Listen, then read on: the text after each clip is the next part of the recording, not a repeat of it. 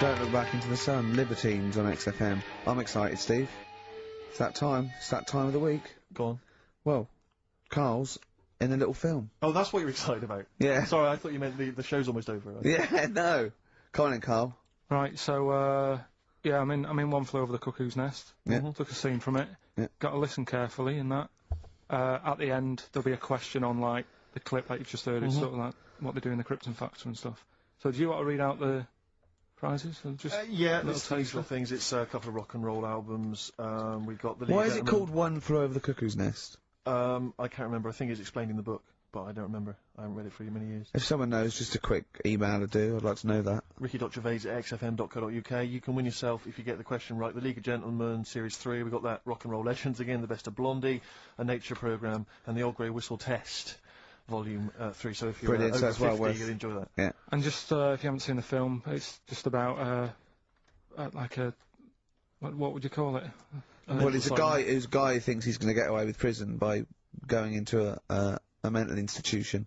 It was a new experiment, but he finds out he can't get out and he's sort of trapped. And well, people know it. Everyone knows what. Just play it. Well, play I it. saw it last week, so... Just play it. Alright.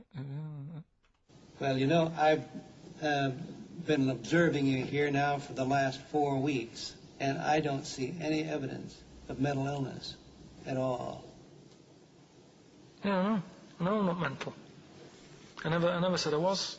I mean, alright, I got an E in history, but that isn't why I'm in here. I'm in here because I had to get away from the outside world. It was doing me head in.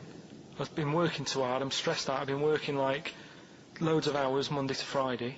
I've been working on a Saturday with Ricky and Steve, right? That's been doing me head in. People think that's a laugh when it isn't, You right? busy right now, are you?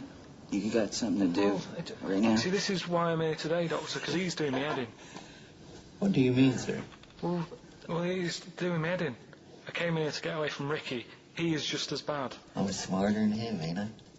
You're an idiot, right? You're just... We're just good friends. No, we're not friends. And if you were a friend, you wouldn't be doing that to me, Ed. How do you mean that? Well, don't ask... Come on, I'll show you. Yes, Look what you've done. Get him out of here. Get him off me! Get off! Ow. Just hold it right there. All right. You get off! Doctor, will you tell him? Come here. Don't hurt you, does it? Of course it does. That's it. Hold on to it. Not too hard. You'll crush all the air out of it. We're gonna... You normally do... Get off! You normally does it harder than this, but... No. It's warming up. Warming up. What's somebody else? All right, baby.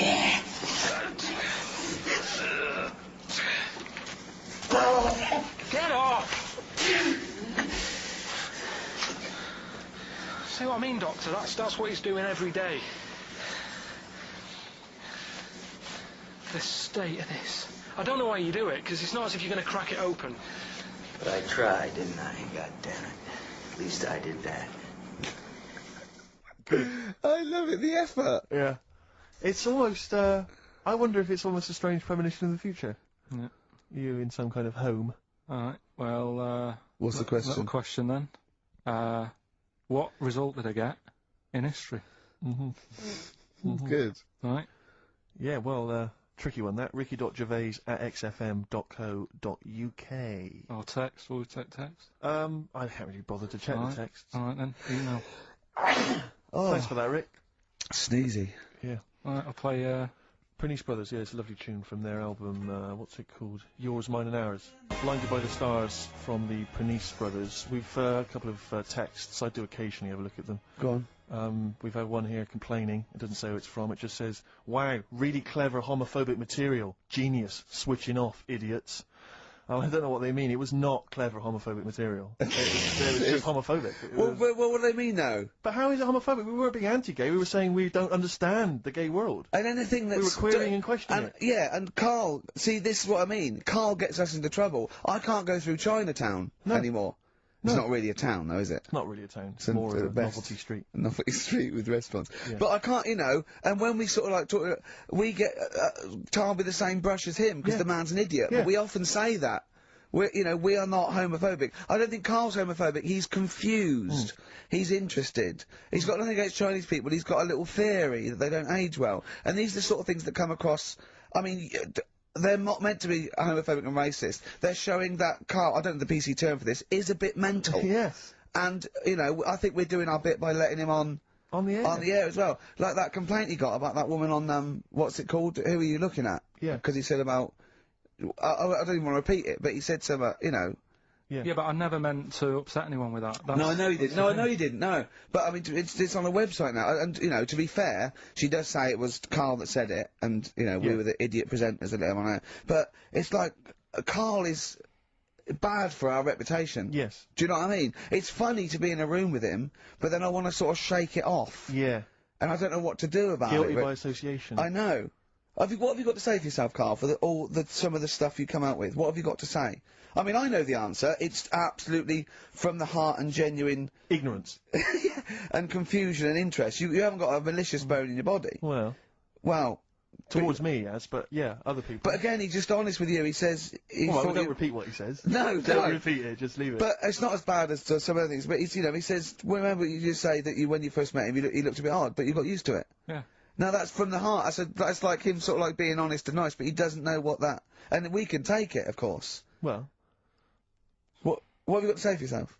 I haven't got anything to say, really. I mean, there's been other weird stuff going on in the week and that. Go on. No, I might as well talk about it next week, because we're wrapping up. All I'm saying is I talk about what's gone on. Yeah. Have we got monkey news? Have we left monkey news behind? Monkey news! Come on! What happened? You can't offend monkeys! I'll tell you what is annoying. What? Steve's told me about a film that is about a monkey going off with a woman. The Charlotte Rampling thing where she... It's a film called Max Mon Amour. Yeah, she has an affair with a monkey. Go on. Yeah. And what happened? You wouldn't like it. We can't go into it. You wouldn't like it. You wouldn't like it. It's not like, it's weird and you wouldn't... Karl, it's not like a nature programme where he wears a bowler hat and can talk. Okay? The nature programmes that you seem to see. Yes, I'm trying to think I haven't seen that one. No! Yeah. Come on, do monkey news. Well, monkey news this week. Play the jingle. Oh, chimpanzee, that monkey news, Right, it's about this monkey that was knocking about in the 1950s. Right. It was known in the sort of LA area, right? And apparently, again, I haven't really checked all this out, I've just picked up bits that look interesting. Yeah. Wore a golden mask, and like a cape and a leopard skin belt and stuff, right? So people didn't know he was a monkey. Of course they didn't know, yeah. They thought it was this bloke who's going around and he was helping out crime situations and stuff. Right, you're an idiot. So, this disguise, that you see a 3'6" bloke with arms the length of his body. No, but that's the funny thing, right? They sort of thought, it's a bit odd, he's stocky, yet extremely flexible. Yeah, and hairy, because he only wore a white mask and a belt. And a distinctive jawline and stuff. And then, right. apparently, like, he used to sort of get to his... Nothing we say gets through, does it? You've decided you can picture this monkey going around solving crimes, and it's... telling you. Let him finish the story. Time's running out. So it sort of get to its crime by, like, swinging from the trees and stuff. Of course it would, right? Yeah. Well, people just thought it's a normal fella. Of course.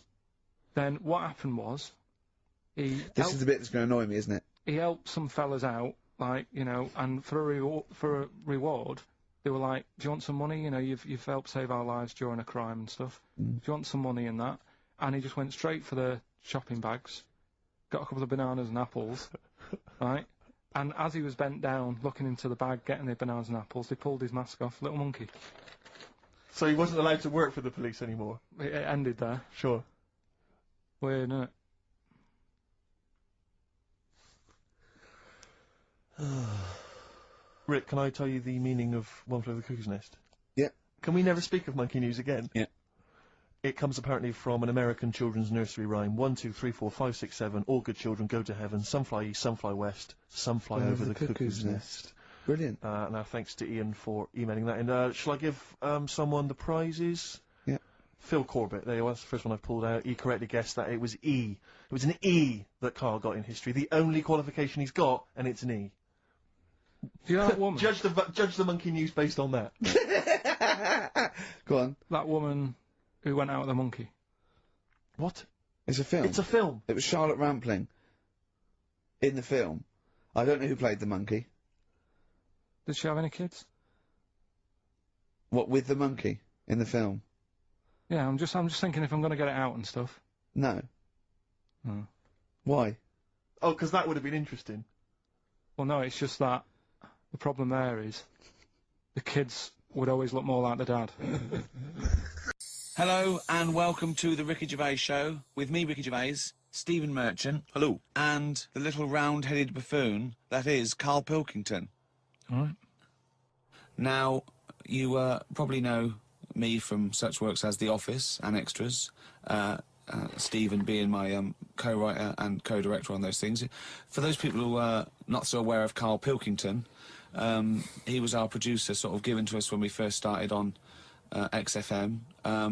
And you're thinking, well, why are we doing a podcast? It's because I like to be in a room with Karl Pilkington. You know, like some people go and help sort of chimps.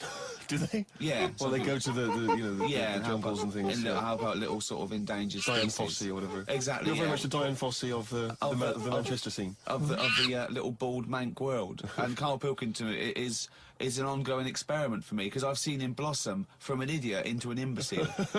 And I want to see it through. Look at the way he's looking at us. Look at that. He's got a perfectly round head. And that's why I'm doing this podcast. Karl, what do you think about all this?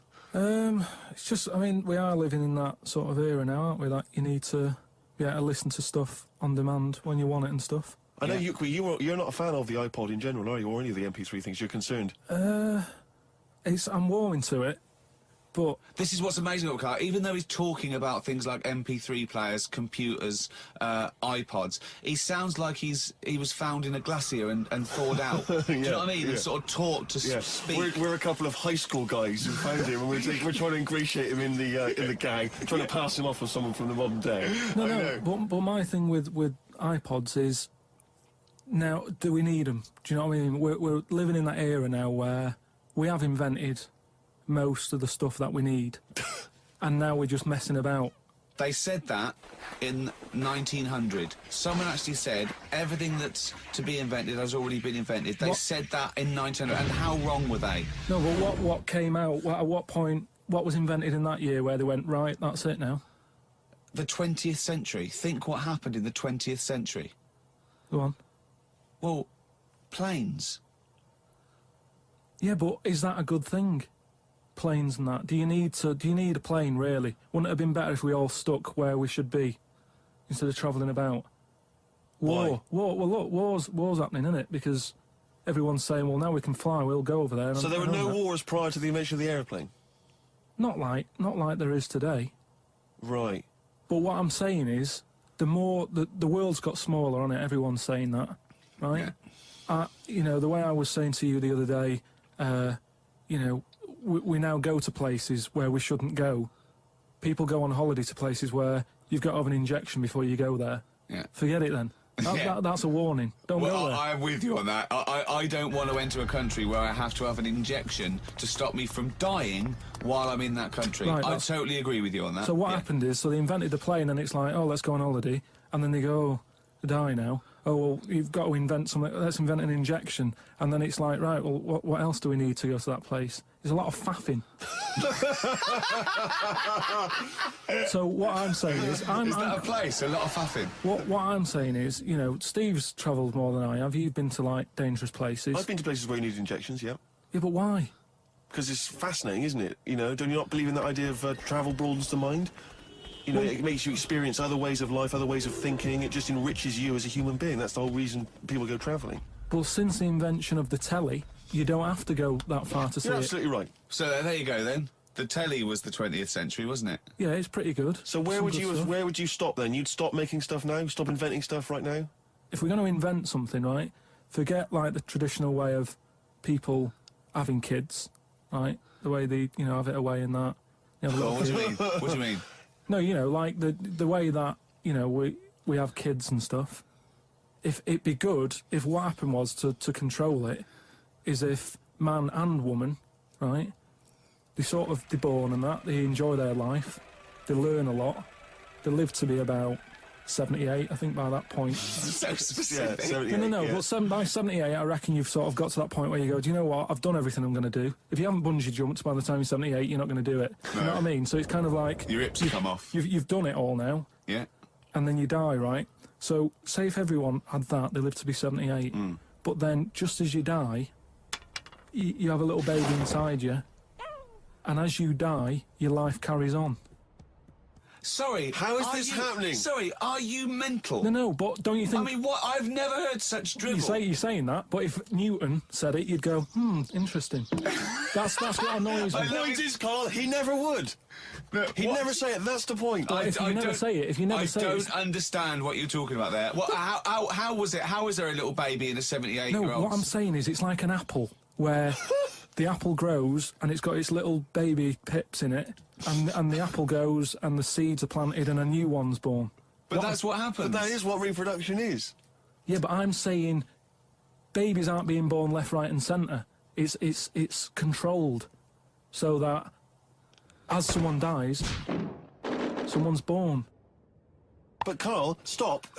Whose responsibility is Look, this? if you don't want to do it, we won't do it. But I'm is just it supposed to be nature? Has nature got to develop humans so that we act that way? We live that way? Or is this a scientific experiment? He said to you then, he said, look, if you don't want to do it, we don't need to do it. Like, if you were up for it, we'll sort it out. We can do that. We'll have a wit round so we can do the research. I just think, at the end of the day, we've got to do something. And is anyone keeping an eye on this and looking at what we can do next to control the population thing? It does my head in that I've got to live in London for work and what have you, and there's loads of people here, and, you know, forget going out on a Saturday night, it's too busy, and you can't move, and they keep... I mean, what annoys me about London So is... your solution is that 78-year-old women have little babies inside them, and as they slip away into death, the little babies... And how is that baby then raised? Who looks after the baby? Because it's a pretty good system, having a baby while you're young enough to look after that baby and make sure it lives to, you know, reproductive age itself. I mean, that system's been working for years. Nature's sort of sorted it out. Natural selection and evolution sort of makes that a good model. But wait a minute, nature. Pop that on hold, because Carl Pilkington's got an idea. Yeah. That's what it was, just an idea. Yeah, well, it was nonsense. But thank you for it. The worst. I mean, it was the ramblings of someone you'd find by themselves in a hospital eating flies. This is the sort of thing you find when, if they find maybe a pamphlet or a booklet written by a psychopath. You know, someone, just before they went on a rampage and then turned the gun on themselves, they go through their possessions and they find a book and it's got weird drawings, women with knives in their face, and this kind of garbage. In fact, I saw a similar sort of theory written out on a wall, but it was written in shit. Exactly. Yeah. No, all I'm saying is, I think it's, you know, when people die normally, everyone's fed up about it, aren't they, and a bit down. But if when you pass away, you go, oh, we're going to miss Gladys or whatever, but then there's this new life brought in, it's almost like a bad news, good But news. you're talking about it like someone could pick this idea up and run with it. Like you've given them enough information to do it. How is this possible? Where does she get the baby from? Why does it grow? Why grow it in Gladys's belly? Why not have it in a drawer? But what I'm saying ready to go, just add water. I mean... Who looks after son of Gladys? There is no theory here. There's no... It's the ramblings of a madman. What I'm saying is, though, the body's always changing, innit? From caveman to now, or whatever. In some cases. And they're always finding out more and more. Like I read the other day about how they're saying, do you know, like they say, people have 6 senses. Yeah. There's loads more than that. Right, and there's this one... I say, show me that you've got one. No, right, and there's this one that's knocking about. Go on. That, what it is, say if I'm in a pub, right, and I'm just doing a crossword or whatever. Unlikely, but go on. And there's some woman who's walked in, right, and she's staring at me. Yeah. I know she's looking at me, and I look up and I look round, she's looking at me. Right. And they're saying that's a new sense that they found out from, like, you know, doing tests and what have you. Yeah, it's rubbish. And they're saying that's been around since like man and dinosaur was knocking about. They've stopped. No, they've explained I think it's safe to assume that, you know, that with your perfectly round head, people are always stopping and looking. No, but they explained you just know that there's probably going to be someone there if you look right. They said it's from the time when, like, caveman was, like, wandering about, and he'd go, hang on a minute, and he'd look round, there's a dinosaur there or whatever, and he'd leg it. This is nonsense. It's One. not- I hate it when people use the term when caveman was wandering around. Caveman and dinosaurs. Oh, they used to live together. Yeah. Oh, that's the same era. Yeah. What have you been watching? Raquel Welch. What do you mean? Well, what do you mean caveman wandering, knocking around with a dinosaur? You know the Flintstones is only partly based on fact. Dinosaurs and man did not coexist. The dinosaurs had long gone before man arrived. Extinct. Kaput. You don't believe us? Well, you don't believe because you've seen... Because you saw that film where they took pictures of lizards and magnified them and put them next to men in film so they looked like they were fighting. Yeah. No, but why couldn't that have happened? What is the film with Raquel Welch? A Million Years BC. A Million Years BC or A something. Million Years BC. Brilliant. Yeah. Yeah. No, but She had a sort of woolly mammoth bikini. Fact. but why wasn't the dinosaurs back then just like how we have dogs now, in a way? He's watching the Flintstones. He's watching the Flintstones. He's thinking of the Flintstones. Yeah. That's what he's when thinking. he puts out the saber-toothed tiger and then Dido and he mixes his concrete in a pelican. Yeah. I just think that there must have been a crossover point. Why? Why did you say that? Why do you think there must have been There a must crossover have point? been. Because if nothing was knocking about at any point, how did anything carry on? I know. Exactly. Why didn't Hitler meet Nero? It's weird, isn't it? There must have been a crossover. They must have met somewhere. They must have met at a party somewhere. They mixed in similar circles. Yeah. They must have bumped into... I can't believe it. Forget it. Oh. Karl, What about you, do Karl? Would you do it? It depends, doesn't it, what your job is and that. If you're a doctor, you've got to get to, go and save someone or whatever. You can't say, oh, just give it 10 minutes. Depends. Depends on the situation, depends. Most of the time I've got to get in work early. I can't be hanging around till half But you nine. don't know, do you? I've got called him when I stuff to was do. filming. He was out. I've seen him do one day, right? I've seen him for one whole day. He went away. He fell asleep at 7:45 in the bath because he was knackered. So he has 5 weeks holiday a year. He's taking the piss. Feeder, pushing the senses. Quite a food-related sort of show, isn't it? It is. Feeder. Thinking of gluttony, did you see in, I think it was Heat magazine, it was former Pop Idol winner Michelle McManus. Oh, yeah. She's lost a lot of weight. Oh yeah, she's And, lost 5 stone, hasn't she? Please see that the headline was, I used to eat 12 packets of Doritos a night. At night. 12 packets of Doritos. I just like the idea that you've got to 11 packets, and you're thinking, oh, One just more a do bit, it. bit peckish. One more will do it. Yeah. Yeah. Oh, Unbelievable. But someone sent in a couple of odds and ends news stories, they've gleaned off the web. And apparently Britain's fattest family have shed 23 stone. one of them died. Between the 5 of them... Oh, come on. Between the 5 of them, the Phillips family from Worcester weighed more than 100 stone. Jesus. Well, how many are there, though? They spent 5 of them, and they spent £300 a week on food. An evening meal consisted of an all-you-can-eat Chinese buffet and another ice cream stop at McDonald's. The mum, she was generally happy, like Karl is, but she said she used to get upset when she couldn't buy clothes for her kids because the shops didn't stock anything above XXXXXL. It says here, it says Mitchell, 13, was the heaviest of the three, weighing 27 stone. By the age of 4, he was Britain's fattest toddler, weighing 10 stone. Is that competition still going? He broke 5 bikes. He broke 5 bikes by buckling the wheels. Oh, that's I know you're always embarrassing, kind of isn't fat kids, it? Karl. Chasing an ice cream van, Yeah. but the bike just fell apart. Yeah. Who knows? Wow. Maybe now he's on that nude bike ride, because he's lost some weight. Oh, that would be painful, That wouldn't it? would If be one of them extraordinary. buckles. Yeah. Well, I've got another food-related item here. Now, Karl, I got a little email via my agent, sent from someone here, okay, sent from someone at XFM, okay, and I won't say it was, she just said, I thought this might be good for Ricky to use on Saturday, and obviously what happened is, Suzanne has sent you an email in the week, it was Wednesday, and you've returned it, but I think you've returned it to the wrong email address. You returned it to someone here, who of course immediately forwarded it to my agent for ridicule on the show. Don't panic, it's nothing that bad, okay? It's an email from Suzanne talking about your tea that night. Was Suzanne out on Wednesday night? Was the an England game or something? Yeah. So you were alone. You were home alone, were you, Wednesday night? Yeah. Did you enjoy your meal? Was it a quiche? Go on. Right.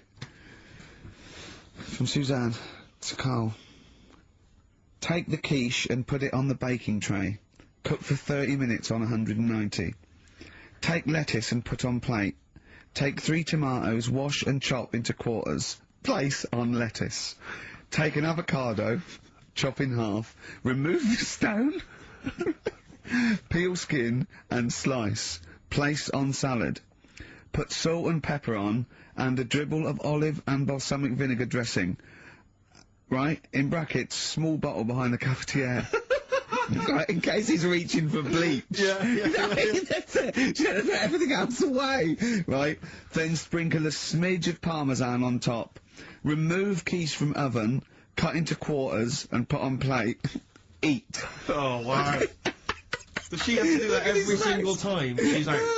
No, it's just that I'm not that good at cooking, right? And to be honest, that was a lot of hard work. I didn't bother warming it up. And I did without the avocado. Why? Why? Too much messing about. He didn't even do that with instructions. It was too much. But yeah, I'm not that good at cooking. And Did you genuinely... That's not cooking, though, is it, Carl? That's heating up a slicing. quiche. That's cooking it is making the quiche. Yeah, but I'm just. Could you have figured that out if she had left that note for you? Why did she have to tell you what the olive oil and balsamic vinegar was? Because I've put sort of cooking oil on my food once, and I said, oh, it's a bit. It's ever since, right? Years ago. I'm gonna die. Years ago. Oh God, they're leaving Mr. Magoo at home. It was ever since I put sausages in the toaster. That. What do you mean? I nearly set the What do flat you on fire. mean? Because, do you know, like, when you're grilling food in a pan and all that? Yeah.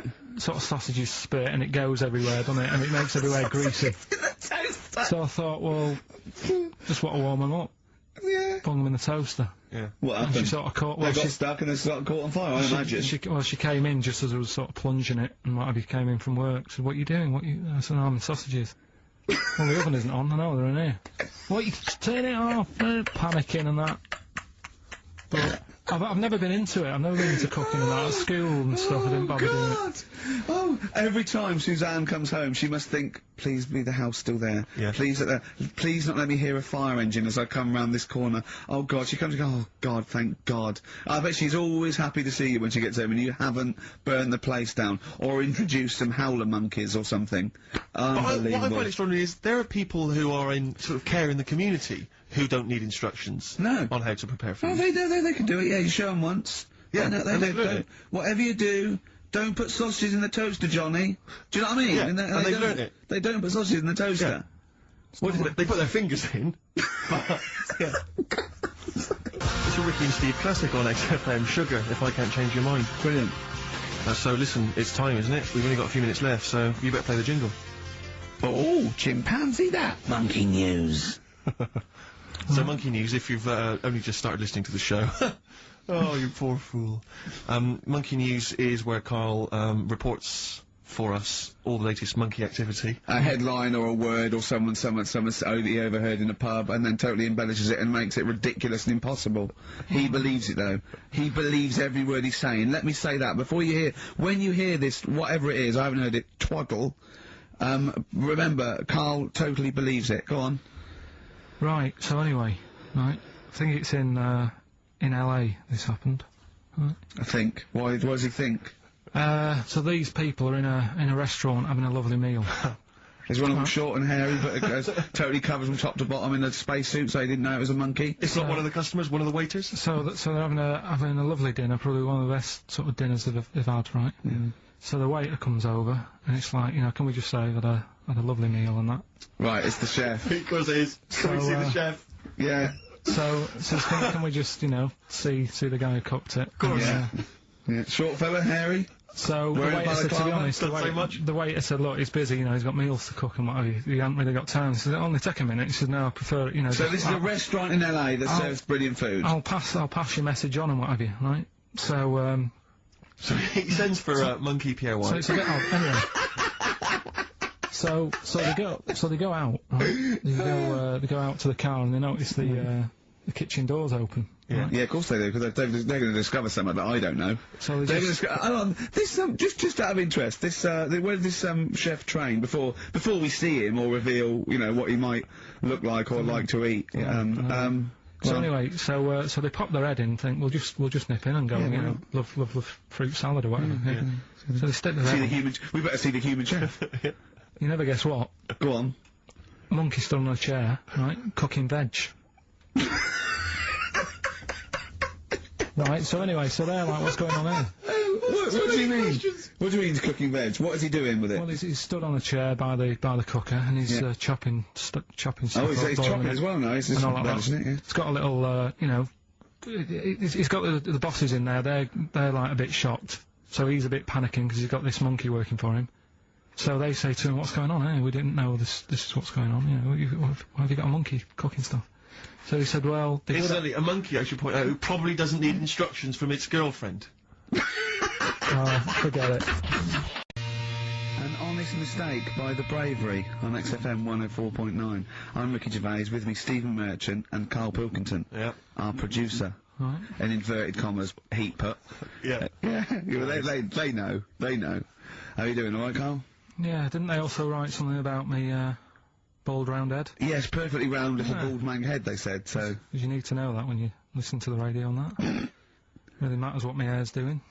Your hair, have you given it a little sort of polish? Because you look like a cue ball at the moment, and you've had a shave in it. I've never seen such a round head. It actually looks like a plate with ears. Yeah, well, for those that have never seen Karl, I actually, if you remember, I think he looks a little bit like Mr. Spoon from Button Moon. He does! If you've ever seen that show, and also he looks like, you know when they say, they find with a little 4-foot human, and it's actually 500,000 years old, and they give it a name, and it's the first, you know, Australopithecus into, he looks like one of them as well. Perfectly round little, he's the missing link, he looks half human, half monkey. He's got a slight slouch as well. So it's like those pictures where you see it going from an ape to a man. He's one of those in the middle. Yeah, and of course his monkey hands, his hairy little wrist to those skinny little things that you can get oranges out of holes with.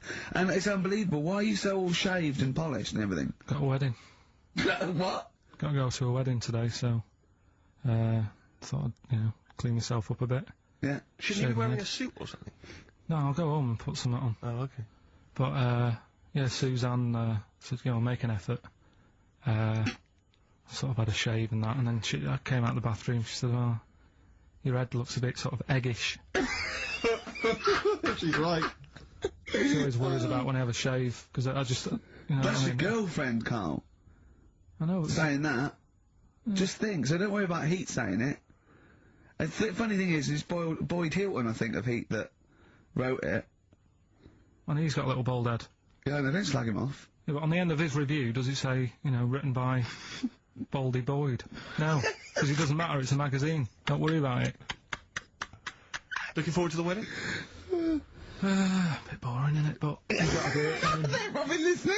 Should we do a shot? No, it'll be a great day for them, but I know what will happen. Suzanne will see, you know, all the fuss and that, and then she'll get ideas, and I'll have to let her down and all that. Why is it you don't want to get married again? I always forget. It's just... Who's it for at the end of the day? I've been with Suzanne for 11 years, right? Sure. We're happy. Well, I am. That's what counts. You're never happy. I am. I'm alright. Yeah, no, I know you're happy with Suzanne and everything, but apart from that, you're never happy. You are the most grumpy, moany thing in the world. I mean, I get annoyed, but I'm always happy. I was annoyed here. I was happy coming here, but there was a bloke behind me walking and scuffing his feet. He had a pair of those stupid skulls on, and he was clicking and scuffing. Wear some shoes. You don't have to click. Pick your feet up. Flip-flops annoy me. You know? But I'm happy. I'm just annoyed. You are just like, oh, the world's on me. It's rubbish, this. I know the world's great. It's just sometimes people annoy me by being there. You know?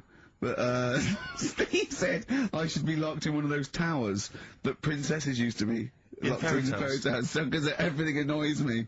But you're grumpy. I'm not, I'm alright. Oh, right, okay, listen, we better play a record, soon, but, coming up, Steve, I went away with Karl. Okay. It was a little present from Jane. It was a golfing day. I could take someone. Took Karl. It was a brilliant day.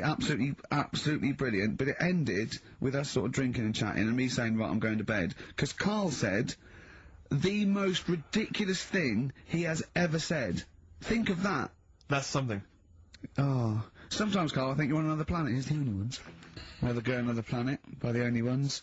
What a song. Amazing. One of my favourite intros ever.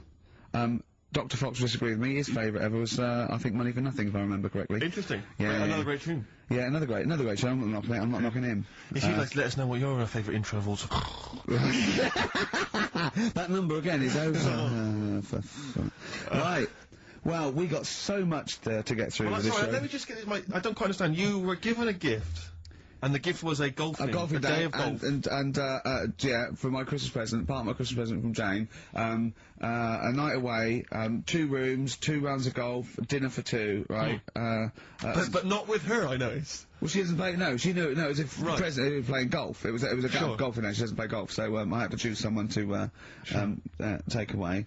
Sorry, it wasn't a romantic meal. No, but that was my immediate thought. I was... yeah, me and Karl just getting in there in the jacuzzi together. It just sounds like an excuse for Jane to have a day off from you. But you don't play golf, Joe. I know. Go. Yeah. Enjoy yourself. A bowling ball with my name on it. So chose Karl, obviously. We went. It was a great day, wasn't it? Brilliant round of golf. Absolutely brilliant. Such a beautiful place in Stoke Poges. It's like a really posh place. And are you a good golf player? Well, we'll get to that. Oh, okay. Well, he bought the shoes especially for it. Oh, I'd love to see him in those little shoes. I know, and they were no good because they were metal spikes. We had to change them. He was annoyed straight away. He spent over £22 on these golf shoes. We hired a buggy that was brilliant fun. I was bombing along, wasn't I? I don't drive, but it was great on that buggy. Well, you've been on a buggy with me, and you were a bit scared. Yeah. What? I nearly killed us once. I was just taking banks and things, but you don't see sort of bunkers, and he'd scream and go, "Stop!" And he'd put his foot down the brake, and then I reversed. Well, at one point he sort of did a handbrake turn next to the lake, and then we had to reverse, right? And you just flick a switch and put your foot down. He did that without looking. I looked behind, there's a big oak tree there. He screams, "Watch the tree!" Right? So Dukes of Hazzard. I kept jumping in and leaving him behind because I had to go to my ball. Anyway, so the first shot, I got on my driver. I honestly did one of the best shots I've ever done. It went straight down. It was great. I thought, phew, got away with that because it's always the first one because there's a clubhouse and you want to look good. Yeah. So. He tees up, right? And I've been saying, buy some balls. He just got 6 balls. I was going, what if you lose me? I want these 6 balls, right? He tees up, right? Whacks it. It goes miles, like right angles, straight into the woods, right? He turns around, he goes, go and buy some more balls. So I'm laughing, because it's like impolite to laugh, but he broke the ice for me, and I was falling around. And then second shot, I go, you know you're off for 3 now. If you take another shot, he went, oh, right. So it's his 3rd shot, he puts the ball down. He hits the ground before it and misses the ball altogether. And I was on my back, wasn't I? Unbelievable. Actually rolling about on his back. And we were terrible. I went round 107, he went round in like 119 or something. It was just rubbish. How long did it take? 5 hours. Of course. And there was no one around, luckily. But it was fantastic. So then we go and have our meal. What annoys me, I said, right, I'll go for a run. He went, I'll have a bath. I said, I'll see you at 7:45. At 7:55, I have to call him. He's not ready, so he's let me down there. I can't stand lateness or laziness. You hate lateness. Yeah, and he's let me down. Do you know his excuse? He fell asleep in the bath because there was no light bulb. There was no light bulb in the bathroom. So instantly he fell asleep. And he was late. No, do you know what I mean though, Steve? If you're sort of, like, nice and warm and what have you. I was tired anyway, I've been stressed out for 4.5 hours, right? My life flashed in front of me a few times in that buggy. So it's all sort of wears you down a bit. I thought, right, I've got a headache. You're going for your run. I'm going to have a bath. I walk in, put the light on. For some reason it didn't come on, but I thought, it's alright. I'll just, you know, doesn't matter, you can have a bath in the dark. It's summer, so it's light anyway. Well, there's no windows in the bathroom, so yeah. So you were in the darkness? So I'm in the darkness. I nod off because I'm shattered. He calls up, asking me. So I said, well, I won't... you know, it doesn't normally take that long for me because, you know, I haven't got, like, long hair, I've got a dryer and I can sort of one wipe. Yeah, he's already 10 minutes late, though, when I called. Well, 10 minutes. 10 well, minutes. lateness is lateness. Next. Doesn't matter. Dinner wasn't until 7:15, so we had, like, another 20 minutes anyway, so it doesn't really matter. Yeah, but we said 7:45. So he's calling up, hurry up. So I said, yeah, alright. So I get out and drying, like, my tackle and what have you. Calls back again 30 seconds later. You know. No, I don't, No? you know, I don't like not that. do that, no. Give it a wipe. 30 seconds later, come on! So I end up going downstairs to the meal area, Naked. with a wet shirt on and wet socks. I've got headache as it is. Meant to be a relaxing weekend. But anyway, so we have our meal, which is very nice. And Candlelit. then we're sitting in the bar. I'm having a cigar by the fire. Yeah. Like we're having a rather nice Pinot Grigio. Yeah. He's there going, I've got a headache. Is this 1955 that you live in? It's so right. We are knackered because he's not used to work. I've seen him moaning, falling asleep. He's not used to it at all. And you've been on your feet for over half an hour. Yeah, right. So, we didn't even walk round the golf course. We had a buggy. Yeah. Wasn't even exercise. So, we get onto conversations. He's talking about, he's asking me stuff about evolution. Tell me that. Why the giraffe? What's that rubbish about the giraffe getting a long neck? I said, well, it didn't try and get a long neck. It was selected. And he said, but why would evolution do that? I went, well, you think that evolution didn't do anything? There's not this consciousness, there's not this will that a giraffe has to stretch its neck to reach the leaves. One had a long enough neck to survive and pass it. He was going, yeah, but why did evolution? This isn't. But by the way, this isn't the most stupid thing. This is warming up. This is about 8:45. Right? He said, why didn't evolution make a giraffe good at carpentry so it could build a ladder? Right. Yeah. Okay. No. All right. Okay. So he's thinking around it. He's trying to pick holes in evolution. Yeah. Eating knobs. Carol Thatcher, a daughter of one of our leaders. Sure. Well, you saw it in I'm a Celebrity, Get Me Out of Here. She popped a couple of bollocks in the mouth, Oh. chewed them up, swallowed them. Oh. Kangaroo penis there, dried. She couldn't even get. It was so tough she couldn't even get through it. And then she, eventually she eats What was it, like a pepperoni? Yeah. And she took. What do you think of that, Carl? What, eating that sort of stuff? Yeah. I watch it. I like those little trial bits, right? Yeah. But what I don't think people realise is, right, it is hard eating a little kangaroo knob. Right? Really? How'd you know? No, it's just, you think about it and you go, oh, couldn't do that, right? But what they never mention on the TV programme, which I think takes it to the next level, right, they're eating that at like 7:30 in the morning. Sure. Right. Which for is breakfast. worse, innit? Yeah. Do you know what I mean? If I was there and Ant and Dec said, right, Carl, eat the knob, I'd go, hang on a minute, give us a few hours, let me get some rice and that on my belly, and just sort of fill me up a little bit more. I'll pop back at about 6:30 this evening, Right. have it ready. And I'd be happier then. It's just that thing of, You you've just been you don't want to eat animal genitals on an empty stomach. So what are you saying? You could I'm saying, like, I could eat a knob at night, but just cut that there. We'll loop that. If any DJs are listening, No. just take that quote. I could eat a knob at night by Karl Pilkington. Maybe do a dance remix. Yeah, Just I think that- maybe you're sort of a house producer and you could maybe get some kind of high energy beat going, and then we could just send that out to some of the gay clubs. I'm sure Yeah. it'd be really popular. Please, anyone, send us, that loop with a nice little, funky house beat. Karl Pilkington saying, I could eat a knob at night. it is hard eating a knob. So what are you saying? You could... I'm saying, like, I could eat a knob at night. I could eat a knob at night. I could eat a knob at night. I could eat a knob at night. I could eat a knob at night. I could eat a knob at night. I could eat a knob at night. I could eat a knob at night. I could eat a knob at night. I could eat a knob at night.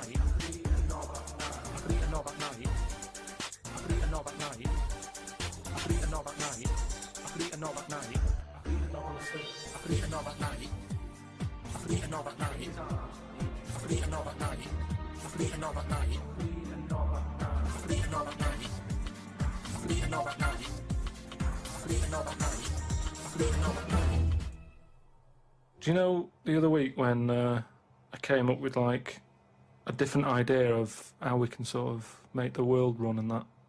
Can we just have a quick recap of that? Because I seem to remember it was a load of old arse. It was ridiculous. It was he was saying that the world is overpopulated, so the system would be where people were living too long and stuff. So what happens is people live till 78. I don't know how you can enforce that, right? No. But when they die, they've got a little baby in their stomach, Right. like a pip in an apple, Yeah. that then carries on when they die. Right. It wasn't a theory. It wasn't an idea. It was the ramblings of a mental You're case. saying it's stupid, but someone's emailed in and said, "Oh yeah, that's pretty good." Just saying, Go on. if that's a no, right? I've been thinking. It is a about, no. What about if we do it the other way, right? Ah. Go on. Somehow, I don't know how. A yet. kid has an old lady? That's what it's going to be, isn't it? A child will give birth to an old man. No. What I'm saying is, right? Go on. Work the other way round. Come on then. So if somehow we can inject something in like a body that's just died, right? Listen to this. Imagine this is notes. So- when he hands it into the Nobel people, Yeah. and they go, if there's a way that we can inject something, they go, well, what? Well, I don't know the chemical formula, but something HO2. Right. So anyway, so you inject it in the temple. He's narrowed it down to the temple. So what happens? She sort of wakes up, Amazing. right? And she works the other way. So like she might be 77, Yep. and then she'll have a birthday. She's 76, and she's working that way. Right. If you know what I mean. Okay. Are you with me? No, keep it. Because the thing is, you've got. I'm really scared. Yeah. I'm really scared. This is the maddest thing you've ever said. Yeah. This is madder than the old lady with the pip like an apple in her belly. It sort of did work. This is... No, it didn't work. It worked in your head. It's like a dream that you wake up and go, oh, I've got a great theory. And This it's is like, this is it. Let me just tell you the Go on, ending, because the endings works out a bit better. go on. What I'm saying is, when you die, at the age of 78. 9 months, What? at the age of 9 months, because that's when you come out, What do you mean when you die at the age of you're nine not months? scared of dying because you're now a baby, so you don't know what's going on anyway. So there's no So fear. you missed out a bit here. So this woman, what, literally gets younger and younger? I think Yeah. when she's in her 20s, she's in her old age, Rick. Yeah, but it doesn't matter, because that's the fun part of your life, isn't it? When you're 20 and you've got all your energy and that. So before you die, you're actually having a good life, rather than it being the other way around. But does she do different stuff than she did on the way up?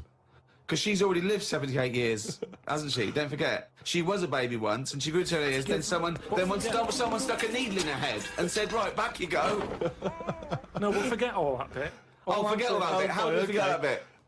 What I'm saying So is... she died and she doesn't remember all her... This is a new life, is it? Let me just leave you with this. Right, you're talking shit. Explain yourself. But aren't the family getting younger as well? What's happened to the family? Forget I it don't- then, we'll leave it as it is. No, leave it as it is, shall we? Shall we? Can we all agree on that, guys? Now, should we agree to leave it as it is? Is that all right? Because I don't want to hear any more from the diaries of Charles Manson. No, it's. I mean, you're a fucking maniac. A friend of mine got a gift, or rather gave it as a gift. I don't know if you've been familiar with these. It's a charity organisation, and you go on their website or you phone them up, and you can give someone else the gift of, say, a goat. And it's a sort of goodwill thing, you know what I mean? So People- you buy an African family a goat that will it's, help them for years. and it's to come. like you're saying, well, I would have bought you a present. Yeah, but I've used that money wisely. Yeah, so it's almost like they've given Exactly. the present. They've given the goat. Yeah, it's a beautiful idea. But as soon as he told me about it, I thought to myself straight away, knowing Karl's views on charity and giving, Yeah. I wondered what his views would be. Well, are they happy with the present over there? Like the people who are getting it?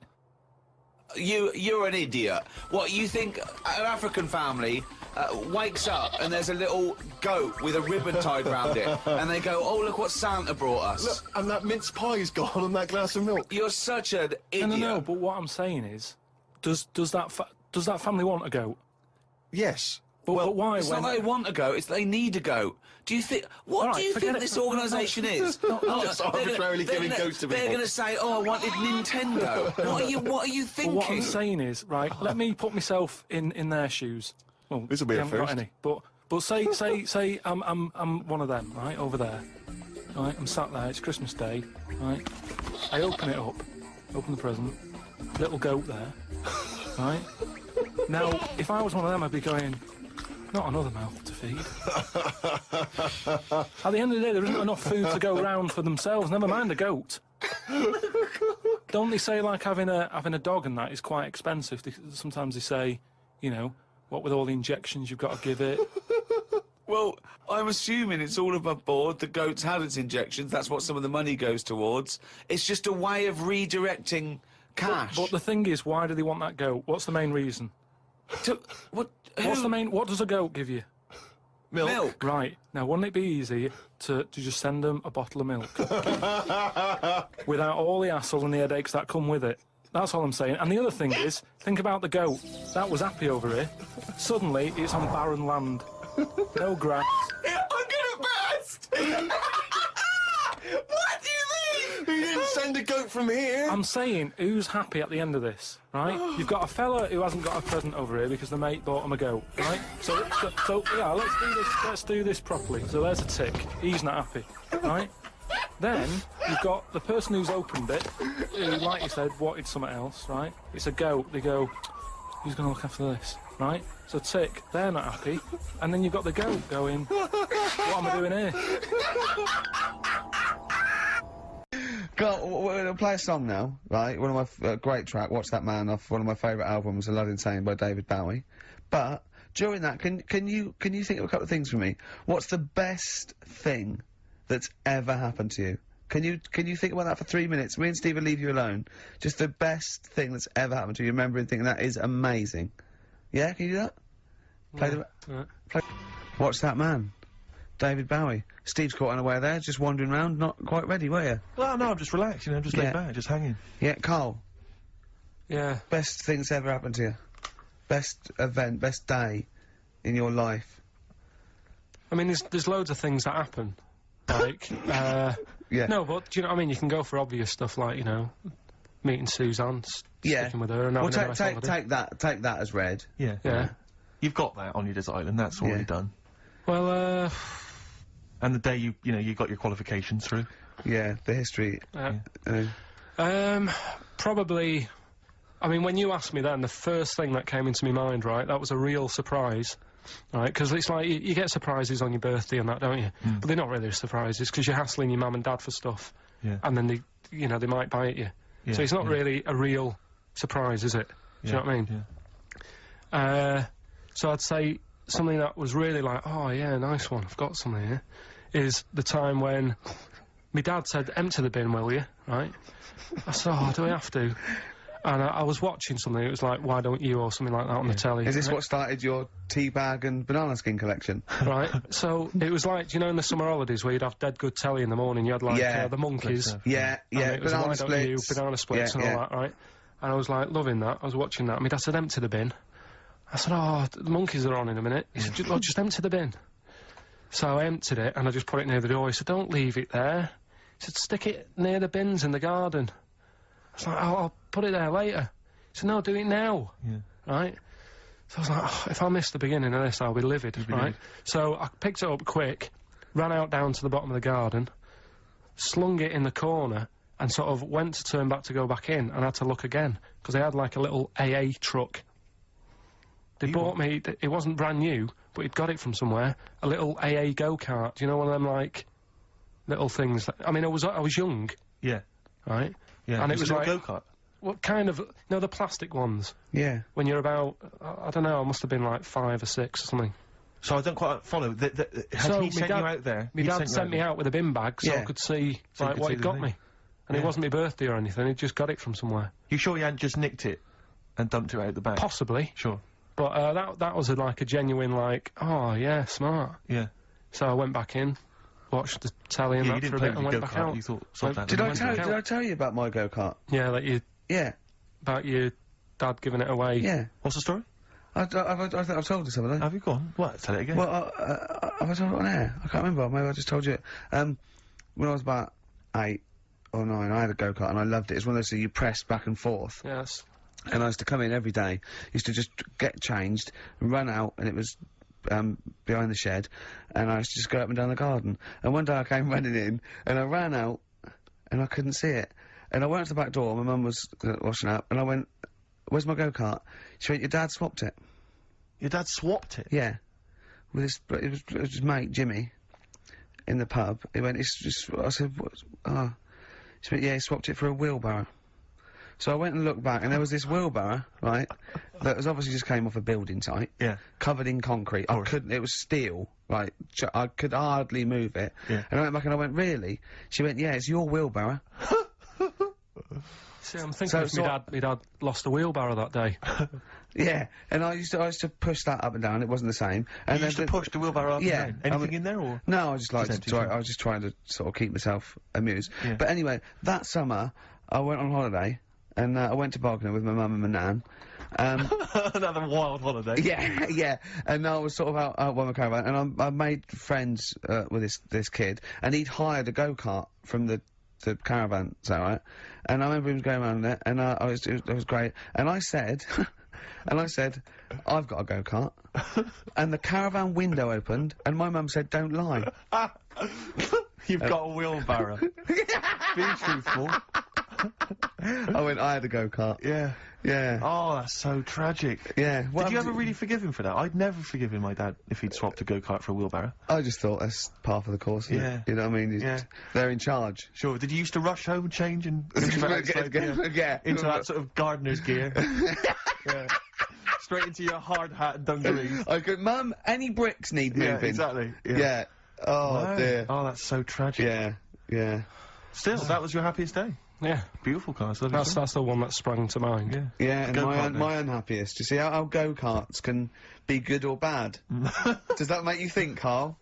That the go-kart is, you know, is good and evil? Yeah. Play a record. I'm some upset.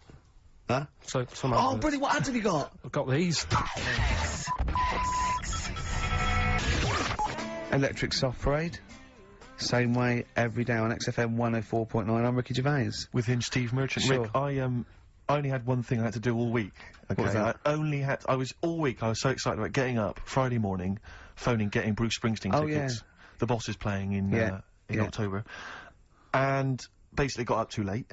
Well, not sold out already, you just Sold didn't out. It had sold out, but I started calling about 12:30. It sold out. I trawled the net. I trawled all the phone lines. Some of those buys are bulk buys for selling on, aren't they? They're not all individuals. This is the problem. I mean, I don't know how many people they can fit in Wembley Arena, but sold out by 12:30, and that's popular. Wembley Arena? Yeah. It's about 12,000, isn't it? I was so gutted. It was all I had to do. I was so looking forward to it. I phoned up one of those, like, quite dodgy ticket agencies. Do you know how much he was offering to... You know, they're 45 quid to buy. He said the starting price is 225 quid. I mean, that to me is like a ticket tout, like a legal ticket tout. Are they allowed to do that? I don't know. It's crazy. I was so angry. They could make... they'd have to say their booking fee was £150. Exactly. So but now I'm like desperate. I don't know what to do. I'm just wondering if I can abuse our position on the radio and just try and scrounge them from anyone who's listening. No, I mean anyone who's listening who's got the power to get them, you know, or... This is begging, isn't it? It's exactly what it is, Rick, yeah. Yeah, I was gonna try and dress it up. Yeah. But it's just begging. That ticket tout's after you as well, for Exactly. dissing him. Ricky.Gervais Don't bring me into it. Shut up. Ricky.gervais@xfm.co.uk. If there's anything you can do to get me a ticket, I'm willing to pay for it. Up to the price of 45 quid. You know. Yeah, wow. No, The second hand. Yeah, second 30. hand. Yeah. You don't want to throw your money around, I'll give Steve. 25 quid, come on. Don't you know Yeah. who I am? Yeah. But that, I mean, do you know what I mean? Because I'm just, like, I asked Karl if he could sort it out. He's done nothing. He's achieved nothing. I know. So I'm just desperate. I'm in a desperate situation and I don't quite know what to do. I'll tell you this though, Karl, don't bother doing favours for him, because he's not grateful. You give him something, and he goes, right, does this mean I have to give you something back? And I go, well, no. He goes, good. Well, I got your Cure tickets and you did nothing Yeah, but it whinge was about rubbish, it. that gig. There you go, It then. was rubbish. I went along to that gig. It was a balmy summer's night. The Cure, as far as I'm concerned, owe me a balmy summer's night, because I wasted it. Hour and a half they played for. They played 4 hits. I don't want to hear their dirge from, like, some dodgy album and from, like, 1984. I'm not interested. Play the hits. Boys Don't Cry, Love Cats, blah, blah, blah, blah, blah. Instead, I got nothing. I was so angry. I was just... Oh, man, I was You were so probably angry at Karl, weren't you? I was angry at Karl for wasting my time getting me the tickets for Do you know free. what I mean, If Karl? I paid for it, Are you I'd have getting been to absolutely see what livid. sort of a bloke Steve Merchant is? No, it's not the point. Do you not agree, though, if you're going to go and see a band like The Cure on a summer's night, Hyde Park, you do not want to hear some obscure B-sides and album tracks. But that was a great thing about when I saw Bowie at the BBC. He played... When you what? You know about that? I don't know about this. Yeah, you do. What? When did you see Bowie? At the Jonathan Ross recording. Oh, what, your showbiz friend Jonathan Ross? Yeah. What was this? Was that TV thing he did? Yeah. You went to that?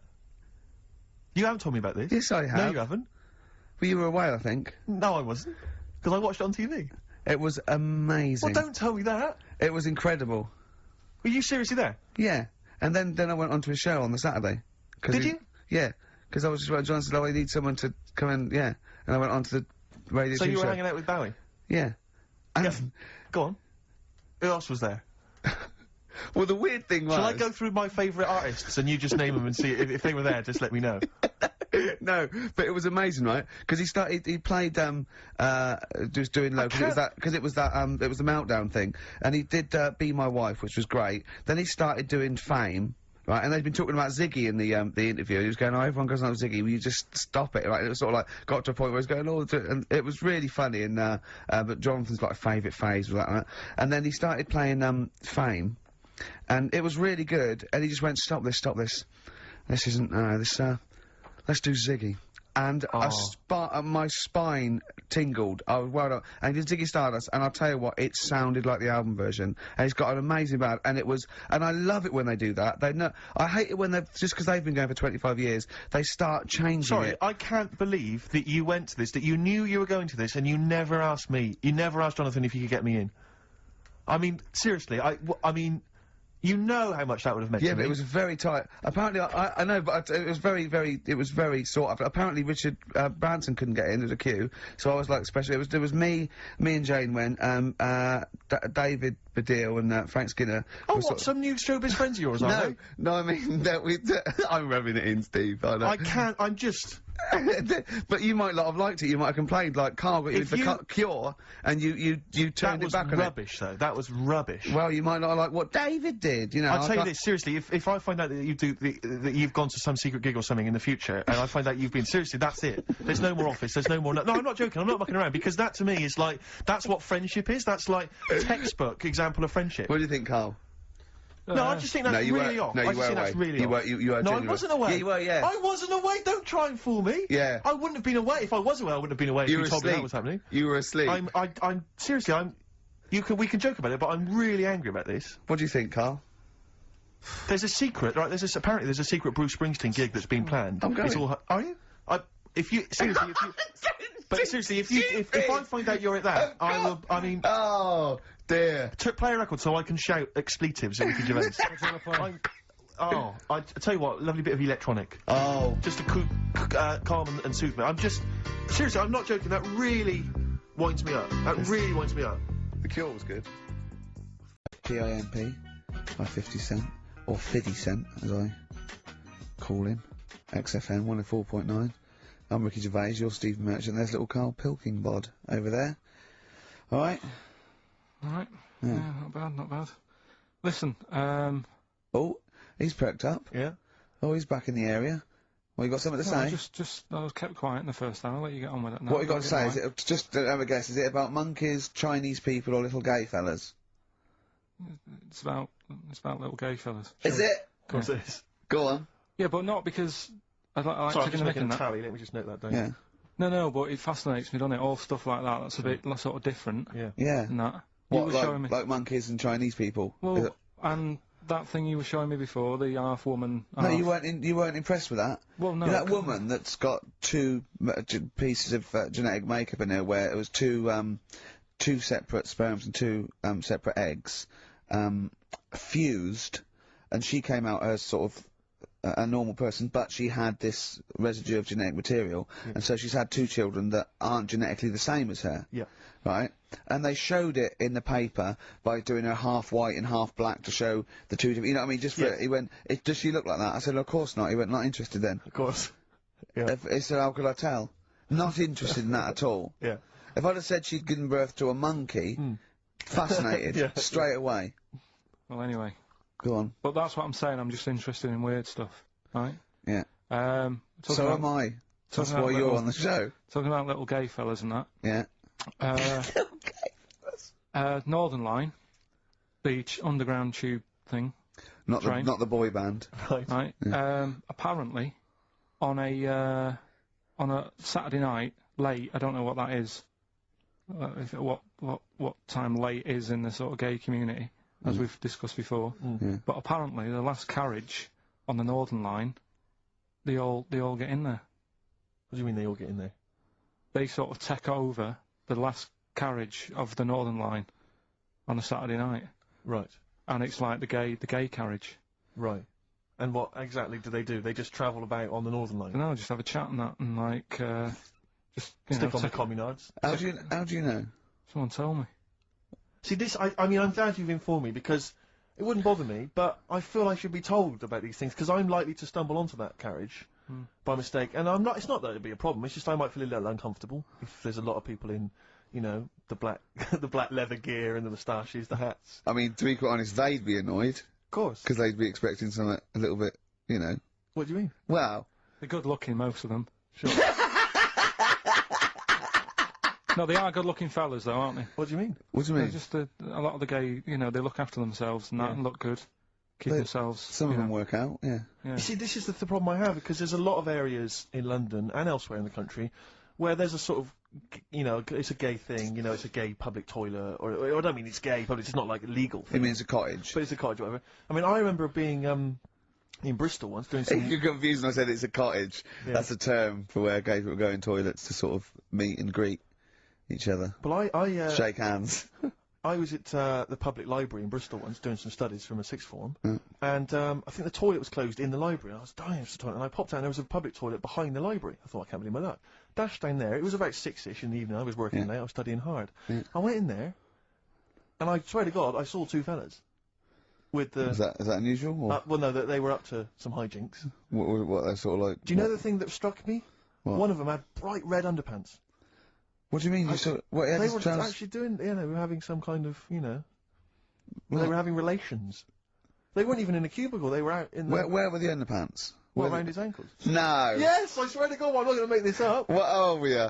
I don't know, like, how old you are in the sixth form? 16 or whatever? 17? Yeah, and what did you do? Well, I actually you just joined in? What else did you do? You might as well. I actually swore, I said, oh, F me. And then I went, oh, no, don't. No, I did, I swear to God. I did. I went, oh, F me. No, don't. Because I was panicked, and I ran out. And as I was walking out, a guy was coming in, I went, oh, hang on, mate. And then I thought, I better not tell him. I'll let him find out for himself. He might be going in there to join in. He might have got a call. Come down. We're going crazy on each other's ass. Come down. It's conspiracy, Bristol But what conspiracy. Annoyed me my was... lover, want a bit of cart? What angered me, Rick, was the fact that I wasn't notified, that there was not... I didn't know there was no sign. And afterwards, I spoke to other people about it, and they said, oh, it's a famous gay home. But what annoys me is I feel that they should put an ad in the local press, a big paper, like once a week, like, you know, when they recall cars if they're damaged or there's a fault, or couriers might bring back stuff if they're sort of faulty goods, they say recall and we'll give you money back. They should put an advert in the gay community should put an advert in that just says, these are the hot spots, this is where you're likely to find us doing some stuff. If you're not gay and you might feel uncomfortable, avoid them. And just list them, or little pictures, or, you know, a map or something. Anything, because like the gay tube thing, I don't know fun. 1, 2, 3, railway cuttings.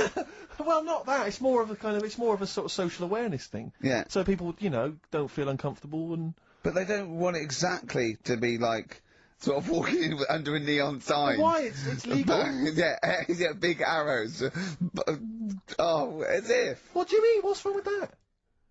Because, well, it's actually a public place. I don't think cottaging is strictly legal.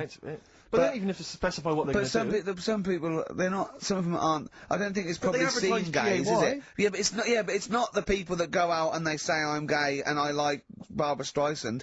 It's presumably the sort of people that do that are people that either aren't quite out yet, or do you know what I mean?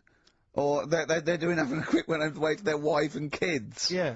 I don't know. I don't know completely how it works, but I'm sure there probably isn't a place like free bumming here tonight. No, there is kind of. What? Because I was walking home one night through Soho, right?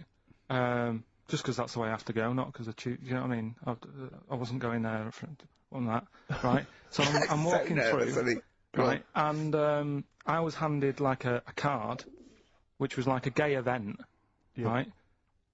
Now that's a bit weird, isn't it? That straight away he's presuming that because I'm there that time of night. Well, and you've got a shaved head, and you sort of like, you know, you sort of like quite look after yourself, and you've got some nice clothes. Yeah, but it's still and you look like a little bit rough, don't you? From Manchester, you look like a northern rent boy who comes down to stand outside McDonald's. But the card was rubbish, right? What do you mean? Had this fella on it, right? All sort of greased up and that. What did you look? Just having a look what he'd handed me and that. Right. Just having a look. Picture of him, sort of sailor's hat on, tan body, like, just his arse out, like that. And, rubbish slogan, right? The best bum in W1. Is bum there a noun or like a verb? What do you mean? Well, to bum. Is it like, get the best bum you've ever had? Or, he had the best bum? I think it's just I don't like suppose you asked. No. I don't suppose you called the number to check. What do you mean exactly by this? Does it mean you've got a grey arse? Do you 'Cause mean think I mine's will good. be well bummed? Or do you mean you've just got a good... Come on now, let's... Can I just, a final point about, because I asked my friend how it all works up on the Heath, because I live in Hampstead Heath, near Hampstead, and I was where I didn't want to go walking and get involved, get myself involved in anything. How can you get involved? No, again, I didn't want to walk Sort of like, by. is it like, oh, you believe it. I couldn't say no. Oh, my wrist, it's knackered. What do you mean? Well, I was there for about 2 hours. I must have gone about 43 of them. But, you know, I didn't like to say no, because they were so pleased to see me. Oh, Well, it's God. not so much the fear of that. It's not Good skiing practice. I was doing 2 at a time for a little while. It's not the fear of that so much as the fact that, again, you don't want to gate crash someone else's party. You don't, do you know what I mean? No. You don't, if there was a straight couple having sex, you'd want, oh, I'm sorry, and you'd want to avoid that area. Just Yeah, 'cause you, of course. But I find, so someone told me how it works, and apparently you just go and, like, sit on a bench or something, and the other guy just sits on the bench, and they just look at each other. There's not really anything said, it's just a kind of nice evening or whatever. You know, I guess it's like 2 in the morning or whatever. And then they go off in the bushes and ding dong. But it's like, I don't know how that culture's developed.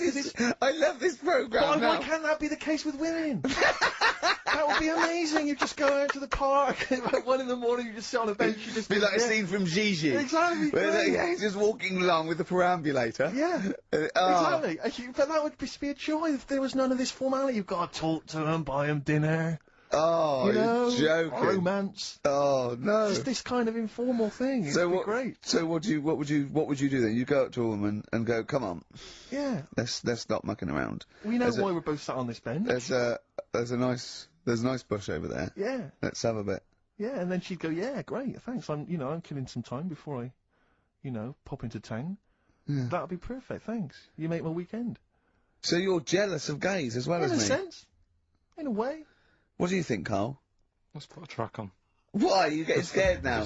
You brought it up. Is it getting too close to the bone, so to speak?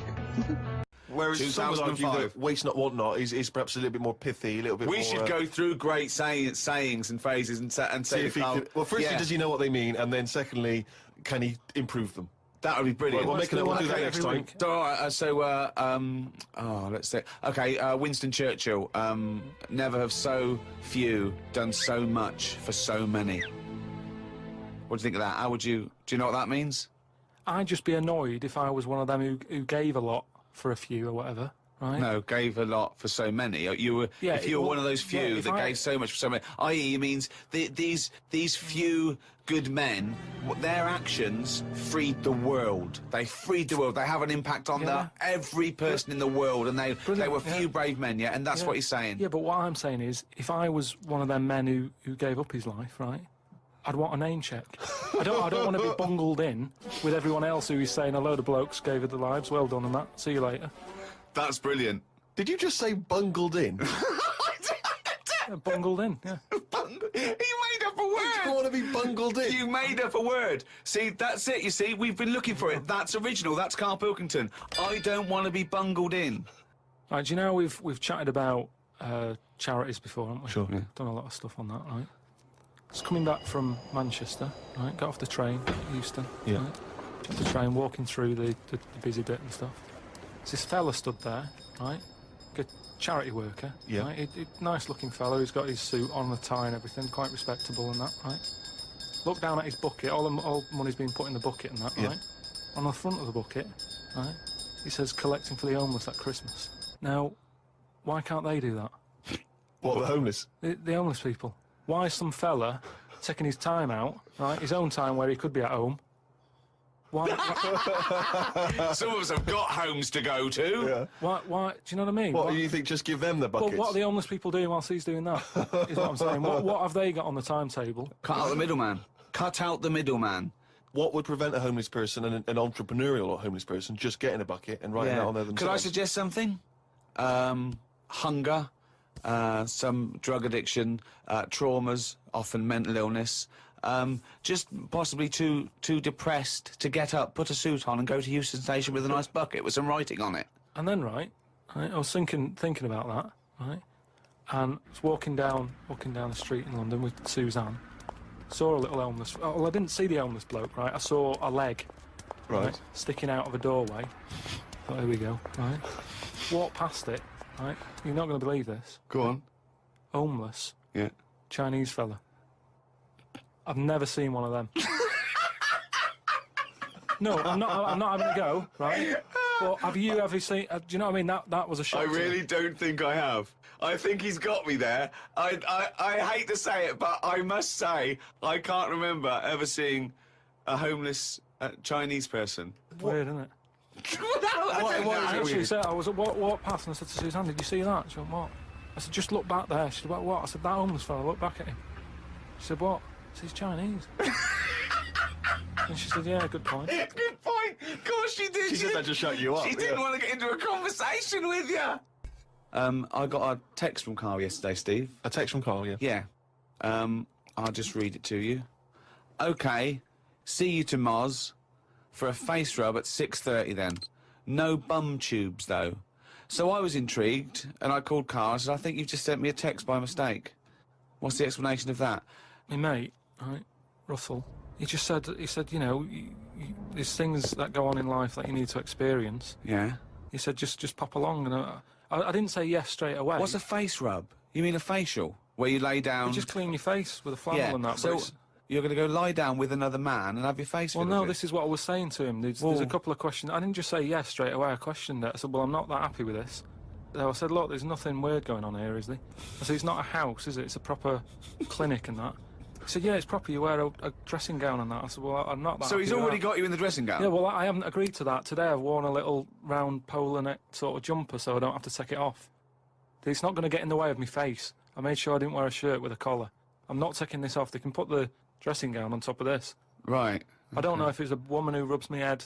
Don't know if it's a bloke or whatever. Well, the thing is, you get extra, don't you, for your face rub, because your face goes all the way back over the top of your head down to the back of your neck. But all I was, so you've got a big face, haven't you? All I was saying to him is, I'll have the face rub, but I don't know if once you're in there, they try and sell you the old... the bum tube thing.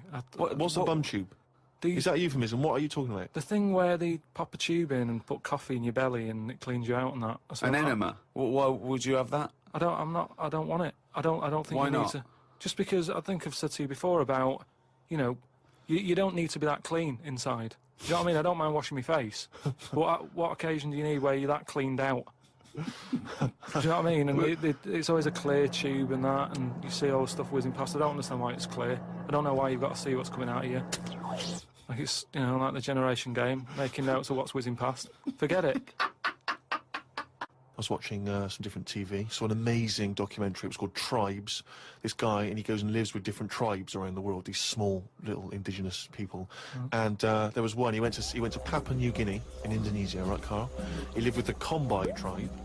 All right. Now, this Papua New Guinea is an extraordinary place because it is one of the only places left on Earth that hasn't been fully explored.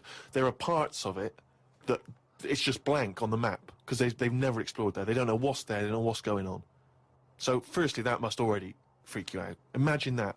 21st century, they have no idea what's going on down there. But do they need to know if there's nothing going on? Well, they don't know what's going on. There could be stuff going on. No, but there's no chance that they'll go, we haven't been over there, and someone goes and there's like an Arndale centre. Nothing's going to be there, is it? So there's no... Well, I'll tell you what is there, okay? There's these various small tribes. Some of these tribes are still cannibals, eating people from other tribes. Do they know they could move on? Have they got a telly? Or have they seen a telly and gone, I'm not up for that? Or are they saying... It's not the Amish. They haven't chosen But what this. is the difference between the Amish and these people? Well, the Amish are a group of people that choose to live in that way. These people are just essentially untouched by civilization. I mean, they do have interaction with civilization, and people do come there, but they still live in this very, very almost prehistoric way. They did buy a telly, but there was nothing on because there isn't any broadcasters. They couldn't plug it in. Yeah. Been having an absolute nightmare. Yeah. But there was one guy, okay, now he said that his brother was dying. This was a couple of years ago, right? His brother was dying. He said to his dying brother, what happened? Why are you dying? This guy said it was a bloke in another village. Okay, he goes over to the other village, he kills this other bloke, right? He eats him, or eats bits of him. The other village gets a bit annoyed. They go, what's going on? Why did you kill this bloke? He went, sorry about that, right? They said, well, you need to make it up to us. He gave him a pig. They said, a pig's not enough. They gave him 5 pigs, so 5 pigs apparently made up for the fact that they'd killed one of them. They said, well, hang on, what are you going to do with this bloke's wife? Why were they bartering? Why didn't they just get the police in and say, what's going on? What police? Yeah. Why didn't they call in Kojak? Because he'd have sorted it out, wouldn't he? What I mean is, right, they're miles away from anything, but it doesn't sound like the great place to live, right? Could they not move? Could one of them go, do you know what, I'm sick of this. I'm moving or whatever and go to a proper city. How far away is this, these Papa people, to the next... They're like the Smurfs. They're very like the Smurfs. But how many miles away from a place with a normal life going on? But think about this, Carl. Firstly, they don't speak the language, so they don't have any practical skills. They've got no experience of civilization. So even if they chose to go and live in one of these cities, what can they do? How can they function? I think there's some bacteria that has better lives than that. That's got to be offensive. Why? Okay, how about this is one of the weirdest things. This is one of the weirdest things, right? Sorry. An entire people, an entire race Just of people. dismiss. I'm not having a go, but I'm just saying I wouldn't fancy it, is what I mean. But they don't know of ice. another world. How can they imagine that they could... Oh, I'll tell you what, this is boring. I'm tired of hunting for food and eating fish from the river. I'll tell you what, I'd like a world where there's iPods and room service. I'm going to go and move to New York. They're not thinking like that, are they, Carl? Because they don't know about it. People go to these places on holiday now. They like a little bit of danger. They like to see how the others live. So all I'm saying is we know they exist. The Papa people, maybe people aren't going there. You know, it doesn't sound like the best place. You know, I can't imagine it having a tourist board or anything, right? But would they accept me if I popped over there and, you know, with Suzanne in Papa? Well, okay, this is one of the things that they do, okay, which is a tradition you may have to do. These combi, right, they invert their penises. So they push their penises back up inside their bodies. Like a sock. What for? Well, Keeps it out of the way. Of what? Well, if you're running through the undergrowth chasing a hog, you don't want it flapping away, you know. But it's also become a kind of ceremonial thing. So if you were over there, you may well have to try it yourself. You would have to try it yourself. If you went there, you'd have to try it yourself. But even caveman had little pants on. Why haven't they? Whoa! But the thing is, I do loads of charities. I do loads of things like Go on. I pay for tools. You know, I do that thing, a monthly payment of £5, paying for you know, toolbox and that for someone out there. I help old people, which I'm going to stop, to be honest. Why? Because do you know this thing I do, Steve? Right, No. this is a £5 a month as well, right? I got stopped in Leicester Square one day. They said, oh, there's a little old woman somewhere. She's cold. Are you going to help her out? So I was like, oh, why me? Right. So anyway, so they said it's easier if people look after one old woman, right? So Why me? I've signed up to look after this old woman called, I don't know, call her name June or whatever. It doesn't matter. So It does to her, but go on. so anyway, so I'm paying this £5 a month, and the first £5, you know, first time I paid it, I got this thing in the post, right? And it had, you know, thanks a lot, Carl. You're looking after June. Here she is, you know, here's a little picture of her, and she's sat there, what have you, with a cardigan on and stuff like that. Every £5 you pay, you know, it'll be cheering her up, and, you know, look after her, pay for her food and what have you. So, for a bit, you feel good, don't you? And you think, well, I've done my bit for the world. Anyway, 2 months later, get another package, right? Picture of June in there again. She's got a tan. So he's saying you're paying to keep her warm. No, they meant a week in Mallorca or whatever. And this is what I mean. People turn if they can get away with it. I don't know where to start. That isn't having a go though. What do you think? So what do you think? You think they're going? Don't bother getting a job or anything. Get out off of me. Get out off me. It's June. I don't know. It's difficult, isn't it? It's difficult. So you think Sir Bob should just wash his hands of the whole affair? You think it's a complete waste of time? Is that what you're saying? That you should just leave them to it. Just leave them to it. Let them sink ever more into debt, ever more into hunger. You just think that should just carry on. Do you know what I think he's saying? I think, now, I'm not words in your mouth. Are you saying they blew the last lot we gave them, they've got to learn a lesson? Is that what you're saying? No, I'm not going to say that. I'm not going to say that. Is that what you're thinking? No. What are you thinking? I'm not thinking anything like that. All I was thinking is about this gig, it might have been better to do it, like, rather than, I don't know, ruining a grass field in Edinburgh and that, do it out in Africa, right? Get people out there, get the tourists up, do you know what I mean? Get a load of people out there. They've got loads I don't reckon he's going to get people to walk to Edinburgh. I very much doubt people are going to fly to Addis Ababa to see Coldplay. Cheap flights and what have you. Right. Hot dog stands and that, locals will love that, right? Job done.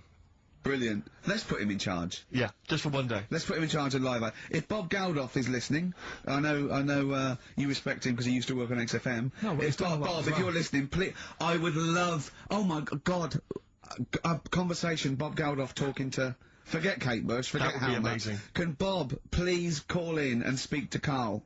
No one call except Bob, so we know it's Bob calling. Right, get on the phone. What's the phone number? What's the phone number? Can't we talk to him next week? He might be busy next week. No, He's he got won't. stuff to organise. Don't worry about it.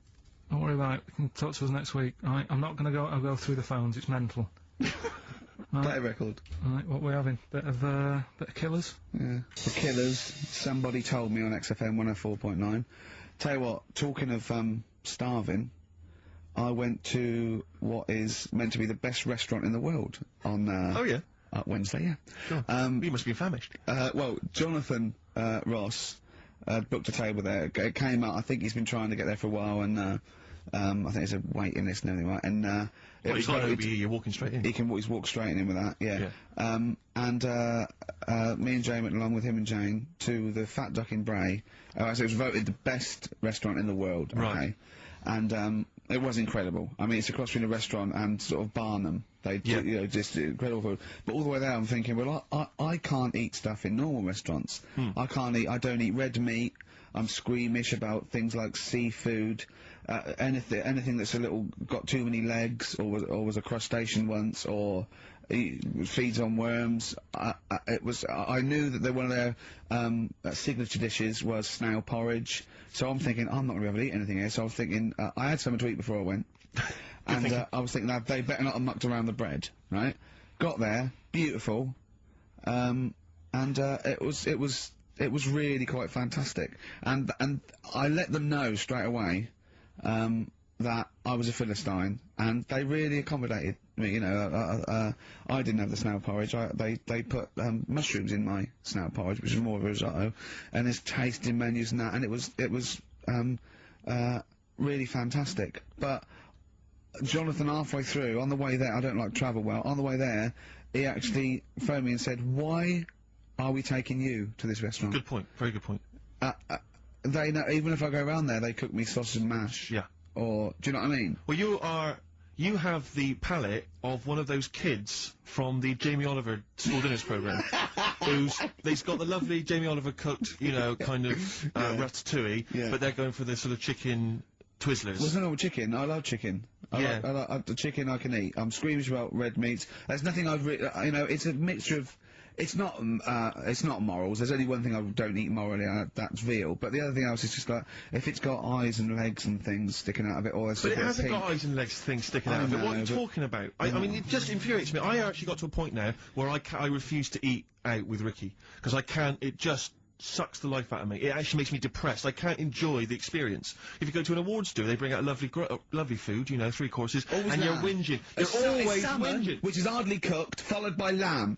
Lovely bit of lamb. Who doesn't think lamb is the best of all the meats? Oh. And you whinge, you complain, you look at Jane like a little boy who's like, "Oh, Mum, why have you brought me here?" You are just... It was, and I tell you, and I put it at the, you know, I don't want to, you know, badmouth people, but I suspect it's your family. I suspect it was your upbringing. I imagine, you know, that if I came to your house, you know, late 60s, early 70s, came round to your place in Reading, it would have just been the smell of chip fat. Always just on. everywhere. Chip fat Prevailing, fire was just on. one of those chip fat fires that's just, yeah, like you say, constantly, 24 hours a But day, I used to eat just things. bubbling away. I used to eat beef and pork and that, and I used to have to eventually, when I was getting sort of squeamish and getting older, I'd make her burn it so much that it was just like chewing on a piece of leather anyway. Where I couldn't stand the sight of blood or something. A salad in your house would have been I'll tell you what a salad pickled is. onion and a packet of crisps. No, a salad in my house, right, was when it was summer, we were out in the garden, lovely salad, grated cheese, grated egg, 2 bits of beetroot with your leaf, a pickled onion, and a packet of crisps. And that was a salad. But Yeah. Now, is that? Do you agree that that is probably the reason why you've got this palate? And I don't even. It's not even a palate. That's too nice a word to I've use got for more it. squeamish as I've got older. Because I say I used to eat beef and What pork. do you mean and squeamish? I don't understand what you mean. Squeamish. if I is suddenly fish, think it's about cooked. it, I can eat like, you know, like it has to be blasted. It has to be unrecognisably an animal. You know what I mean? I mustn't see a bit of pink or a bit of fat. So or if we were in biblical times, Yeah. and you're there, and Jesus Christ has just fed 40,000 with some fishes and some loaves, you'd be going, I'm not into the fish, JC. I say take the head off, really cook it, take the skin off. I can see a bit of spine. And unless finely that, veined. bread is mighty white, I'm not interested.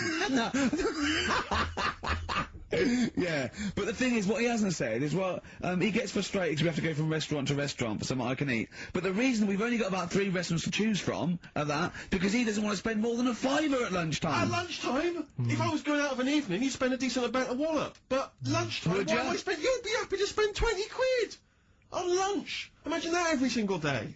There's no one out there who's eating lunch 20 quid a day on lunch. It's crazy. You don't need that much food at lunchtime because I know what happens. You go in there, you have some kind of, you know, Thai green curry for lunch. You're asleep by 1:30. We're trying to work. We're trying to write TV shows, and you're dozing off like one of those giant anacondas that's just eating a sheep and is slowly digesting it. It takes like 3 weeks.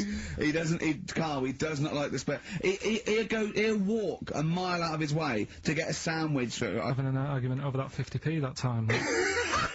I don't want to bring it back up again. Here's but the situation, Carl. I lent you 50p, and you decided you weren't going to pay me back. It should be to my discretion if I say, don't worry about it, Carl. You should offer me the 50p, go, there's that 50p I owe you, and I'll go, don't worry about it, Carl. But you didn't even do that. No, it's the way that you were, like... I said, where's my 50p? You went, oh, you don't need that. That's not your decision, I didn't say that. I said, I don't think I've got it at the moment, or whatever. And he's Rubbish. going through my pockets and that. Rubbish. 50p. Ridiculous. You've just given him a keg of beer for free, hadn't you? Well, let's not go over it again. I mean, I just think value for money is important. Like, now, okay, so for instance, in the morning, I have to get the tube, but you can get a travel card, zones 1 and 2, right? It's about £4.70, I think. But before 9:30, it's about £6.50. All right, and then at 9:30, when the clock, literally on the clock ticks over to 9:30, it's £4.70, right? Now, sometimes I'll get there, it'll be about 9:20. Now, you'd be saying to me, oh, just spend it, and I'm thinking, I've got 10 minutes. I'll perhaps read the paper, wait for it to click over to 9:30, and then I can get a cheaper ticket. Now, surely that makes sense. Surely that's logic. Don't you, I mean, if you were in that situation, Rick, if you were there, right, and you had, let's say you had 3 minutes to wait before 9:30, what would you do? Would you stand there and wait? No, because waiting to me is worse than anything. It's madness. It's I madness. can't stand queuing. I can't say no. I'd pay. Yeah. How long would it have to be before you'd wait? I If there was mean, like a minute on the clock to go, would you wait? if they literally said if you wait 30 seconds, it's I go all right. Well, that is the case. That literally yeah. is the case. Okay, but not 10 minutes now. What about you, worth it. Carl? I feel if it was 30 seconds, I'd feel flash going. I'd spend £3. But if it was like a couple of minutes, I go, oh, it doesn't matter. I just wouldn't. Madness. Yeah, Think about how that tots up over the years. amazing. What an amazing track that Beautiful is. tune, yeah. Neil Young, Dynamite. after the Gold Rush. So go on, Carl. Sorry, go on, Carl. So let's take us back a few steps, Carl. What's the story? right, so I did some research, right? Let's just recap again. There was a guy you read about who had his head chopped off. He was guillotined. Yeah. He had said to the people around him, Count my I am going blinks. to blink once I've had my head cut off to So show the brain that life, can still... or the brain Yeah. can continue to work after, Yeah. Yeah. death. Okay, so yeah, we queried that. So you weren't having any of it? Well, no, possibly for a few seconds, till the oxygen stops being fed to the cells because the blood has drained away. But, you know, nothing spectacular. So Right, go on. well, along the similar sort of lines, right? This is quite a few years ago. This fella sort of upset the royal family doing something, right? So they said that this isn't good. Wasn't Ben Alton at that Jubilee thing, was it? I can't remember what it was, and they said, right, That was terrible. we're gonna cut your head off. You know, Oh. you gotta show people that you can't be doing what you've been doing. What was this, the 1970s?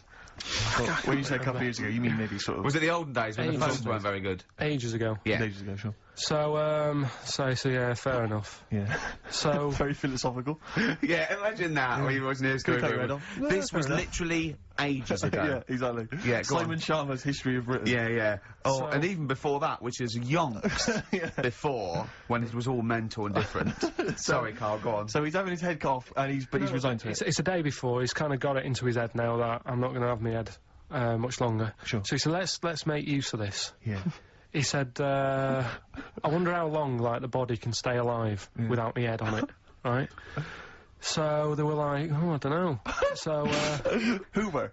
so The jailers? whoever he was asking. These jailers with one eye. Yeah. Get that thing. So he said, look, No, wait a minute, I've got an interesting scientific experiment, jailer. Well, Yeah. fair enough. What is it? so, he said, what I want to do, right? He said, you know, surely it's my last right. You know, I'm gonna be dead tomorrow. Sure. So, let's He do a didn't draw test. it out this long, did he? Yeah, he said, let's test this out. You know, he said, do us a favour. He said, you know, it's my last day.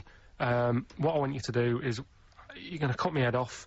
Let's put a white line on the floor Right. and see if, you know, because there's no point asking how far he can sort of walk without an head if there isn't a line, because you don't know what to count. Do you know what I mean? If it's just, if he loses his head and he's running around all over the place, you can't really count That's that. not impressive enough, yeah. So they said, let's make a white line. Sure. Yeah. Who said And- this? He did or they did?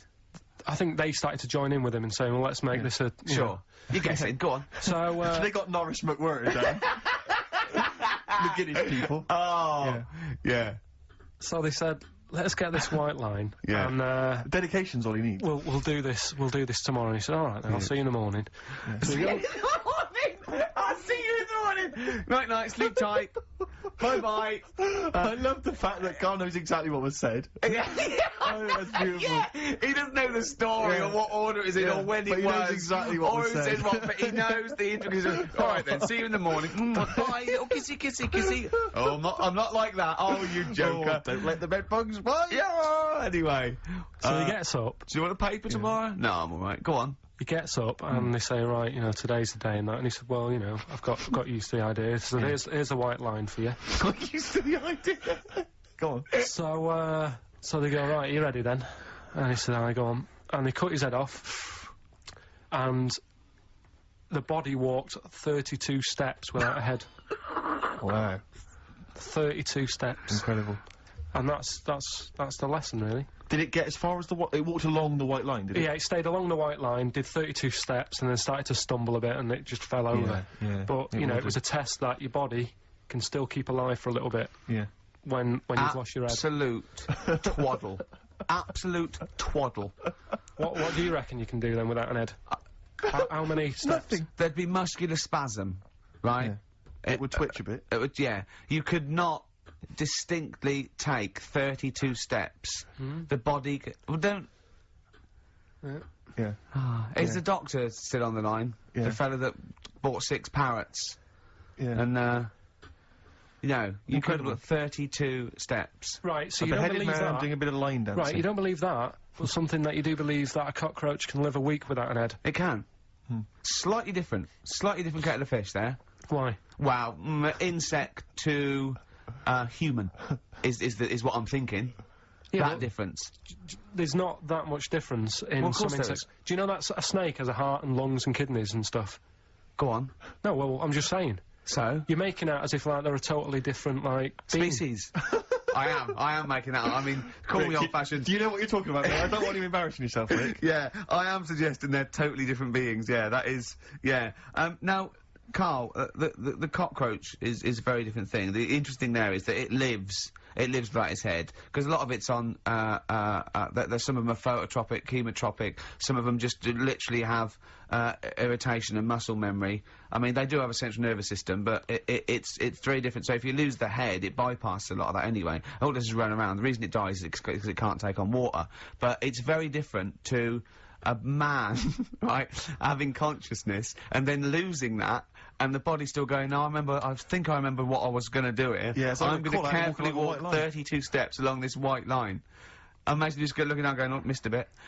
Maybe the head was in the corner going, left, left, left, oh, he's now, Well, let's just put it out. I mean, if anyone listening has maybe had a relative beheaded, maybe in a horrendous car accident, but they got up, maybe they went for a walk, they had a little chat before they passed on. Karl. Get in touch. Karl, you are my favourite being.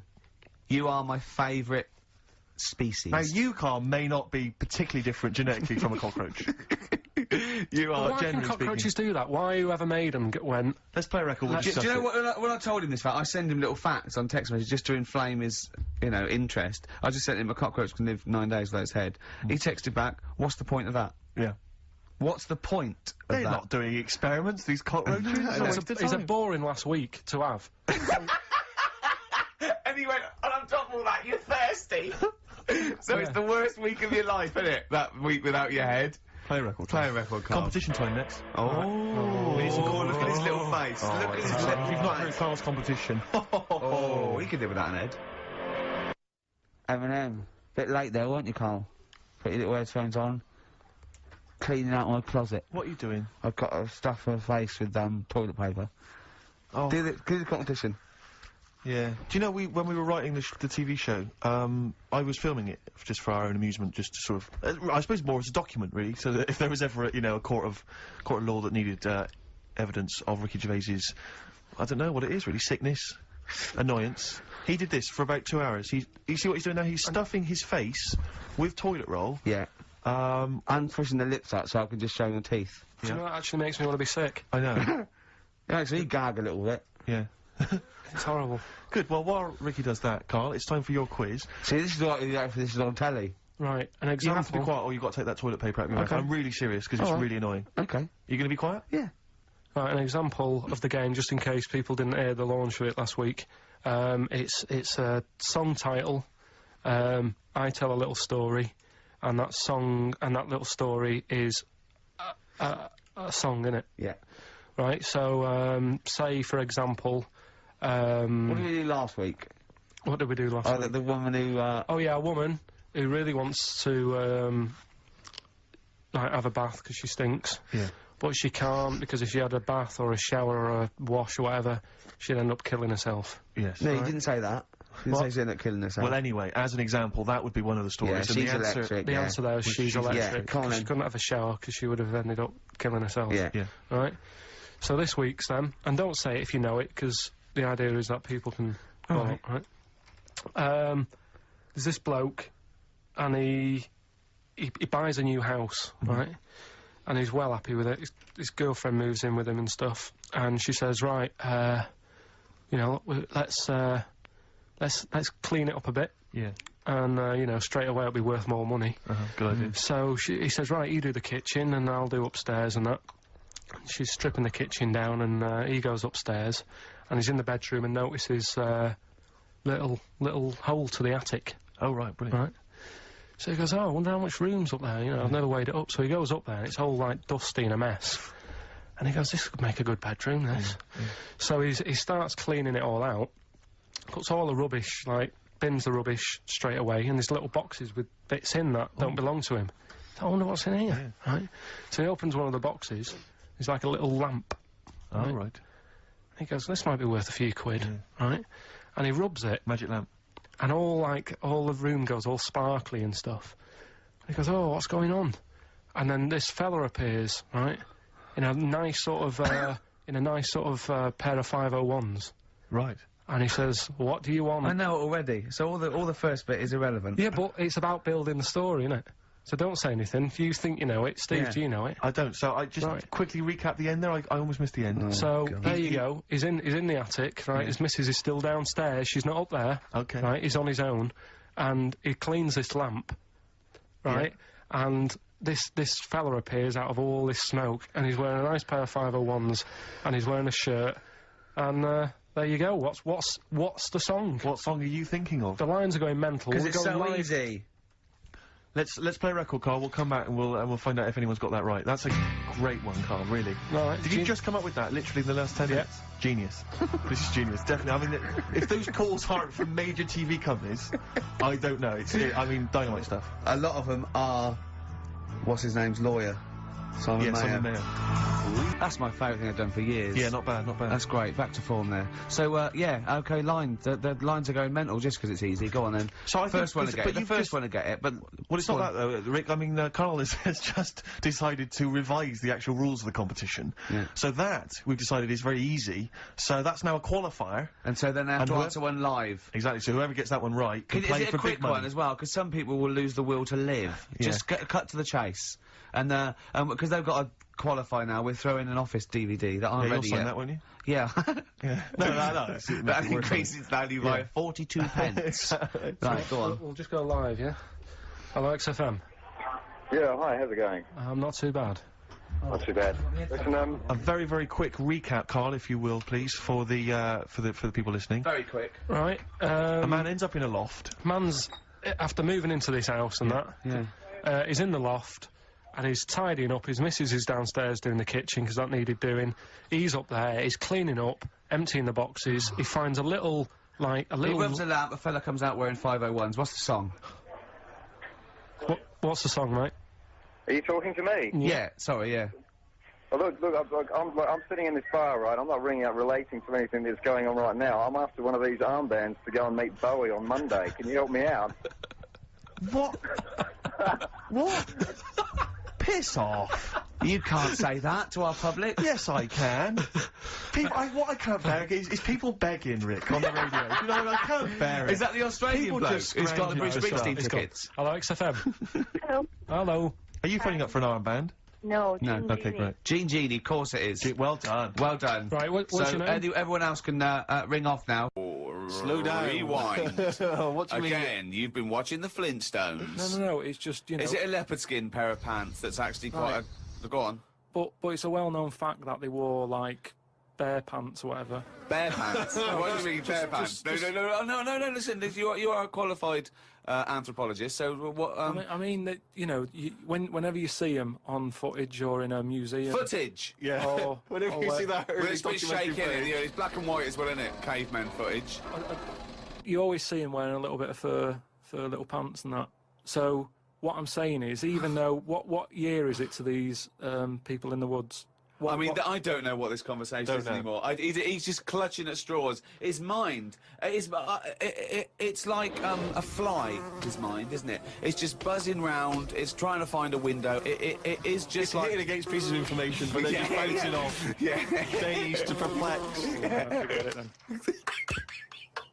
I was shopping with Karl before Christmas, and we went round sort of Piccadilly and St James's, and those really beautiful shops around there. And I went in one shop, you had to ring a bell to enter. Yeah. They came down, and it's like a iconoclastic sort of shop, and they found things from churches and nearly all Russian, 16th century pieces onwards. This beautiful carvings and paintings and statues. And I went, oh, it's beautiful. And as I was looking round, I heard Karl sidle up to the bloke and go, what's the newest thing you've got here? Yeah. Sure, that's his first thought. I mean, that is the wrong question to ask of a man who's clearly in antiques. Yeah. Proud of the fact he's got 16th century iconoclastic Russian stuff, to ask, what's the newest thing you've got here? I mean, what sort of question is that? Oh, I don't know, probably the doorbell. I don't know, what does he want to say? Oh, my shirt. What were you thinking? hoping for?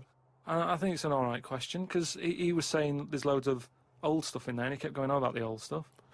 So what was to say? Well, what's the newest thing you've got?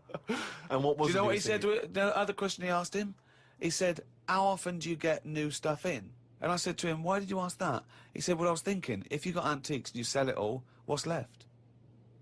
Like someone's going to sell all the antiques in the world because they're not making... He said, because they're not making any new stuff. What does that mean? They're not making any new stuff? But I know for a fact no one's ever going to go in there and buy the lot anyway. I mean, I've never seen anything like it. I'm not at any point in my life, and I don't think it'll ever happen, will I go, I need some old Russian wood. Because It was brilliant. No, it was, Steve. No. It was beautiful. It's amazing stuff. There's stuff. There's these things from the 16th century of sort of like saints and monks, and they're carved. But and there's they're loads of it. It's just all piled up. No one's interested. If I was him, I'd go, do you know what? I'm into this, but no one else is. Close shop. Because seriously, it's just piled up, piles on piles of like old bits of wood with pictures on it and that. But There was think one of a fella- man. Just think of a man 400 years ago that carved this. You know. No, but nobody wants it, do they? I've never heard anyone say, you know, oh look, it's my birthday coming up. I'll tell you what I'd love. What? Bit of old Russian wood. It doesn't happen. That's what I'm saying. I've never heard anyone saying it. Like, I've never overheard someone saying, you don't know where the Russian shop is, do you? And this is in London where the rates are high. There was this thing, right, Steve? Them old drawings on, like... It was like a panel from a church that someone had painted, right, yeah. and I think it was like, you know, from sort of like 1590 or something. Yeah. And it was this a picture of this this saint, wasn't it? It said 1590. It could be from any time, really. So there's this one there, right, leaning up against the wall, and most of them in there was that Stalin bloke, right? But there was this little... Right, can I just stop with there? Lenin. Right, Okay. all right then. Yeah. So he was on all these bits of wood and stuff, but I saw this other little face, right, little fella with a beard, right? So I said, who's this bloke here?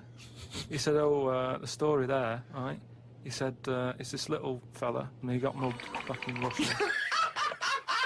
This is right, isn't it? This is what he was saying. He said he got mugged. It's just that term, I love that term in a 16th century Russian wood.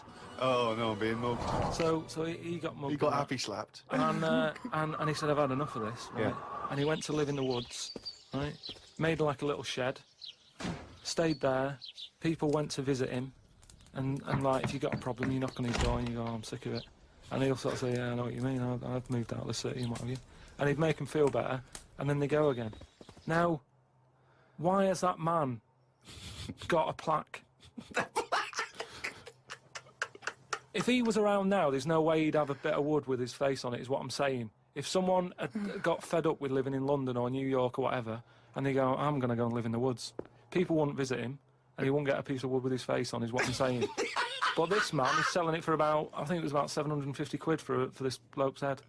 But the chances are that this is either a well-known Russian folktale, or it may even be a piece of classic Russian He's literature. a saint. He was a saint. Oh, okay, He was well, in which canonised. case, Yeah. But everybody was a saint years ago. That seems to be, like, thrown about, doesn't it? He was a saint now. Naming one now. Yet this fella lived in the woods in a hut. Oh, yeah, that's Saint John or whatever. He's not a saint. He's done nothing. If anything, he's sort of said, I can't be bothered with living in a city with everyone else. Everyone else has got to put up with it, but I can't put up with it. I'm going to live in the woods. Well, if you can't put up with it, you're not good enough, are you? You've got no stamina. And yet he gets a plaque, is what I'm saying. It's annoying. Who would Well, you it's like to art. see? Who would you like to see get a plaque in the modern world? Who deserves a plaque, in your opinion? Probably like nurses and that who do a lot of bad things that I think I couldn't do that, carrying lungs about and all that. No, but I couldn't do. Do you know what I mean? That's one job that my mum wanted me to be a doctor. Whoa! What was she thinking? Oh, what's her This expectations particular like apple now? didn't fall far from the tree. Oh, when did she start giving up that dream? At what age did she start going, Karl, you don't need to study your books anymore. Go and play with the worms in the garden. When did she sort of like let you off that Was dream? it the day that she caught you with a spoon up your nose? But anyway, talking of emails and that, right? Nick, who's emailed from Australia, right, Melbourne, he's been going on about dolphins and that, problems with dolphins. What problems? He's just saying when that wind happened, there was like a bad wind thing going on. Hold on, wait a minute. What bad wind? In America, they had that. Hurricane Katrina. Yeah. Right. And there was like a little bay with dolphins in it, and Right. that, with all guns on them and stuff. What? Whoa. They use dolphins, don't they? They say they're an intelligent animal and stuff. Yeah. And they've got them all like, you know, they've all had the training. They're all like ready for battle and stuff. Right. got like rifles on them. What do you mean rifles? How can they hold the rifle? How can they hold the rifle? No, it's sort of on a strap and that. What do you mean it's on a strap? I don't know what they kit them out with, but they're just ready for war. What are you talking about? Listen, though, that isn't the point. Don't worry about it. Oh, we leave that one, do we? That's not the point, so let's leave it. So they're swimming about. Yeah, with rifles and berets. Whatever they've got on. Yeah. Right, ready for battle and stuff. Yeah, ready for battle, yeah. The wind comes in. The wind comes in. Hurricane Katrina. Makes a wave and that. They get out of the little bay. Yeah. Still all kitted out with all the, weapons. You're talking bollocks. Steve, do you want to look at the email? Well, there's no way. There's loads of dolphins now swimming round, kitted out with guns and that, with a strap. How can a dolphin hold a... Again, you've been watching Planet of the Apes. Oh, he's trying to talk to us. What's he saying? He's saying, go ahead, punk, make my day. Look, You're talking shit. It's just news to say if there's dolphins, if you see a dolphin in that, don't go, oh, it's friendly, because there's some with weapons now. So I'm just reading it out on email. That'll cover it and that. So bollocks. We've got a little email straight away, Carl, from Nikki in Beverly Hills, California. She says, Carl, you rock. I hate it when Ricky and Steve ridicule you. I checked out your picture. Although your head is not normal, that's no reason to ridicule you. You look gimp, but I never judge a book by the cover. Cheers. Is that what you've got to say? Well, it's only because I've got no hair, though, isn't it? That's why it gives that effect. No, it's perfectly round your head. Perfectly spherical head. Your face is slightly too big for it. It almost goes over the sides. Perfectly round head. Pug little nose. Funny gimp eyes with no expression. Hangdog look. Like a little mouth, like a little lamprey. Not formed, not human formed. The way your expression is like you've had a lobotomy. Your head goes weird at the back. It's got a little nod in it, like it's really strange, your face, and you're stupid. We've had a lot of emails saying that.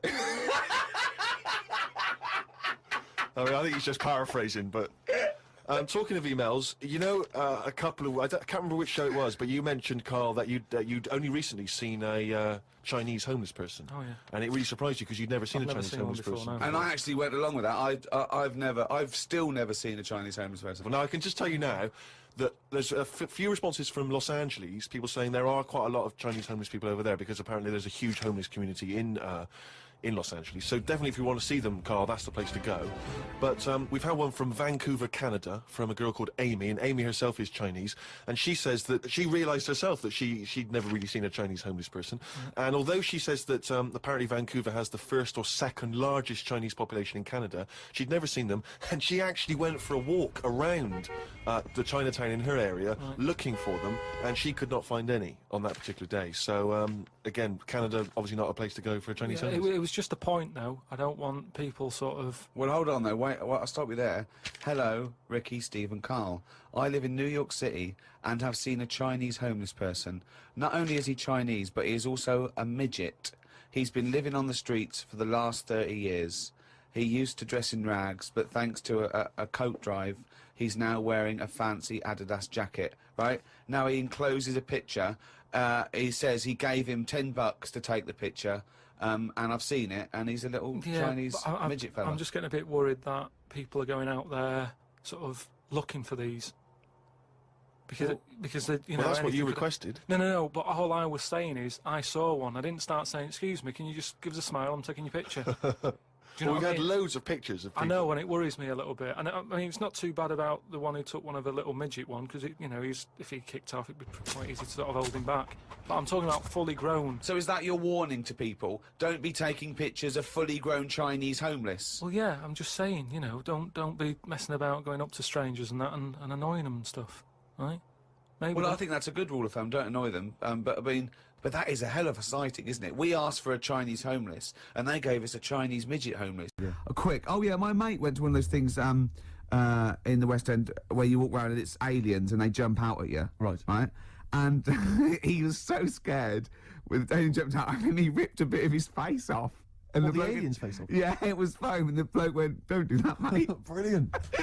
Well, in the Salem one, I was wandering around, and this was one guy that kept jumping out. Yeah. Because there was about 10 of us, I was at the back, I always missed him jumping out. So when I got round, I missed all the frights. It was Oh no! He'd at least, like, you'd have thought he'd like jump out, then double round and jump out again. For Yeah. the people at the end of the Everyone queue. catch that? No, what really, you doing? We. All right. Okay. Move on. Yeah. Basement Jack's there, keeping it real. Where's your head at? Where is your head at? Yeah. I know what they're saying. They're saying, "Where's your head at?" Where is your head at? Yeah. XFM 104.9. Ricky Gervais. Now. Just one thing I would say, Rick, is that I've spoken to a few people who've listened to the show, and a lot of people, you know, this is the highlight of their week. It really is. No, a lot of bedbound people, and you know, Yeah. and we're not putting the effort in, are we? We're providing nothing. We're trying, but it's just not coming out right. It's just The words aren't coming out. When I say them in my mind, they're brilliant. But it's sort of like getting old. You know, your mind. I still want to run upstairs and things, but I just the lift. I'd like to run upstairs. I just can't anymore. And I felt that today. The comedy's in there. The There's interesting fun, there's things humour, and there's it's interesting all stuff. in the head, and it has to go via the mouth. Yeah, that's the problem. It's just not working for me. But it is your birthday. You're 27. Happy birthday. Thanks. We're talking about. Can I tell you one of the best presents I ever had? Without doubt, all I ever wanted was a go-kart. This is true. I was like you know, sort of 5, 6, 7, and I eventually, for Christmas, I wasn't sort of spoiled in the sense that I got pocket money, but I always got what I wanted at Christmas eventually, because working class mothers, they'd get it out the catalogue and pay for it for the rest of the year. So I always got. I really, as many presents as anyone else, and I got this go-kart. It was a little red go-kart, and it was a pedal one, and I'd run home from school, and I'd be in it, and I'd get up and down the garden for hours. I had to come in from a tea, and this was fantastic.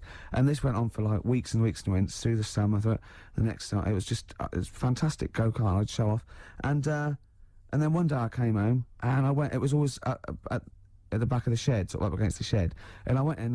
I couldn't see it, and so I went to the back door. My mum was sort of like washing up with that, and I went, "Where's my go-kart?" I thought it hasn't been nicked. She went, "Your dad swapped it."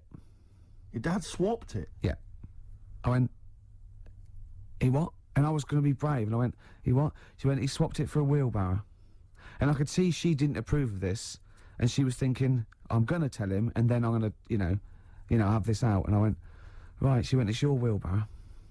And I went to the back of the shed, and there was this wheelbarrow. He swapped it with a bloke called Jimmy Dublin, who he worked with. Jimmy Dublin? Yeah, I don't know. I think he was a respectable member of the community. He was fine. It was his libel. No, I think he was an Irish gentleman, and that's why he called surprised me. That's why I don't know what his real name was. And I think my dad must have been drunk, and he went, "I want to get my son a go-kart." And my dad went, "Well, my kid's got one. He's probably had it for a year. He's probably bored with it." Yeah. And he said, "I'll give you this wheelbarrow." And I went to this wheelbarrow, and it was caked in concrete. I could hardly lift it. I just nicked off a building site, obviously. And I'd be there for hours trying to push this wheelbarrow up and down the garden, right? And it was okay, though, because I was going on holiday soon, and I 7 years running, went to Bognor Regis, a place called Riverside, because some woman around the way had a caravan that we got free for a week, and it was great, just wonderful. And I used to go there with my mum and my nan. Oh, party time.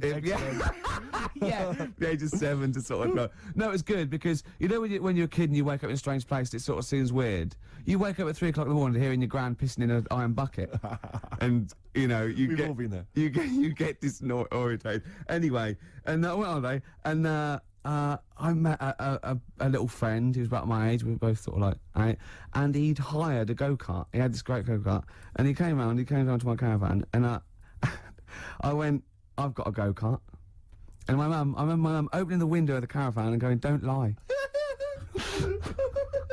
That's so evil. And I went, I had a go-kart. I had a go-kart. Wow. Yeah. Did you ever talk to your father about the fact he swapped it? No. You never mentioned it to him? No. You still got that wheelbarrow? I think so. I've grown into it. Yeah. Yeah, I can nearly lift it now. Yeah. And now I'm just too old to run up and down the garden with now it. you get one of your several gardeners to use it all the time. Wow. Oh, dear. Dre there. Dr. Dre. Of course. Bad intentions. Well, it's do you want to give the winners of the competition? The winners, yes. Tickets for Joe Strummer and the Mescaleros playing at Brixton Academy this evening. We have some lucky winners. The question I set was, someone else famous is celebrating a birthday today. Yeah.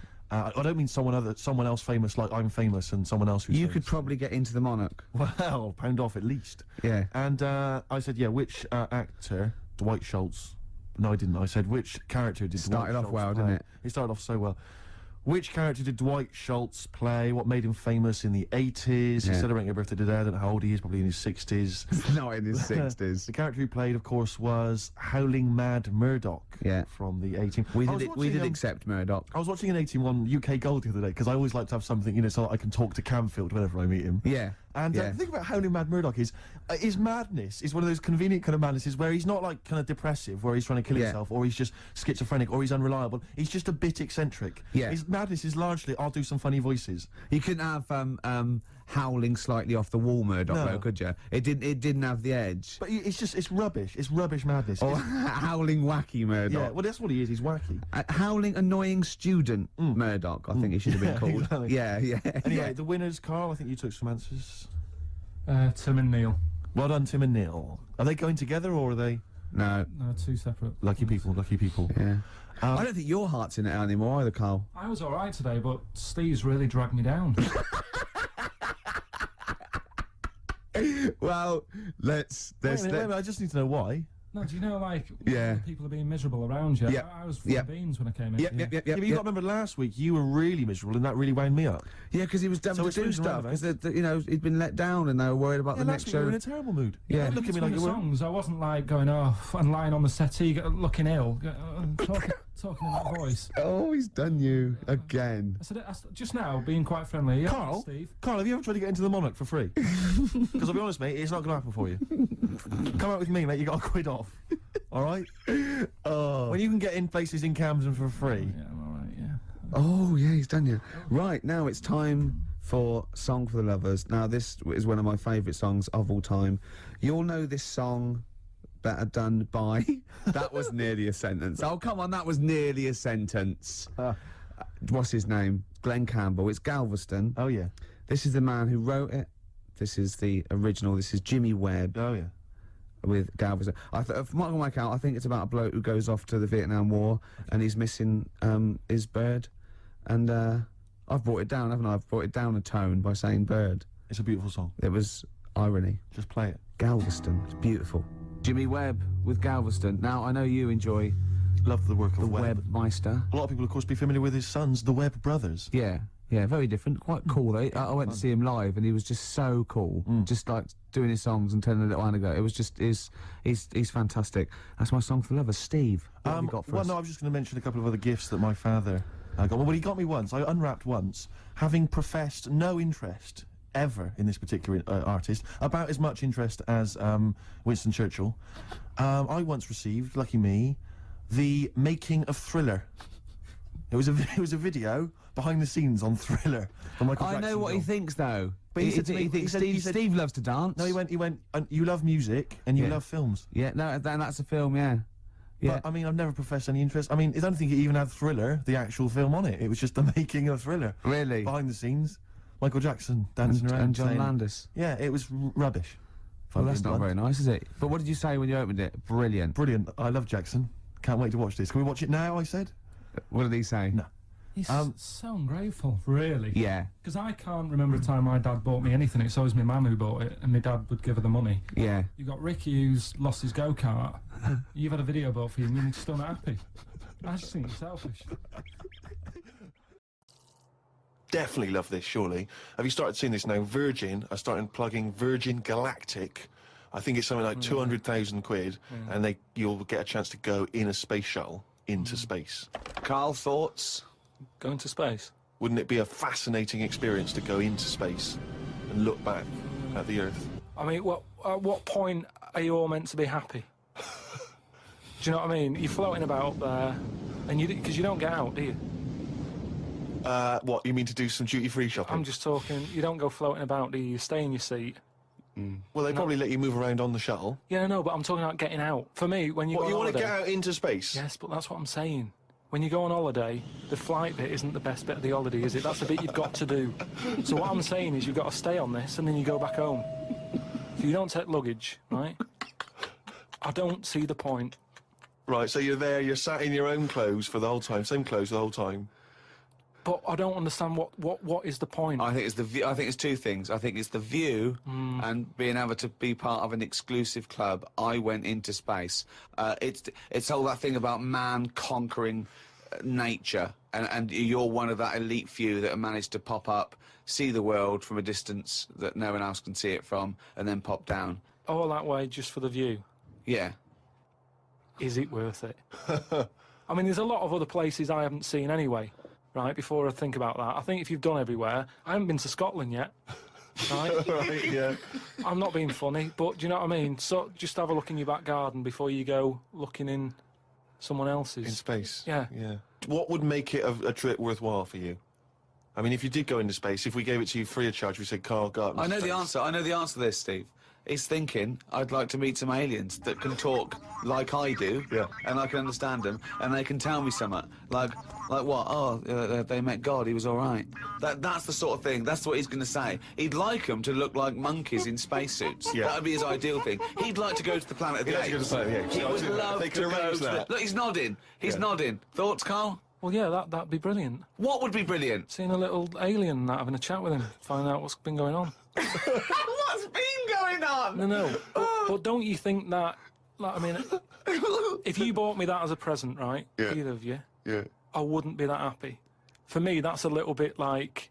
Well, that's annoying, because we've got you a trip to just space pulled and a together. goat. Yeah. Yeah, Do you know how, like, I am interested in sort of going on another planet, right? Not, Karl, you are on another planet, mate. No, but do you know what I mean? It would be quite sort of interesting.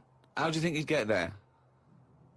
Well, yeah, you'd go on a rocket and stuff, but what I'm saying is, at least you know when you get there, you're getting out, you're having a bit of a wander. But I wouldn't be happy in just the journey bit of it. That's all I'm saying. That's great, isn't it? But the thing is, right, because I was looking into it a bit, because I was reading about the Virgin Atlantic thing, right? And I was reading something that in 1971, right, 3 of them went up there. There was one bloke in the rocket, right? The other 2 wandered off, had a walkabout, seeing what rocks they can find. And that bloke who was in the rocket, right, he was the loneliest man ever in the world. I don't know what to do. What that was. I don't know what to do. I don't know if that's some sort of profound poetry, or I don't. Do you know what I think he's trying to say? He's trying to say he was, by definition, a human furthest away from all other human contact. Yeah, that's what I said. Yeah, okay. No, you said loneliest. Loneliest evokes an emotion. Yeah. But it's like he started crying and writing poetry and listening to Morrissey records. But what I was thinking is, do you think when he got up in the morning, he still bothered to put his clothes on? That's the first thing that came into your mind. No, when just you because pictured him I in always, there. at the end of the day, even if, like, my girlfriend Suzanne's out at work and that, I'm not happy walking about with everything out, because you never know what's going to happen. I just mean, you never know if someone's going to turn up. no, I don't like what I don't like. No, I always pop some pants on or a towel, even if I'm Not alone. always. Because I've knocked on your door when you've been stood there with... No, he's taking his trousers off. I did it especially, knowing that you were there. I've done it especially to annoy you. Oh, right. Yeah, so... But do you know what I mean? Do you think he was walking about the rocket with his tackle out?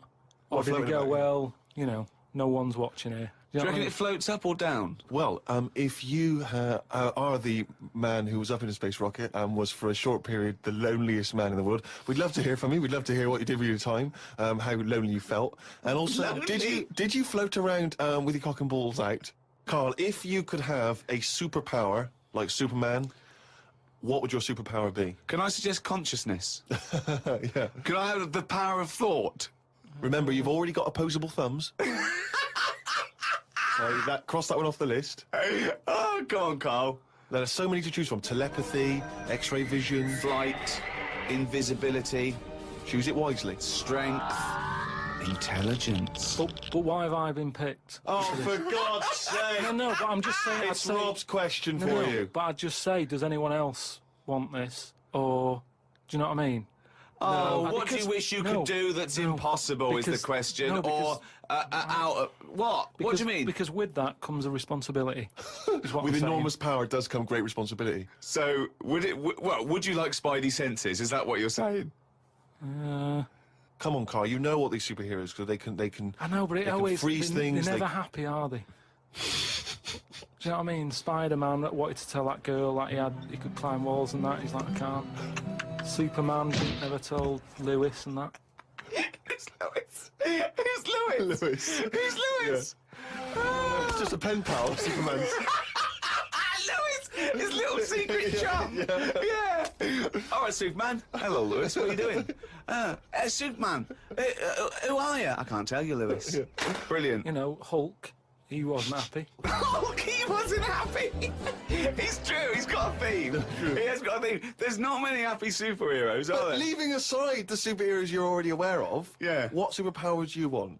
You don't have to fight crime with it, Karl. Let me just remind you of some of the other things. Invisibility. All the time, though, or can I sort of turn that on and off? Let's say you could turn it on and off. Would that interest you?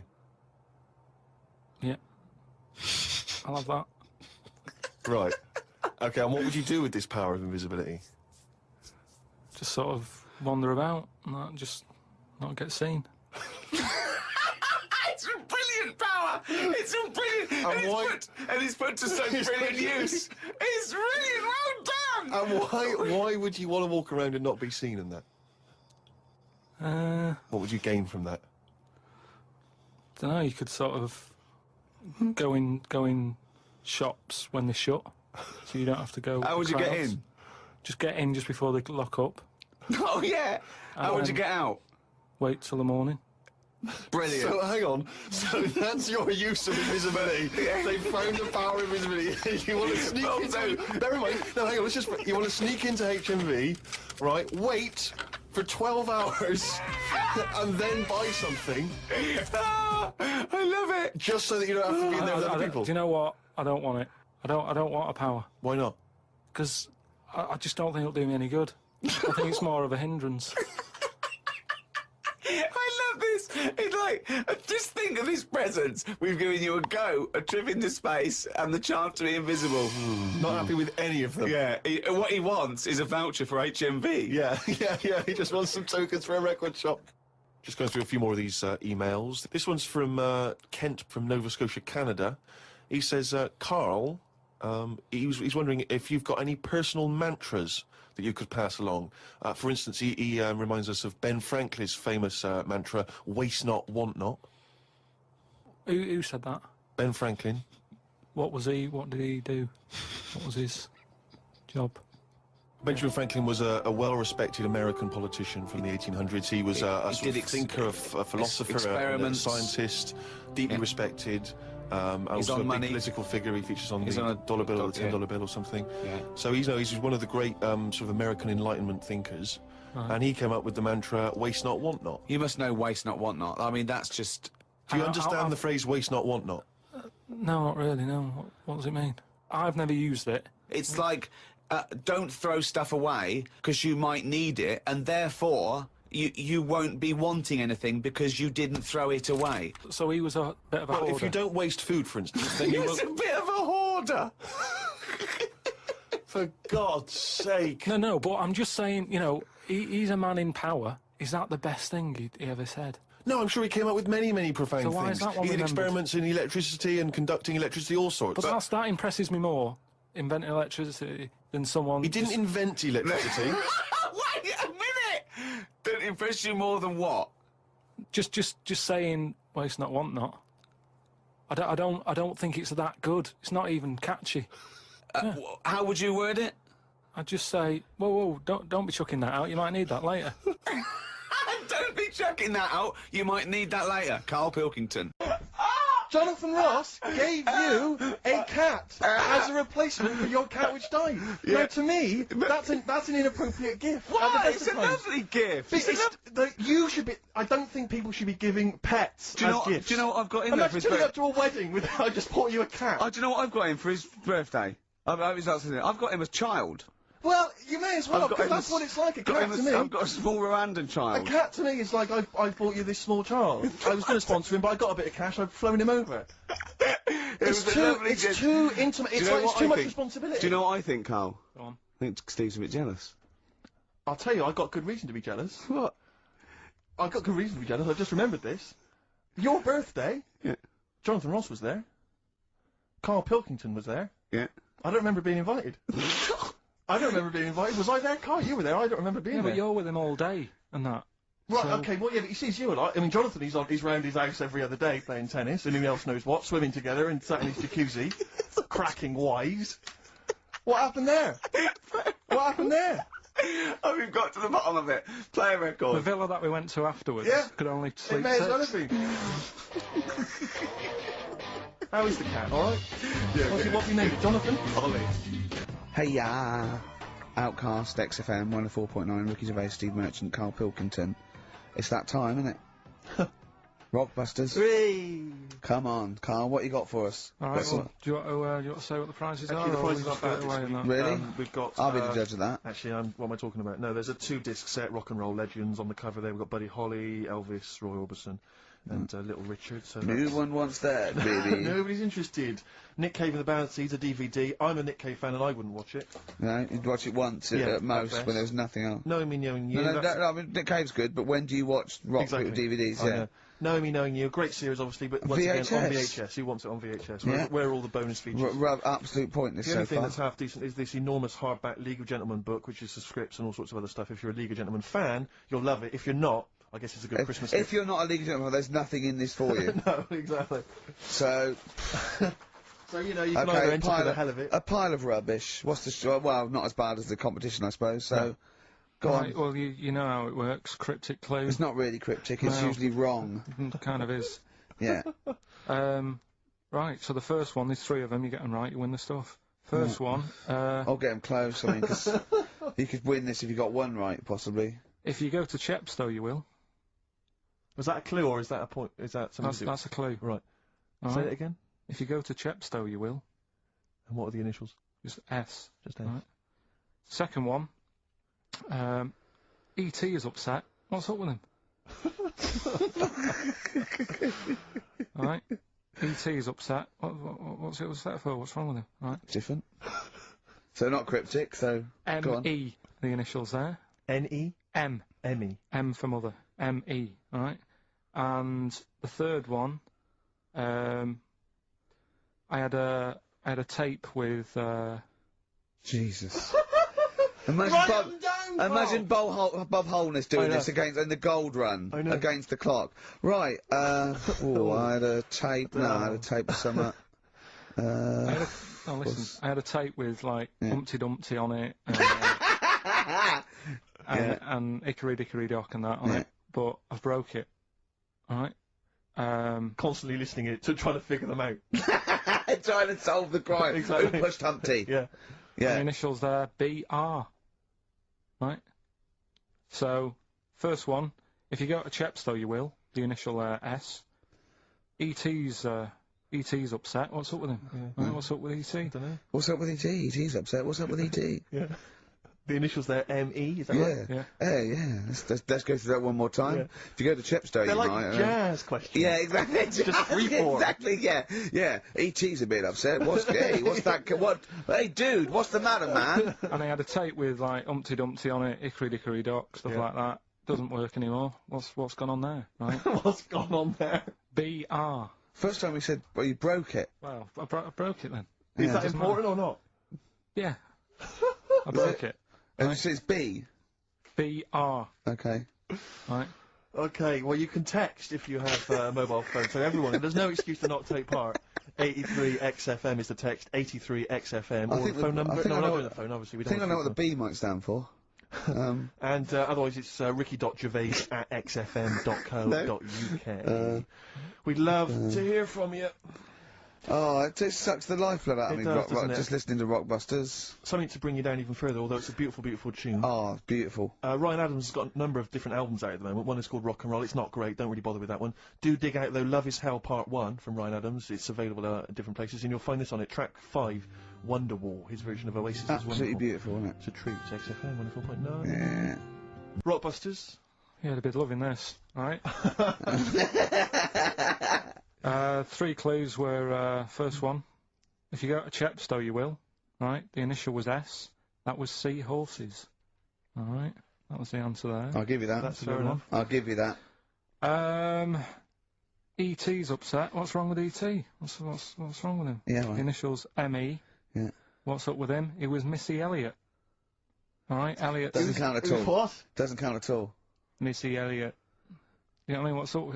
What's wrong with E.T.? What is that with him? No, just let him explain it. Sorry, Carl, do it again. Well, I wasn't listening. Do it again. Elliott, yeah. Yeah. Who's in E.T.? Yeah, I'll just do the clue again. Right. E.T.'s upset. So he's looking a bit sad and that. What's up What, with E.T. him? the extraterrestrial? Yeah. Yeah, go on. Right, and his mate, Yeah. who's in it's called Elliot. Yeah. Right, he's upset. What's up with him? Well, he's Missy Elliott. Missy Elliott, what's she got to do with it, though? I don't understand. No, the way you'd say it, you say, "What's up, E.T.?" and it go, "Oh, Missy Elliott." Why would he Missing- mention her? I don't understand. Was it a thing in the film? Missing. She wasn't even around. Oh, missing? Oh, Missing Elliot. Oh, no, Oh, that makes sense, Carl, but she's not called Missing Elliot. But it's meant to be about Cryptic, rock that's stars, what I though, always isn't it? say. Missing Elliot, isn't it? So it's meant to be about rock stars, isn't it, though? It's just cryptic, though, isn't it? Cryptic clues. And Oh, no, that's not cryptic. That's shit. You. Right, the third one. I had a tape, and it had Humpty Dumpty on it, and I love when he says Humpty Dumpty. Yeah. Humpty Dumpty. Hickory Dickory Dock and that. Yeah. But the tapes broke. Yeah. That was BR. Buster Rhymes.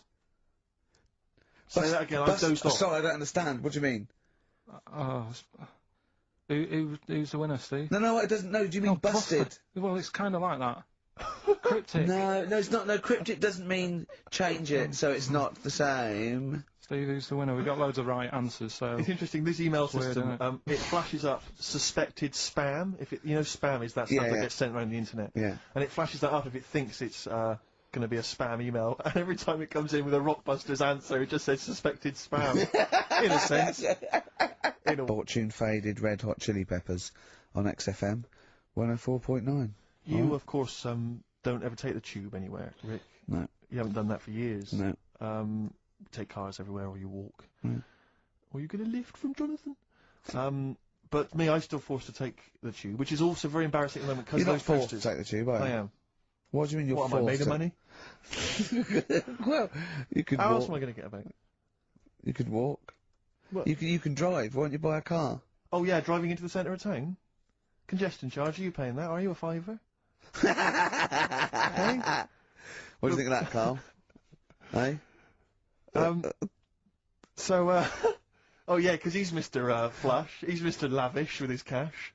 No, Carl I've Wilkinson. moved in closer. No, I'm not moaning about it. I walk everywhere now. Well, good. Yeah. I'm Something pleased about for it. you. Yeah. I'm I pleased for moaned you. about it, but then I sorted it out. But you're Yeah. always whinging anyway. Let's not get on to you, Carl. It's always you, same. you. Yeah.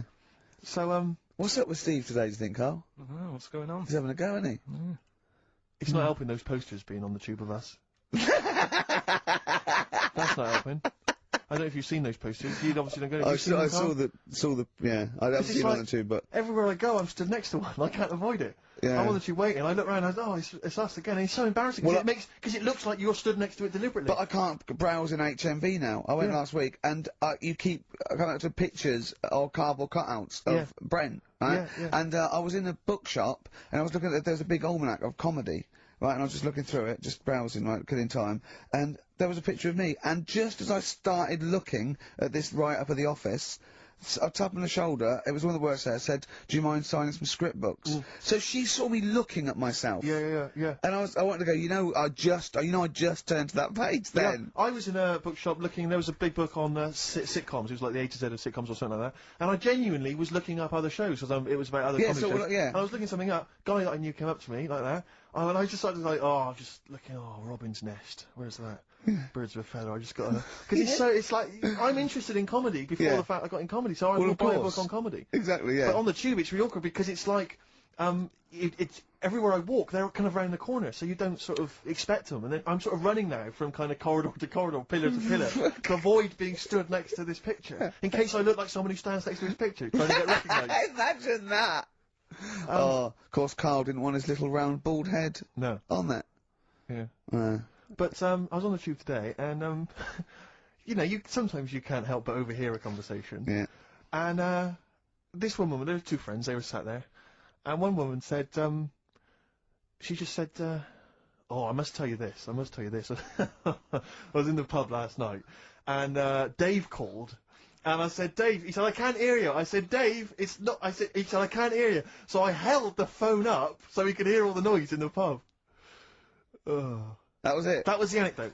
That was the story. And I wanted to lean over to her friend and say, unless this woman has given you a kidney or saved you from drowning, do not be friends with her. Break up this friendship. She hasn't got anecdotes. Because what's that? And I've got acquaintances like that, where you know you speak to me, you get cornered at a party, you know this is the person who has not got anecdotes. The anecdotes, they're not stories. That's it. It's like you're expecting for something else to happen. Never does. Well, I was with Danny Baker yesterday. Oh, yeah. He's brilliant bloke. First time I met him, and we got on like a house on fire. Put your his number straight in your mobile. Well, we've exchanged numbers, because he's got some great anecdotes. You had to delete mine, because you only got so many. I might write with him, because he's funny. He did this thing, and it was absolutely brilliant. He's doing he wrote a documentary, and he's a great guy.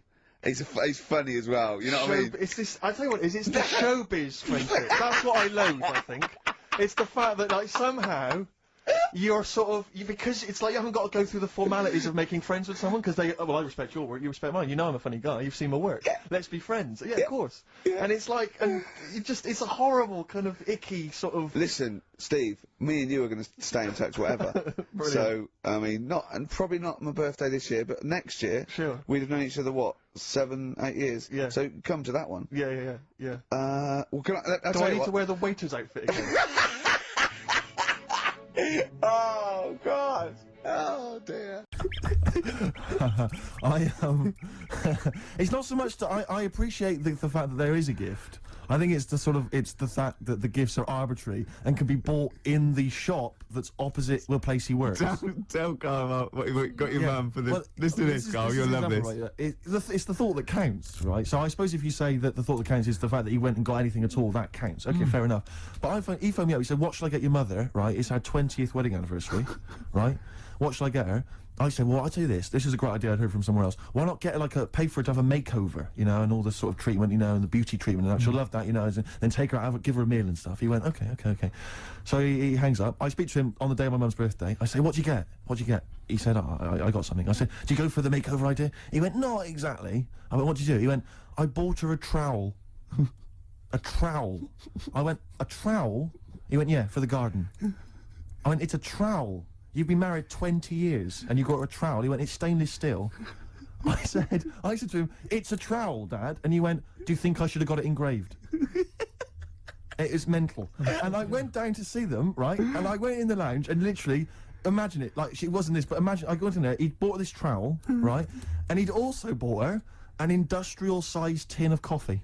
You know those big size ones you have in like hotels. Did he say she loves coffee, Steve? She loves coffee, Steve. He said. I love the fact that's meant to be like the whole family use it. Like she keeps that by her bed. Yeah. Like she's in Stalag 13 or something. This is my coffee. So imagine walking into the lounge, right? She's there. She's got the presents that my sister's bought that.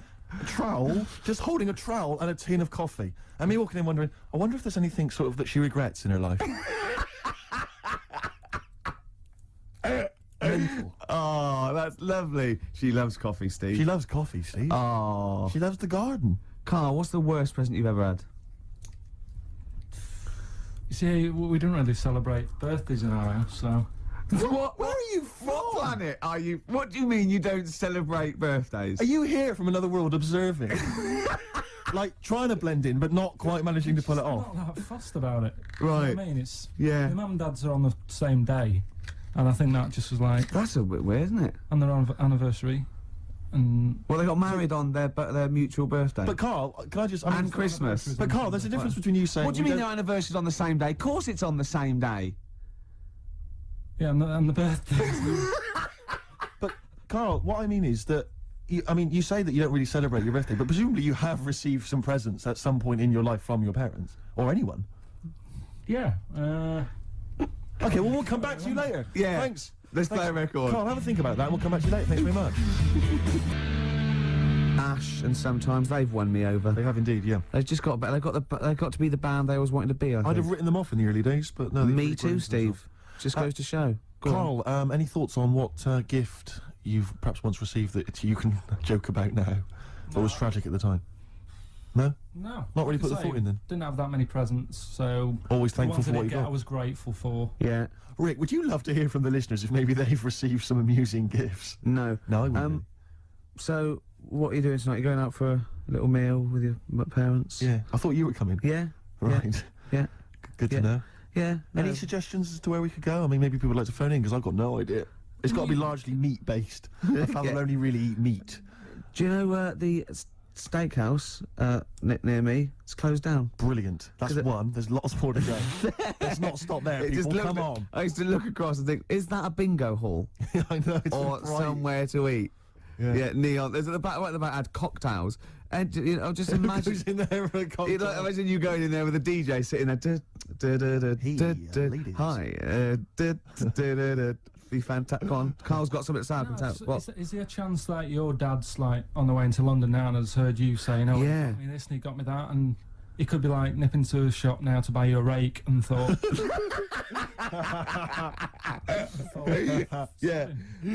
yeah, just think of that.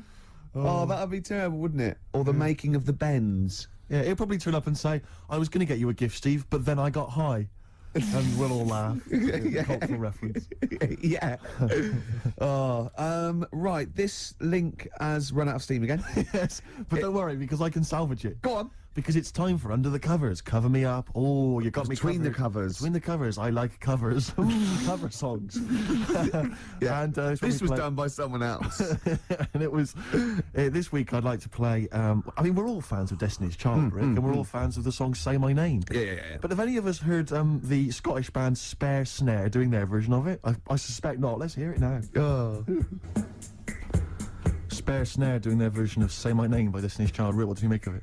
Do you remember Raw Sex that used to be in French and Saunders? Was Roller River on as well? Yeah. Is that basically what it's like? It's a bit like that. Do you think maybe the cover version section's running out of steam? If that's what we're playing. I think we should only ever do sort of 6 weeks a year on radio. Right. And then, you know... and people will kind of remember that.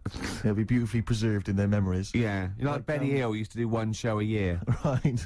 You know what I mean? Imagine how awful it would have been if he'd like do it every week for 2 hours. I don't think he'd have been so successful, to be honest, Steve. I think he'd run out of ideas. Rick, I know that you are tired of coming in every Saturday and doing the show. I know I am, and I suspect many of the listeners are. But maybe we should leave it to the listeners. You know, if they want us off the air, maybe they should just email, fax, phone in. That'd be... I think everything should be like that, though. Vote whether you want to, you know, like a binary sort, like, you know, up against someone, knocks, like Winner Stays On in pool. Yeah. I hate that, Winner Stays On in pool, in pubs. It's just horrible, fascist, isn't it? You want to play with your mates. You don't want to have to beat a bloke with one tooth who just plays pool all day. Yeah.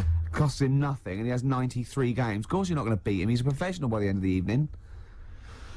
Okay. XFM 104.9. Oh, Merry Christmas. For Hero by Les Fleur. Great bloke, Les. Yeah. Worked with him in Blackpool. Weird. Had very high voice. Can't grow a beard. Yes. But, yeah. I'm joshing. Probably pronounced Les Fleur, innit? Les Fleur. Yeah. We know all that. Oh, we know that. We know that. You noticed all those huge posters advertising Christian O'Connell's breakfast show? They're all over the place now. They're mainly on the tube, like you wouldn't know, Gervais. Right. What with your driver and everything. Imagine if they'd spent the kind of money they must have spent on those advertising our show. I know. And those people were tuning in, and today's show is what they heard. I was actually thinking, right, because we do care in a way. Yeah. We couldn't get over it today, you know. Just to word to the kids, this is what alcohol can do to you. Yeah. It's a sobering lesson. Yeah, it is. Yeah. But I thought, what if this was our first ever attempt at radio? Think how gutted we'd be. We'd go, we're not What right. worries me is it's like, I don't know, it's like in my sort of hangover state, it's like I've kind of woken from a dream, and I've sort of thought to myself, all the stuff we're saying today is what we normally say week in, week out, and we think is brilliant. And it's today we've done it, and it's rubbish, and it's like we've seen the truth. Oh, yeah, it might be. See, yeah, so an alcohol can just not as interesting or entertaining as we thought. See, yours could be BSE as well, though, because I know you're worried about that. I think. Yeah, because you just ate beef, didn't you, for the first 15 years? Largely just beef, yeah. Beef and milk. Mainly uncooked. It was just, you know, they just wheel a cow Often in. from the cow. Yeah, just suckle it from the cow. Now we get complaints about that. We will indeed. I always wondered if Bruno Brooks ever got complaints, actually.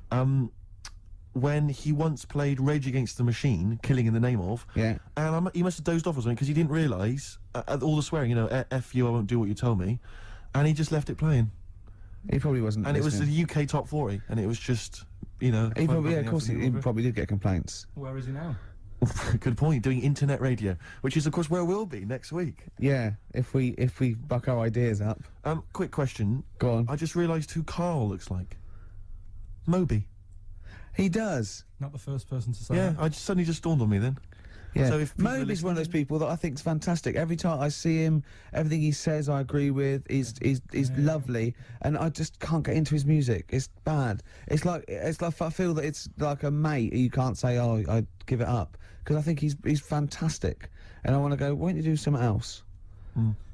For more I bored myself then. If you've got a This pop star that you'd like Ricky Gervais to pass comment on, why not get in touch? Yeah, that's Rick, what are your views on Rick Witter from Shed 7?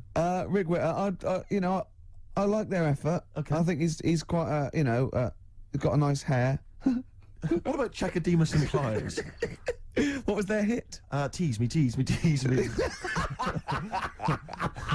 Anyway, more of that next time, I'm sure. Oh, that's it. Are we straight to the song for the ladies now? or Yeah, have we song got- for the ladies. Yeah, let's. Should we just get it over with? Yeah, let's knock it this on the head. Song for the ladies this week, one of the best tracks on Hour of the Bewilderbeast by Badly Drawn Boy. It's, of course, Magic in the Air for all the ladies. Bye. Sorry about that. We're gonna really be good Gonna next sing week. happy birthday, or? Happy birthday to you. But no, we're gonna start work on next week's show. Really, from then on, it'll be year zero. Half Light by Athlete on XFM 104.9. Ricky Gervais, Steve Merchant and Karl Pilkington. Karl, Right. 2 o'clock. Let's get Rockbusters rolling. I should just, if people aren't familiar with Rockbusters, then someone has actually sent in one of their own to test Karl. They've used, I think, the same principle that Karl has, which is, you know, utterly random. Yeah. As you said before, you know, Tenuous. really just try Not and really think of cryptic. something Yeah. that he might Sure, be thinking of. Sure. So, I'm gonna, I mean, she's done it quite coherently, but I'm wondering if I should sort of say it more as Karl might say it, you know, just slightly less. Well, different every time. Yeah, slightly less coherent. So, Karl, this is one for you, alright? Go on. You know, it's Sunday morning.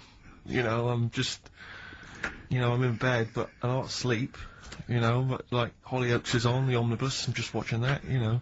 I go and make a lovely cup of tea, you know, in the bed with Suzanne, aren't I, having a cup of tea. What's going on there? Just watching the telly and that, but hang on, I haven't got anything to dunk in me, in my tea. I haven't got anything to dunk in my tea, have I? You know what I mean? I haven't got anything to dunk in there, and I'm just having, you know, what am I doing? Is it What's- LB? It's LR. Oh. LR. So, have a think about that one, Karl. I think I know it. Yeah? Do you? Go for it. Go on. Is it Lionel Richie? It is Lionel Sort of- Richie. What's your logic? Sort of Lionel, and it's like No rich tea. No rich tea. Yeah. No biscuits, no rich tea. Lion, no rich tea. I think we- Lionel Rich tea. Lionel Richie. It works. We've It's done just, one- it's just we've as done one a coherent bit as one of like yours. it. What's that? We've done one a little bit like it. There's nothing wrong with that. I cannot So believe you got it. that's a taster. I cannot believe you got it. I might not have got it without the initials, but that's why we chucked them in, just to help you along.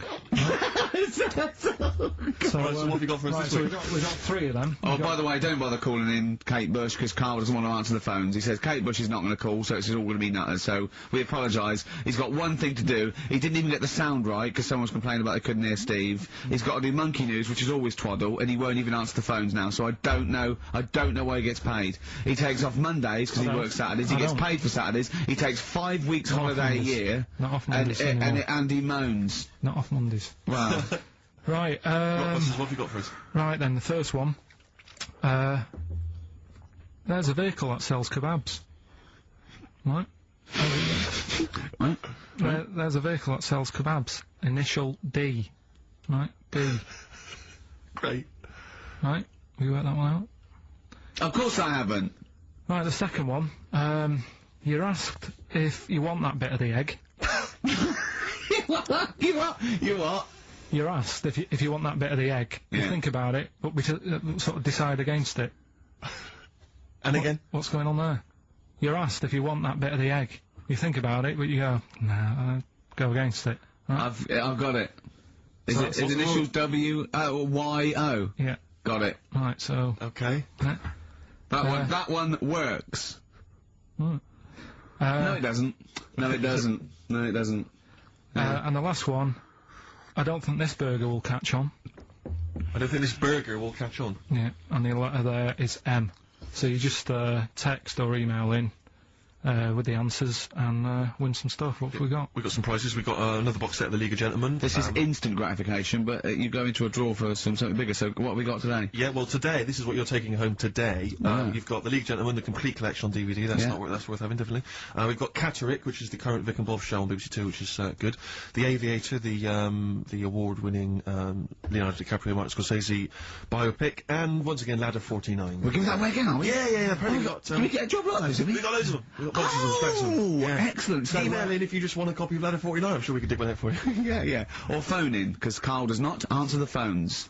Right. And remember, the winner goes forward into the chance to win the big prizes, the signed Homer drawing, the signed Nigel Tufnell poster, and you go to rickygervais.com and see Matt Groening actually drawing that to verify it. Bet Lloyd Karl won't.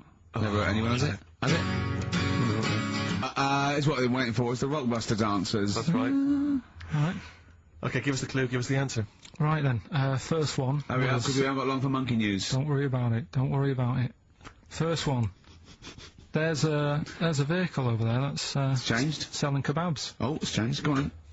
Initial D. Yeah, what is it? That was Donovan. Okay. All right, yeah, okay. Yeah. That Good. worked. I'll give you that. I'll give you that. Yeah. Second That's a one. real clue. Well, they got it. Like they always do, so they're always real clues. Second one. You're asked if you want that bit of the egg, right? You think about it. Then you decide against it. I think I know this one. What was the initial again? Y-O. Is this, John Lennon's, wife, Yoko Ono? Yeah, that's I right. think that was her name, Yoko Ono, was it? Yeah, it's Yoko No. That was, It was Yoko No. No, you've got it wrong. You're thinking about it. You asked if you want a bit of the egg. Yeah. You go, yolk. You think about it. Oh no. Oh, so you say it twice, you stutter. So No, it's no, Yoke, no. Yoke, oh no. No, you do No, it her wrong. name's Yoko Ono, though. Yeah, Yoko Yeah. Ono. Listen to the clue again. Okay, no. Listen to the clue. So what you say is, do you want this bit of the egg? You think, oh, what, the other bit? No. Yolk, oh no. That's Yolk, right. oh no. Yolk, oh no. Yolk, oh, no. Oh, yolk. Yeah, go on, brilliant. Yeah, okay, yeah, Yoko, no, yeah, go on. Works Yeah. perfect. Next, yeah.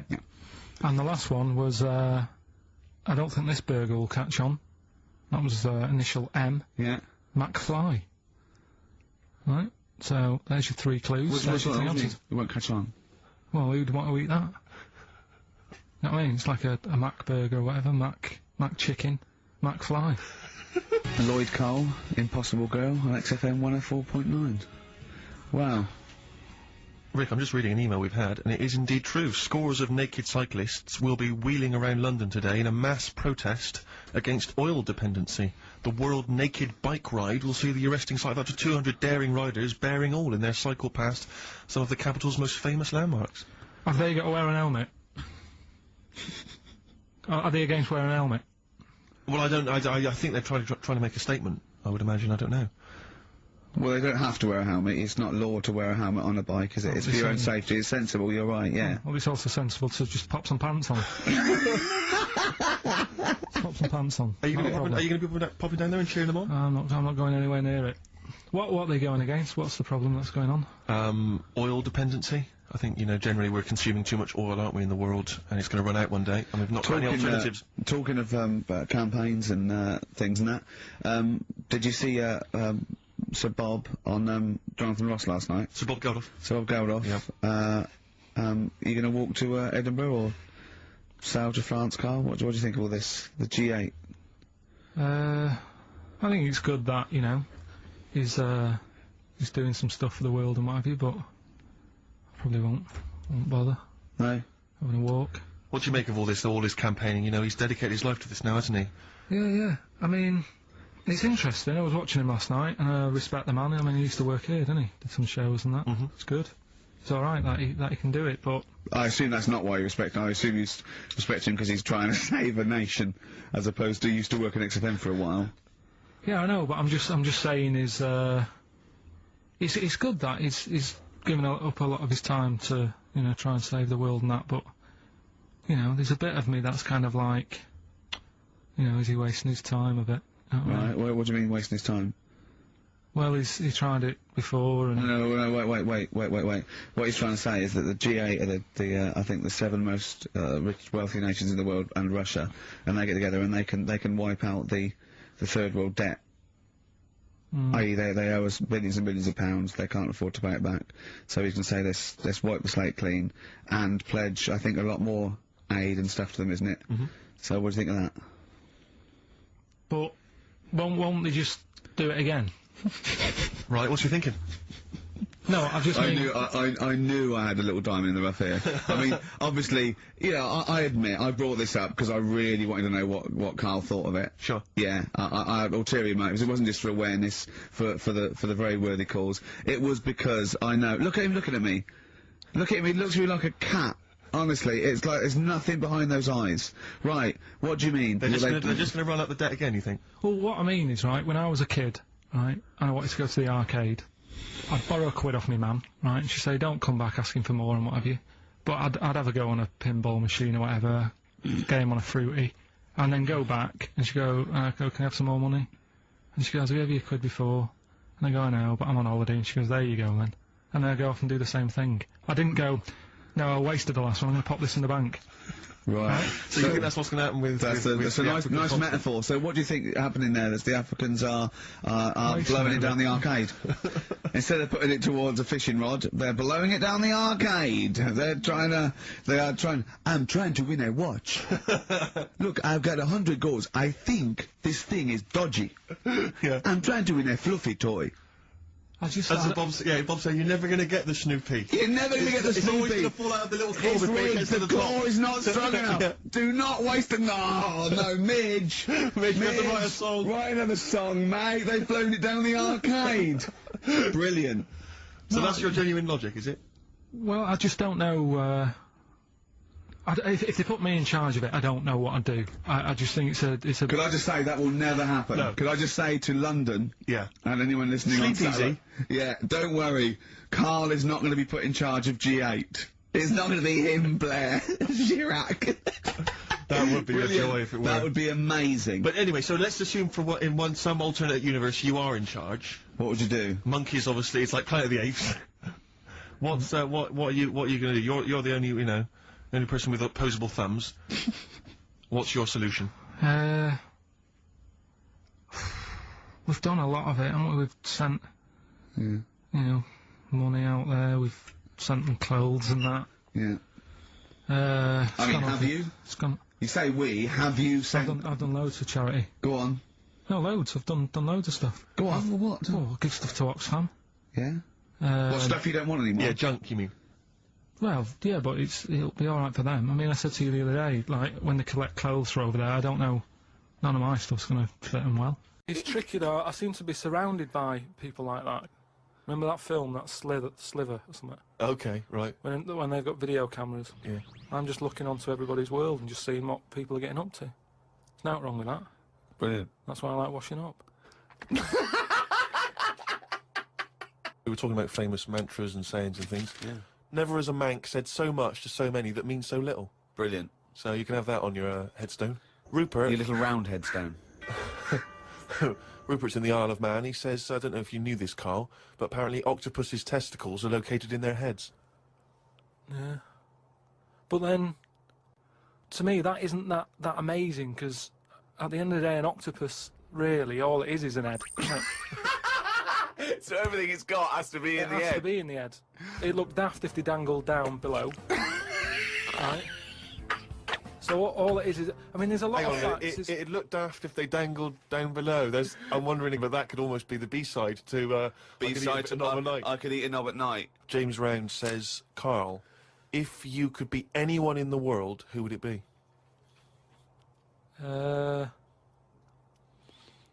Dead or alive. Why would you choose to be a dead person? No, but sometimes, like, there's people who are now dead, but everybody raves about them. What I mean is, Oh, just answer the question. Who would you be and why? It's someone you admire or you think had a good life. Just answer the question. But what I mean is, it's good to be remembered, like Winston Churchill is remembered as being a decent bloke, but I wouldn't want the hassle that he had. So I don't want to live his life. Right. But it's good to be... You'd like to be Winston Churchill, but you'd like to have a paper round instead of... saving the world. Yeah. Well, that's what I mean, but is he saying whose job would I want to take on? It's not that complicated. The question is this: if he could be anyone in the world, who would Karl be? That's the question. That's all the information I've got. A lot of responsibility on a lot of jobs, isn't there? So, some of the names flowing through your head now? I was thinking Bruce Willis. I never expected that! I never expected that! So his responsibility in your mind is what? Saving people who are trapped in a building with terrorists? Well, yeah, maybe, you know, his worries are different worries. With, you know, people who have a lot of money come other worries. Yeah. Do you know what I mean? So Bruce Willis, he's always going on these marches, isn't he, saying stop war and all that. Mainly because he's got, you know, he's got more to lose if there's a war. He's got loads of houses. One of them's going to get damaged. Whereas if you're poor, you've got the one house. If there's a war, it's like, oh, just end it all for me then. I'm sick of it anyway. Do you know what I mean? Sure. So Whereas Bruce, yeah. With successful life and happy life, there's more for you to lose, is what I'm saying. Right. Like at the moment, because I've finished a job that I've been at for 10 years, right? I've finished working there, so suddenly I've got my timetable's a bit out, and I haven't got enough of a routine, and I'm a man who likes to know what I'm doing. Right? Yeah. So now suddenly 5 until 7, washing up with no thumbs. I've sort of turned into like an old person, where the little jobs that you shouldn't enjoy are now the main event. So but hold on, how old are you? You're 31, aren't you? 32. 32, and you're pottering around, not knowing what to do with yourself. Well, like yesterday, Suzanne's shoes needed to go to the cobblers, right?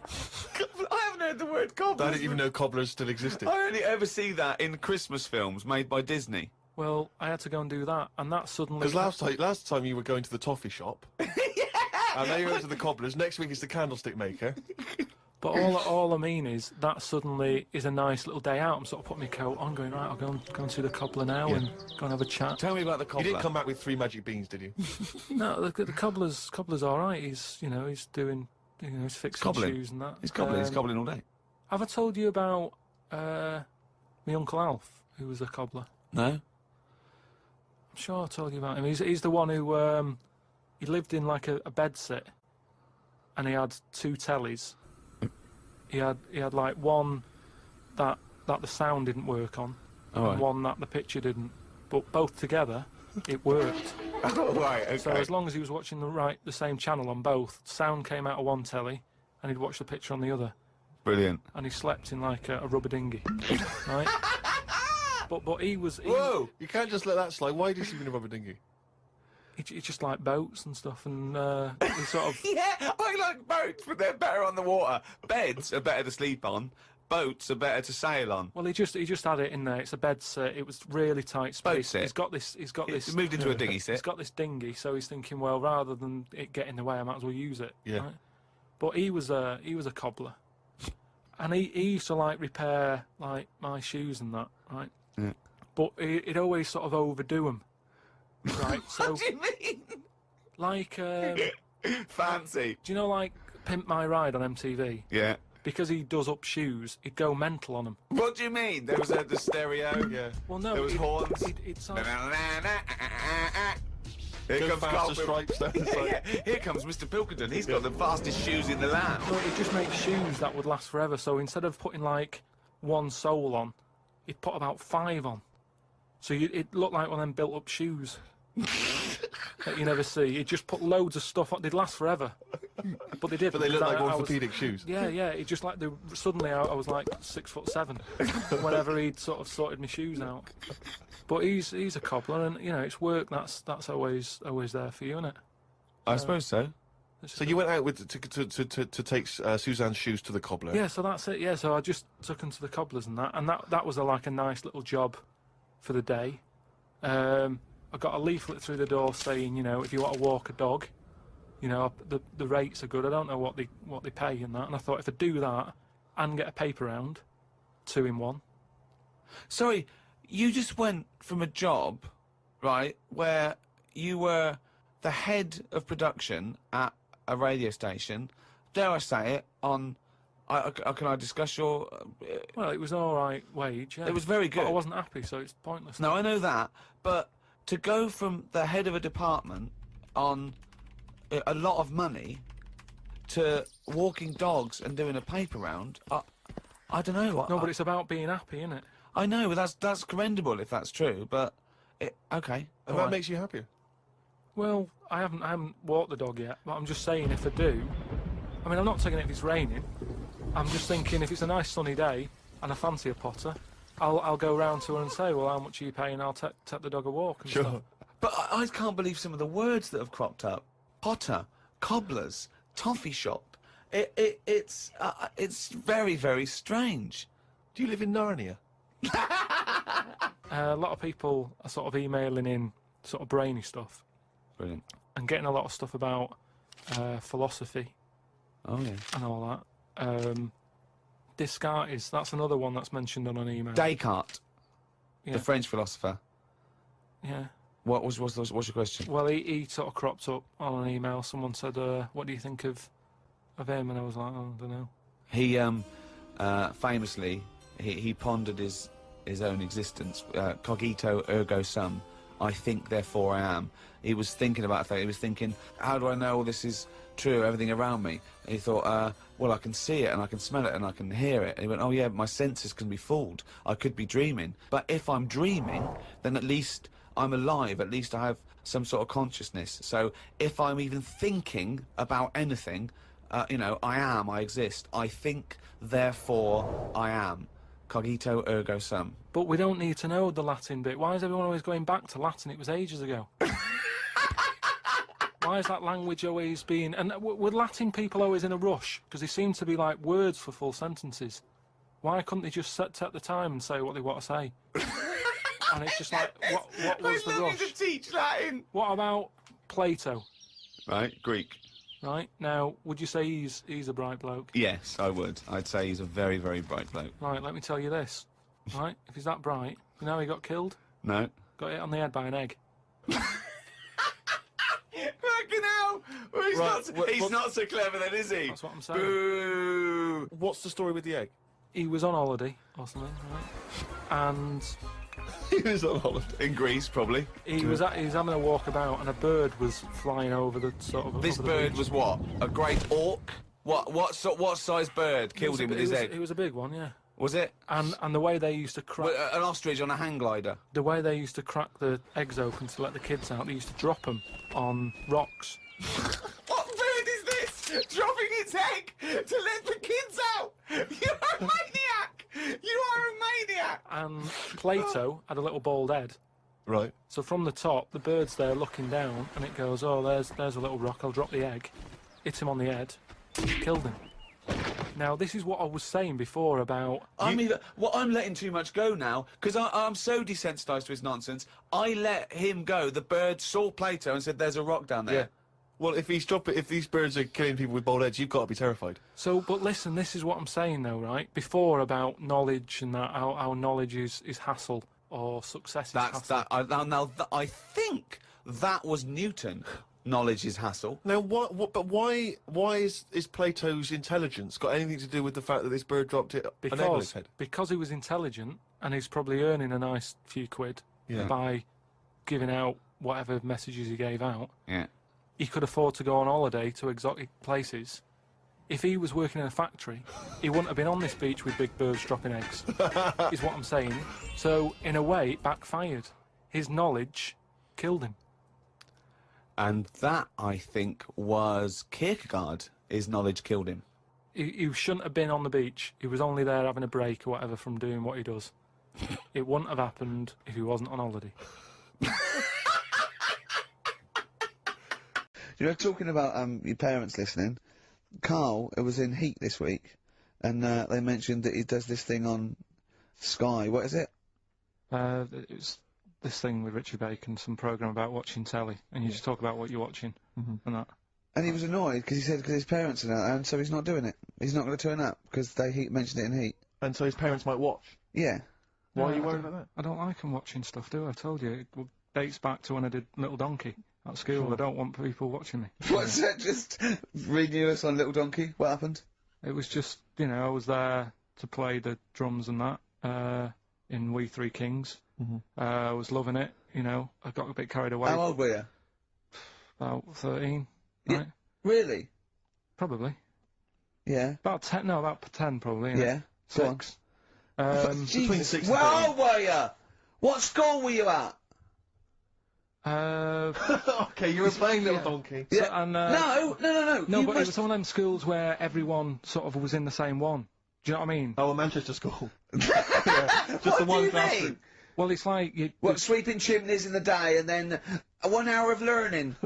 What are you talking about? What school were you at? Was it infants, junior or They secondary? didn't really do that. It was What one do where. you mean? You did that. They still have to abide by the laws of the land in Manchester. No, but it was a lot more. Like you had infants, but you Yeah. also had like the older lot. There's kids there who, when you're in the younger year and that, you'd see kids and you go, "Is that?" Talk English and use terms that people do when they're talking about schooling. I don't even want to talk about this. No, how old were you? What oh. I'm guessing maybe 6 or 7 or 8. So you went from 13 to 6? Yeah, but like I say, it's hard to remember because. Imagine if you were giving evidence in a trial. Yeah. How old were you? I don't know. Yeah. I mean, I don't know. I can't really narrow it down other than 7 years either way. You know, theoretically, Yeah. he could get called up for jury service. Right. White stripes. Hardest button to button on XFM. That's a frightening thought that you came up with before the break. That Carl on jury service. Karl could be responsible for Yeah. someone's rest of their life. Yeah. Because jury service, that applies to anyone. Anyone could get sent the form. I think you're obliged to go unless you have a really decent reason not to.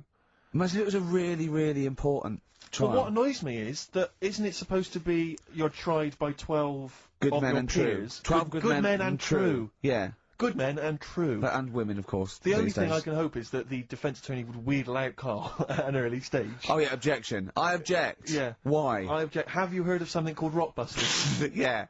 Well, sorry, you can't just object on that. Okay, then what if I tell you my client, standing trial, is a little gay Chinese fella? And here are some of the tapes Yeah. from XFM. My What would you do? suspicion is he's prejudiced. So how does it work then?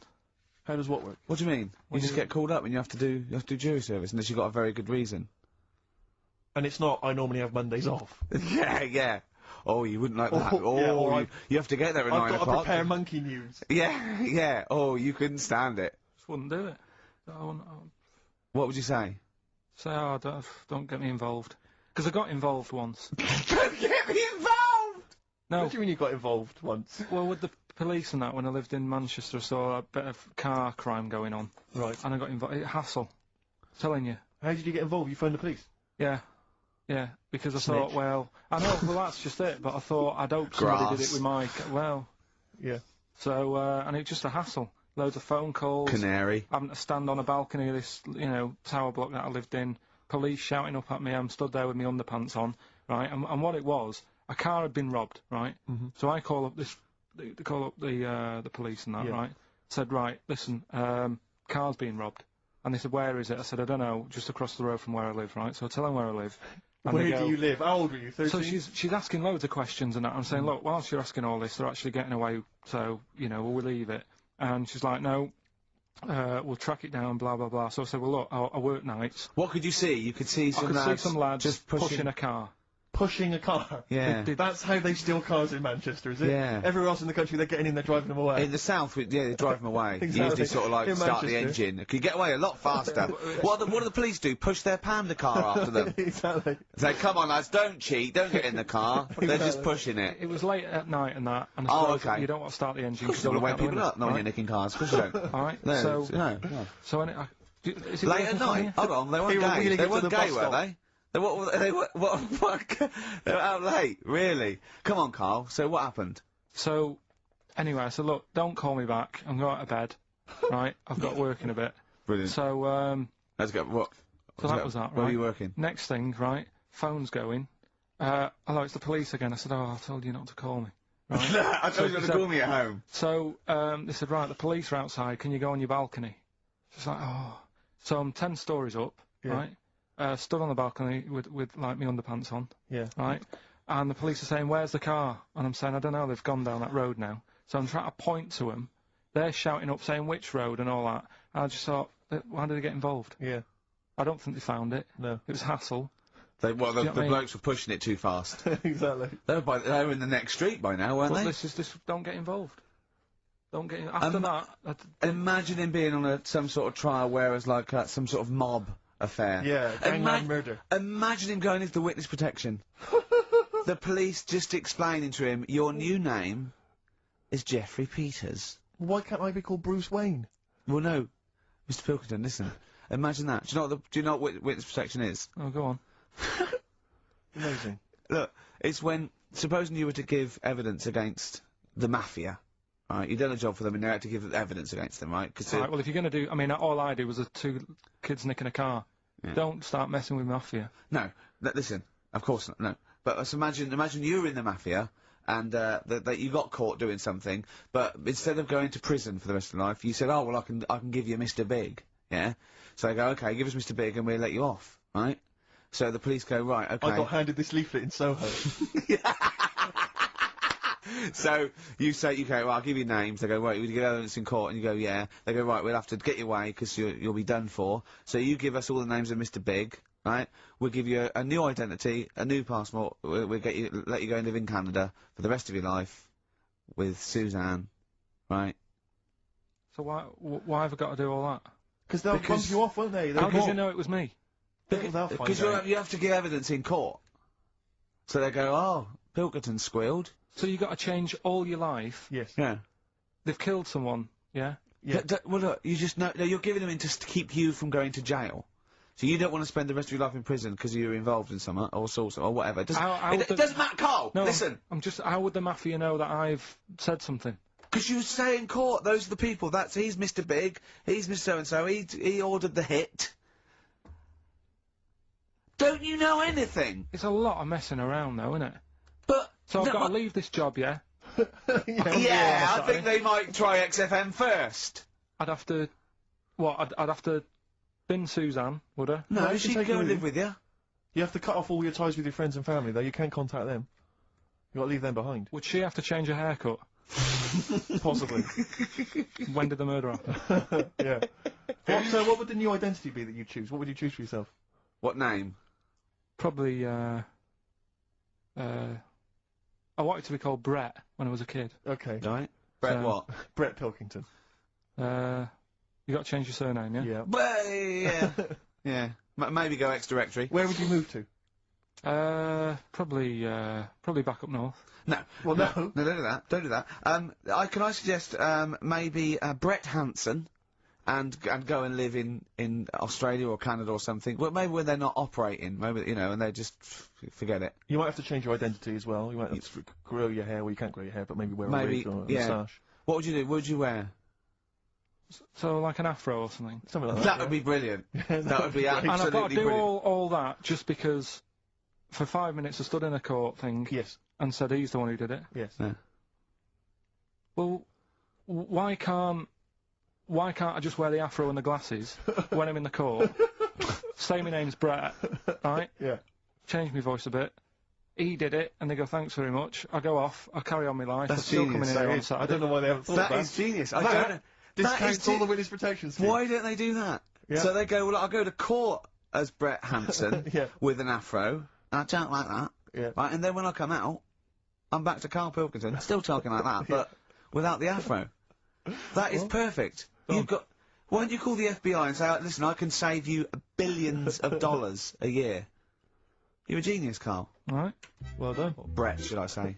This is an email we've had saying, Karl, what do you take by the well-known saying, a stitch in time saves 9? Oh, a stitch in time saves 9. Yeah.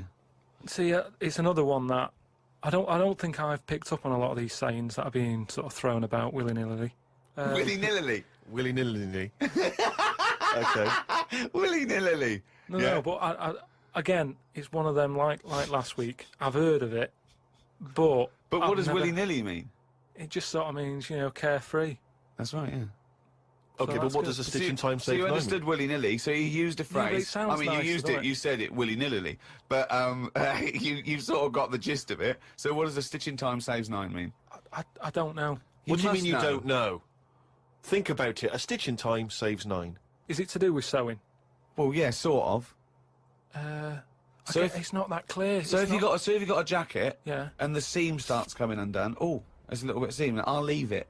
Oh, it's getting worse and Right, worse. Soon right. your sleeve falls off. So you just need 1 stitch there. That'll do it. If you do it now, later you'll need 9 stitches, and that, of course, is an analogy to other things.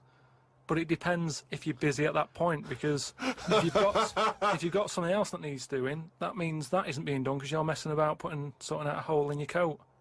Is what I mean. Yeah. You can't always do stuff straight away. So maybe, I don't know. I don't know if there's a sort of a middle ground where you don't have to do it straight away, but stitching A stitch sometimes time, today. say in 15 or whatever, meaning you don't have to do it straight away, but just do it before it gets really bad. Brilliant. Do you think yours is less poetic than a stitch in time saves 9? So yours is, this is what you wanted to be a quote, right? Where, well, you could do it now, but if you're doing something else, then, you know, well, don't do it immediately, but do it soon so it doesn't get really bad. Karl Pilkington. No, but it's the same. That's the same way I treat most things in life. It's like I never go to the doctors unless it's really That is bad. sensible. That is very good advice. No. That's brilliant advice Well, for it is, anyone though. listening. Never go to the doctors. Unless it's really bad. But that's why a lot of people, you know, die because they don't want to bother the doctor, or they're mildly embarrassed, or they don't know symptoms, bad symptoms. Go to the doctor if you're not sure about something. Like you were terrified to go and have your prostate. Still not doing it. Why not? I wish I wouldn't talk about it because now Suzanne will listen to this and she'll go, "Oh yeah, you haven't been," and start dragging it up again. But why are you worried about a little a qualified doctor? I don't know what they're doing up there. What they What just year pop are we in? They. What are you talking about? They pop their finger up. That's what I mean, though. Why? Why are they still using the index finger? What, would you prefer the forefinger or the thumb, would No. you? No, what I mean is, we've got... Or a thumb on a stick, some kind of thumb on a stick. Yeah, would you prefer it to a be mechanical thumb, a robot thumb? Why isn't it just a little camera? Well, they put the camera up if they initially discover something. But just put the camera up straight away. If I'm No, paying they for don't the need visit. to. They pop the finger up, feel that the prostate isn't swollen, wiggle it around a little bit up your back passage.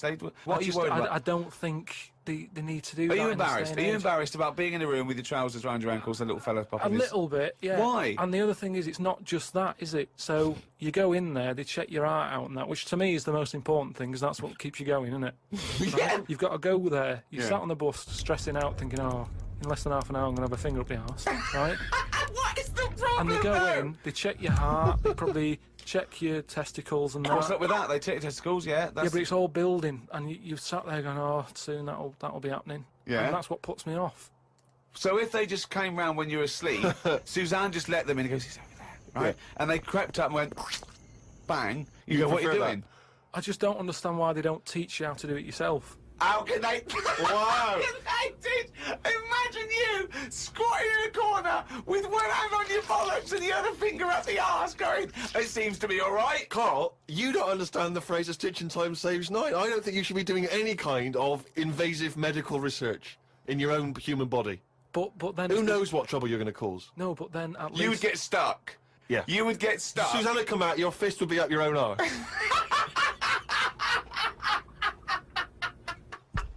Harry from Canterbury wants to know whether any of us have ever had any cruel nicknames. He claims that he's quite tall and rather hirsute, and he says he's often called Lurch or Wolfie. He's always thought that Karl looks a bit like Mr. Potato Head. Yeah. No, there's no potato that round, but I suppose you could fashion a potato to be that round. Yeah. Maybe we could, if anyone can carve a potato into the roundest head ever, Yeah. pop a couple of eyes on it. Make it look as much like Karl as possible. Exactly. But yeah, any nicknames? Did you ever have a nickname, Rick? No, mine was boring. I didn't have any. It was just around the name, like Jerv or something like that. No, I didn't have nicknames. I always wanted a nickname. I just thought it was quite cool for some reason, particularly because gangsters always seem to have nicknames. You Lefty. know, Fingers, Yeah. Lefty, yeah. Scarface. Yeah. And so I decided that I thought, because no one was giving me a nickname at school, it was kind of annoying, or certainly not to my face, Yeah. that I decided to just come up with one. Yeah. And so I remember I was at lunch once, and I just said to my mate Phil... How old were you? 12, 13. Brilliant. I just said to him, Phil, don't know if you know, mate, but, people aren't calling me Steve anymore. Everyone's calling me Spud now. Now, I don't know why I thought Spud... It's weird, we should talk about Mr. Potato. I don't know why I thought Spud was a cool nickname. I think It's a grown-up name, though, isn't it? and it's also because I think it sounded like it was probably either something that you'd find in one of those kids' books, like the Famous Five, or like the Bash Street Kids. There'd be Spud, and I always imagine with Spud, he's not the leader of the gang, but he's a reliable member. I think You know what I mean? Spud is the biggest lorry driver in one particular sort of car park. Yeah. And here comes Spud. Yeah. And he gets out, all right, boys. And he's big and massive, and Spud can eat 2 breakfasts. Exactly, yeah. But I just, in my mind, it was, that I would be one day part of a gang, and it's, I'm Pinky, this is Jojo, and the tall guy's Spud. And you it know, didn't catch it on, did never it? really caught. And he just went, oh yeah, right. And no one started, and I was hoping he'd go, everyone's calling Steve Spud. Yeah. But of course... Hey, Spud, the first time I said Spud, you go, what? Yeah, exactly. You'd be really proud, wouldn't you? No. Did you have a nickname? Not really. I mean, there was a lot of people on the estate that I grew up on. You know, nicknames are big things on estates and that. Yeah. A lot of my dad's mates, right?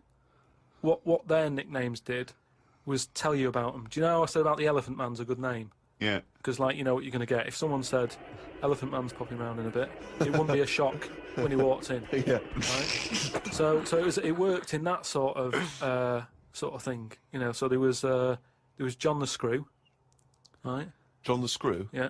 Well, he had sex a lot, or he worked in a prison? No, he had a DIY shop. So you had him, right? There was Fred the Veg. Yeah. Which is... I assume it's because he was at the same IQ as you. Or he was in a coma. Yeah. Right. There was my uncle, Tattoo Stan. All right. Yeah. He had like loads of tattoos that he'd just done himself. Oh my God. The problem was, because he did his tattoos himself, the ones on his left arm were really good. Because he was right-handed. On his right arm, rubbish. Right? So there was him. Great. And there was Jimmy the Hat. Jimmy the Hat? Yeah. Did he always wear a hat? No, he didn't. That was the point there. That he never wore a hat. That's amazing. Brilliant. How can you pick up on someone never wearing a hat? How would you ever notice? I'll tell you what, I've noticed something about Jimmy. What? Go on. He doesn't wear a hat. Why was he not called Jimmy the Parrot? Because he never carries a parrot. No, but that's just the way. I mean, that's how they work in it. I mean, Here comes Jimmy 3 Legs. Why'd you call him that? He hasn't got 3 legs. I didn't really have one apart from like I had a CB. You know, like when you'd go on a CB radio and have a chat to people. Oh, this was a craze in the was it late 70s, early 80s? Sort of early 80s. And it was just short band radio, wasn't it? Everyone had these little handsets and they'd speak to each other in the sort of local area. Yeah, it was mainly, I think it started off with like lorry truckers drivers, and isn't it? that. Yeah, truckers, yeah, because there was that thing from like about 1977, Convoy. it was Convoy, yeah. Yeah, so I had one of them, and the handle, I had 2 Handle different mean names. is your nickname, your yeah, name? there's loads of code stuff. Yeah. I had a couple. I had there was Pilkey 01, because Right. like I say, there's a lot of Pilkingtons and that in Manchester. So if someone wants Pilkey 02, it's open. Do you know what I mean? They can have it. And then like it's people scrabbling. Oh, I want a Pilkey one. And then because I did boxing and that, Well, you did it once. Yeah. I'd Boxer Boy, because I thought that's quite a good image as well. That's kind of like people going, oh, don't mess with him. Do you know what I mean? Yeah. If he asks what your handle is, tell him. Do you know what I mean? Yeah. It's Boxer Boy in that. Yeah. So just had them 2, and I used to just go on there and. Pointless. What is the point of this? Well, you just meet people, don't you? And you So- don't meet people. You say, "What's your handle?" They go, "Box Boy." What's yours? Rubber duck. All right, cheers. No, It's but ridiculous. then you'll say like, then you go, oh, what's your 20? What's that mean? That's where are you? Well, why don't you say, "Where are you?" Because just in case there's someone who's listening in who you know, you hear about this all the time, don't you? People listening, jotting stuff down. Oh, right. So, just in case someone in the world doesn't know what handle means, they're out of the loop. They're out of the loop. It's not a difficult code to crack, is it? If you're trying to track someone. It's hardly the head of the mafia talking to each other because the FBI are on the wire. It's ridiculous. Like, I go, oh, you keep saying that, what's your handle? And they come back with something else. I can't work out what's going on. No, it's like anything, isn't it? That's what codes are all about, isn't it? You set them up and that. Go on, and tell me the code then. Reveal at long last to the world what these codes are. Right, so what's your 20? Where are you? This is better than the Enigma. Yeah. Right, now here we go. Right. How many candles are you burning? Does that mean how big's your car or something like that? Horsepower or something? See? No, that's Oh, how old what are you? time is it? No, how old are you? How old are you? Okay. Right. How many candles are you burning, of course? Yeah. So what's the answer come back? You go, I'm 15. 14. Brilliant. That code, there's no one going to work that out. I wish you'd have kept a diary of this, because this has been fascinating. Now and again, someone will come in and go, side on, right? What's that mean? And that means, like, there's someone sat there listening into this chat and going, this sounds interesting. Yeah, no, it doesn't. Unlikely. Yeah. And they want to join in, so they sort of go side on, you go, side on, bring it in, right? And they go, all right. How many candles are you burning? Yeah. What's your 20? That's it goes round again. Yeah. See you later. What's your 20? How many candles are you burning? Oh. And, I mean, it seems to me that what you should have done is made a note the first time, so that when you then speak to them again, you don't need to ask them those questions. Can I just confirm that you're burning 15? A retro cut there, Thin Lizzy. Don't believe a word on XFM 104.9. I'm Ricky Gervais, with me Steve Merchant. Bubba-doo-boo, who's that over there? It's Carly Pilk Boys. You alright, Carl? That's clever. How you doing? Yeah, I'm alright, yeah. Yeah, come on, up, bigga bagadoo, up, yeah? Project. There's people out there wanting to, cheer up their Saturday afternoon. We're the boys for it, yeah? We're like quick fitters. Yeah. Come on. All right, Carl? Yeah. Come on. I'm alright, I'm up for it. That's it. This is the height of excitement. This is it, is it? That's how This you is sound when you're 100% This is you excited. off your head, is it? High on life. Christ. What did Suzanne say about you saying about a big ass? Go on. She heard about it. Should we recap Yeah. what happened last week? Well, the week before, he said that her haircut looked like Dave Hill from Slade. She didn't like that. So next week I said she was a bit grumpy. He went, yeah, I didn't mention her fat ass. Still thinking that she would never hear about this. Yeah. What happened when you went home? She heard about that off her mate, Yeah. and we sorted it out. Didn't have to buy her anything. I just sort of said, come on, you know what the show's about and that. Stop moaning. Right. That was alright until about Thursday, when I was reading about, do you know, like they say, there's like two worlds and that, and whatever I'm doing now here, there's another one of me doing the same. Yeah. But Well, no, he's probably taking some time off. He's probably having a week off. yeah. But I was just talking about that, and she was saying, nah, that doesn't happen. And I sort of said, well, they definitely won't have a haircut like yours. Right? So And again. that sort of started the Yeah. argument again. It's almost like you haven't learnt your lesson. Also, it's like you're talking about it again on air almost, in a way, so our mates can hear again. It's very short Shall we do it learning again curve. now? Shall we do it again? You know, Carl, if there was if I cut a hole in a box and you knew there was an orange in there, right, and you put your hand in, would you be stuck there trying to get that orange out, do you think? Or would you just, like, let it go and sort of tip it upside down to get it out? What do you mean? I think that answers your question. Is that a cardboard box on your hand? So, is there any other things you want to criticise Suzanne for while we're on air? Anything else? Anything that's been niggling that you feel you should get off your chest? The hair, the arse. Nah, leave No? it. Everything leave else it. is Yeah, fine. leave it. Leave it. I think so. Okay. That's good. I think leave it. Well done. Now, can we just check what other big Karl features have we got today? We got Monkey News. Got Monkey News That's coming up. important, yeah. Got a bit of got Rockbusters, Uh-huh. and the film thing. That Still not got a name. Yeah. The film thing. just me and a film and that. Mhm. And Brilliant. this week we're digging out the old the one when I'm in One Flew Over the Cuckoo's Nest. Right, so you're going to make Jack an appearance. Nicholson, brilliant film. Yeah, brilliant film. It was my favourite film till I saw Godfather. It's better than that. Well, yeah, some would say that, yeah. No, it is. The storyline's more interesting. Than I that, didn't know innit? there was an actual answer. I didn't. Sorry, it's what's best? One Flew Over the Cuckoo's Is Nest. it? That's Okay. fact, Rick. Oh, right. Okay. Where's Godfather? Because I want to know. Because I don't embarrass myself. Or is it my fourth favourite film or something, or? Probably about fifth. My fifth favourite film, is it? Brilliant. Talking of lists. I suppose I like Kez and the Elephant Man, do I? Do you? Lists, Rick. I don't know if you saw in the paper. I think it's on TV this evening. It's as voted for by viewers of VH1, the music channel, and they've basically come up with a list of the greatest pop culture icons ever.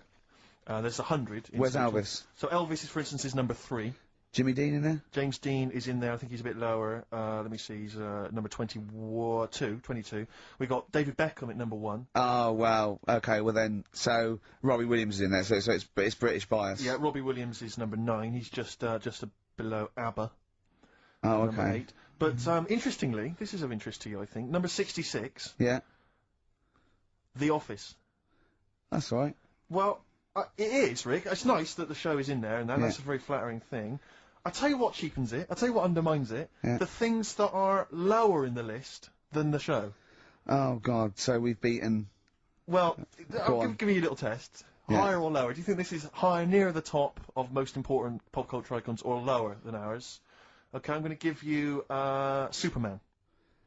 Well, international, been around since the 30s, one of the biggest icons on the planet. I'll say higher. Lower. But, yeah. Ludicrous. Okay. Do you think higher or lower? Neil Armstrong, the first man on the moon. This guy's been to the moon. Well, I'd say lower then. Lower. Yeah. Yeah. Yeah, but is that saying the people behind the rocket or just him? Because he just sat in it, didn't he? He just sat there, he didn't do anything. No, but it's the what icon. he's symbolic of. It's not how much work went into it. Alright. A few others. What about things like Coca-Cola? Oh no, they don't really count. It tends to be. So it's not. They don't feature. I mean, Mickey Mouse is in there. What do you make? What do you reckon? Tom Cruise, higher or lower? Tom Cruise is the #1 box office movie star in the world. Well, presumably lower. He's then. lower. He's number 81. Just about scraped in there. And it really is a list drawn up by people who've just sat at home and looked along their video and book collection. Yeah. Office, yeah, that's good. Well, I think it is a reflection of that, but it's always the same that they you do an HMV poll and it's Pet Sounds, Revolver, Let's Get It On, Robbie Williams, Life Through a Lens, because it's it's the people that vote. It's a reflection of like those massive, you know, what's big at the moment. I was the most powerful man in comedy. Let's not forget. Yes. 1 year ago. Yeah. Wonder where I'll be this year. See, if that had been the laziest man in comedy, you'd have got my vote. Interestingly, though, at number 26, Karl Pilkington. Oh, imagine. All possibilities. Badly Drawn Boy on XFM 104.9. I'm Ricky Gervais with me, Steve Merchant, and little Carly Pilcoids. Rick, Susie's emailed. Yeah. She wondered if you could give a massive hello to Hannah and Charlotte and all in the sixth form at Cobthall School. Yeah. She told them to listen. Would you give them a massive hello? shout out. Yeah, no massive. disrespect, man. Where are they from? I don't know, I can't quite pronounce it. Cobthall School? Cobthall Massive. Yeah. They're probably Cobthall known Massive, as. Yeah. So good luck to Suze and Hans and Charles. When did we start doing dedications? I feel we should, because I've always felt that's just something that's lacking on the show. Interaction with the audience, you know? Interesting only to the one person whose name is mentioned. Of course. But that's how proper DJs fill up their time. They don't talk about monkeys and, you know, and all that kind of drivel. Oh, do you think monkeys are drivel, Carl? Well, we'll still be doing a bit of monkey news. It doesn't matter how much you have a pop at it. It's coming up in a bit. Yeah. Got some good stuff this week. I know it's been a bit dull last 2 weeks. Well, no, it's not been dull. It's been totally untrue. As ever. Bordering on the impossible. I mean, monkey dating, saying what tree are we meeting in? You believe that sort of drivel. So, I mean, oh, God. Jonathan Ross told a story about a chimpanzee once. It was about, but it was about how it escaped from the zoo, and it jumped on a bus. Right. Okay. Interesting. Funny. I did that one. But is there possibility in that one being true? I did that one. I think you said something like he drove the bus, or he was conducting it, or I collecting think you fares. said he took it to Spain. Do you see the difference? It's that little stretch of credibility that means it's all shite. How is Jonathan Ross? All right. Is he? I wondered how long it would take before his name popped up. How is he? How is the old man? Looking forward to his birthday Monday? Oh dear. Yeah. I don't know if any of the listeners saw Ricky on Jonathan Ross's TV show last night. Yeah. What? I mean, man alive. What? Well, that's not an interview. How is that an interview? What? It's not. He wasn't interviewing you. It's like two pals just having a laugh. And if we it was like it was a family do, and you just happened to film it and stick it on the telly. My friend made a good point. It was like any minute his kids were going to pop out, sit on that sofa next to you, and go, "Oh, Uncle Ricky, do the little dance." It was unbelievable. I mean, what were you wearing for a start? What's that? Some tatty old jumper like you'd just been doing some artexing and you'd gone pot round with it. We're having a couple of drinks. That was Lambretta. Was it inside out? Trendy jumper. How do you keep getting things with the St George cross on it? What do you mean? That's the only one I've You've got loads of stuff. T-shirts, jumpers, shoes. No, I've got a Union Jack. underpants.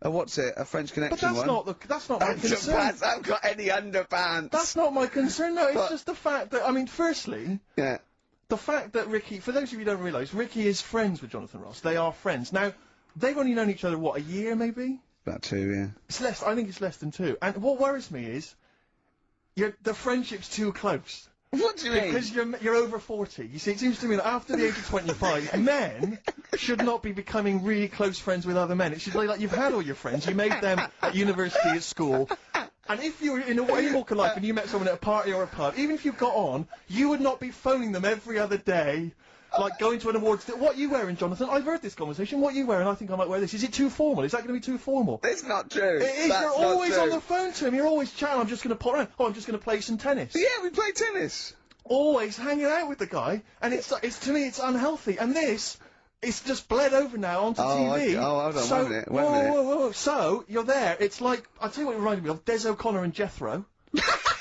coming on to plug his live video. Or Tarvey and Kenny Lynch. And then at the end of the interview, after they've been, mutually backslapping, he gave you a pet. Coldplay and In My Place on XFM 104.9.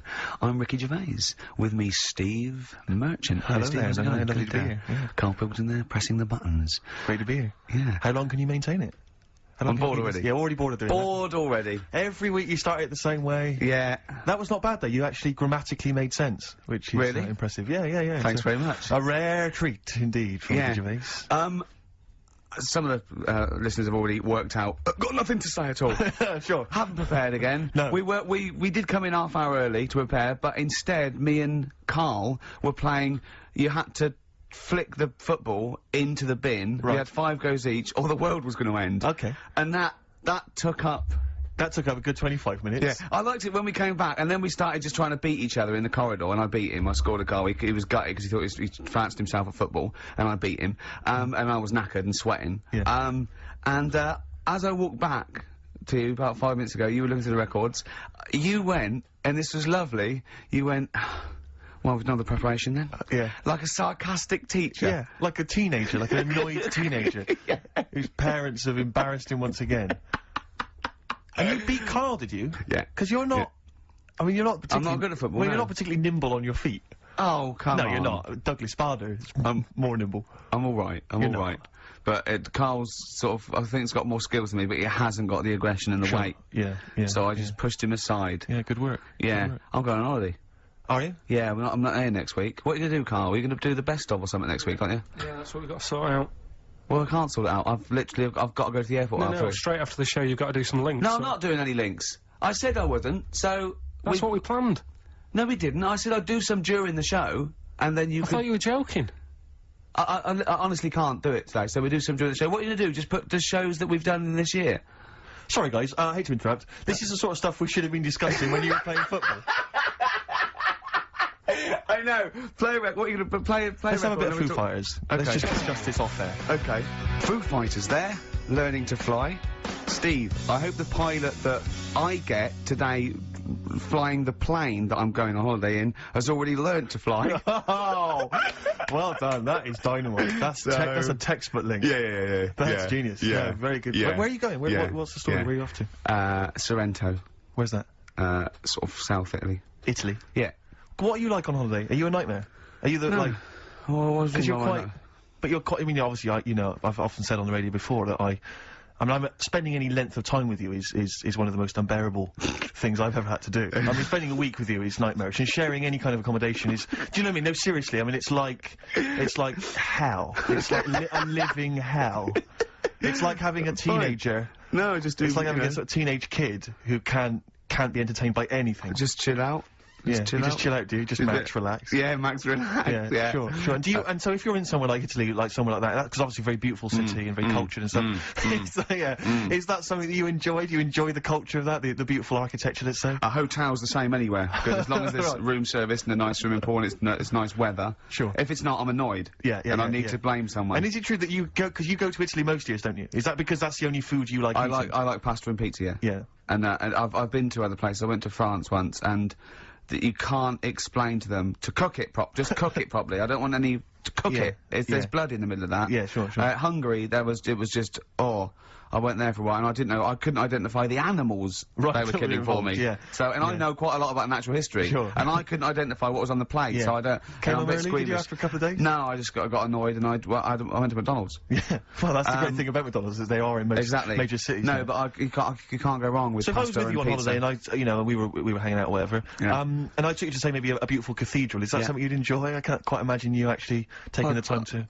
Well, as long as it's not a very long walk, we don't have to stay there more than a couple of minutes. I'd love to look around places. Right, so you'd look at the cathedral. Yeah. That's taken, you know, that takes people's breath away. You know, people travel from around the world to see that. You would, and how long would you stay? I don't travel around the world to see it. I think they go somewhere and they go, well, we might as well look at the cathedral. You can't miss it. They're huge. Yeah.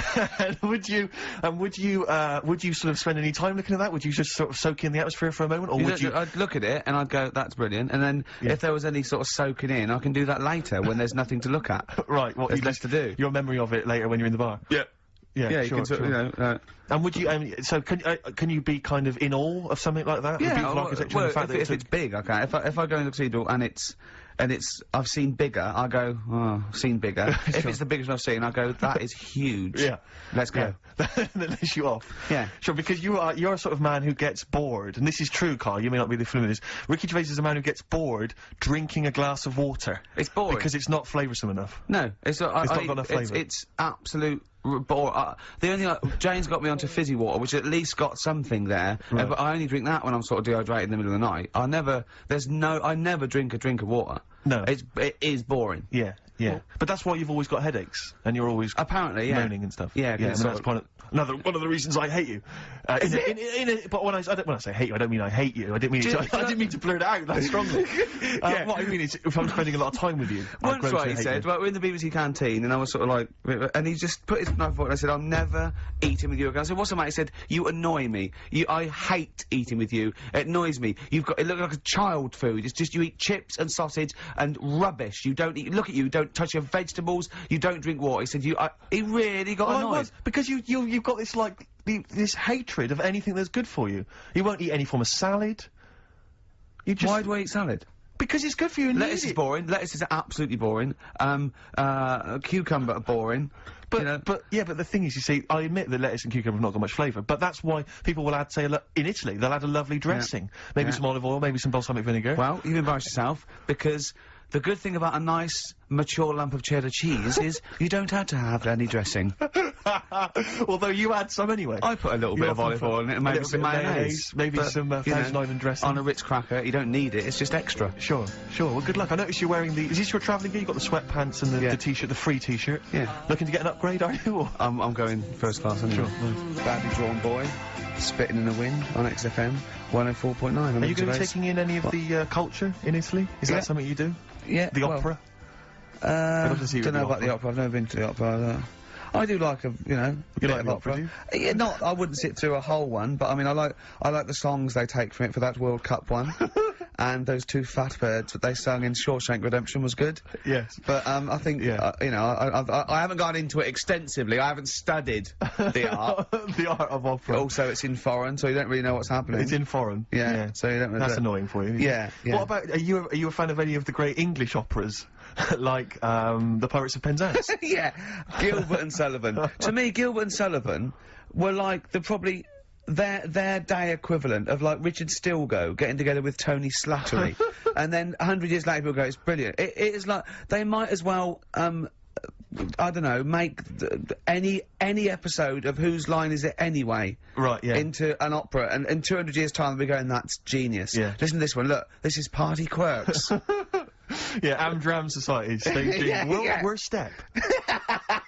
Because I was in the Pirates of Penzance once in an amateur production. You used to like Whose Line Is It Anyway? I did, that was Although I from did the watch scenes. it when it first came on Channel 4 about 15, 20 years ago. But we did the Pirates of Penzance when I was in an amateur dramatic society in Bristol, the Bristol Operatic Society, Light Operatic Society. I don't know why I was involved, because I can't sing. My audition, I thought, this is how desperate they were for blokes. I swear to God, right, I can't sing, you know. Who are you? Yeah, all right, calm down. And I went in and they said, so what are you going to sing? I went, well, I want to surprise you. They said, do you want a piano accompaniment? I said, no, I don't think so. I went to the back, I swear to God, I went to the back of the room and I just sang, Thumbelina, Thumbelina, tiny little thing, Thumbelina dance, Thumbelina sing, Thumbelina, what's the difference if you're very small? 'Cause when your heart is full of love, you're 6 feet tall. I just did that.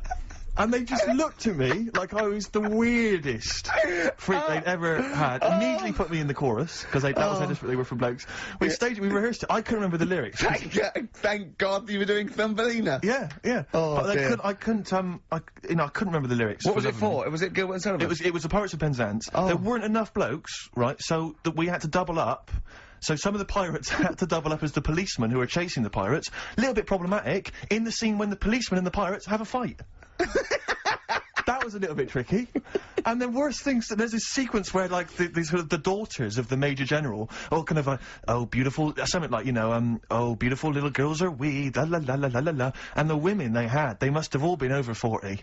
I mean, real kind of toothless crones, creeping around in their 90s. Is it the sort of women that buy one of those sort of porcelain dolls from the TV and go, look, I've had a baby. It's not a real baby. It is a real baby. I'm gonna stab you. Yeah. One of those. Exactly. It's the sort of women that you'd see maybe on TV's Bargain Hunt.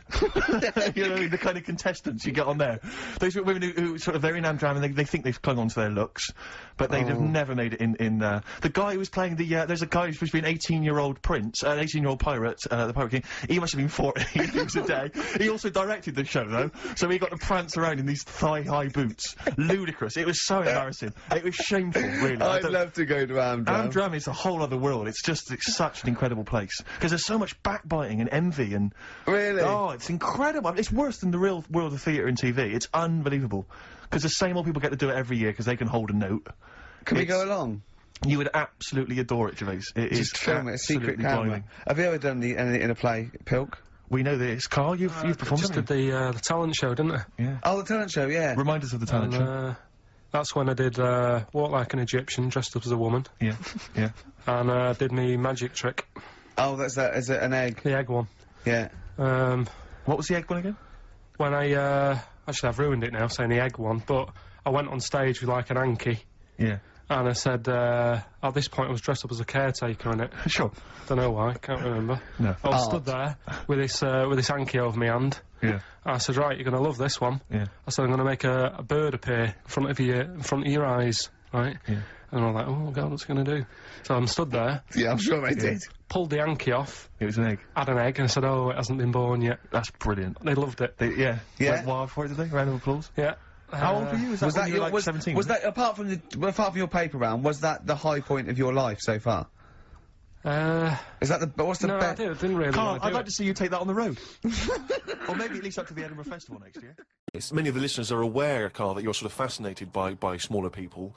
Well, he's fascinated by difference, I think. Yes. I don't think he's having a go at people. You're not having, when you sort of stare at someone because they don't look like you, and let's face it, most people don't look like you, you're not having a go, are you? Well, like I say, first time I saw Steve, I was never having a go. It was just, oh, that's different. but you know, like you know, Steve, I was never having a go. It's just that thing of, oh, right, interesting. What do you mean? No, just you know, I've said before about I've got used to it, and Steve it's the got same. used to it. What I don't know. Well, you know my feeling with this. I don't really know where he's coming from. But Steve knows I'm not having a go either. Yeah. Carl used to carry around a book that was called the top 50 freaks of all time. Well, it's interesting you should mention that, because we actually had an email from Richie who says that he's been a fan of ours for many years and he's listened to lots of the radio shows we've done in the past and things. And he says of all the people you've discussed, Karl, in the past, including some of the people from your odd magazines, who would you most like to spend the day with, of all those people that you've encountered? Favourite of all? Well, certainly who you would want to spend time with, who you feel would be the most fascinating, the most interesting. You know, I mean, let's just recap on some of the... Pillow Man, the bloke with no arms, no legs that can roll a cigarette with his mouth. Yeah. No, not impressed with it. That's not sufficient. What about the three-legged juggler? So hang on, let's just recap. This was a man with 3 legs? 3 legs, right? And he said his job, he became a juggler. Okay. Not using the gift that he's been given. What you suggest? Anything. Running, swimmer. Just, Yeah.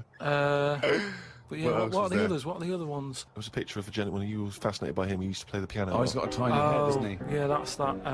That's the one who he sort of ages fast. Right. So like every other week he's having a birthday and stuff. And yeah, that was weird. He's not having a birthday every other week. His body's just aged, so as the appearance, his biology is sort of like he's 70, but he's only like 15. They don't have a birthday every week. You idiot. But yeah, I don't know about knocking about with one at a long time though. That's only for a day. Suppose it depends what I'm up to. Because if we're going out and about, the Pillow Man would just be a bit of a drag. Whereas if you're going for a walk across, the 3-legged guy, ideal. So yeah. Lots and lots of people emailing just with questions for Karl.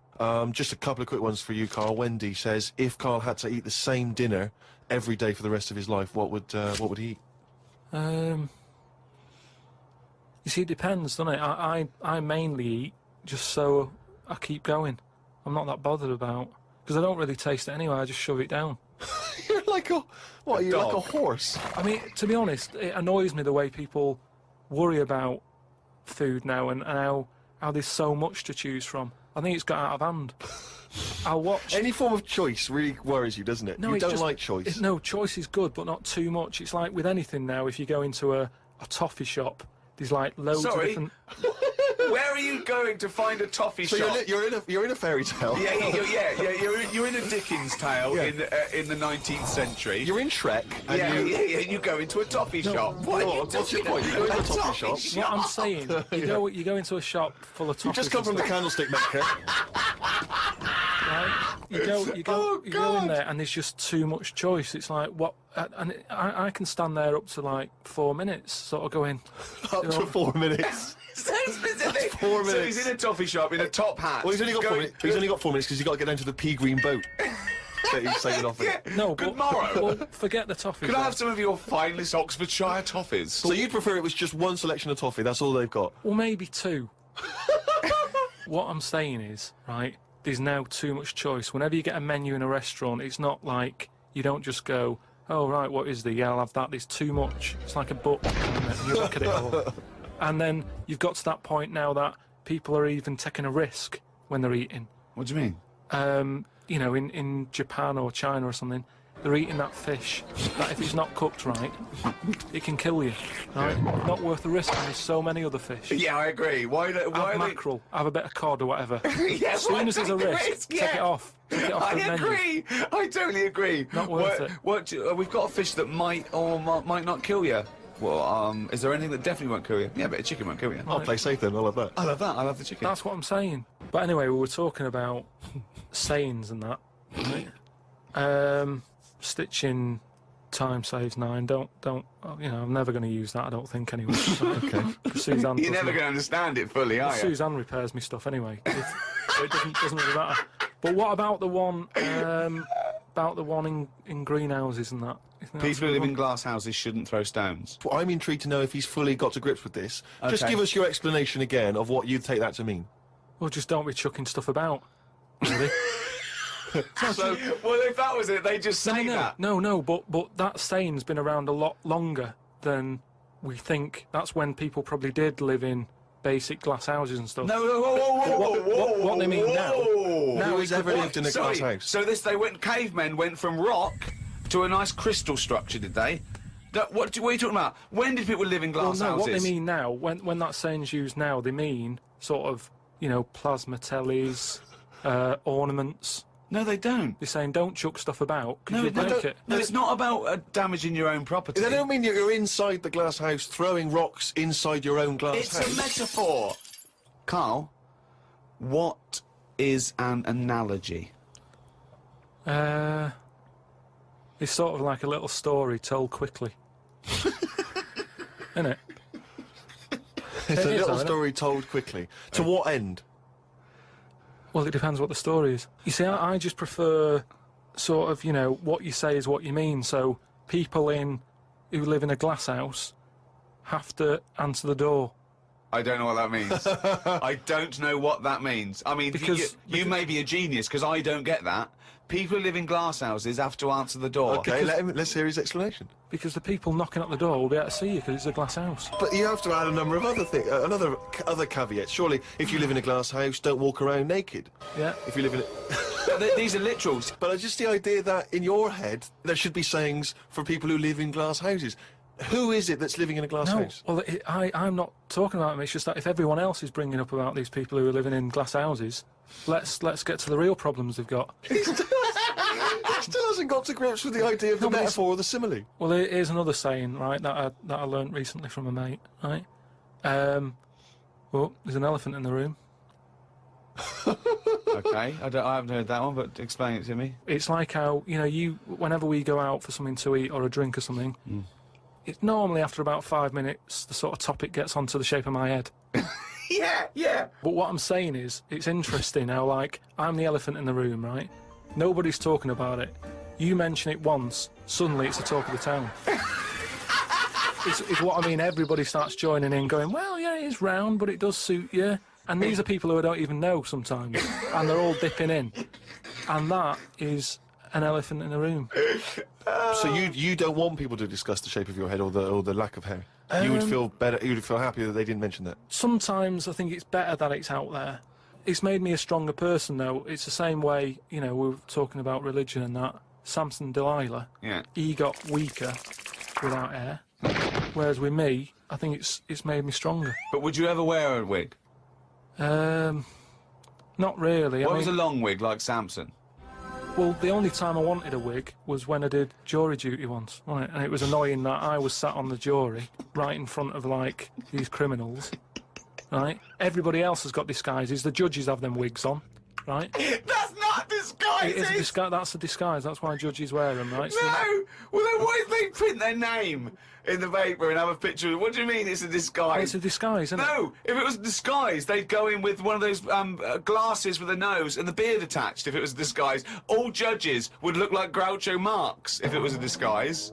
Well, I'm just saying that's what annoyed me when I was sat there on the front row, right? I couldn't have been any closer to the criminals, right? I was sat there and I thought, why didn't I just pop a little wig on or a pair of glasses? I would love to have seen you in the front row at Crown Court. No, because I'd love to see it because in this country you're not allowed to show pictures of jurors. You can't take photos in a courtroom, so there's always these sketch artists that draw drawings and it's on the news. The idea that we'd have seen 11 people and a sort of Krusty the Clown figure would have been amazing. Yeah, I would love to see the artist do an interview, because it would be like complicated people. Oh, hey, he looks characterful, and then just a little round Charlie Brown. Charlie Brown sitting on the end. Well, that was Elbow and Red of Asleep in the Back. I love that. Great song. Got sort of early Peter Gabriel, and that's wonderful. Well, we were talking about, like, your birthday and everything. Yes. And, presents, and then I found out I'd been signed up to DJ at a club in Canada. Looking forward to that. To get you in. I got in for free. My friends got in at £1 off. I was just when the record was playing there, I said, why did you do that? Why did you try and get in free? Right? He goes, impressing my mates. Now, how impressive is it that Steve Merchant can get you in a place for £1 off? Oh. Yeah, what would save money? Go with Steve. If they recognise him or have heard the show, you get £1 off. That is great. I have a quality discount. I don't know what you like more, though, because I know you, and I think it wasn't just the acclaim and the fact it was the pound off you liked. The money off was exciting to me. That was great. Any discount would have been fine. I imagine you made them all buy you a drink with a, you know, Several. to the value of a pound. It ended up costing them a lot more. Yeah, exactly. Well, have I ever? This is probably the most embarrassing of those entrance stories. Yeah. I was down in South London once, went down to some party that was taking place in some kind of swanky bar, where there was a doorman on the front and a charge. I think it was something mental, like a tenner to go in. It was crazy. It was ludicrous. I don't know what I was doing down there. And I was in the queue. We'll establish what you mean by swanky later, because that could be. And it was a posh place. Was it? And so there's a queue outside, and there was one of these doormen who thought it was like kind of Studio 54. He was like sort of, you know, choosing people who could come in. Yeah, you two come in now. You know, I've been there for ages, obviously. Oh, I was on my own because I got there late. And clogs. Exactly. I've dressed up for this. And there were these two girls next to me. I'm thinking, if I'm in a queue, I've told you before, if I'm in a queue and if I'm stuck with two girls, you know, I'm thinking, oh, what a great opportunity, you know, use the old merchant charm. Yeah. Yeah. And so I'm there, and I'm sort of thinking, you know, I kind of sort of give them a nod or whatever, you know, a wink. Yeah. And they're loving it. Yeah. They moved to the back. They're puttying my hands, Rick, as you can imagine. Yeah. And I thought, well, to really seal this off, I'll get us in. Like, I'll sort of skip the queue. So the guy sort of coming along, he's picking people off, the doorman, and I just grabbed him. I just grabbed him like that. And I said it so everyone could hear. Right? And I thought this was brilliant. I said to him, how much is it? He went, 10 quid. I went, I'll give you 7. That was my bribe. I'll give you 7. That's the whole £3. No, that can't be right. No. No, he must have said a £5, and I said, I'll give you 7. Yeah. That makes more sense, doesn't it? That's giving him a £2 incentive. A £2 incentive. That's it. I'll give you 7, you can make up the 10. Exactly. You can, if you let me in, you can put in 3 yourself, mate. That never works, does it? He said to me, I can't be bothered, I'm just gonna have a kip, I think. I'm so tired. Was it percentages that put you off? That frazzled me initially. I mean, it's a funny anecdote when you're giving him £2. Yeah. It's even funnier when you're getting him when to he's put up paying stuff. me as well. Oh, I love it. Right, we're gonna play a record, then we're really gonna concentrate. XFM 104.9, Ricky Gervais Show. Steve Merchant's also involved. Oh, go to bed. Oh, Cypress Hill, Superstar, still to come. We've got such great bands as New Order, Ash, Nirvana, Radiohead. Song for the Lovers at about 2 o'clock is a beautiful song by Jimmy Webb, Lovely, Steve. looking forward to it. Now, it's Steve's birthday, it's XFM 104.9, he's 27. Yes. We're both a little bit hungover. Yes. Now, every link we've started hasn't really sort of... It's not really come to fruition, if I'm being honest. Nothing's happened. I mean, sometimes they're just all out, kind of, there's just blunders in them. Yeah. Or like this one, we've already run aground. Yeah. I think it might be a mixture of us, like we've been on this station for a little while, we're losing the will to live. Bored. But we're going to buck up our ideas. Can I just ask a quick question? I said buck up, by the way, just in case. Quick question though, because I mean, listening wants to complain. My birthday today, and therefore last night I went out, and you know that's my excuse for being a little bit tired and a little bit hungover. Yeah. What's your excuse? Because you didn't come out. No, I know. I mean, you conscious you had the show today. What were you doing? Staying at home, just drinking? Yeah. Having a little couple. Me and Jane went. What time to did you say go to goodbye bed? to someone about 1. Well, that's stupid. What I'm saying is, no, I mean, it's your name all over the show. You know, I'm a nobody. I got no reputation. Yeah. Although, thankfully. you get a £1 off in most clubs in That's Camden. fair enough. I think just drop... If anyone out there, if you're sort of like tall, sort of... I'll answer your birthday, but I'm just got to do a description. This is nothing nasty. It's pretty. If you're sort of like a lanky sort of geek, and you know, you can do a Worsley accent, then maybe you can pretend to be Steve Merchant and get in £1 off. Is that right? That's fine, Yeah. No, because some people would take that as a personal... That's offensive. Sure. Yeah. So we were talking about... should we play a record? Is that linked too long already before we actually got to something? I'm already bored. Carl, we've got to get to something. We've got to do Carl, something. why don't you contribute something? You've been silent. Now that is scraping the bottom about It like, really is, we're in trouble. Oh no. Oh, we're failing. Who can we bring on that's surefire, always delivers, Audio snappy? dynamite. Yeah. Carl. The big guns. Come on, Carl. I was just thinking, there is nobody else who looks like Steve. He's done ya. That's outrageous. Although, to be honest with you, that insult has resurrected things. Yeah. Well done. Play a little tune, and then we've Got a little bit of a sniffle as well, I think. Yeah. Cold or something probably coming off. A bit late there, Carl. You should come in a bit earlier there. Suede there. What I like is the complete lack of professionalism on our part. Yeah. It's like we've got a bit of a headache, a little bit tired, just, that's it then. You can't fight that. You can't fight that. Well, I mean, the thing is, as you well know, Rick, there are certain DJs on this station, you know, drunkards, there's at least 2 I know of who are smackheads. Yeah. And, you know, they still manage, they still manage to do a good job. Even the ones that aren't, that try their best, are rubbish. It's true enough. I'm not saying we're still not the best. Yeah. And it's effortless for us, Rick. I know, you yeah. We're coming up with dynamite stuff here. Yeah, I know. And we're not even, you know, fighting on all cylinders. XFM 104.9, Ricky Gervais with me, Stephen Merchant, a little bit hungover. We all are, but he can't really take it. He's Wait, there is tickets to give away, Rick. I don't know if we should mention that. What? Who is it for? Joe Strummer. Oh yeah. And his band, the Mescaleros, play Brixton Academy. We think this evening. A little bit more information will probably be. So go along, just in case. If you say you're Steve Merchant, pound off. Well, the doors are at 7 o'clock, and it's £17.50. Unless you've won the competition, Rick, I'm about to set, and won yourself a pair of tickets. There is someone, right, in America celebrating a birthday today, okay? Yeah. More than one. Same I day as think. me. Yeah, no. No, but there's a specific one I'm thinking of, Go on. right? His name, Rick, is Dwight Schultz. Okay? Yeah. If you know the answer, obviously don't give it away. Yeah. His name's Dwight Schultz. He's an actor. Yeah. He was particularly big in the 80s. Yeah. And he's also celebrating a birthday today. You're going to say what's his name? I'm going to say what character is he best known as? What TV character is he best known as?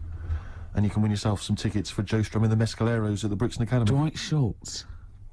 American actor, TV character of the 80s, very famous. Oh, yeah. See, Christian's giving away a trip to Salem, Massachusetts. That's bizarre, actually, because I was in America recently and I went to Salem, Massachusetts, and that's not a prize.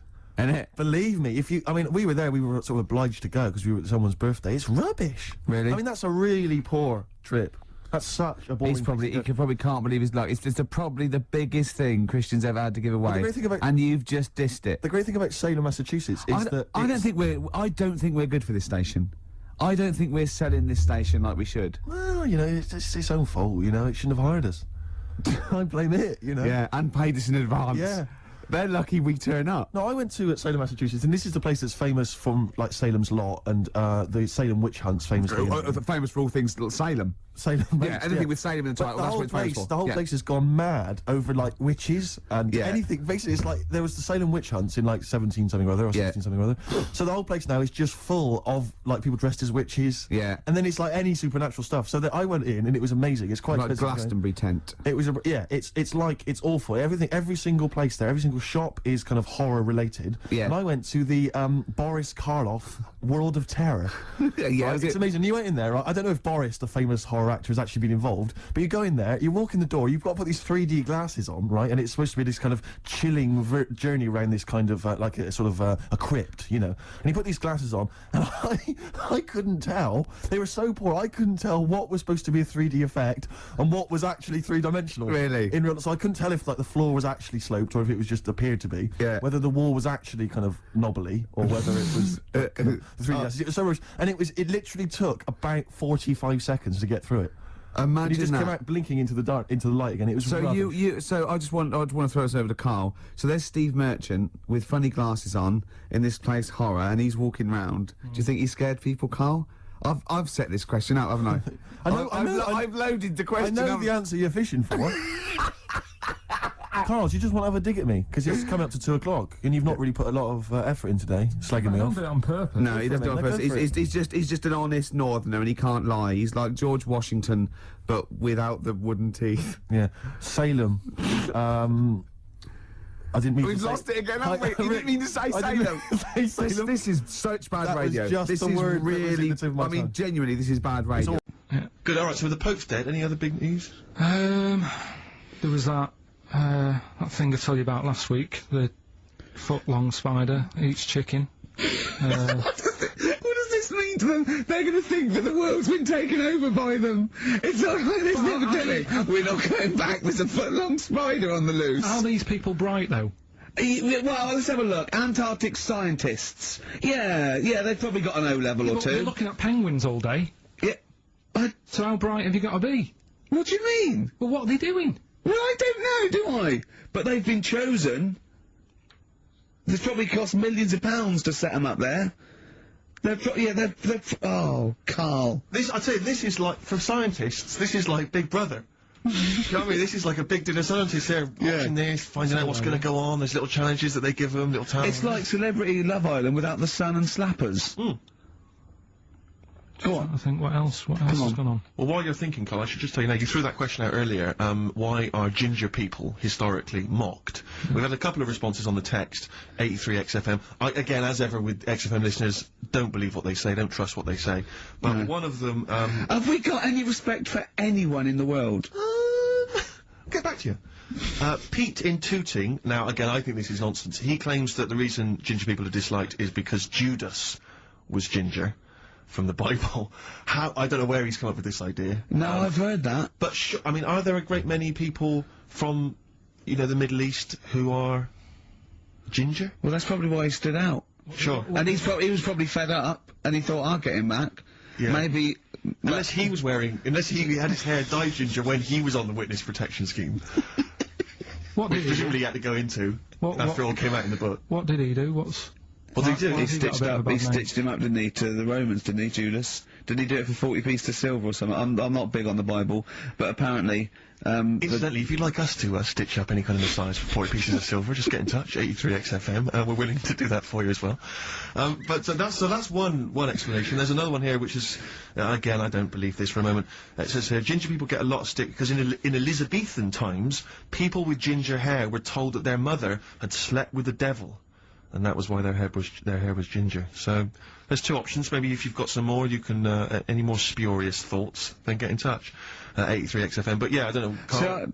No, there might be truth to both of those. I mean, the point is that if either of those are true, they were already being picked on. If you know what I mean. Right. That's the point. It's sort of like maybe that's not the total root of it. Well, the Judas thing might be the root of it. The first big ginger to do some a little bit. So if he was bald, then all bald people would be like, yeah, get a hard time on that.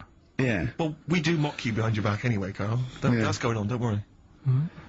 So play a record and think of something that's happened to tell these poor scientists what's going on in the world. All you've come up with so far is the Pope's dead and there's a big spider. What is that? That eats chicken. The Pogues, rainy night in Soho. I hope there isn't a rainy night in Soho tonight, Rick.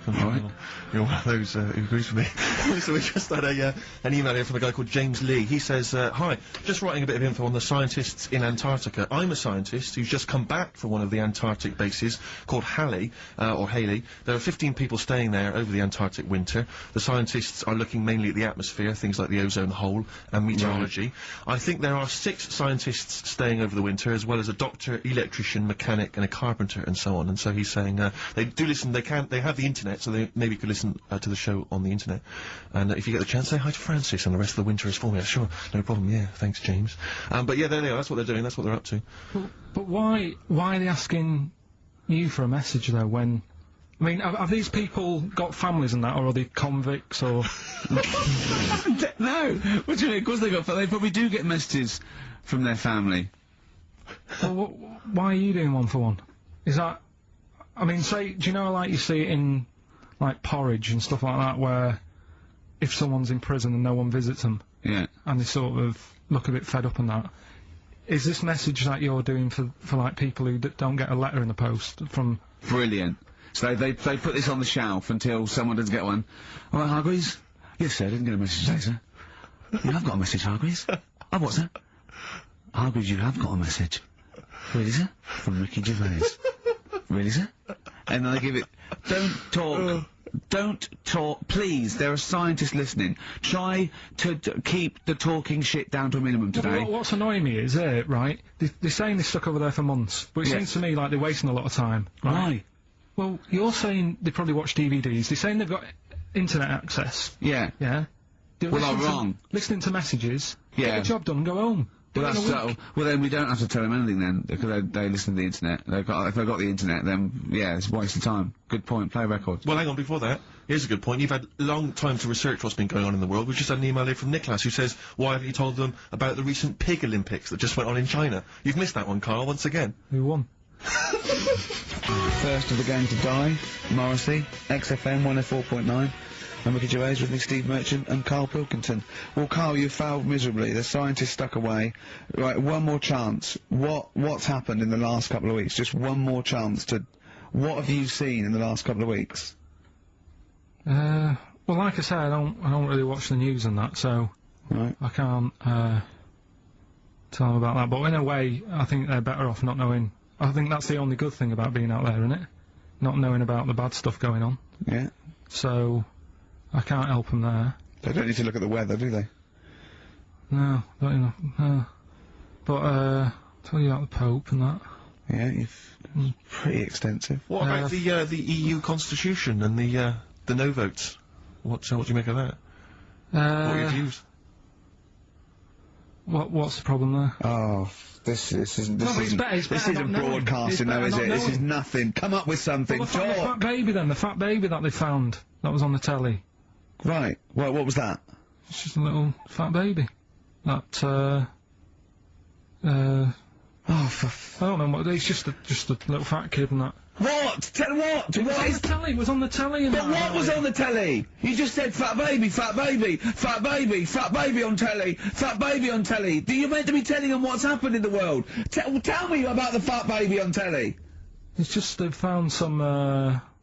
There's this illness called Momo, right? And they've just got this woman had a kid. It's really sad. It was on Channel 4 and that, right? And kid's born. You sure it wasn't Jimmy Carr? Kid's born and that, right? Momo? It's called Momo. Isn't that that Black Music Award? No, right, little fat baby and that, and there's only 3 of them in the world.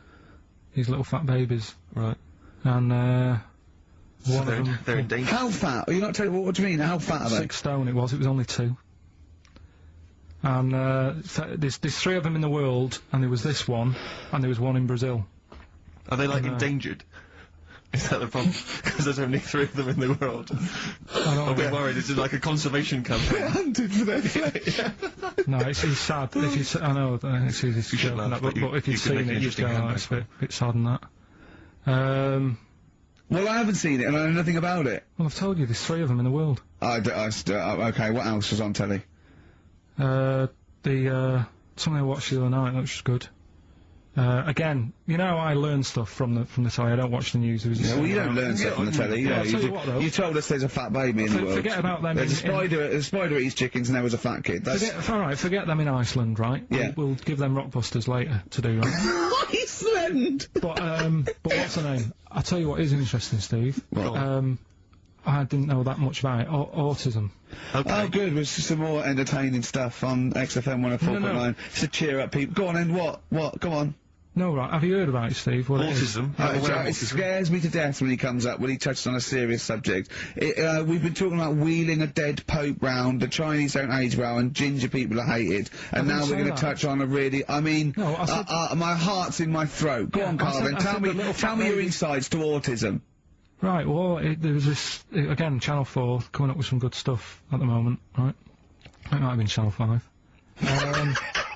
But what's the name? It was... It's the attention span I like! It's these people who, they've got like this autism thing going on. Yeah. And, they sort of take in a lot of information, they get sort of they get so into it that they know everything about that subject and what have you, right? And there was this lad who, he knew everything, right, about EastEnders. Right. He sort of, the cameraman was saying to him, so, you know, why EastEnders and that? And he said, oh, I don't know, I just like it. And he said, I remember when I first watched it was a Thursday, it was 5 to 8, Pauline Fowler walked in, she had a pink jumper on, she said, alright, love. And he remembers everything from that moment on. Yeah. Right, and everything. Which is great, but then, the way the programme was making out, it was almost like they were saying it's a disability. Right. When in a way, it's more like a superpower. Sure. Like Rain Man. Well, if you can take it's Rain Man. No, I'm he not. has special autistic powers.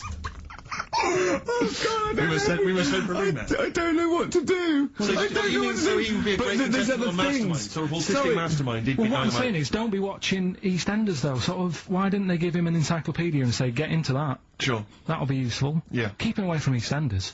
Wasting his time there. But I don't think it is a disability. No.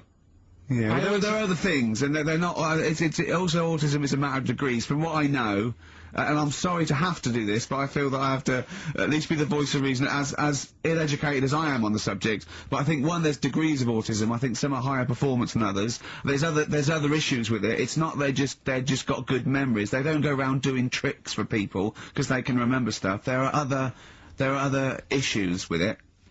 Do you know what I mean? Right, well, I mean, they seemed a bit... But you watched the programme, what did you learn? That he knows when Pauline Fowler came in? Yeah, I mean, there was other bits where they couldn't control her emotions and stuff.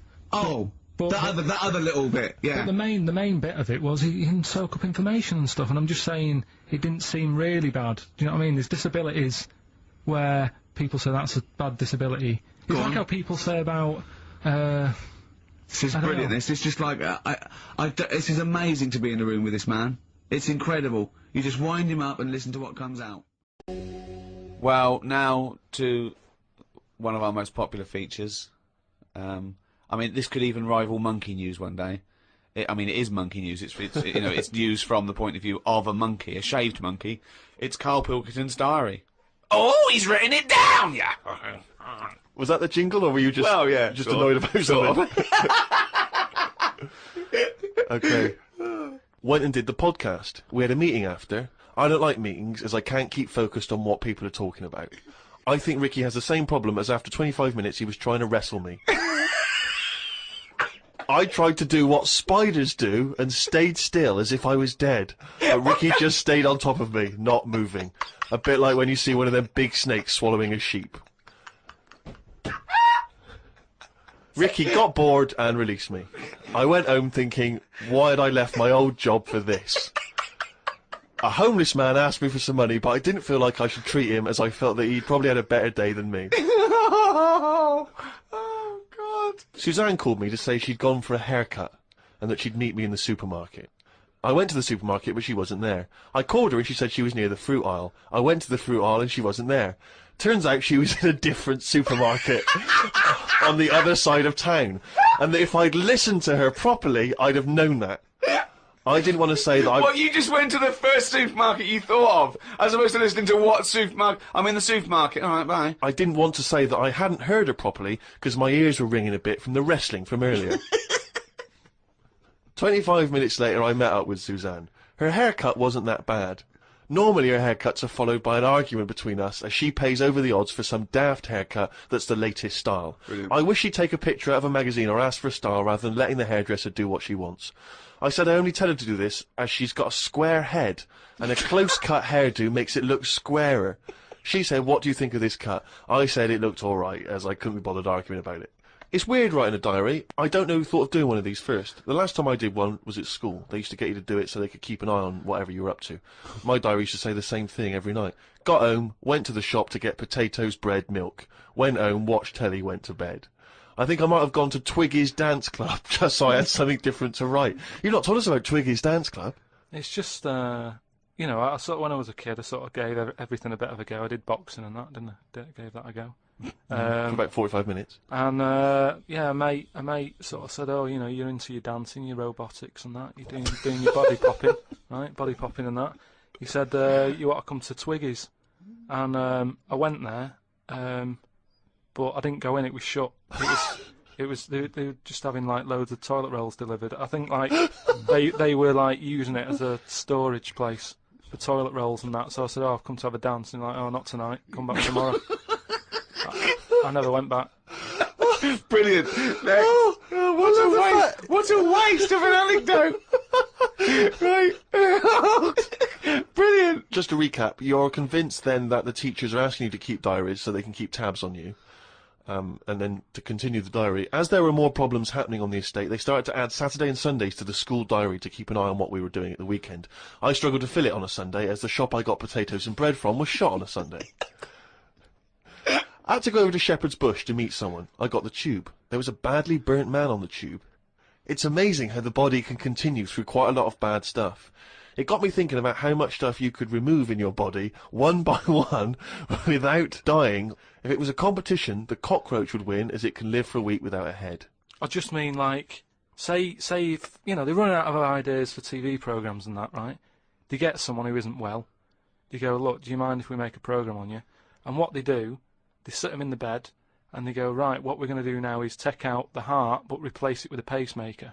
Right, go on. No. Sorry, people with pacemakers don't have their heart taken out and a pacemaker popped in. All right, then. Some sort of machine. What I'm getting to is... Have you been playing Operation? What I mean is... what I mean is the big finale would just be a head chatting with loads of wires going into it, and it's like, look what we can do with science. That's what the programme's called. It ends the same every week. The volunteer is just a head with loads of wires coming out Look of it. what we can do with science. And he's going, goodbye. I feel ill. Got some post delivered to me today. It was... Oh, this is This great. makes it in the diary. Got some post delivered to me today. It was addressed to Mr. Dilkington.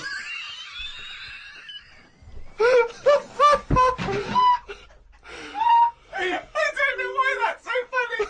Oh, God. I got some post delivered to me today. It was addressed to Mr. Dilkington. I opened it, and the first sentence read, "Dear Mr. K. Dilkington, you're one of our most valuable customers." I put it in the bin. Thought I would learn some new words, as Steve always says I don't use enough different words. I read in the Fortean Times that the word "wew" means an ugly female ghost with drooping breasts. What do you mean? Is that how am I pronouncing Who's that right? using that word? Who is using that word? It was just W-E-W-E. Let's call it a woo. An ugly female ghost with drooping breasts. I think I'm right when I say there are too many words in the world. I don't think I will ever get round to using the word woo. Watched a health programme. Wasn't watching it properly, but heard some doctors say that we only get so many heartbeats in a lifetime, so don't do too much exercise. I told Suzanne, and she said I probably hadn't heard it right. We got talking about death. Suzanne said she didn't like thinking about it. I said she might end up being a woo. I was chuffed as I'd managed to use my new word. I went to the supermarket to get tonight's tea. On the way, I stopped and looked in the fishmongers at all the different fish they had in the window. It's like a child in one of those kids' TV shows. I know. Mr. Pilkington went to the fishmonger. He stopped and looked at all the fish in the window. Hello, Mr. Dilkington, they said. There was a newspaper clipping stuck on the glass about a two-headed fish that they've made in Taiwan. I don't see the point in doing this, as a fish having two heads ain't gonna solve the world's hunger problems, as the head is the bit you throw away. Invent a fish with two bodies, and I'd say well done. Good point, isn't it? Suzanne watched one of her favourite TV programmes. I've told her the telly only goes on if there's something she wants to watch. If there's nothing on, she has to talk to me about stuff I've learnt. Like Descartes. Watched a programme on him the other day. He is the one who said something like, "I know I'm about 'cause I dream." Doesn't work for everything, 'cause ants don't sleep. I don't know if I'd like that or not. You don't know if you would like it if you didn't ever Not sleep. sleeping. It's just one long day. I don't know. Don't know how you'd put up with that. Do you think it'd be a good idea? No. Why not? Because, as you said, it would get a bit boring. You know, your sleep is your rest, your time off. It helps you detoxify. It helps you sort of think things through on a subconscious level. You know, But don't you ever get it where, I mean, sometimes it's brilliant to have a sleep when you're tired, but don't you sometimes feel that's like... the best time to have a sleep, when you're tired. No, yeah. but sometimes when you go to bed and you're not that tired and you're kind of thinking, oh, I'm going to waste some hours of my life now and I'm not really in the mood for this. Well, that's sleeping. just wishing you had longer on this earth doing creative things. I mean, if you didn't have to sleep, you could spend more time talking to a tortoise and going to the toffee shop.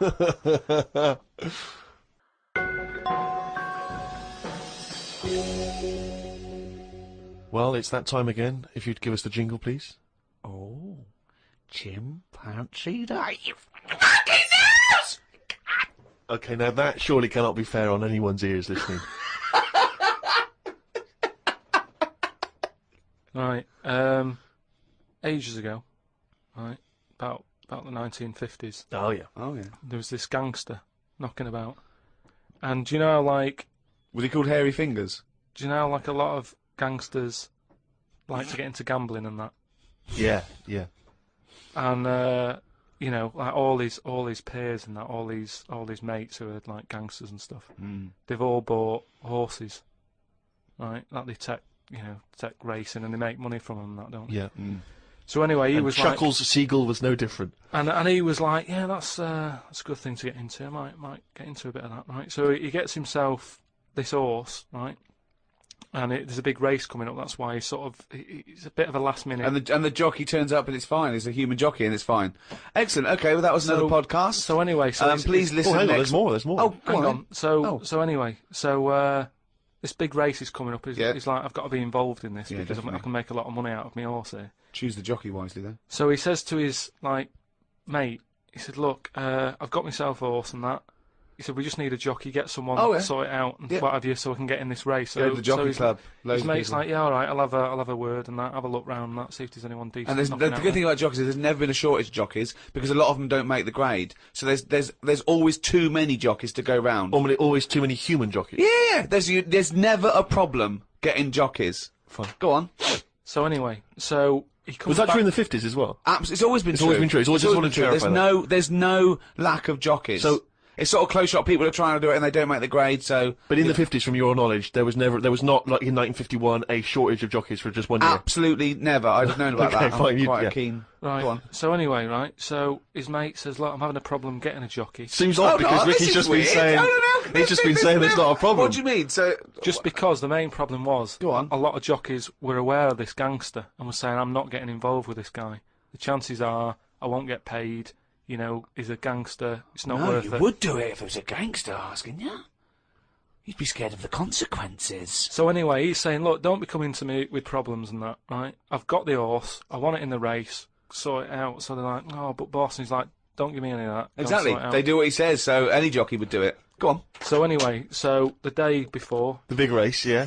Left it to the last minute, okay, but fine. And he says, have you got a jockey then? They're like, yeah, but. And he's going, don't worry about it. Have you got a jockey? Yeah, but. And he's like, well, look. He wants to say, sure. Yeah. So, he's saying, has he ridden horses before and that? He said, well, yeah, he has, but mainly. And he's like brilliant. And he goes, yeah, but mainly in like a circus. In the No, like in the circus and that. He'd worked with horses and stuff. In the circus. It's fine. So he's like, that's enough. That's all I need to know. Well, they'd be too heavy because circus people are quite built, aren't they? They're a bit heavier than the jockey because the jockeys are about 8.5 stone. He said, brilliant. Get him down there and that, right? Yeah. Anyway, the race happens. He didn't want to meet him beforehand. He wasn't worried. No about point. that. Not bothered. As far as he's concerned, he's putting his money on it and what have you. Yeah. Sure. What happened is they were trying to make him put on the jockey outfit. Yeah. But for some reason it didn't fit that well. Sleeves too short, legs too long. It's that sort of problem. Okay. So they let him, wear his stuff that he wore in the circus and that because he's comfortable with that. Yeah, he's happy with it. Do you know what I mean? That's what he's happy with. Yeah. Anyway, race starts and what have you. This horse straight out of the trap and that high speed, right?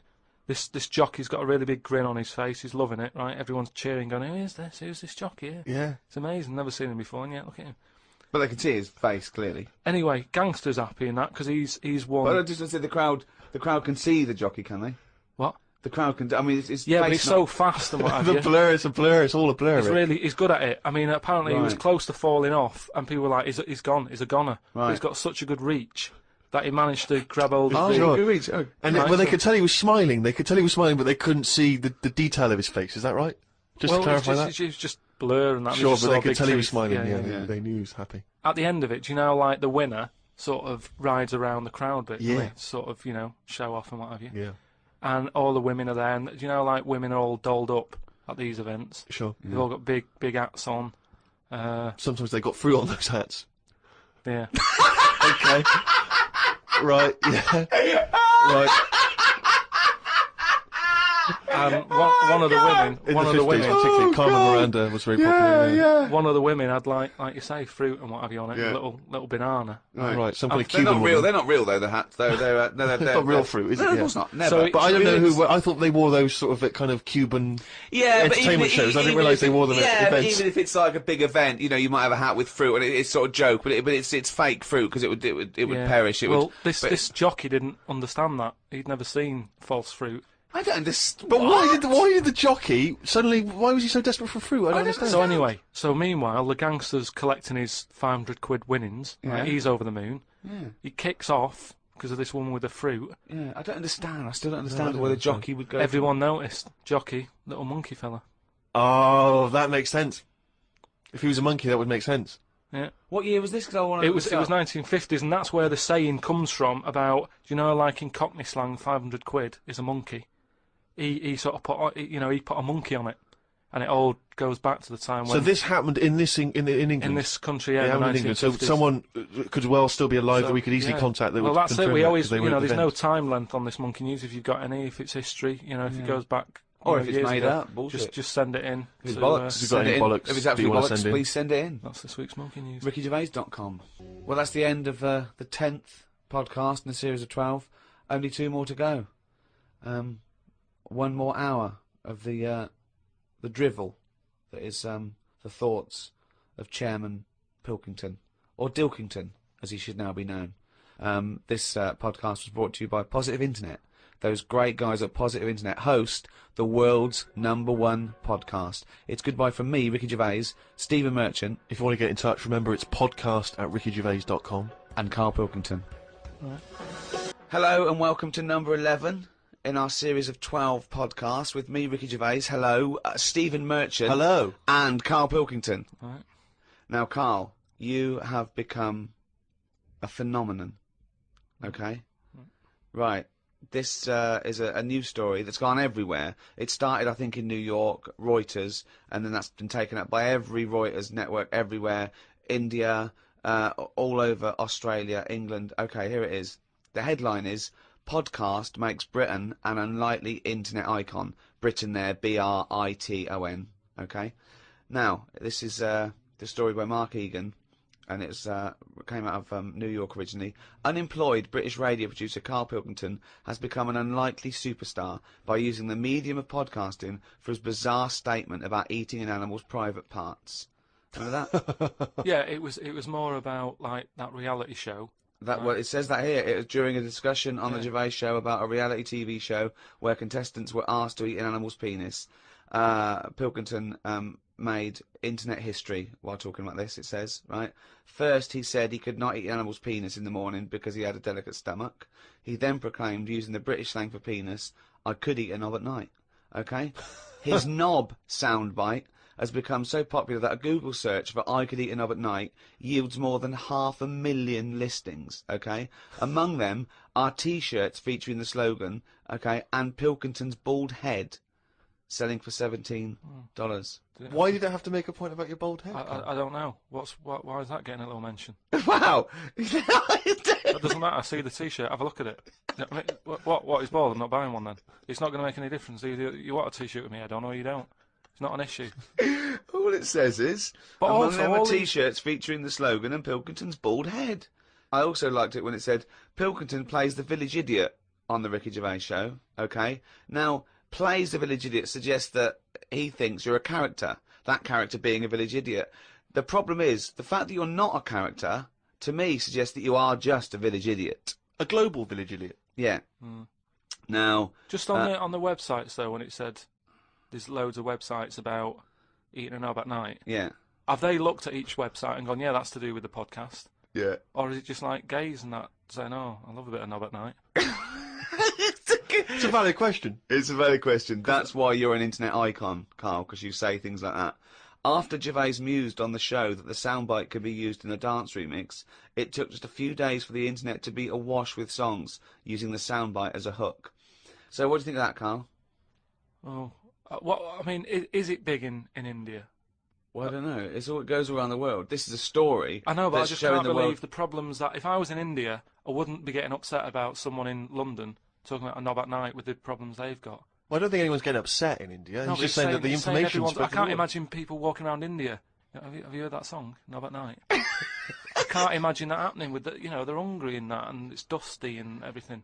That's your image of India, is it? They're hungry and it's dusty. I assume it's, the parts of India that aren't dusty and in poverty. There is a lot of poverty in India, but there's also, Yeah, but these it's parts still a major civilization, and the people that live in apartments with computers, they probably might tune in. But I don't think it's an issue all over the world, is it? Because there's some places where they eat dogs. They'd go, knob at night, not a problem. Might not be a bad thing. You know, why is that out on a T-shirt? I had one last Wednesday. Not an issue. What do you mean? That's what I'm saying. Yeah, again, if there are cannibals listening, if there's, you know, in places that you wouldn't travel to, and they get hold of a little laptop and an iPod, and they listen to that, I Can Eat Your Knob at Night, then they're going, what's the problem? What's the big deal? We love a knob at night. Yeah, we love a little knob at night, yeah. Bollocks in the morning, knob at night. That's the rule. But what about the fact that they're saying you're a phenomenon, a global phenomenon? Because when you were, you know, a tiny little round-headed mank growing up in Manchester, you could not surely have ever anticipated that you would one day be described as a phenomenon, an international phenomenon. But, you know, at the end of the day, I went to that school, you know, with a kid with a big head and webbed hands. Now he should be being talked about. Well, it's maybe he doesn't want to be talked about. If you've grown up with a big head and webbed hands, the last thing you want to be is talked about.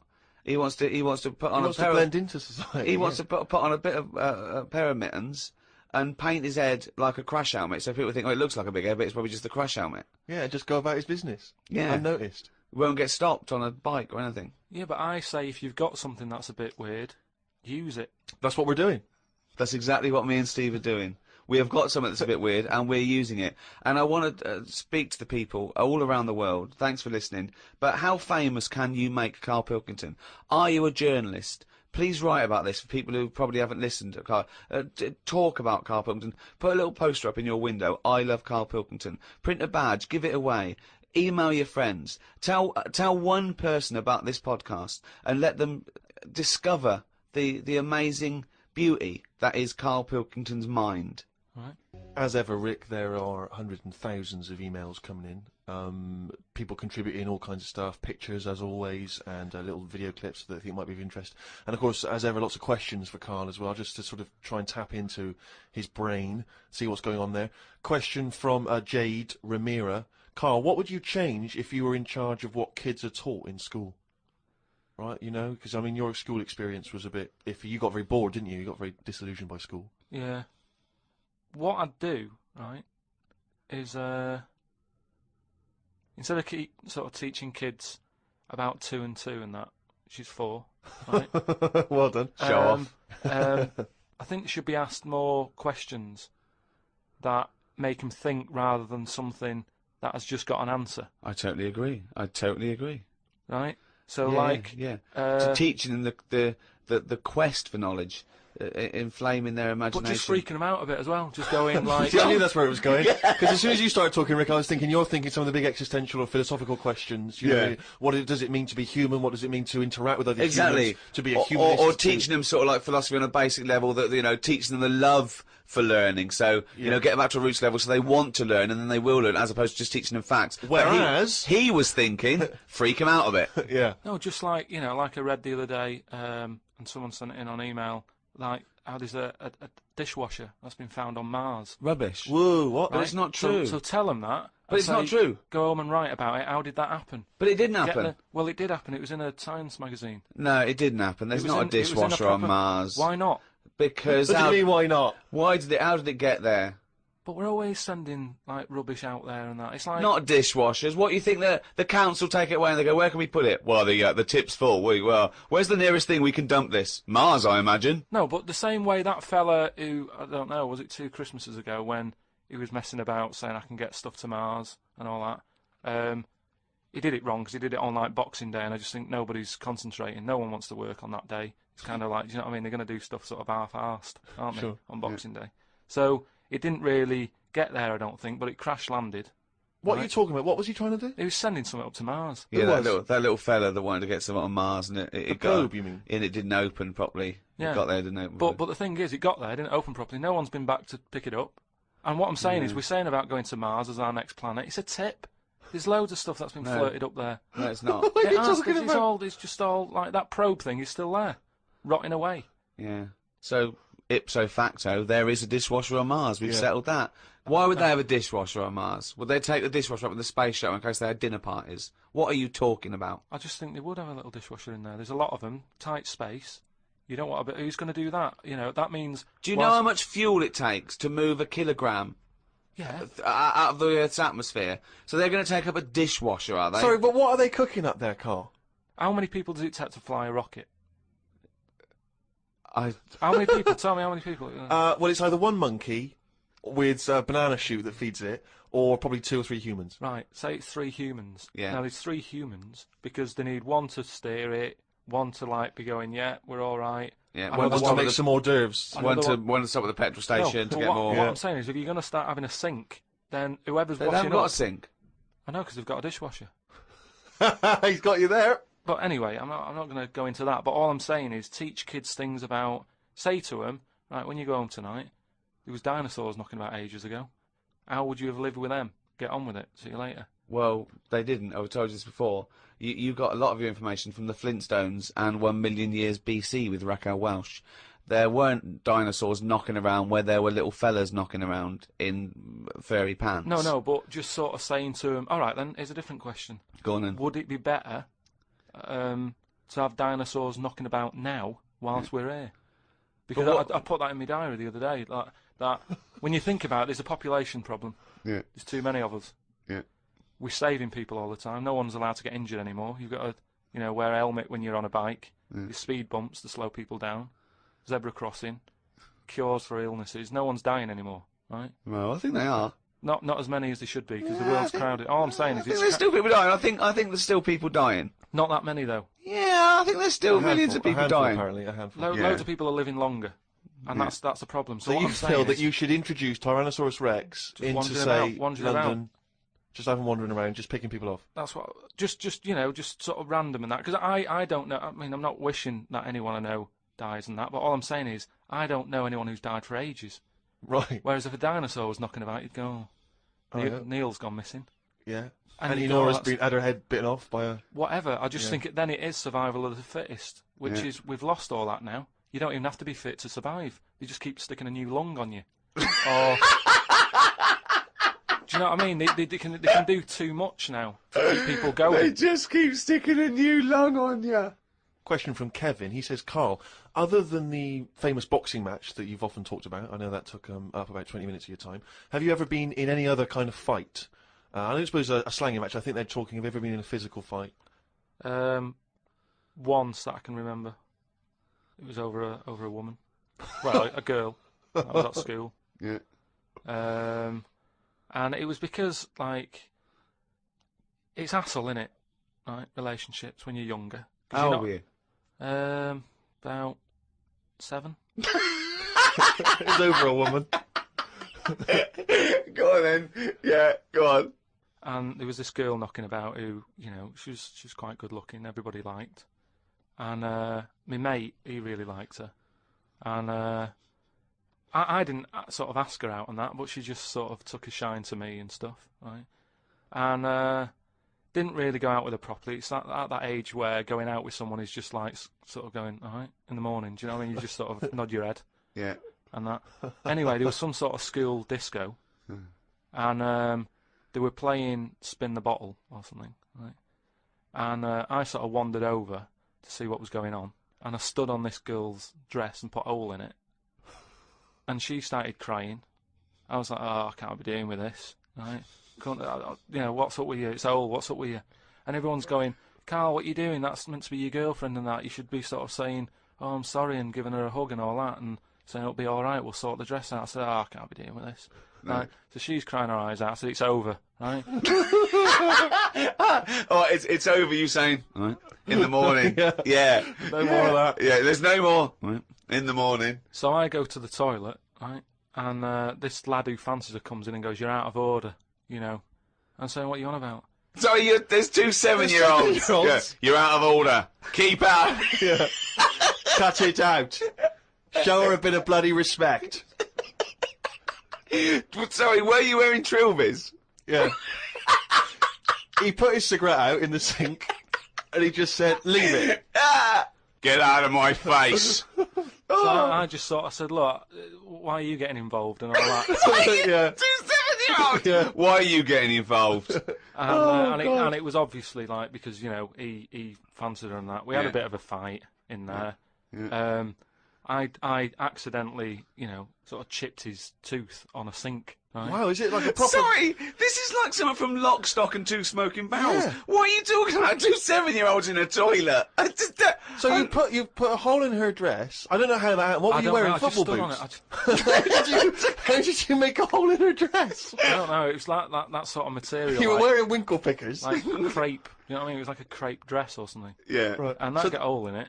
So you're having and when you say you're having a fight, I mean, are you wrestling with it? You got arm locks and a little head bit of locks? wrestling and shoving about and that, and it was an accident. I didn't sort of go, right, I'm going to break your teeth or anything. It's just that I happened to push his head down, and his tooth hit the sink, Right. and it chipped and what have you.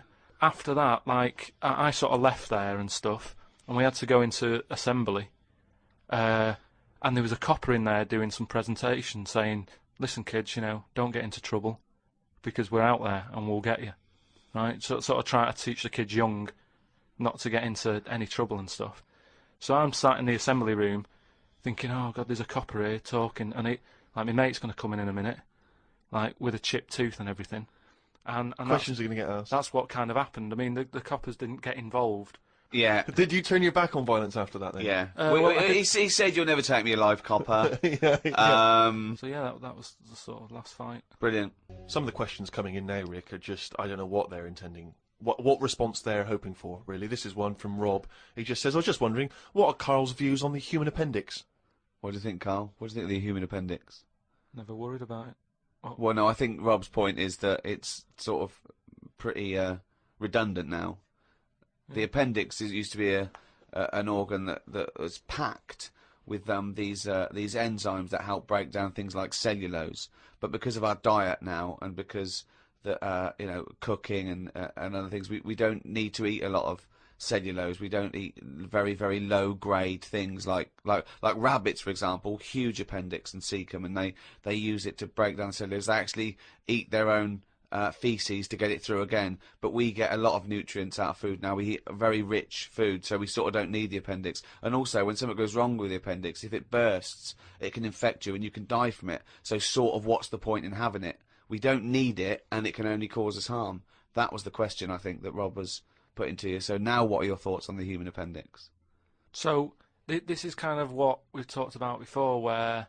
He always says that. He always says something like, "Oh, we've talked about this before," and the thing that he's talked about is nothing like it. Yeah. There's never. Go on. No, but just like in the way that we've messed with our body and we've messed with the world too much. Yeah. If we've got an appendix, we must need it. If it's dangling about, right? Well, no, because such is the human evolution is that. As you said before, it's no longer based on survival of the fittest, because we can fight nature and combat it. So our evolution, if you like, socially and everything else, it has been much faster than our biological evolution. What I mean is we've obviously interfered somewhere along the way, and we have interfered. Yeah, we shouldn't have done, because it's the same way. Like if we didn't have planes and that, would we have wings now? If we'd have needed to get about, would we have had wings? No, the answer's no. Next. No, but you say that, but look at the way... Because he's right, he says it because he's right. No, but all I'm saying is you see that little picture of like an ape to man. Yeah. At first they're crawling about on all fours because probably you're looking for food, so you want to be down there. So right. if you're on both legs, you're missing stuff that's on the floor. What sort of time period do you think this... Because, I mean, we started, dabbling with a plane maybe 100 years ago. So what sort of time period do you think this little thing who's scrabbling around looking for food stood up and walked? I don't know. I sort of don't worry about time. Right. Well, I'll tell you now, we wouldn't have wings now. If the Wright brothers had said, forget it, we wouldn't have wings now. What would happen? Right, here's another question. This is one that I chuck out to kids as well. We were talking about education, teaching kids stuff. Sure. What would happen, right? We ruin this world, right? Goes wrong and that, right? They shut it down. They go, we're moving. We go to another planet. It's as simple as that in his world. It's as simple as that. We can't go to Mars because it's full of stuff that used to be in Dixon's. It's like a tip. Yeah, it's a nightmare. So we can't go there. We go somewhere else. So you find another planet, wherever it is, right? Wherever it is, easy. Something that I've always wondered about, if we do that, do we start New Year's, or do we carry on? What do you know what I mean? Do we say, it's still 2006, or do we go, it's world new, or whatever, new world? That is definitely the first priority. It's year one, right? We've sorted that out, right now. Well, it depends, doesn't it? Because a year might not be the same on this planet.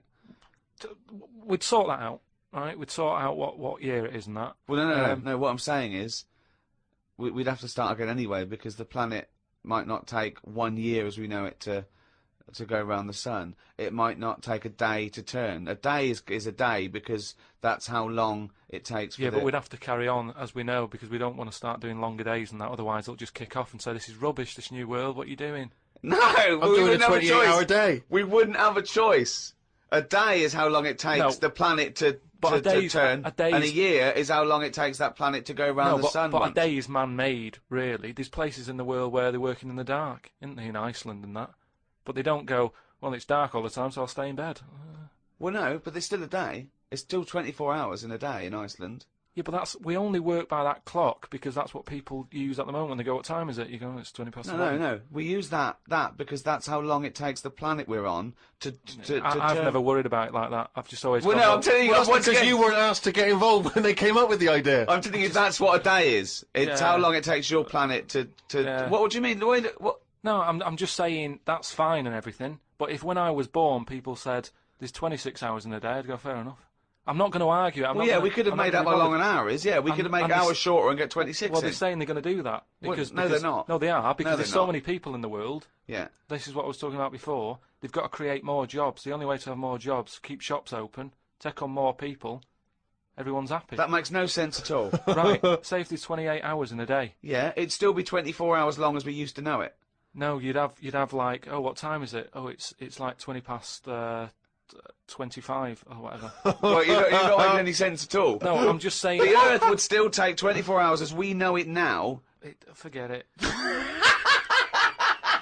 Hang on a minute, I want... there's more interesting territory here. Let's say we've got to our new planet, wherever that is. It takes 14 hours... Okay, to do its turn. So we call that a day, right? So we've now agreed that 14 hours is a day. But nothing. It's going to take ages to get the town centre built and that. If you've only got... I'm going with you. I'm defending you here. All right. Yeah. So we've got that. We've established what the day is. We've established what a year is, right? It's year one. It's Karl year one. What next? All right. We've got all the people. We've moved to another planet. You said you had a bunch of other questions. Don't forget, our sleep patterns have evolved on a day.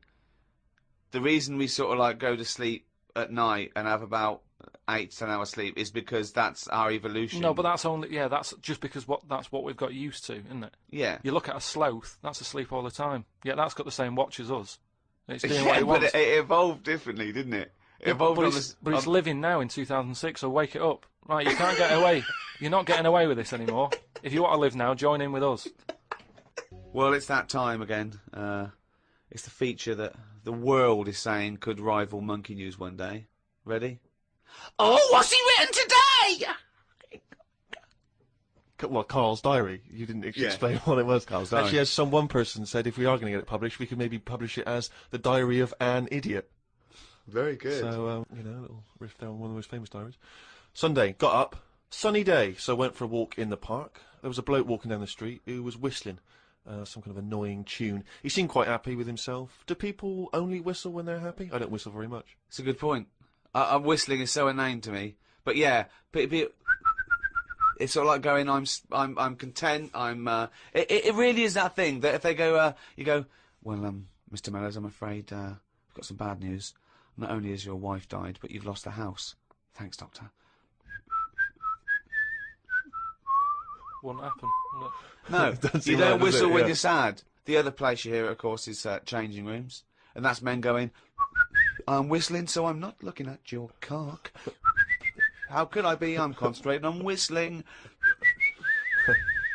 The lake was frozen over where I was walking. The ducks looked worried. They were sat on the edge of the lake, waiting for it to melt. Were they, Karl? Yeah, we just sat there looking, sort of going, oh, what's going on? I don't know. How long is a duck's memory? Because I wondered whether they're going, this doesn't seem right, but I don't know why. I asked Suzanne why ducks don't use their wings much. They seem to walk and swim more and don't bother using their wings. Suzanne said she had to call her mum and dad, so I never got an answer. The old excuse! Yeah. Suzanne, oh, I can't talk now, Karl. Gotta phone my mum. There was a marathon-type run going on in the park. It reminded me of the time when we were moving flat.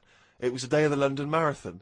Me and Suzanne were walking down the middle of the road, taking some stuff to our new flat. I was carrying a lamp and a kitchen bin. People were clapping me, thinking I was doing some kind of fun run.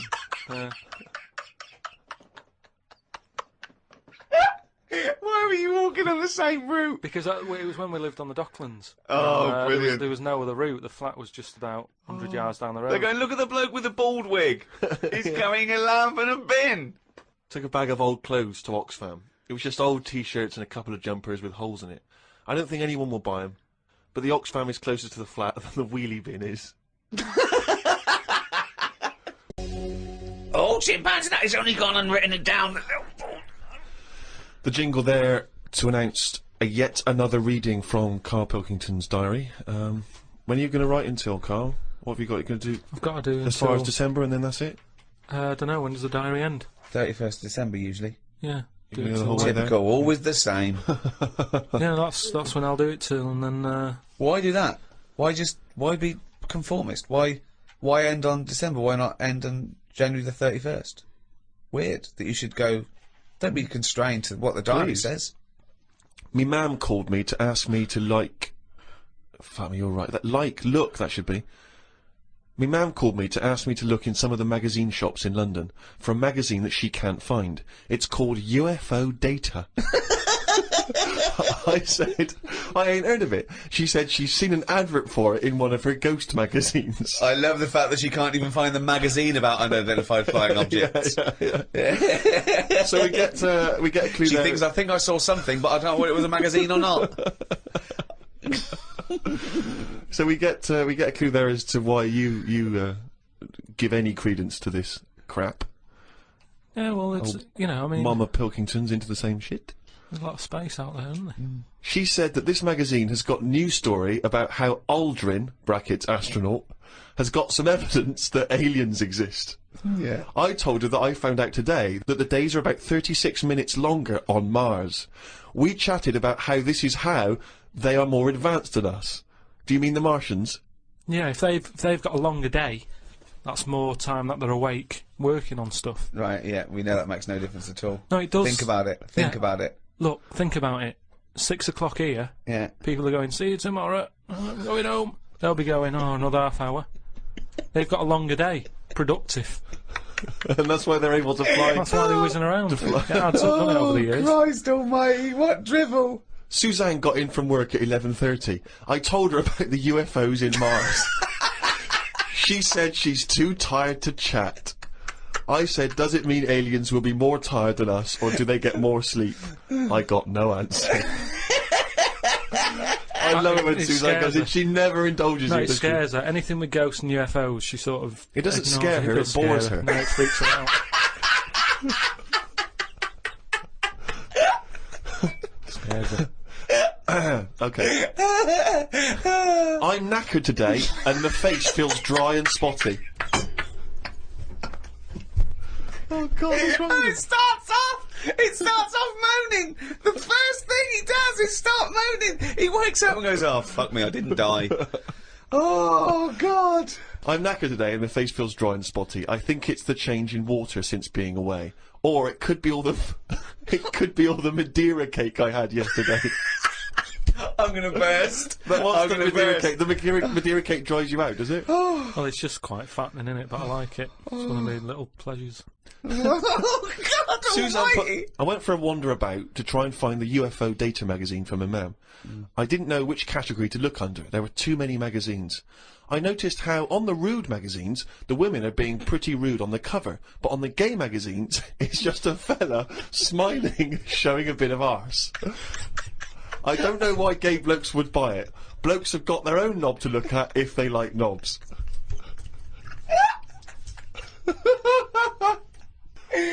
Why were you looking at the gay magazine? No, I wasn't. It's just... Oh, you were? No, I you noticed studied them. Yeah, because I was looking for UFO data. I don't know where they put it. I don't think you find evidence about the world's down men's pants. Yeah, I don't think you want to boldly go where no man has ever gone before, Karl. I had no luck trying to find the UFO Data magazine. I will try some other shops. He writes UFO Data magazine every time. He can just put UFO mag, but no, but it reminds me. You want to be specific. If I write stuff down, it means that I remember it more. Sure. So, still looking for it. Got some posts from Oxfam. They're flogging animals for Africa again. They've got new animals in their catalogue now. They've got donkeys and alpacas. Donkeys 50 quid, alpacas £20. I don't know if this is a special rate or if I could get one from a mam. She's been saying how they've been missing having a pet since they had the cat put down. Sorry, you don't get it. If you buy that for someone, you don't get it. Yeah, but they're not bothered where they're going. Yes, as long they as they're do. getting Of the course money. they don't. They don't deliver them. It's not like they're in a warehouse wondering, thinking, I hope people buy this. They're going to put them out there. They're. But at the end of the day, 50 quid's 50 quid, and they're not bothered. If they're Right. sending an alpaca to Africa, Yeah. and I'm saying, can you get one to London? To them, that is less hassle. Right. Carl, that's not how it works. You can't just go and say, oh, I'll have one of them. They're not bothered. It's for charity. Carl, of course they are. You can't buy an alpaca for 20 quid. Christ, all that plus postage and packaging. They're big bastards. Read about a pub that is getting some stick because they've stopped a horse going in. It's been the horse's regular for ages, but there's been some new owners who've taken over the pub, and they said they're serving fresh food and don't want a horse in there anymore.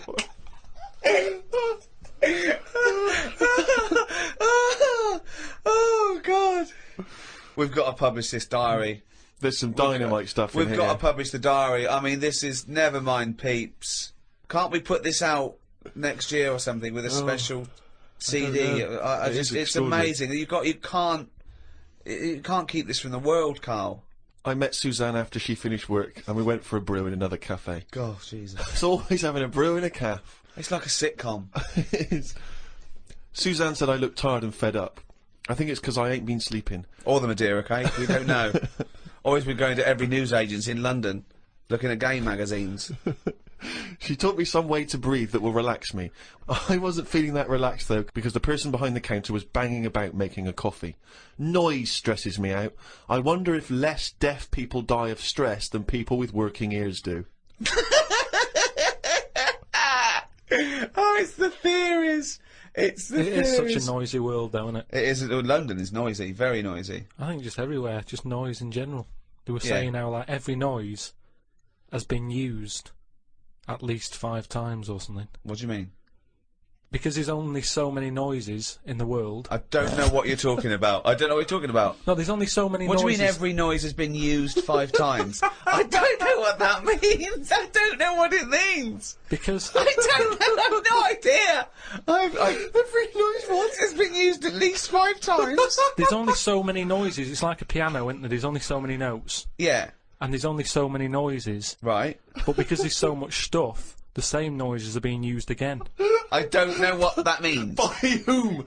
Who's reusing the noise? By whatever. So a you'll have- woodpecker when it's woodpecking? Yeah. Some birds make noises that would sound like a Ford Escort, just because there's only so many noises that people can use. What is he talking about? Noises are a byproduct. Outside an instrument, noises are a byproduct. They don't, a machine, they don't go, what should we make this noise, make this machine? It makes the noise it makes when it's doing something. But why does it make that noise? Why not pick another noise? They don't pick the noise. Who's picking the noise? A printing press makes the noise because it's the sound of the thing going down. Yeah, you so know, the printing- a hammer makes that noise because that's what it does. No one's going, oh, can we make this make a different noise? No, it's a byproduct. I know. So there's only so many noises. I don't know what you mean. You said the byproduct is because of something that's happening, right? But it's the physical action, isn't it? And the way that impacts on the surrounding air.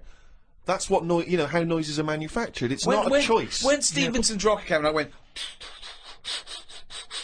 They went, can you make it go?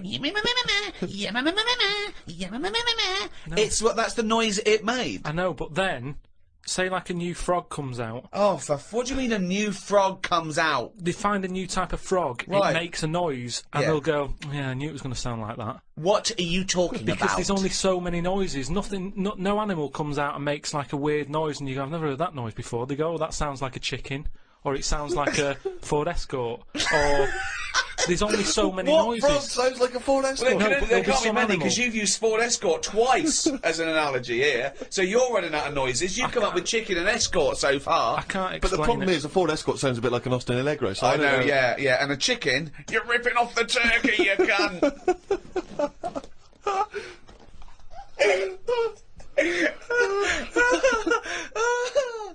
Oh, chimpanzee, that is competition time.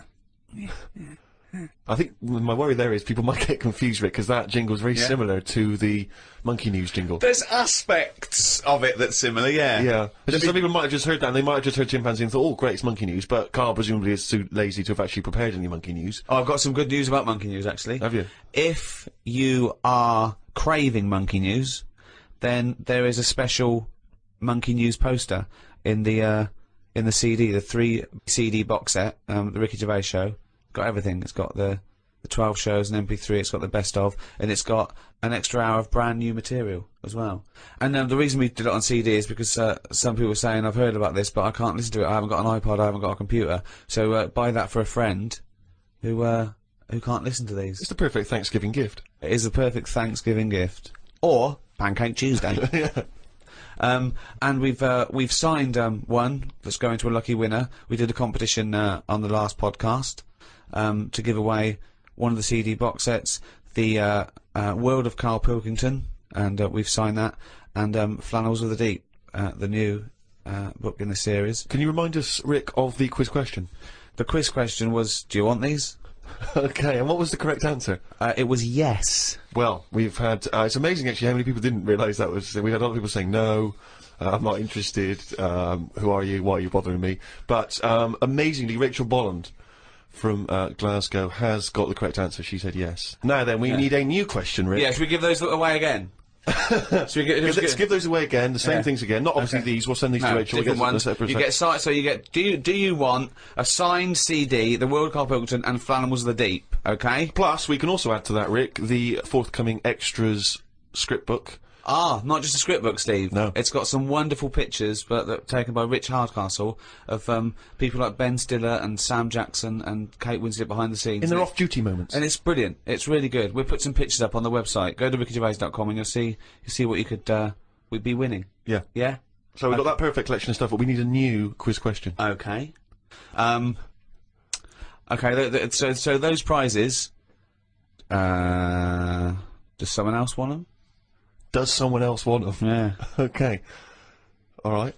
Well, if you know the answer to that, then get in touch. podcast@rickygervais.com. Good luck, it's a tricky one. Oh, good luck anyway, because I never read the emails. Well, that's the end of the second in this series of 3 special podcasts. That was the end of the Thanksgiving edition. With me, Ricky Gervais, Steve Merchant. See ya. And Karl Pilkington. Right. Thank you to Positive Internet, the guys that host this podcast. They're doing a great job. Thanks, guys. Thank you. Happy Thanksgiving. Hello, and welcome to our Christmas podcast. With me, Ricky Gervais, Stephen Merchant. Hello. And Karl Pilkington. Right. Merry Christmas, everyone. Merry Christmas. Yeah. A lot of people are wondering, Rick, if having done so many podcasts this year, because we very much started the whole podcast revolution ourselves single-handedly roughly this time last year. Yeah, that's right. Have we perhaps exhausted the podcast phenomenon? Is it time to pack up the equipment and move on to something new? Well, this will be the last one for a little while, I think. I think, you know, we did, I think 24, and then these specials this year. I think we started it about this time last year. Well, I don't know about you, Rick, but I'm bored of the whole podcasting thing, and I know that you probably feel the same way. Well, let's stop for a while. We might get back together again, but it won't be for a while. It's the... You know, we had a year. It was the year of the podcast. Been a weird year, hasn't it? Go on. No, I'm just saying, you know, when you look at it like that, when you think about all the podcasts that we've done Yeah. over a year, Yeah. just a lot of stuff has gone on. Looking back at the year, a year in which we've seen, you know, increasing violence in Iraq. We've seen the advent of more fears over global warming.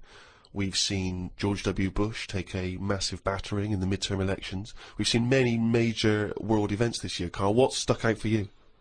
What event do you, if you think, oh my God, if you were doing your own review of the year, what would you put on the front cover? The grub that was eating biscuits on the windowsill. Right, that's just a little bit more up there for you than the capturing of Saddam Hussein and his sentencing to death. Just because, you know, it's I never thought I'd see that this year. So what exactly? What, the capture of Saddam or the grub? No, the grub. The grub. It was just I was there on the computer. Yeah. I was having a cup of tea and a biscuit. I put the biscuit on the windowsill. I sort of picked it up. Why would you do that? Why? Why would you put a biscuit on a windowsill? Because I'm sat next to the windowsill. It's like something from a cartoon. I put the pie on the windowsill to cool down. Yeah. No, And so- some ruffian stole it. Yeah. So I was eating that and I was enjoying it. Put the rest of it back down for like the next half of the cup of tea, and I saw Planned out. This is. I bet. Well, we read about this later in the diary. So and then I saw just like a little crumb moving. I was like, what's going on there? Yeah. So I looked down closer and there's an insect that is see-through, but with legs, and just sort of running off with a crumb into like a little hole. And then when I looked, I noticed there was loads of these little see-through things, and they were obviously all like, "Oh, I got biscuit." And that's exactly what they were saying. We've got biscuits over here. but I can't, that, what was it, like I say, it was amazing because they're miles away from what I'm about, and yet Not that far.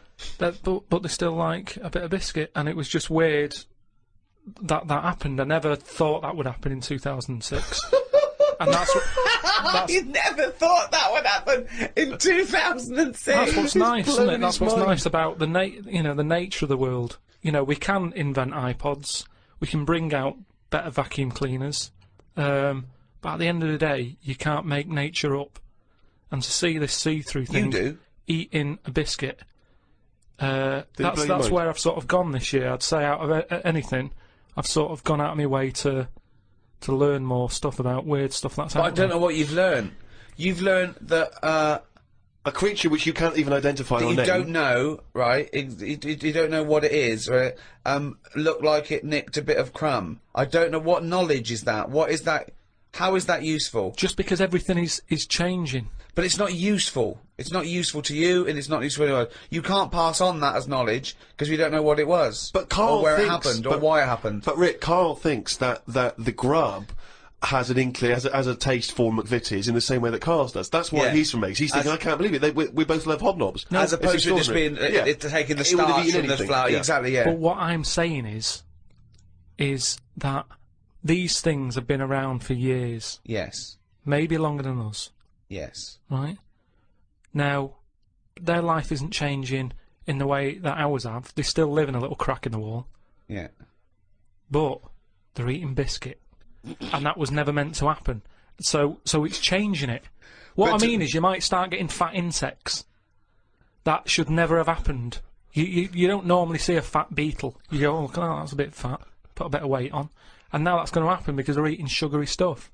The squirrels in the park, because people are feeding them Mars bars and everything, they're getting fatter, they're getting bigger, they're getting more violent. Now, over time, you know, they're going to cause more trouble than they What are evidence now. have you got that they're getting more violent?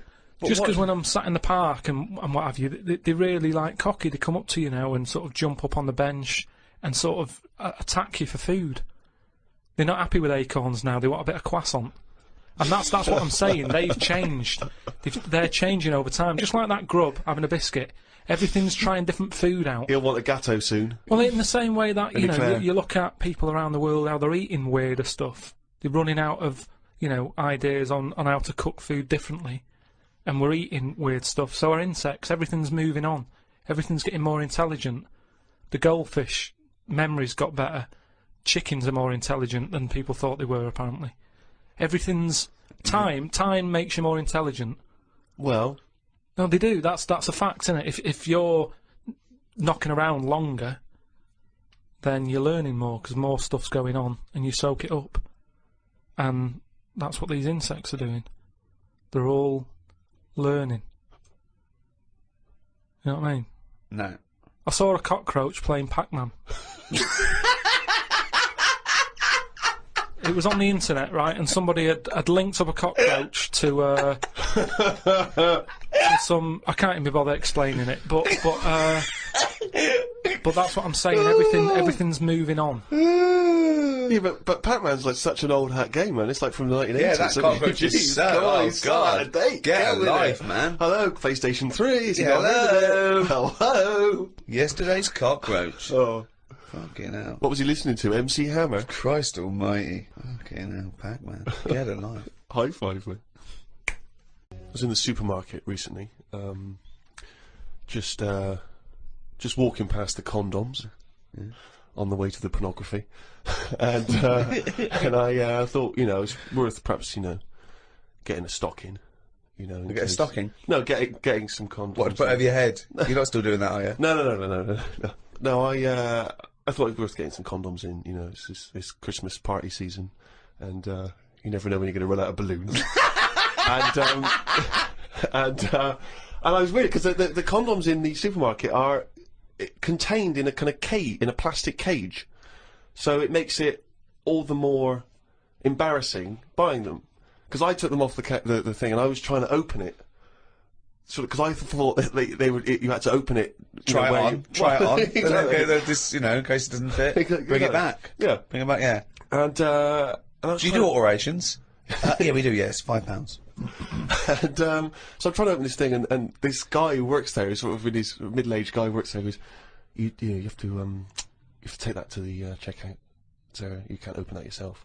I was just, because I don't know, I still find it very embarrassing, you know, dealing with any of that sort of, you know, prophylactics and things. The novelty of that is still very embarrassing to me. And so I just left it. I thought, forget it, I'm not gonna take these to the counter, because you never know. It's like if you get served by a woman, it's still a bit embarrassing, particularly if that's all you're buying. You know, because she knows what you're up to. You're going to fill them up with more and throw them at students. And anyway, the reason I mention this is because it reminded me of the conversation we've all enjoyed in the past, Rick, about when Karl bought for his girlfriend for Christmas. Was it a 2-pack? A 2-pack of what was it? Condoms. Wasn't it about buy one get one free? Yeah. It was a bumper family pack, wasn't it? Not a family, obviously. That'd be weird. Yeah, a family pack of condoms. One for the kids. Take out, enjoy yourselves. So that was a couple of years ago, Karl. The famous condom gate. Have you bucked your ideas up since then? Not really. They were the early days. Do you mean the early days? You'd been going out with her for about 8 years, hadn't you? Yeah, but I just think that as time goes on, you don't sort of buy each other as many presents. Sorry, that was a bumper year, was it? That was a hell of a. She went. Oh, I remember when you used to buy me stuff like condoms. It's gone downhill since then. Well, no, she didn't know she was getting them. What I mean is, there's less. Of course, surprises. she didn't. That's what I mean, though. It was sort of interesting to when I gave them her and said, "There you go, open them." She was not expecting that. And as time goes on... No, she was probably expecting a piece of jewellery or a holiday in Paris. It's more difficult, is what I mean, to surprise someone, innit, over time. No. But the surprise thing is meant to always be a good surprise. Yeah, but don't... If you always get something good... It's like the 3 wise men. What did they get the second year for little baby Jesus? Do you know what I mean? Once he's had that gold, it's like... Oh, I've sort of made it hard work for myself there. I've got to get him something better than that now. So it's best to give him the myrrh. And next year, get him the gold. Step it up a bit or whatever. But don't you understand... Because I don't want to criticise you because you're a lovely man, but having read the diary and read much of this diary, one of the things I notice is the complete lack of romanticism. The number of times Susanna says, book us a lovely meal out, take me out tonight, and you always write like it's a massive chore, like it's a headache for you. Oh no, I've got to spend a romantic night out with my girlfriend. Because it's the same reason I don't like Christmas and stuff, is the expectations. I prefer it. If I want to take Suzanne out, I prefer to meet her at the bus stop. She comes back from work and go, you want to go out? But you don't do that. No, I do now and again. But it's that thing of, oh, we'll go out tonight, I want to leave it to you, book a place, It builds it up too much and it can never live up to it. It's like how, you know how, like, people make a big thing out of, you know, having it away for the first time. And they go, oh, I'm going to do that tonight. Not the way to do anything. You won't get anything done by planning. That's a quote! That's an amazing quote! That'll be up there with Newton and Churchill. You don't get anything done by planning. No, but like that's amazing. But you can't just spring it on someone. You have to at least ask her, you up for it tonight? Just see how it goes. That's what I'm saying about Christmas. I might not be in the mood for it on December 25th. For Christmas, having turkey and everything. That's what I mean. About, you know, in the last podcast, stuff coming round every year. Don't plan it. If you fancy a Christmas, have it. If you don't, just carry on. It'd be nice to live in a world like that. They say, you know, it's a world of freedom or something now. It isn't. No, I don't know what that means. I don't know who says you just make up things they say. They say, like, you know, today's world is a free world or something. Someone said something along them lines when it isn't. Everyone's still being told what to do, when to do it. Christmas is a big thing, isn't it, that we all have to go through, and it's stressful. It's You're not a happy such time. a miserable sod. You really No, are. but Christmas is it's a big upheaval. It is out of all of those special days that go on, Christmas is the one But that's... what are you doing with your time? It's the question we return to again and again. No, but we read it. You're visiting your parents. You're hiring a car. You're going down the calf. It's not like you're taking your work away. You're doing some important neuroscience work, and we've had to take you away from that for 3 days. No, but what you're not doing anything of any value, Carl. But what I might want to do, but I can't because the shops are shut because they want to go off and celebrate Christmas. You know, it's an upheaval. Easter's all right. It comes and goes. Do you want an egg? Not really. Don't have one then. You're not forced an egg. You're not forced an egg. I like Easter, and everyone can afford an egg. There's no one being left out. Whereas Christmas, everyone goes back to the family and they have a big meal and all that. And there's a lot of poor people out there who can't do that. So it's more of a, if you're going to talk about religion and the religious sort of occasions, Easter's one that I'd keep. If you plan everything, you probably won't do it in the end. Whereas again, that as a soundbite is gobbledygook, isn't it? No, what I mean is, say like holidays, when you know they're coming, you never enjoy them as much as one when it's surprised on you. Who surprises someone with a holiday unless you win it on a game show? How can you really go, bloody hell, I'm on holiday? Suzanne did it with me. She sorted it all out and booked me time off work without me knowing. Oh, that's a lovely romantic gift. Yeah, and I went along with it and we had a great little holiday. Yeah, so maybe you should do something like that for her. No, she wouldn't like it as much, and I won't pick the right place, and I know she won't like it. You are one of these people that washes up badly, so you'll never be asked again, aren't you? No, that's my job. That's the only job I do. Yeah, well, it was a... but to be honest, that's doing me head in at the moment, because I've outgrown the sink. He talks about himself like a crab. Oh, God. Gotta get a new sink for Karl. Why? He's outgrown it. No, just he's 33 now and his knees around his head. Oh, he can't bath in that anymore. No, just my back's been playing up a bit, and I think it's because of the height of the sink. But hold on, you haven't grown. I think I have. Well, you haven't. No, you haven't grown at 33. Well, it's definitely something. It's just not very good. Subsidence? I don't know. I've just said to Suzanne, I said, this isn't as good as it used to be. It's not. This isn't as good as it used to be. This washing up. On the tube on the way back home, saw an advert for a book about a woman who works in a funeral home. She went into work one day.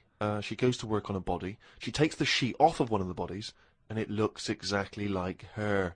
This is called a doppelganger. What's a doppelganger to you? It's the thing I read about ages ago where someone was walking down the street. Yeah, and he sees someone who looked a bit like him. And no, this was weirder than that. Go on. He remembers like going down that street as a kid on his bike whistling. Yeah. And then he's walking down the street going to get some milk or whatever from the shop. Little bike comes whizzing past. He hears the whistling. He goes, "That's weird." Looks at it. It was him when he was a kid. So it's like a time. Shit. What do you mean? It was him as a kid. This is like a different form of doppelganger. It's just. Well, it's impossible. It's rubbish. Some sort of time thing, isn't it? No, it's not even that's impossible. So don't worry Sounds about like kind of time thing, Rick. No. Yeah, it's something you read again on the internet, or it was a short story, or something someone told you. On my walk back from the tube, I saw a jogger who was pushing a pram at the same time. The kid looked terrified. Got my science book out. It said that the static you get on the telly when a channel isn't tuned in properly is radiation that is still knocking about from when the Big Bang happened. I thought about the Big Bang and wondered if it was really a Big Bang, or did it just sound louder as there was no other noise to drown it out. Good point, though, isn't it? Karl's diary, Rick, never ceases to amaze. More from that next week. Oh, well, it's that time now. Yeah? It's the big one. Oh, chimpanzee that monkey news! Right, there was this monkey? This fella, right, who he had a problem with his eyes. Right? Yeah. So he goes to the doctors and he goes, oh, I've got a problem with my eyes. And he goes, yeah, they're bad then, right? He goes, it was in America, you know, like how you have to pay for medical stuff and all that. Mm. And the doctor said, oh, if I fix them, it's going to be like 10 grand, right? Mm. It's like, but I haven't got the money, doctor. He goes, well, I can't help you then. You know, there's a lot of people with bad eyes like them. Can't do anything for you. Mm. So he goes, oh, it's getting worse. I can't do anything. So anyway, so he goes home Is that the price of human eyes, is it? So he goes home, he's looking in the paper, right, and he sort of sees in the adverts at the back, and there's a little advert there saying cheap doctors, right? No, bollocks. Oh no. No. So he's thinking, oh, maybe that's what I need, right? So he calls them up. Woman's there. She's like, wait, what can I do? He goes, I've got bad eyes and that. She says, oh, come in tomorrow, we'll sort them out. She's like, brilliant, I'll see you then, right? So he goes down there, and he says, right, you know, I can hardly see. My eyes have got in really bad state and what have you. Right. I need to have them sorted out. I don't know what you do. Whatever you do, Right. I need Now, doing. his eyes are so bad, can he see the doctors? He can... Not really, Can't sort really- of he's squinting squinting. and that, but, you know, so he's like, do I need to see the doctor to, you know, have a word and tell him what problems? She's like, no, don't worry about that. Don't worry about Just, No, I'd be comfortable if it's a... just you know, just let me inject you, and we'll knock you out, and we'll get on with it. And Yeah, it's we'll like, get the well, doctor in. Can I just tell you something about chimps as well, just before you continue? Go on. You know, they don't have opposable thumbs. Now, which is why what- are opposable thumbs useful, Rick? Well, to grip something, to do anything like, you know, even simple stuff like writing, so let alone surgery. So without an But opposable can I just thumb- check now? Go on. So if I was a doctor and I was doing any form of difficult surgery, would I need opposable thumbs? You'd need opposable thumbs To be a doctor, And without okay. you couldn't do anything. You Th- could. thanks for clearing that up. Because the opposable thumb allowed something in our evolution called the precision grip. Right. So without that, you couldn't do anything. I'm just glad they've got that cleared up, thanks. So anyway, so he's had the injection, he's nodding off and what have you, right? His eyes are sort of closing and that, he hears the door open, he sort of just sees this little fella coming and he's like, hello doctor, and he's trying to like make a chat with it, Sure. but like, he's just nodding off. No, just Oh, he's he never or called she, it doctor. was it he or she? These people have done 7 years medical Deeply training. respected people. How could you call it it? So anyway, he thought, oh, it's weird he didn't answer, but you know, doctors can be quite moody, you know, they're highly intelligent, they don't need... Especially little hairy ones. Well, just idle chit-chat, there's no room for that, do you know what I mean? It's like, I'm here Yeah, to do a job. yeah, but you know, if I'm going in to have my eyes done, I want a little bit of idle chimp chat. So anyway, time passes, right? He sort of wakes up and he opens his eyes, right? And it's brilliant. He can't believe it. Eyes are perfect? He's had the op. He can't believe the sight. He's like, nurse, right? And the nurse comes in because I can't believe it. This is brilliant. I've never had this such good sight. Do you know what I mean? Even when I was a baby, Yeah. and my eyes were new, Yeah. I didn't see this good. Great. So she's like, well, you know, that's You realise the nurse is a panda. that's what we do, right? So he said, right, so can I just see the doctor and just say thanks and that? And she's like, well, to be honest, you know, he's specialised in what he does. There's a lot of What work. a load of bollocks this is getting. Please. Where did you get this from? No, come on, let's hear the end of the news. There's a lot of like operations he's got to do. Yeah. So you know, leave him to it. He's just having a kid. You know, I'll let him know that you were grateful. You know, pays the check. Off you go. Go and enjoy looking at stuff. Yeah. So he said, no, just what's wrong with that? I just want to see that. She's No, like, it's no, fine. leave it. Just leave. Yeah, exactly, leave it. If And he he's says like, it's yeah, check. but I can't. You know, I want to thank him. So he's done such a good thing for me. So they're getting into a bit of an argument and what have you, and the voices are raising, right? Door opens. Gonna wake the doctor up. Well, that's what they did. They woke it up, right? They woke it up? It? So the door opens, right? Little monkey comes out, Oh. and he's like, "What's going on here? It's a hospital. Why is there a monkey knocking about?" Yeah. So the woman said, well, what do you mean? He's the doctor, right? so he's like, "You are having a laugh, aren't you?" She goes, "Look, don't complain. Your eyes are sorted. Yeah. You know, the doctor's done it. What's the problem?" He said, "Well, if I'd have known that, I wouldn't have come here." She said, "Well, what do you mean you didn't know that?" She said, "The advert in the paper you read, it's like chimp doctors." That is the biggest load of shit I've ever heard. That really is the worst. What? And because his eyes were so bad, he thought it said cheap doctors. He saw the advert and it said chimp doctors, but because his eyes were bad, he just saw it. What as, journal is this in? It was years ago because it sort of says how the monkey sort of carried on working for a few years. He couldn't do anything Then about just it. He had retired to leave play it. golf. It's absolute bollocks. It's There's like- no way. I mean, it's not even worth talking about. So- It's the most ridiculous thing I've ever heard. It's the most ridiculous monkey news you've ever heard, and that's saying something. Chimp doctors, cheap. It's easy mistake. Well, that's the end of another podcast. That's week 11. We've got one more to go next week. So go to rickygervais.com, see some of the things we've been talking about, register, so we can let you know what's happening when we're back. Who hosted this podcast? It was the great guys at Positive Internet who host the world's #1 podcast, The Ricky Gervais Show, with me, Ricky Gervais, Stephen Merchant, Bye-bye, and Karl Pilkington. Hi, Ricky Gervais here, with me, Stephen Merchant. Hello. And Karl Pilkington. All right. Welcome to the final episode in our series of 12 podcasts. I say final, it's final of 12, but we may be carrying on. Go on. Well, next week we're going to try and do another one to continue this for at least a little while. We may have to charge a small fee for it because it'll cost us money, and Karl is unemployed. But we mean a real tiny little fee. But hopefully we'll be back next week. Now, we're not sure where it'll be. It'll probably be on iTunes, but just go to rickygervais.com and we'll guide you there. Hurrah! Yay! And thanks for listening for this long and supporting us. I hope you continue to support us. Go on, continue to support us. Yeah, particularly Karl, who has no money whatsoever and is desperate. He's a desperate man. Is that right, There's no Karl? one out there going, oh, look, they're charging for it now. But, you know, people forget we gave 12 for free. This is it. So quickly people forget. We're big shots. Yeah. Well, Karl's not, but, you know, we are, aren't we? Exactly. I mean, we were generous, but we're not that generous. We're not mad, and Karl needs a little bit of money. Look at his little round little head. He's like little tiny Tim over there. Exactly, yeah. Look at him sitting there. Karl, you've had a good week? It's been alright, yeah. Brilliant. Well, more of that next week. You have to, but you'll have to pay for it now. I'm surprised you're not buzzing, because we just had our photograph taken to enter the Guinness Book of Records for the greatest downloaded podcast of all time. We went along to the Guardian, and the press were there, and they took a little picture of his round head, didn't they? Yeah, but I don't know why should I be excited about it when it's just. Have you always wanted to be in the Guinness World of Records? Not really, no. I've been looking at the they presented us with the this year's, and I've been looking through it, and there's some fascinating ones. I used to get but this as a kid. that's what I'm saying though. There's loads of things in there that I used to go to. Like I looked at it online the other day to see if what's on there. You click on it, the home page that you get when you click on Guinness Book of Records. It's a fellow with the most ear hair, right? Looks amazing.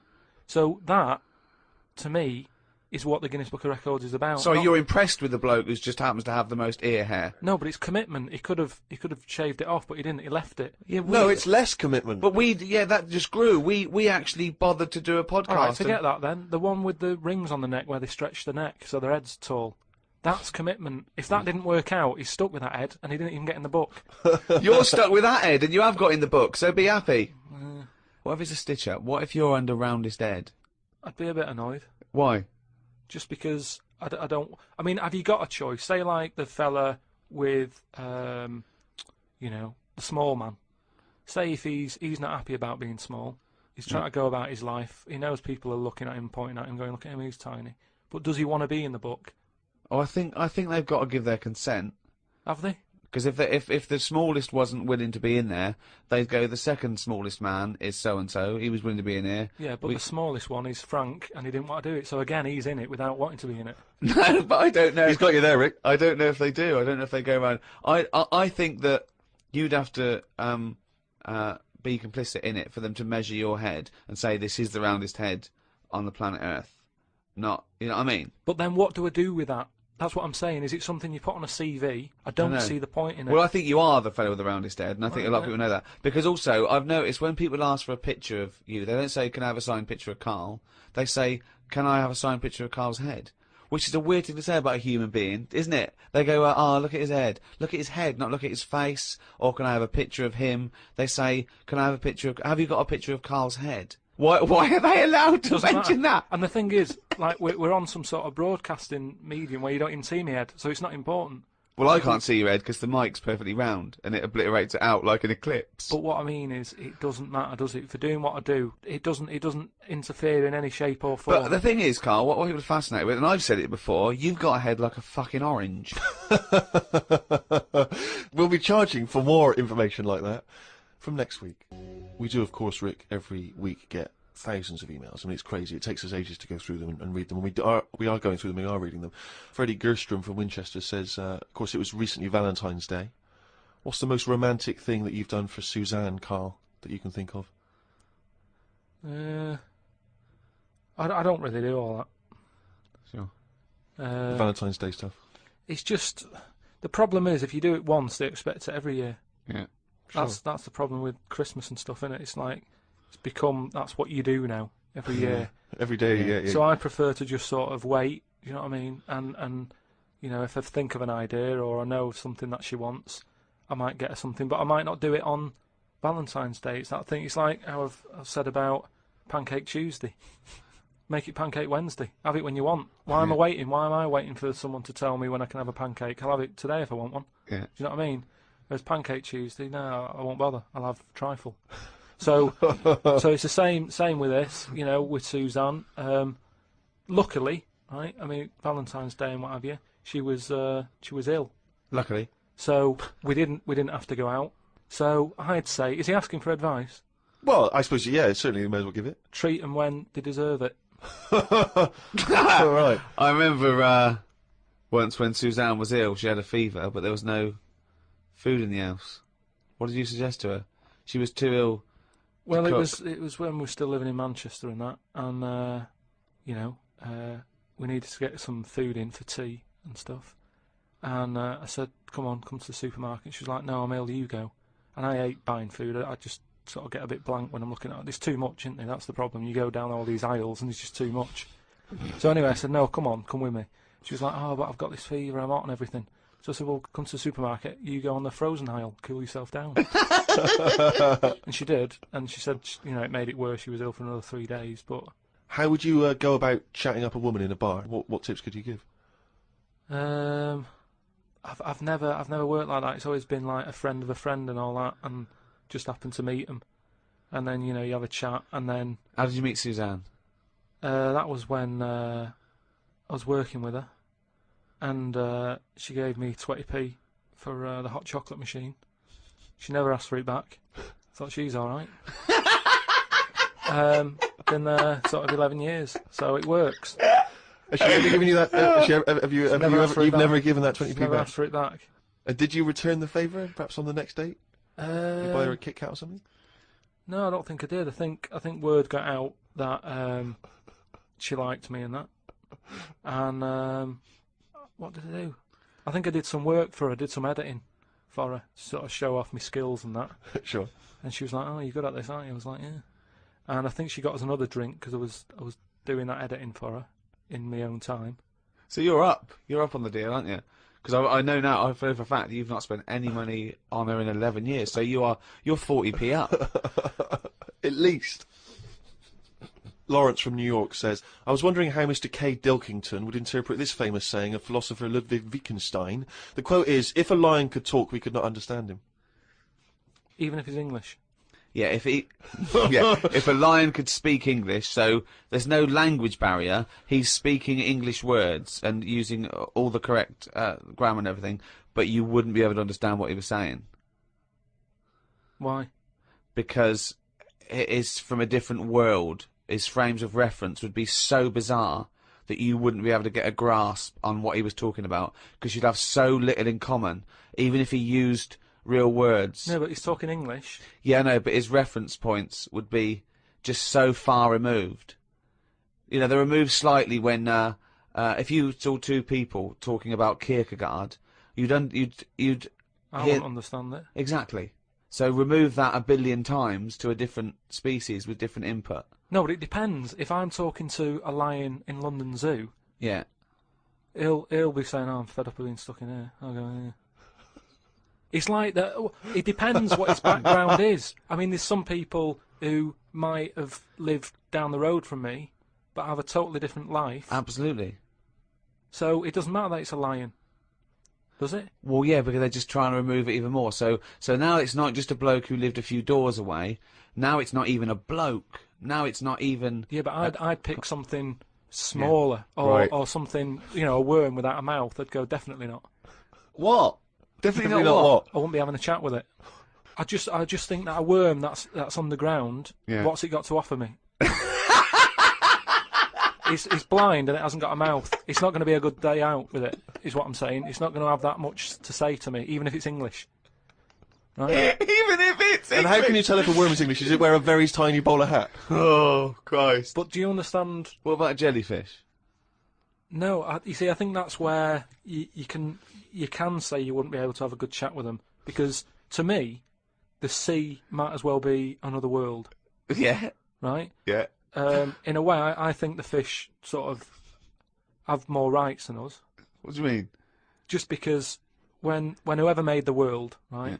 Say, you know, we were just bigging up God, but if I was to have a go at him, I'd say you added too much water.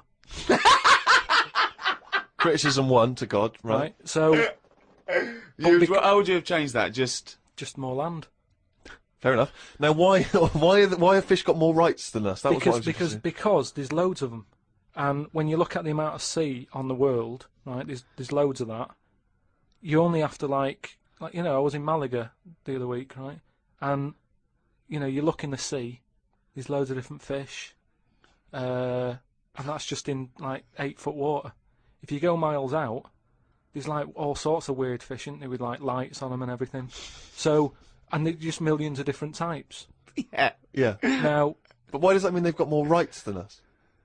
Just because I think, you know, rights come in numbers, don't they? If you know what I mean. Like, if there's one of you shouting, people go, oh, he's an idiot, shut up, whatever. If there's loads of you shouting, they go, oh, best listen to them, see what they've got to say. Right. And that's what I mean about fish. Yeah. There's loads of fish. Right. So... But they're not really making their voices heard, though, are they, Karl? Yeah. I know, because they're underwater. But what I mean is, I don't know what I mean.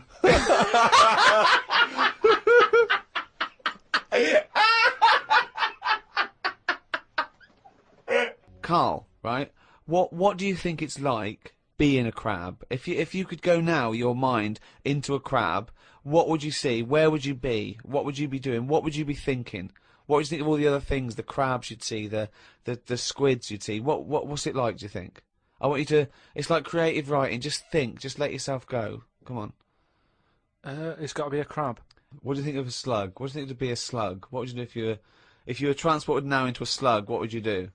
And Suzanne, you're suddenly in the kitchen, but you're a slug, and Suzanne's sort of like there, just making tea and that. How do you let her know it's you? It's impossible. I'd just chuck myself into the salt pot or something.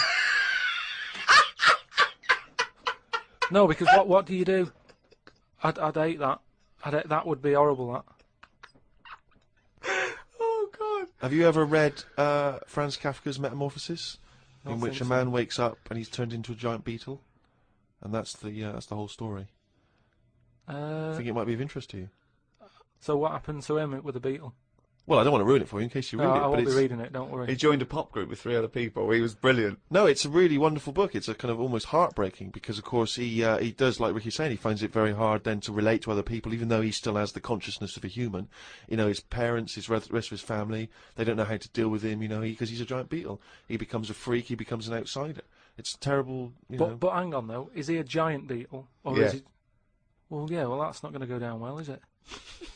That, of course, people aren't going to like you. But if it's a normal-sized one, then you just get in with the other beetles, don't you?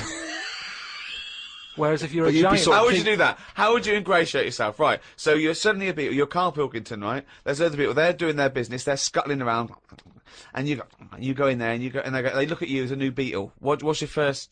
What do you do? How do you ingratiate yourself? Well, for a bit, I wouldn't sort of barge into their house and that. I'd wait until they're out and about, and I'd like in life, right? Sort of help them out. I don't know what beetles do all day. I've never seen one doing anything. They just seem to be going from one place to another. Right. I've never seen them carrying anything. I don't know what they eat. I don't know what they do. I don't know how we've got them, right? But what I mean is, I'd watch them and I'd sort of help them out. And I mean, you know, it's like going on a date or meeting a woman, isn't it? But what if there is? Whoa, hang on. What do you mean? How is it like going on a date with a woman? Well, it's like I said about Suzanne with her hot chocolate. She bought me that, and I've gone, she's all right. Right. She gets me another one. Before I know it, she's living with me. So, it's you. So you're all these beetles. They're scrubbing around, right? You're sort of like watching them, and then you realise that you want to mate with this female beetle. What do you do? What's your first move? Yeah, but I don't know what beetles do I? So I don't know what you do. I don't know if you go up and go, all right. What did they do? How did they get on? Well, it's a different world. I don't know yet, do I? Because I haven't done it. Would you feel bad because having your own mind in this beetle, right? Would you feel bad shagging a beetle? Would you feel that was a bit sick because you've got a human mind? Well, no, because you just close your eyes and that, wouldn't you? And go, pretend to think of something else. So get round it that way. There's no point getting down about it because I'm stuck now as a beetle. So you've got to get on with it. But if you're a slug, you said you'd throw yourself in the salt pot. What would you do if you were a beetle if you got depressed? And you see all the other humans. No, you see your mates, right? They're listening to the iPod. What would you do? But no, that's what I'm saying. No, beetles are different because they do tend to hang about with each other. A slug's always on its own. It's a lonely insect, isn't it? It's not an insect. All right, what is it? A mollusk. Right. they're lonely. I've never seen a load of snails all together or slugs wandering about, whereas beetles seem to knock about in crowds. Yeah. So, oh God, okay, right, another one. So they're sociable creatures, and it wouldn't bother you that you've got the mind of Karl Pilkington in there? Because you can't communicate with these people, because they don't speak English, they don't have any communication with you. Yeah, but if it's happened to me, there'll be another one in there. Okay then, right, okay. What would you do, right? That's the most disgusting thing. What could it be? Right, what would you do, right, if you were suddenly a fly, right, and you were knocking around with the flies, right, and you had to land on some, excrement? Yeah. What would you do? Yeah, but I don't have to. What do you mean? You're a fly. You're but loving I wouldn't. No, I wouldn't be loving it. No, would I? Why? Because I'm me in that fly's head. So I don't think other flies would be going, come on, join in. I'd just be like, no, wait, wait, watch and that. Because I don't see why they have to do that. What would you do, right, if you had to go back and you were in a, had to go put your mind in like the, an unhatched egg of something, like maybe one of those, that a wasp was injected in a spider. So you know you're in an egg, right, which is really uncomfortable, in a spider. How would you feel about that, Karl? You're a baby wasp in the abdomen of a spider. And I know everything that I know now. I'm sat in there. Yeah. And now I'm in a spider as an unborn wasp. What the fuck am I doing here? What's going on? I don't know what I'll do there. Probably try and sleep. There's nothing else to do, though, is there? I just pray to God it never happens. I don't believe that he's written it down. Well, that's the jingle that signals it's time for more extracts from Karl's diary, and we'll lunge straight into it. Wandered down Carnaby Street. There was a happy homeless fella. I gave him £1.50. I thought of a tongue twister after giving him the money. It goes, if you can't treat a cheerful tramp, what sort of tramp can you treat? It's good, that. All right. Say it fast. If you can't treat a cheerful tramp, what sort of tramp can you treat? Yeah, good, isn't it? Good, that, yeah. You've got too much time on your hands, Karl. Learned some famous quotes to see if they are as good as my sayings. Number 1, treat every day as if it's your last. Very famous saying. Now, is that something you do, Karl? But you know, my problem with that one is that if it was your last, you wouldn't want to be doing much. That's the only problem I've got with that. I wouldn't want to, you know, go to a fairground or whatever because you're going, oh, it's my last day, what am I going to do? And I think you'd spend so much time worrying about what you're going to do that you'd end up staying in. I think you're right. You've taken some of the poetry out of it. I think it means live life to the fullest, right? I like the fact that you were musing on the idea that if it was your last day, you'd go to the fair. It's getting such a 19th century way of spending your final day. I know, yeah. Well, the thing is, the other thing is that the only thing that people get depressed about in terms of sort of like you know, life and death is not the knowledge that they're gonna die, but more the knowledge that they know they're going to die when they're dying. If someone told you no one ever knows when they're going to die, no one ever gets an illness, no one ever gets hit by a truck, everyone passes away peacefully in their sleep, dreaming they're riding a big marshmallow, right? Then you wouldn't care about anything. It wouldn't matter when. It wouldn't matter if you died tomorrow or in 30 years' time. You'd just live life to the full. You'd have every day would be great. You'd go out, you'd come back, you'd fall asleep. That would be amazing. There'd be no stress. There'd be no angsty, we're all going to die stress, because it wouldn't matter, because it would just be your life. Wouldn't it be amazing if someone guaranteed you, Karl, you're going to die in your sleep? I'm not going to tell you when. Yeah, but some people do, don't they? Well, exactly. Yeah, but we never know we're going to, because we stress. What if we get a dreadful illness? What if we, you know... But we're almost not letting people die naturally anymore, are we? Because we're always bodging stuff up. What do you mean? Well, someone who might naturally die in the sleep aren't allowed to naturally die in the sleep because they wake them up with those electric things and get them going again and pop in a new lung or whatever whilst they're at it. That's what I'm saying. They don't just... You never hear it anymore, do you? Frank peacefully died in his sleep. No, he died on the operating table whilst we were putting in a new lung. They don't die naturally anymore. Frank died peacefully with 40,000 volts going through them and a couple of people going, clear! Clear! Rushing about today. Got to get a lot done as I'm flying to Malaga tomorrow to see my mum and dad. Don't like flying. I'd be happy if they give you a parachute instead of a life jacket. They say Da Vinci invented the parachute as well as the helicopter. He never got round to making them, though, because he only drew them on some paper. Got up at 5 AM as I had to get to Heathrow to get on the plane to see mum and dad in Malaga. Went out for a drink with a cousin who lives in Spain. Ain't seen her for 27 years. Oh, that must have been tricky, making conversation. I didn't really bother. Because where do you start? I might as well go up to anyone in the street and start having a chat. Yeah, you have to get further back than, did you want Chantal to win Big Brother? Yeah. Me dad and me talked about history.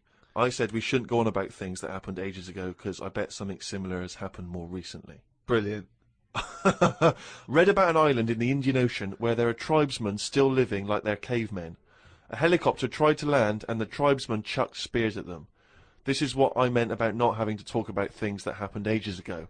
We have got new cavemen now, so why do we talk about the old ones? People could have lived before, but computers and all that blew up and books got burnt, so all they had left was what these tribesmen have got left. Ramblings And that's the ramblings madman. of a maniac. That I mean, is that's just a few hours before you go crazy with a gun in there. No, but what I mean there is, right, say if all this has happened before, right, podcasting's been happening years ago, something happens. Again, a lot of information from the Planet of the Apes. Something happens, world ends, right, we come back again somehow. Yeah. It's the detail you leave out that makes you intriguing. Just like the watch that you can wear that tells you when you're going to die. How does it work? Pop it on your wrist. That's all the detail you need. So the world happened. No. We came back. Yeah. Have you seen the pictures? Forget it then if you don't get it. It's interesting that you had all those profound thoughts about this period in the past when they all lived, but you still found it appropriate to include at the end of that. It says that tribesmen wave their knobs about when they've had enough of having visitors. That's what it said in the paper. That's what happens. They're quite happy. What paper is this that you're reading? It was in like a paper a couple of days ago. It said they don't mind having visitors if they're bringing them coconuts and stuff that they can eat. Once they've got everything they need, they start waving the tackle about, and that means like, right, leave now, which you would, wouldn't you? Yeah, at a dinner party. My grandfather used to do that. Well now, what have we here? I'm here to tell you all about Friday night comedy on Channel 4. There's 3 great comedies. Green Wing, It's Nearly Ready, My Name is Earl, and The It Crowd. The great new comedy from the creator of Father Ted. And what have we here? Jingle, jangle, jingle, jangle as it happens. Friday night comedy, this Friday on Channel 4. Switch it on. Now then, well now, young man. Well now then, well now then, young man. Oh, fancy that monkey news! That jingle is getting more annoyed by the week. Well, this is the final monkey news, right? I'm not doing this anymore, right? Because we've covered it all. All the monkey news has been covered? It has. It has. We've done loads of them. I think all the news that needs to be sort of known has been told, right? That is the end of the news. Jesus Christ. What? Get on with it. Right, do you know, in the first podcast that we did, we chatted about the monkey that went into space and stuff. Yeah. So where we left So it... haven't you got a real new monkey news? Well, it's an update, isn't it? I mean, is all it new? Has No, it happened recently? Has it happened since podcast 1? I have to pick Ricky up on the point that he thinks any of the monkey news we've heard, A, happened, and B, happened recently. It almost always happened in olden times, or ages ago. Oh, you're right. It never happened. Right, anyway. So, like I say, the first monkey news, it was about this monkey that went into space. This was the one that was fed by bananas that came out of a little chute on the spacecraft. Yeah, it went up there, did a really good job. It was taught how to press the buttons, hit the left button for a banana, you know. Right button to go right, make history and go to right space. Right. What do I want? Not more banana. You haven't taken off yet? More banana. Oh, we shouldn't have given him a choice of banana or a change history. We should have done the right button. We should have fed him before he went and only had a right button. He's at the left button again. He's just eating bananas up there. What's going on? It's costing us a fortune! Little fucker. Press the right button and do something. Bananas. You hit the left button again, the little fucker. So anyway, yeah, I told you, he went up there, he came back, he could never get that The high, exactly, again. yeah. You know what I mean? He tried other things. I think he tried to get a band together and that. Right. So anyway, there was loads of monkeys that were signed up to this NASA program, and it was 1961 when this little monkey called Ham, that was his name. So a bit of an update. That's the same one as I talked about. His name was Ham. As well as him, there was one called Enos. He went around the world loads of times. So anyway, what I found out about it since then, Ham went up there, did the left-right business with the bananas. Enos, they didn't put as much work into the trip when he went up there, and something went wrong with the machinery. And do you know how you get a banana for the left button and all that? It's official now. There's 2 buttons in this spaceship. Banana dispenser and everything else. The right button is everything else. But it worked the other way. The machinery went weird. Oh no, really? So it meant that the right button would give him a banana. Right. The left button did everything else. Oh no. How did that So what happen, had been though? taught? This is the problem with electronics, isn't it? Well, no, I don't think apparently this is the problem. But the good I mean, honestly, look it up if you want. This is all online, by the So way. what happened when it all went haywire? What occurred? Look, Carl, this is online, and it's bollocks. Luckily, Enos, because he'd done a few trips, Right, he so was he was like, experienced. well, I know this isn't right. As much as I love bananas, this isn't right. That was his thinking, of course it was. So anyway, so he came back. They were all like over the moon with him. He you said, know, I going, can't work with these conditions. Good mission and everything. Well done on working it out. He sorted all that out. It moved on a few years. Armstrong's gone up there. Buzz and that other fella. They've been up there. The monkeys aren't needed anymore. But they were like, we've got all these monkeys who have done NASA training. What are we going to do with them all?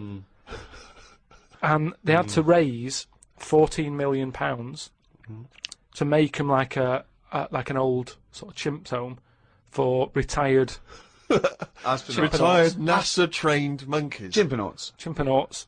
Something they've got in there is like a little museum, right, of all the missions and that they've been on, so they can sort of, even though they're not going to be going into space again, they can almost relive it and reminisce of the times that they've had.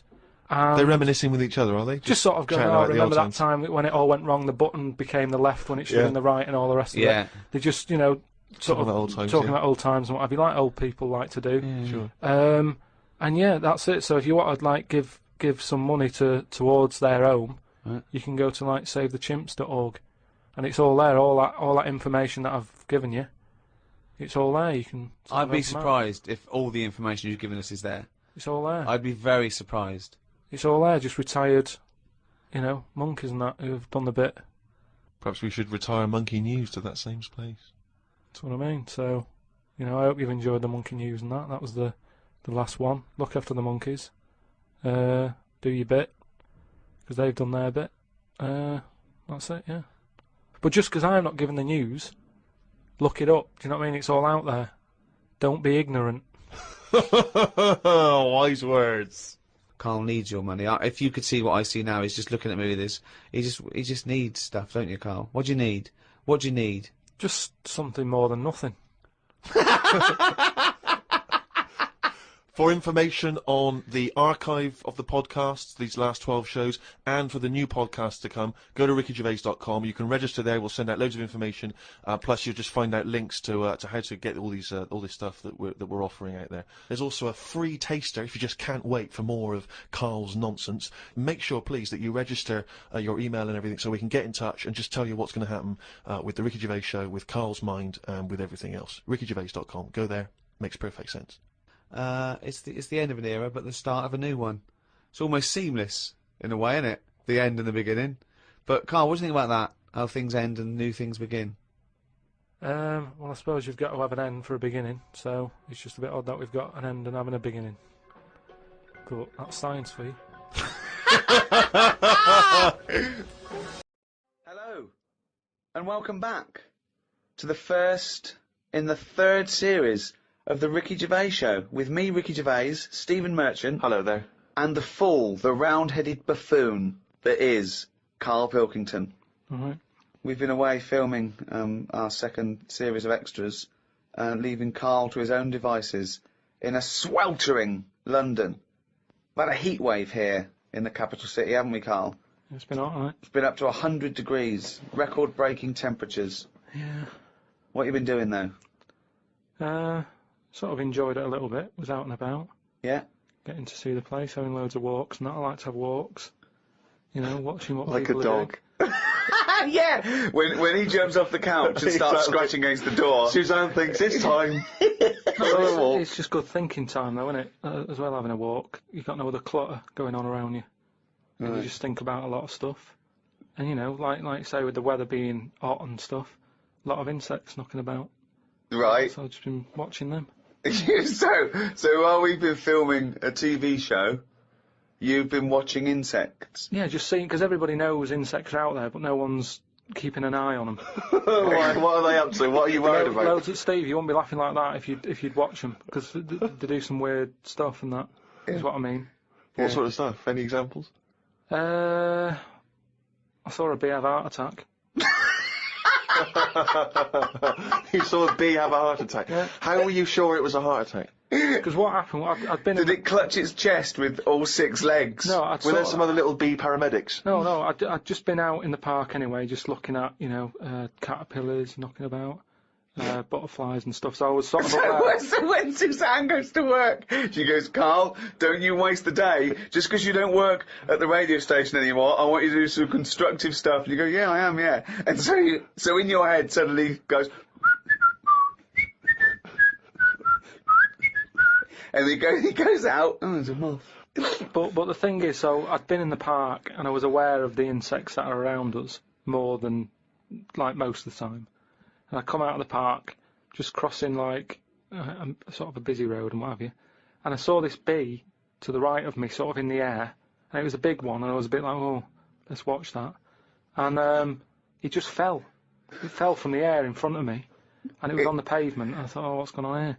And I looked at it for a bit, and it was really still, gave it a little kick, just to see if there was any movement. Nothing. Stone, sort of, what's the saying? Stone cold dead. Yeah! Stone cold bee dead. So, yeah. I like the fact that this bee suddenly saw Karl and had a heart attack. Yeah. It'd never seen anything that round before. Yeah. It just thought, it had approached him because he thought it was a sunflower. My God, it's a giant walking orange. Every dream has come true. No, but it just summed up life for me. I thought, that's like us, isn't it, at the end of the day? They have heart attacks, stress. You put it down to stress, do you? Well, it's in London, isn't it? You know, everything has stresses from living here. And they are bald, aren't they? They've got fur all over, but they lose the... And always overweight. It was a fat, bald bee! So what did you... It fell to the floor and you instantly... You just kicked it, you didn't attempt to revive it? No, I waited a second and just looked at it to see if there was any, you know, leg movement or wing. And there was nothing, and then when I sort of kicked it, it was sort of hard. It had hardened already. It's just... Rigor mortis had set in. Did it put you in a bad mood for the day? Because I know things like that can just send you over the edge for the day.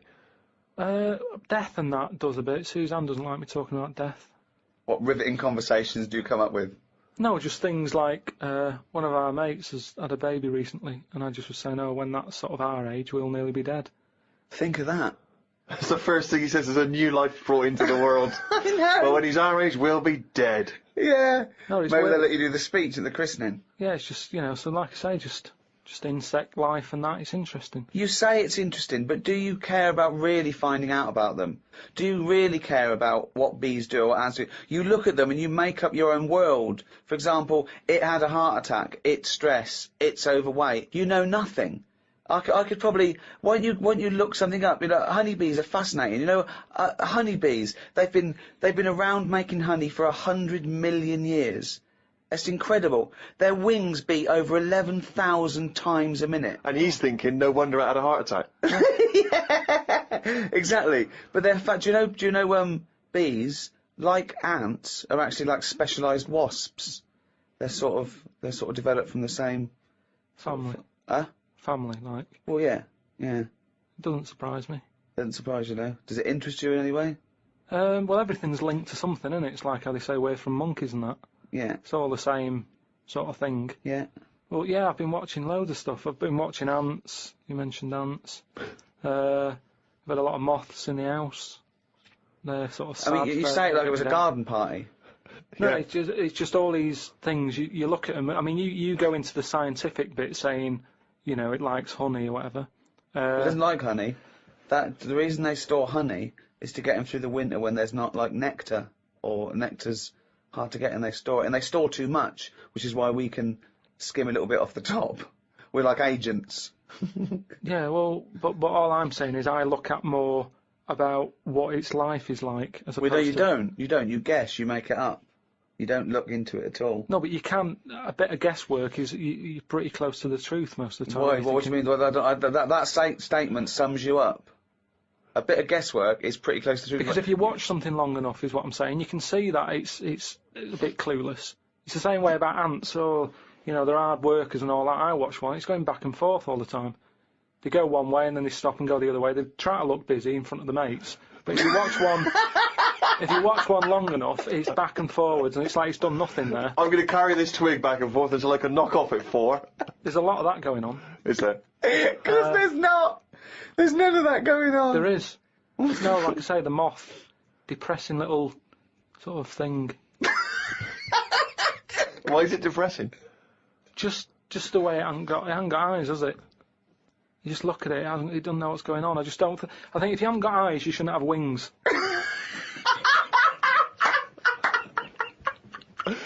That's a rule. If we could put that into practice, please. That's a great rule. That's a fantastic rule, isn't it? Yeah. If you haven't got eyes, you shouldn't have wings. Certainly true of people thinking of becoming an air pilot. You know, whilst you've been working on that, I've been travelling about a bit, just seeing the country and that. Went to Dorset, right? Nice beach there. And you know those huts you get? Like a hut on the beach, and where you get changed. You can get changed in it, but they're better than that. It's like you can put a telly in it, sofa if you want. Oh, you don't mean the Victorian changing huts? Yeah, you mean those like sort of things. It's sort of bigger than that. Yeah. And we were walking down there, and there was a really sort of big fat family in one of them. There was about 4 of them, and you could tell that they've never had a game of anything. Do you know what I mean? They just sit down there, eating ice creams, looking at the sea and what have you. And the weird thing is, the little fat kid, the youngest one, who must have been, I don't know, about 8, he was really fat to the point of you couldn't see his neck. Yeah. And he sat at the front of his mum and dad and his older sister. He sat there and he had a frisbee, and I thought, look, they don't want to play with him. I mean, that's an active game to play, isn't it? Yeah. Frisbee. As we got closer, he was just using it to eat Maltesers out of. I just thought, even again, you know, the one active thing he's got is using it to eat out of. Yeah, extraordinary. And that just sums up what people are like now when it comes to keeping fit and activities. Oh, that's fantastic. Were you sporty, Rick? I was, yeah. I loved it. I absolutely loved it.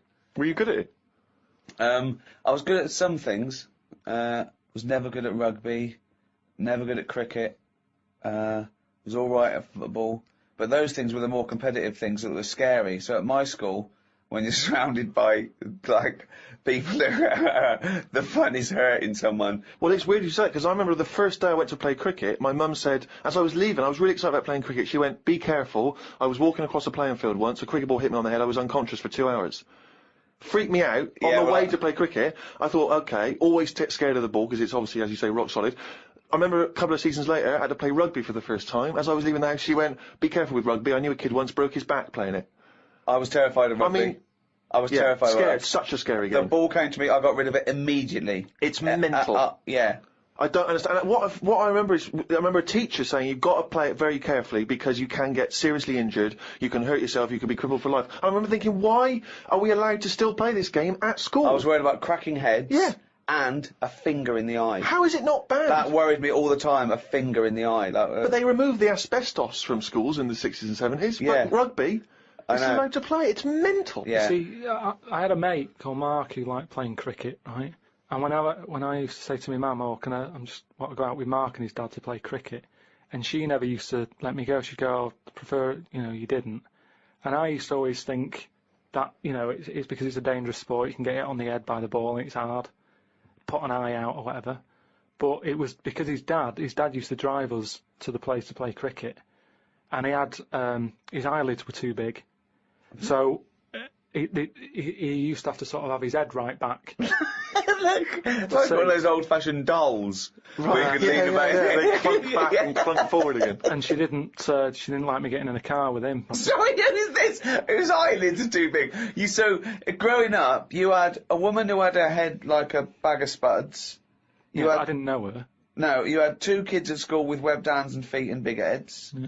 You had a pigeon chest boy. Nowadays, you're walking around with insects and moths like something from James and the Giant Peach. Yeah, and you had a bloke whose eyelids were too big. One thing I've noticed, because I occasionally go to the gym, and you know those guys who work out constantly to give themselves extraordinary physiques? They're on the trip, they're on the weights, and they're really... I notice in the summer particularly, those guys cannot wait to get their shirts off. Yeah. Everywhere you see, they're walking around. If they've got a good torso, they are walking shirts off. Even, I think, if you go to nightclubs, I notice there's always one guy who's thinking, well, I have put so much work into this body, I have got to get my shirt off on the dance floor. A vest, yeah. And it comes straight off. A brand new tattoo. I'm not covering that up. Exactly. I've paid a lot for it. Let's see it. Yeah. But that's what we were saying about bodies. I can't remember why we were talking about it. We've got to a point in science now that you can change your head. Right. No, well, that doesn't make any sense at all. It was a program, and it was done in the 50s or 60s where they stuck a monkey's brain on a stick and had it wired up, and it still worked, right? Right, okay. And that was in, like, the 60s or Right, whatever. okay. Well, to say to change your head makes no sense at all. Because if you put a different head on a different body, you're changing the body. Yeah, I know, well, that's what I'm about to say to you, though. What? That's what I'm saying. That I'd be more confident if I had someone else's body, because if anyone dissed it, I can go, no, it's bad, innit?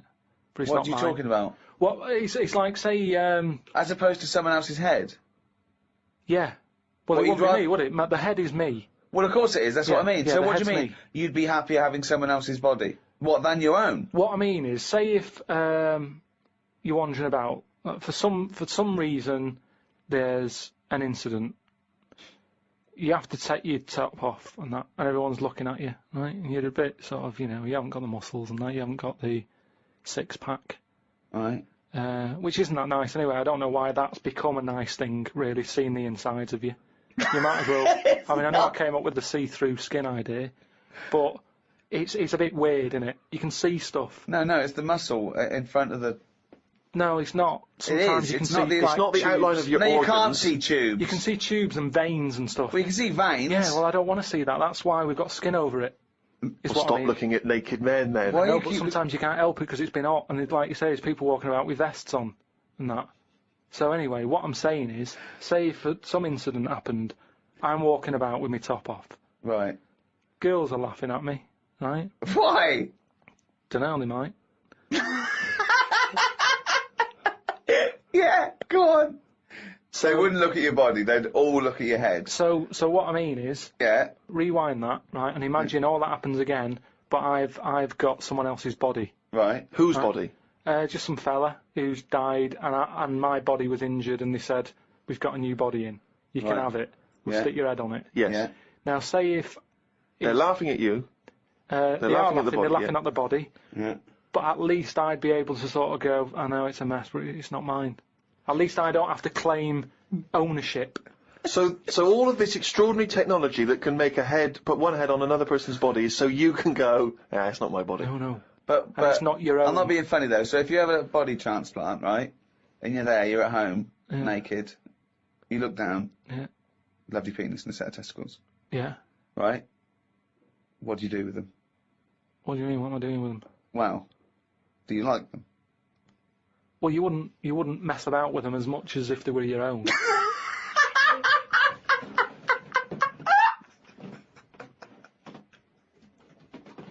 But if you did mess about with them, would you feel guilty that you were messing about with another man's testicles and penis?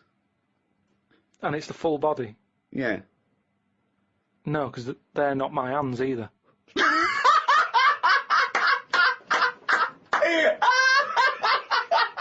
You're a genius! You're a fucking genius! So what you're doing is watching someone else wank.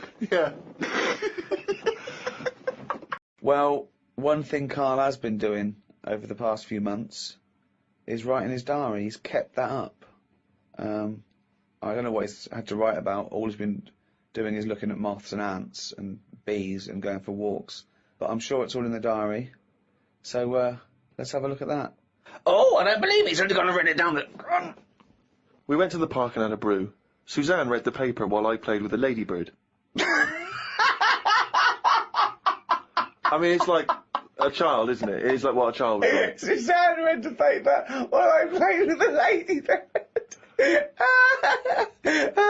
His only friend is a beetle. It climbed up my arm. It struggled on me hairs. This is in detail, then? Yeah. It kept stopping every now and then and was rubbing its head with its right arm. It did it about 4 times and always used its right arm. It rested for about 5 minutes, then flew off. Sunday. Had a bit of a to-do with Suzanne because she wanted a lion today. I ate this. Once you're awake, you should get up. I got up and put the radio on really loud. She eventually got up. I told her insects don't have lions, so we shouldn't. Why are you obsessed with insects? You must be fucking unbearable to live with.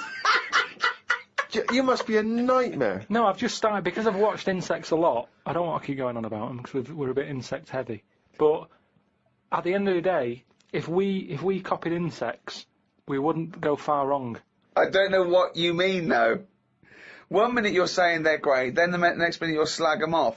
Yeah, I'll slag some of them off if I don't know what they're doing, but because I've studied them a bit longer, I just think they do. You it haven't right. studied them, though. He thinks he's like Darwin. But you just slagged them off again, don't you think that insects are doing stuff? They're not. It goes there, then it goes back again. The ant was messing about, but only that one. The others were carrying stuff. That's what I'm saying. There's snidey ones in everything. In everything in the world, you get a hierarchy. Oh, long words! Ooh. The bookshelf was dusty, so Suzanne asked me to dust it if I get a minute. I ended up looking at every book. Just the spine. Yeah. Just for a few seconds each. Yeah. Didn't open them. I looked in the dictionary to see if the word dictionary would be in the dictionary.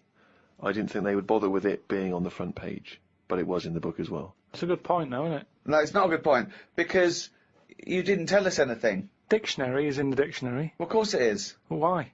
If you go, how do you spell dictionary, you look at the spine and you go, oh, there it is, D-I-C-C, and all that. So what does dictionary mean? It's a book full of words, isn't it? That's what it means. All books are full of words, you idiot. How to spell them. And if you don't know no, what it's it not is... how to spell them. All right, then we'll... I'll just look up something. No. It's not a book full of words to tell us what... No. It's the meaning. Give us the definition of dictionary. Meaning. It's a book full of words if you want to know what the meanings are. But if you didn't know... Well, sorry, what was that sentence? Yeah, but what I'm saying is, if you didn't know that, then you wouldn't be looking in it, because you wouldn't know the book is about that. So, if you don't know the word dictionary and what it means, you wouldn't be looking at the dictionary, you'd be looking at an A to Z. Because you Why leave it out, though? Just because there's so many words in the world, I would have thought they wanted to cram as much as they can on a page, and if dictionary is already on the front... Is that why you suddenly used the word hierarchy for the first time ever? Did you find that in there? Did you see hierarchy in the dictionary? I feel that big word has pushed out about 26 other more useful ones. Yeah, well, Suzanne's been going on about me learning another language. But I sort of think your brain has only got so much room on it. And the rest of it's filled with lard. So, if I've got to learn everything I know, again, but in a different language, it's taking up space, isn't it? You don't learn everything. Oh, God. It's all storage, isn't it? But you don't have to learn it again. You don't have to learn the concepts again. You're merely learning vocabulary. vocabulary. Do you know how many moves there are in the human brain? You don't worry, you won't use them all up. I feel that he has reached his capacity, though. Yeah. Well, you need another sort of... You need an update. You need some more memory. Woke up to some interesting news. It's good when this happens because it sets me up for the day ahead. If it's miserable news, it affects my day. It said on the news that they have found 2 new flies. Fucking hell, more insects! What have you done? Is that all you've done this summer? Bong! Trouble in the Middle East. Bong! 2 new flies found. Ladybird climbs up arm. They were found in the UK and they were found close to each other. Maybe this happened because they were different than the other flies and weren't expected to hang about together, so that's why they knocked about with each other. That would happen, wouldn't it? What do you mean? There's 2 new flies. What do you mean? Does it mean there are 2 new flies that are a different species? Yeah, 2 new species, and they found them close to each other, right? Yeah, but they didn't mean there was one of each. No. Yeah, they did. They found 2 different ones. No! No, they have. Seriously, I know that. That's right. That's a fact. So you've got, like, I don't know the names of them. They give them odd names, don't they? Well, say Yeah. call it A and Fly B, right? Yeah. Fly A, I don't know, say that's orange. This is just... B. Lively, yeah. No, This is but, painful. No, but this I'm is just painful. making it easier But for 5B you. wears a little hat. He's got a little hat. Alright, yeah, fine. Now, they found the orange one. I went, look at this over here. This is a bit weird. And they've gone, oh, that's a new species. Log it, whatever. And then the other one went, oh, keep your pen handy. Look at this one, it's got a hat on. So then they found them both within the same distance. I don't know what that sentence means. Keep going. They found them both within the same distance. But without interrupting him, let him finish this point. Let me just make one thing clear. Karl Pilkington just said they found them both within the same distance. Think of that! Don't know what it means, but go on, let him finish this point. So what I mean is, they weren't knocking about with other normal houseflies, because they were probably sort of going, oh, he's a bit weird. Leave it. Yet, because the other one was also odd, they're hanging about with each other. Don't you understand that? Why is that such an odd concept? Because you think of it as like 2 little new kids in school. Yeah. They find out they're both new and they've got something in common. They're both goths, so they start hanging out together. Yeah. And this was on the news, was it? Yeah, just on the radio, yeah. I know if I looked into that story, it would be 90% wrong. Bit tired today, because didn't get to sleep as early as I wanted due to a moth getting in the bedroom. Fuck me! I got it in a glass and looked at it for a bit and then let it go because Suzanne wanted to go to sleep. Looked up some interesting news. Some people dug up an old body in Ireland. Turns out it's well old and was here when dinosaurs were here. The really weird bit is it had hair gel in its hair. Right, what is it? A fella. Well, no, it wasn't around when dinosaurs were here then. Just a bit after. Right, fine. A lot after, yeah, go on. I think any hominid, anything that could even be linked to anything that may become man, is only about 1 million years old, and I think Homo sapien is probably only about 150,000 years old. Dinosaurs are about 150 million to 250 million. Yeah, no, it's not the age bit, that's amazing. It's the fact of, there's a fella, won't have even had shoes on his feet. Right. And yeah, he was worried about his hairstyle. Right, well that's definitely not true either. This is unbelievable. Well, there was a man on the radio doing poetry, says Karl in his diary. I thought I'd have a go at doing a poem about today. Not really. Steve, I'm a little bit queasy. He hasn't really written a poem. He's written a small poem. No, he hasn't really. Yes. If moths had eyes... Fuck me! Let me read the poem, okay? Oh, fuck. You wouldn't interrupt T.S. Eliot. Okay. Oh, okay. If moths had eyes, would they be happier? How do they know they're not dead? Cavemen hunting for food, but not before they style the hair on their head. What would last longer in dinosaur times? A blind man didn't stand a chance. Not with all them rocks about. I'd rather be a blind moth. Right, it may be the greatest poem ever written. Just you know, dissecting it briefly, you attempt to rhyme in the first 4 lines, but abandon the rhyming system in the last 3. Is there a creative decision for that? Can we have Karl read that? By all Sorry, means, yes. just you read it as you would like to. So this is, imagine this, right? Okay, this is going out all over the world. This podcast. And now, Karl Pilkington, a new poet from Manchester, now living in London, England, would like to read a poem. If moths had eyes, would they be happier? How do they know they're not dead? Cavemen hunting for food, but not before they style the hair on their head. What would last longer in dinosaur times? A blind man didn't stand a chance. Not with all them rocks about. I'd rather be a blind moth. He said it as though the last bit was going to rhyme. He said it like it was going to rhyme. Oh, God. I think he feels as though the final line, "I'd rather be a blind moth," is going to be one of those great, you know, a summation that somehow the moth is a metaphor. The caveman. No, but there's all no I'm doing- metaphor in that. He really does mean he'd rather be a blind moth. Yeah, well, I'm just because I've looked at the day's news. Can we always do that, Karl? Can we always find a day, right, and always sum it up in your thoughts, a poem, just like that? I love that structure. I love that structure. If there's any English students or professors or novelists or poets listening, please email us what they thought of that poem, why it's good, why it's bad. So, you know, give us your thoughts on that. I mean, we would love expert opinion, poets, English professors. Just email us at podcast@rickygervais.com. Now, Karl, apart from being a poet, you are an author now. You've written a book. You know, which surprised me and Steve, because as Steve said, we thought you'd read a book before you actually wrote one, but you've proved us wrong, and all your teachers wrong, and everyone in the world who thinks you're an idiot. It is actually a very good book. I mean, a lot of it is transcripts from, you know, the podcasts, but you've answered some of your critics, haven't you? And you've tried to prove some of your theories. It's everything about Karl. It is like all the drawings. All the drawings. There's new stories, isn't there? And there's so much effort. I can't believe it. He's been working on it for months, and it's out on the 18th of September. But you can order it now, can't you, on Amazon.com and Amazon.co.uk. What's that book called? It's called The World of Karl Pilkington. Well, thanks very much. Goodbye from me, Ricky Gervais. Goodbye from Stephen Merchant. Goodbye. And goodbye from the little hollow, egg-headed moron that is Karl Pilkington. Right. Ricky Gervais, Steve Merchant, and with us, Karl Pilkington.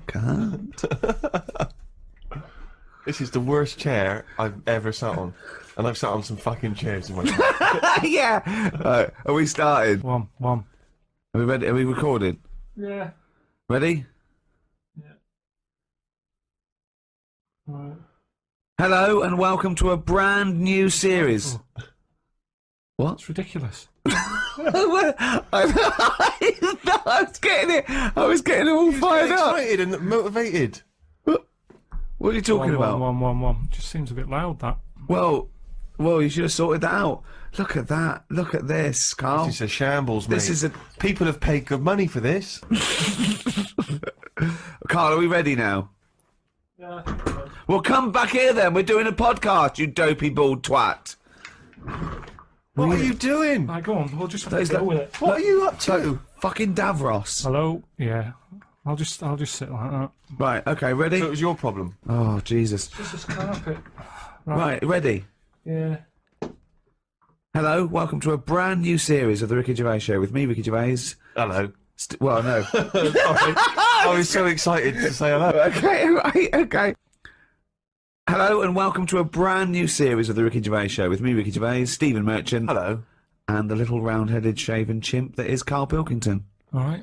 The boys are back in town. What concerns me, is this the tail end of the last series of podcasts, or is this a brand new comeback? What I mean is this Take That, when Robbie Williams had left, they sort of limped on with a couple more songs and then called it an end? Or is this the triumphant return of Take That?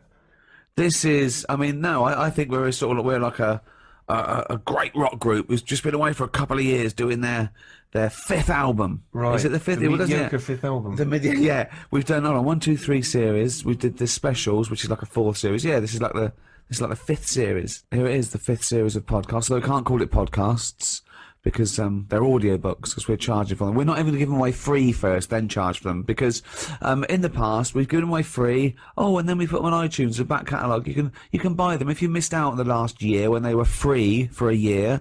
Now you can pay £1. People are complaining. Last time we gave it away for free, like a year later, we sort of put it up there. People can buy it. They're going, oh, this was once free. Well, yeah, it was once free. So we did our bit. We gave it to you for free, and now we're charging for people to get. You should have bought it for free. We can't do any more. If everyone did that, I mean, it would just be a better world, wouldn't it? Give it away for free, maybe, and then charge for it if you're too late. So we're not even going to give this one away for free, because they annoyed us, didn't they, Karl? Yeah, a little bit. Well, we actually did a bit of planning for this as well. We thought we're going straight to a paid audiobook. Let's plan it. Let's not just come in here and shambles. We've booked a studio. We're in a nice little studio in West London. Our own little... It's all to ourselves, isn't it? Yeah, We're look- just... Look at the chairs. Look at the chairs. Yeah, Steve didn't get a good chair, but... Yeah, well, yeah, I got a rubbish chair. Look how big I am. I have a giant sat on like a kiddie's chair. And you've got... Look at you, you're almost half asleep, as usual. Carl, I don't know why you need a good chair. What do you mean? Why do you need a good comfy chair? Look how you're sat. This is You could be perched on a stool, you could be perched on a box. Why don't we swap chairs? Well, why do you want? What's wrong with you? Because it's... Look at it! Is this how you normally behave? You always get your own way at home. Is this how it is? Yes, in my house I do normally sit in a chair that I find comfy. Will you be happy if I swap chairs? Yes, I had to get him a special chair. I bought some chairs for the office. I bought them. He went, oh, don't like this one. So I went and got him another one. It was actually cheaper than the one he had. He said, yeah, I like that more. Well, there you are. That's a lovely happy ending. You ended up saving I didn't give him a money. happy ending. I did not give him a happy ending. He just sat there and we worked. There was no happy If ending you get this, will you be happy? I think I would be happy. What do you mean think? It's like Goldilocks. Are you going to be happy with this or not? Well, why don't you let me try it on for size and see how we get on? This is... I feel guilty charging for this. Well, let's just try it. How's that, sir? Is that okay? That's a nice chair, actually. Well, you're going to move the That's a chair, lovely so you're going to comfy sit... Hold on, it's the whole dynamic. No, I'm going to move the chair, don't Yeah, worry. you got to... you can't... It's got to be me and Steve one side and the little round twonk the other. There you go. Right, okay, we're going to start any minute now. We had a little cup of coffee. There's some Kit Kat in the fridge, isn't there? We thought we'd feed Karl a little Kit Kat later, because he's like, he's there, he's sort of pressing the buttons, he's keeping an eye on the computer and everything, and he's like a doctor. A doctor doesn't swab his own forehead, so what I'll do is I'll get a little Kit Kat later, I'll dunk it in Karl's tea, and then I'll feed him a little Kit Kat. Look forward to that. Yeah. How fussy was Karl as well with the tea? He talks about you with the chairs. He was looking what tea bags there were. I went, oh, PG tips. Oh, okay. It's a bit strong, PG. I can't believe you've got a favourite tea bag. What's your favourite tea bag? Twinings, English breakfast. Can you really tell the difference? Yeah, I can. I've done like a little test on it, because my mate was saying, oh, it's rubbish, it's all in your head. Mm. And he had a selection of tea bags. We had nothing else going on. He said, right, what I'm going to do, I'm going to make 3 teas. And he used Tetley, PG, Twinings. Straight away I got the Twinings, straight away. Party time. Yeah. Party time in the Pilkington household. Oh, man alive. Oh, when was this? How old were you? Oh, it's just going back a few months. I was like a Jilly Goulden, just sort of having a little... You can tell by the smell of a PG, because it's strong tea, that. Very strong. Twinings is quite fresh and light. Tetley was just the one in the middle. Can they get their money back? If they have paid for this, can they get their money back and I'd just like my money back. illegally download it with the This people isn't that... for the thing, is it? We're just having a chat. Oh, we can tell, like the tea bags, we can tell the quality podcasting from the rubbish, can we? We'll set this out. If this is still in, then it didn't go well. Right then. So let's start now. Let's start. Let's concentrate. So, episode 1, I thought what we'd do is maybe go over some of the things that have happened since we met, as it's the final series. We met in about 2002. I thought we could think of how the world's changed in those 7 years. 7 years. Well, certainly the big news is the endless threat of terror. Terror, the war on terror, that had kicked in when we met Karl all those years ago. When I walked into that room, we were given this little, what I at first I thought was a little slack-jawed gimp sort of techno kid. It turned out that he wasn't very technical either. Didn't even have that. No, didn't even have that, just a gimp. And he opened his mouth and we thought, we've struck gold here.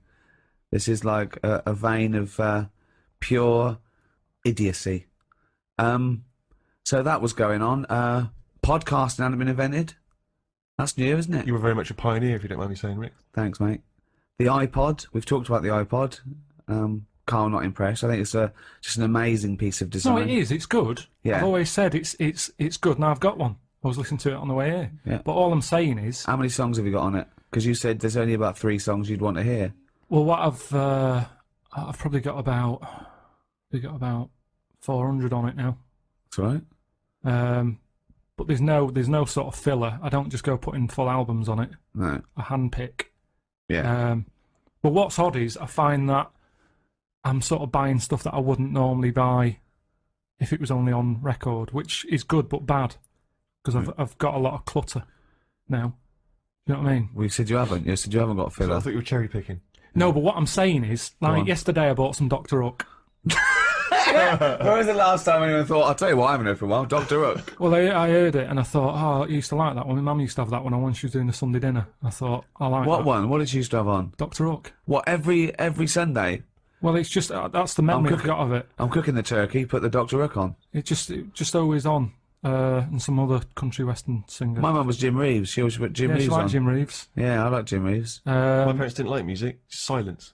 Oh no! In my house, it was constantly never put record on. Oh wow! At our house, Suzanne it does her head in when she comes round to mum and dad's house because there's music on in every room, all different. I mean, mum's got into this fella called Roger Fender or something, some country western singer, and it's on all the time on loop, the same song.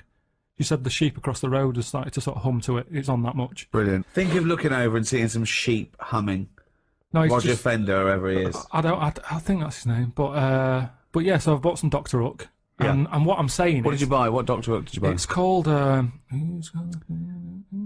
If Not You, it's called. Oh yeah, good. Yeah. And I wouldn't have bought that if I had to go to a record shop and... Well, no, it wouldn't be available. They'd go, what are you talking about, mate? Have you got that one by... Mate, can you leave the store? Well, yeah, but that's a good thing, isn't it, now that you're being opened up to a whole different... Yeah, but it's that thing of just... That's what excites me most, the back catalogue, that you can, without trying to go into it. But I'm just saying that that's what happens, isn't it? If you've got a space for something, you fill it. And that's the problem. If my iPod wasn't an iPod and it was a cassette, Dr. Hook wouldn't be on it. He wouldn't feature. He wouldn't be on the cassette. Elvis would be. Yeah. Just the big boys. What's wrong with having a space and filling it? I mean, there's a space between your ears. We'd love to fill that, but... Just because... It's normally stuff you don't need if you've got too much space and you're filling it. It's like Ricky's house. You've got stuff in there now that you wouldn't have had in a smaller flat. You've got dead owls and stuff like that. Right. Dead owls? Why are you buying dead owls? No, it's an antique thing. It's an antique stuffed owl, and I was assured it died of natural causes of old age. And then it looked in good nick. It didn't look upset. But dead owls suggest that they just fly into the room and I just leave them there. No. That they crack their head. But what, you're just sat in your dressing gown constantly drinking gin. Jane, another dead owl. Clean up. Feed it to the cat. Feed it to the puma. But that's what I'm saying. I haven't got room for a live owl. Never mind a dead one. So that's the difference, and that's the same with an iPod, isn't it? With an iPod, because you've got so many gig. You go, what will I have? Well, yeah, but Ricky's not sat at home looking at an empty space in his flat thinking, I need to fill that with something. I think he would be. What would be there? If that dead owl wasn't there, what would you put there? But you've picked on one thing. You've picked on one Well, that's all you can do. I'm just picking on an example. What else do you want me to pick? I'm just saying I have not got room for a dead owl. So I'd never look at one in a shop. I'd go, I'm not going to buy that because I haven't got the space for it. But why are you obsessed with, like, someone trying to pressure you into getting this dead owl? I mean, it seems a weird thing to shout. I have not got space for a dead owl. No, but if I had an urge to see a dead owl, right? Natural History Museum, loads of them. Right. I've never seen one and gone, oh, I wish I didn't have to go to the museum. I want one in my house. That to me is like, right, Suzanne, have we got everything? Have we got a dishwasher? Yeah. Washer dryer? Yeah. Ironing board? Yeah. Right. There's a bit of space there. Is there anything you want? Then, if it's like, dead owl? All right, we've got the room for it. But the way we're living now, we've definitely not got room for a dead owl. That's all I was saying. And to me, a dead owl... I'd like it to be part of estate agent's patter, and there's a lovely space there for you can fit in about 7 dead owls. They don't do it by square footage anymore. It's 6,000 dead owls. You idiot. Well, yeah, I'm still not convinced by this idea of this space has got to be filled. You know, people just choose to buy things and fill up their house with those things because they give them pleasure. Most things we've got are junk. If you didn't have junk, all you'd have is a cooker, a bath, maybe a sink, a bed, and that would be it. That anything else, a television, isn't necessary, is it? You seem to think that people should live like, you know, kind of 19th century mining community. Well, no, but like a few years ago, people worked this out, didn't they? They all went minimalistic because they said what? Say it what? Minimalistic. So one more time. Minimalistic. No. What letter are you starting with in that word? M. Okay. Where are you going on from there? Minimum. Well, it must be minimum. Yeah. So it's what that minimalistic. Minimalistic. Minimalistic. No. No, you're Look, popping... you know what I mean. No, wait, you're popping in an M where there should be an N. Minimalistic. You put in 2 M's when there should only be 1 M, right? Minimalistic. Minimalistic. Yes. Wow! Woo! Right. Well, thanks for listening, everyone. That's the end of the first episode. It's gone well. So anyway, a couple of years back, everyone went. Yeah, that was minimalistic. the trend, wasn't it? But we've gone back to being clutteristic. The way I live, like I've said to you before, it's the old 3-month rule. If something's not used over 3 months, chuck it out because it's not needed. So suitcases. What's the that? Yeah, suitcase. No, he uses a suitcase every 2 weeks. He's off all the time. He's off on holiday, Most stuff, like clothes. What if you don't wear a piece of clothing in 3 months? It's gone. Well, why haven't I wore it in 3 months? Well, because maybe it's a suit or a tuxedo, and you've not been to any fancy balls. I don't have any clothes like that. I wear the same things anyway. I throw clothes away every 3 months because I get too fat for them. So, you know. But it does seem to me the way you talk, it's like you want to live, as I say, like some kind of 19th century pauper with a big tin bath in the lounge in the one room in your house and all the family bathe in it. And yet you wouldn't be happy with that, would you? Maybe. Well, I've told you before about that's something I said when I was younger. What did you say? When I was younger, I think I was having a bath or something, and I said to my mum, "Oh, remember when I was in like that tin bath in front of the fire?" She went, "What?" And now that's strange, isn't it? That you're saying I'd be happier with that back then. So it's like that was my past life. Well, hang on. Whoa, we haven't finished yet. Whoa. What do you mean? Your mum said what you're talking about. You said. How old were you? I must have been a kid if I'm having a bath and my mum sat there. Well, yeah. Well, I don't know how you operate. I assume you were, but how old? Must have had time to have a bath. As you get older, you don't have as much time, do you? So I'd say 5. I love the fact that after 5 you didn't have time to have a bath. No, it's just He's so busy. Carl, we've read your diary. One day it was simply went to the cobblers and back. No, but so you had time to have about 19 baths. No, but as you get older, you sort of go, I haven't got time to sit in a bath. Whereas a kid, it's something to do. You're isn't it? staring at ants. When have you ever been too busy to have a bath? 1, you're never busy. 2, how can you be too busy to wash? It's like saying too busy to eat. Breathe. Got to breathe last night. Why? I had a bit of work to do. What point are you making? So I'm just saying. This is not an anecdote. You said that I'd be happier back in 1800s or whatever. But what are you saying, that you didn't really have a bath in front of the fire? You mean this was a glimpse of a past life? Is what you think? Yes. This is just such a non-point. This is just nothing. If you'd said, well, then I went off to see one of those people who regresses you, and although it was a load of old bollocks, he regressed me, and it turns out I was the king of Sheba. I love those things. Everyone thinks they've lived before, right? Did I tell you that there was a documentary about these people in Los Angeles that they'd lived before and they'd come back and they did a come as you were party. So they went as the people in their previous life. All of them famous. Of course they were. Kings, queens, leaders of men. Not as I was a stable hand, I forget my name. Right, 2 Napoleons, one of them's lying. I mean, absolute twaddle. We're talking about things that have happened since we met. We've done podcasting, we've done the iPod, we've dismissed that.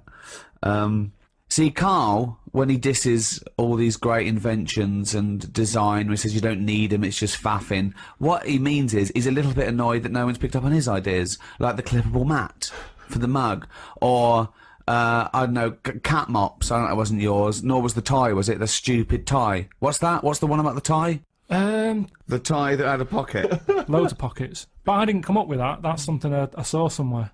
But it never caught on.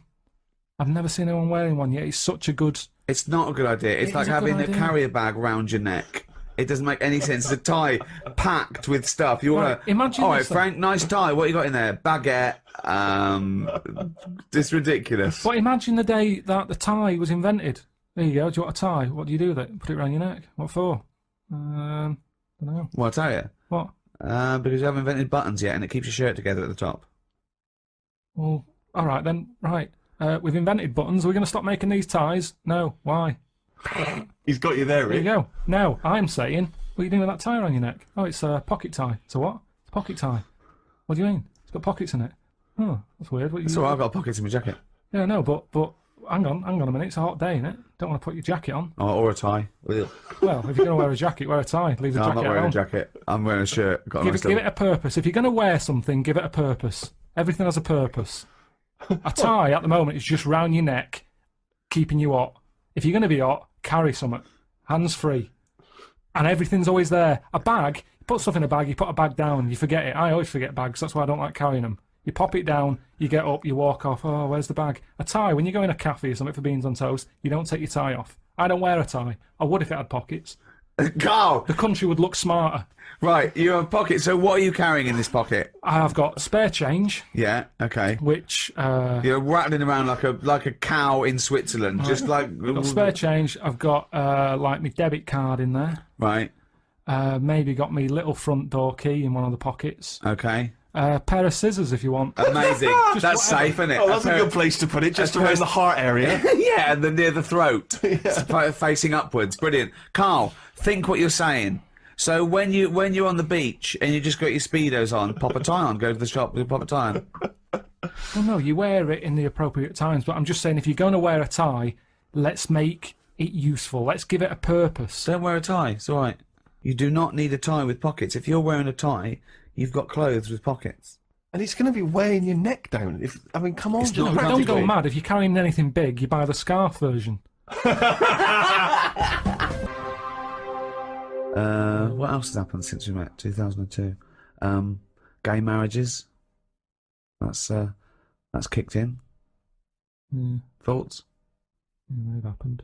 Are they popular though? I mean, well, amongst gay people who want to get married, they're very popular, I imagine. What's the point of it? You know, I suppose they want to feel that there's an equality. Well, is it just one of them things where they wanted it because they can't have it? You know what I mean? I think any excuse for a fancy dress. They like to dress up. They love a press tent. See, I just don't understand.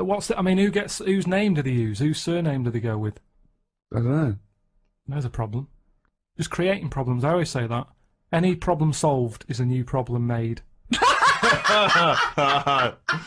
Gobbledygook. Any problem solved is a new problem made. Yeah. Like I said that time when I was in hospital, and, you know, I remember in the 80s everyone was going, oh, there's not enough hospital beds and all that. When I was in hospital with, kidney stones. Yeah. Loads of beds, not enough pillars. So that's the way it works. It's sorted out the bed problem. They give me a bed at night. I was going, I haven't got a pillar. You had to go off and get one.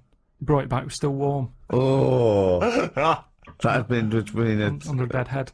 So that's what I'm saying. It's kind of like, you get all the beds, new problem, where's the pillars? Don't solve problems. Don't solve problems. Brilliant. What do you make of the, this big problem in the church, not wanting, gay people to be priests? Does that concern you? No. No? It's a problem if you're gay, and it's a problem if you go to church and you don't like gays, but I don't go to church, and I'm not gay. There's certain problems that just go over your head. If you were gay, Carl, what would you do? Well, I'll do what all gays do, I suppose. What's that? Whatever it is they do. I'm just saying... Well, you don't just say, what if you didn't... I'm not gay, so I don't know. So, getting gay marriage, would you ever go through with that? What if I was gay? Well... It's hard to answer, isn't it? How can I answer it if I'm not gay? I don't know what I'd do. Well, no, I might not look like this. I'd look totally different if I was gay. Why? Even though it's me mum's my dad's cheers or whatever, I'd look different because gays do. You make more of an effort. Look at me. I won't survive as a gay man. Maybe that's why I'm not one. Right, Carl, I'm going to give you a scenario though, okay? I'm going to test. Would you rather... So you're not gay, okay? This is the real you, right? Someone put a gun to your head and go, right, okay, Carl, you've either got to marry a little gay fella. There's a little fella here. He loves you. He's liked you for a long time. He goes, hello, Carl. You go, all right, mate. He's a lovely bloke. I think he lives in Brighton. I think he's in advertising. Oh, yeah. Yeah. He's got a sports car. He's smart. He looks lovely. Pink shirt, white suit. He's great. He's very popular. Got tints. It always looks good. Right? Lovely tan. He's about 38. What's his name? His name is Graham. Oh. Yeah. What's expecting that? Yeah. And he goes, hello, Carl. And you go, all right, Graham. And someone suddenly bursts in and goes, right, you've either got to marry Graham. He puts a gun to your head. He goes, right, you've either got to marry Graham, okay? You've got to tell all your family. Well, I'm not going to marry him, am I? What? Whoa, you know the choices. Well, I know one of the choices, and I'm not happy with that choice, so you go with whatever else. Well, no. So what's the other option, Rick? Okay, so you marry Graham, and you I do. won't be marrying Graham. You do all the things in the bedroom. Why is that happening? Well, you're married now. You're married now, and he wants to consummate the marriage. He loves Even you. under marriage, you can't do that, can you? You can say, hang on a minute. Well, no. I don't know why you've married Graham. No, but you want him to be happy. You want him to be happy. He's giving you a lovely house. Yeah, but I'd say, Graham, hang on a minute. You know the score.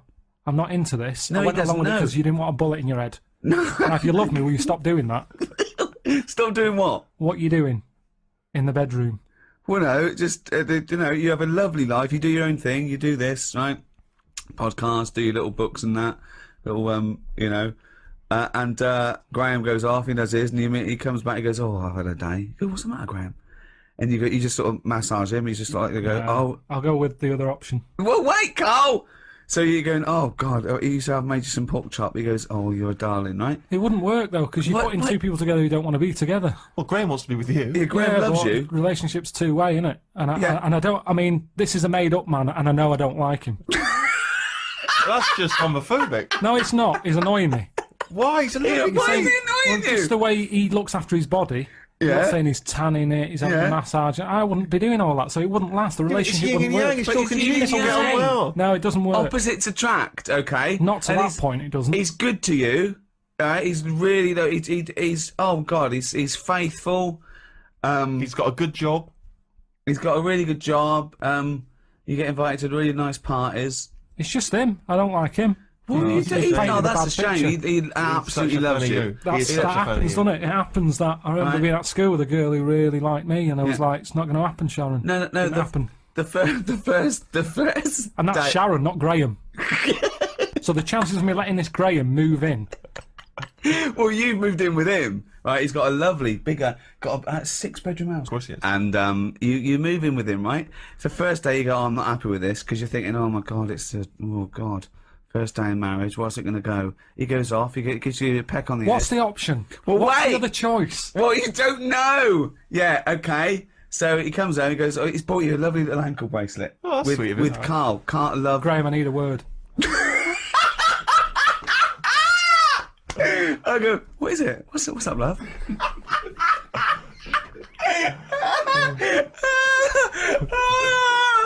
What's the matter? I'll be Graham. Right, okay. I'll be Graham. What's the matter? You look tense. This is all, we're living a lie here. Well, yeah, but it's just the alternative is so much worse. What's the alternative? Well, what is the alternative, Rick? I think we're all waiting for that. Well, marry a chimp. Marry a chimp? Yeah. Unless you either live with a chimp in a tree or marry Graham, your family are going to get killed. Someone's going to shoot them, right? So you have to decide what you want to do. Do you want to go and live in a tree with a chimp and eat nothing but bananas and just live the chimp world? Okay. Yeah. Or woo Graham. You go down there, you're chatting to him, you're just in a club, right? You're there. But who's watching that I'm staying with Whoever Graham this all the evil time? If the person is right, yes, yeah. Well, hang on, Where's he watching from? The evil person's going, right, he goes to that club Saturday nights. Don't bother going before midnight. He won't be there. Right? So you get there, you walk in there, it's 1 AM, and he goes, that's him over there in the pink shirt dancing. Okay? Right, he wouldn't like me. He would. You go, no, you go. Well, this is it, you've got to win him over. Look at you. Look at your lovely shaved head, hairy arms. Oh my God. I mean, you are more suited to the chimp, but no, you'll go down a storm, right? You go down there, you've got a little vest on, leather trousers. What would you say to Graham? You've got to go over. You've got a bought another pair of trousers and you've cut out the back. Okay? There you go in. Your arse is showing. You've got a freshly shaved head. You've got a little white vest. Okay? Has he got all this on? No, he's got like a little pink Ben Sherman, white trousers and espadrilles. Right, I'd dance over. Yeah? I'd say, you Graham, and go, yeah. Oh, hello. Who are you? So never mind, you haven't seen a chimp about, have you?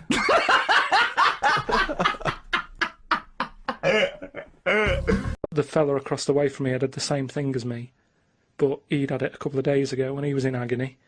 So that doesn't help when he's saying, oh, I've been to hell and back. Like, don't tell me that. Sure. I don't want to know. Just say it was all right and stuff. So it just the whole thing of a hospital is stressful. You know what I mean? They wake you up like every half an hour in the night, saying how do you feel? It's like, well, what, you know, it's 3:30. What are you doing? I've got to have it done again in a couple of weeks because what they've done now, they've popped that straw up, but the stone's still in there because they didn't have the laser team in with them. Blast the stone, and then that time they're probably going to leave a little bit of string out the end. Then they have to go about 3 days later and they pull it out. Tell you what though, when you are because when you're in hospital, you've got a lot of time just to sit there and think about stuff. And what I was thinking about is, what is the closest thing sort of living that's nothing? I don't know what you mean. What? What's like the closest, like, do you know at some point something's gone from nothing to something? Hasn't it? No, I don't understand what you mean. Something, at some point people were nothing, and then something happened and there was something. Do you know what I mean? But they were never nothing, were they? Do you mean what is the first and lowest and most primitive and most simple form of life? No, he's right here in this room, Rick. say like when you look at a stick insect, right? You go, right, there's a slight crossover there from a stick to a living thing. No, it's not. It didn't used to be a stick. No, it's not. There's no biological relationship between it and a stick. But there isn't much difference between the two, is what I mean. Of course there is. It's a There huge isn't. difference. They just sit there looking like a stick. That's their skill. Yes, but there's nothing to do with being a stick. It's like camouflage. That's like saying when a soldier puts on combat gear, you're saying he's a cross between a human and a shrub.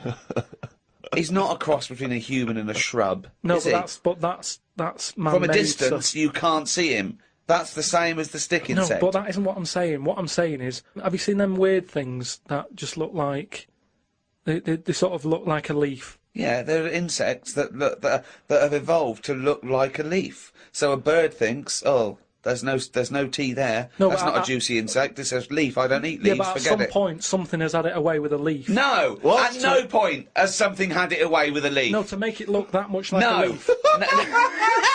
At no point did a beetle shag a leaf. There's nothing on a genetic level or molecular level, anything to do with it having anything to do with a stick or a leaf. It's superficial. It's the way it looks. That's all it.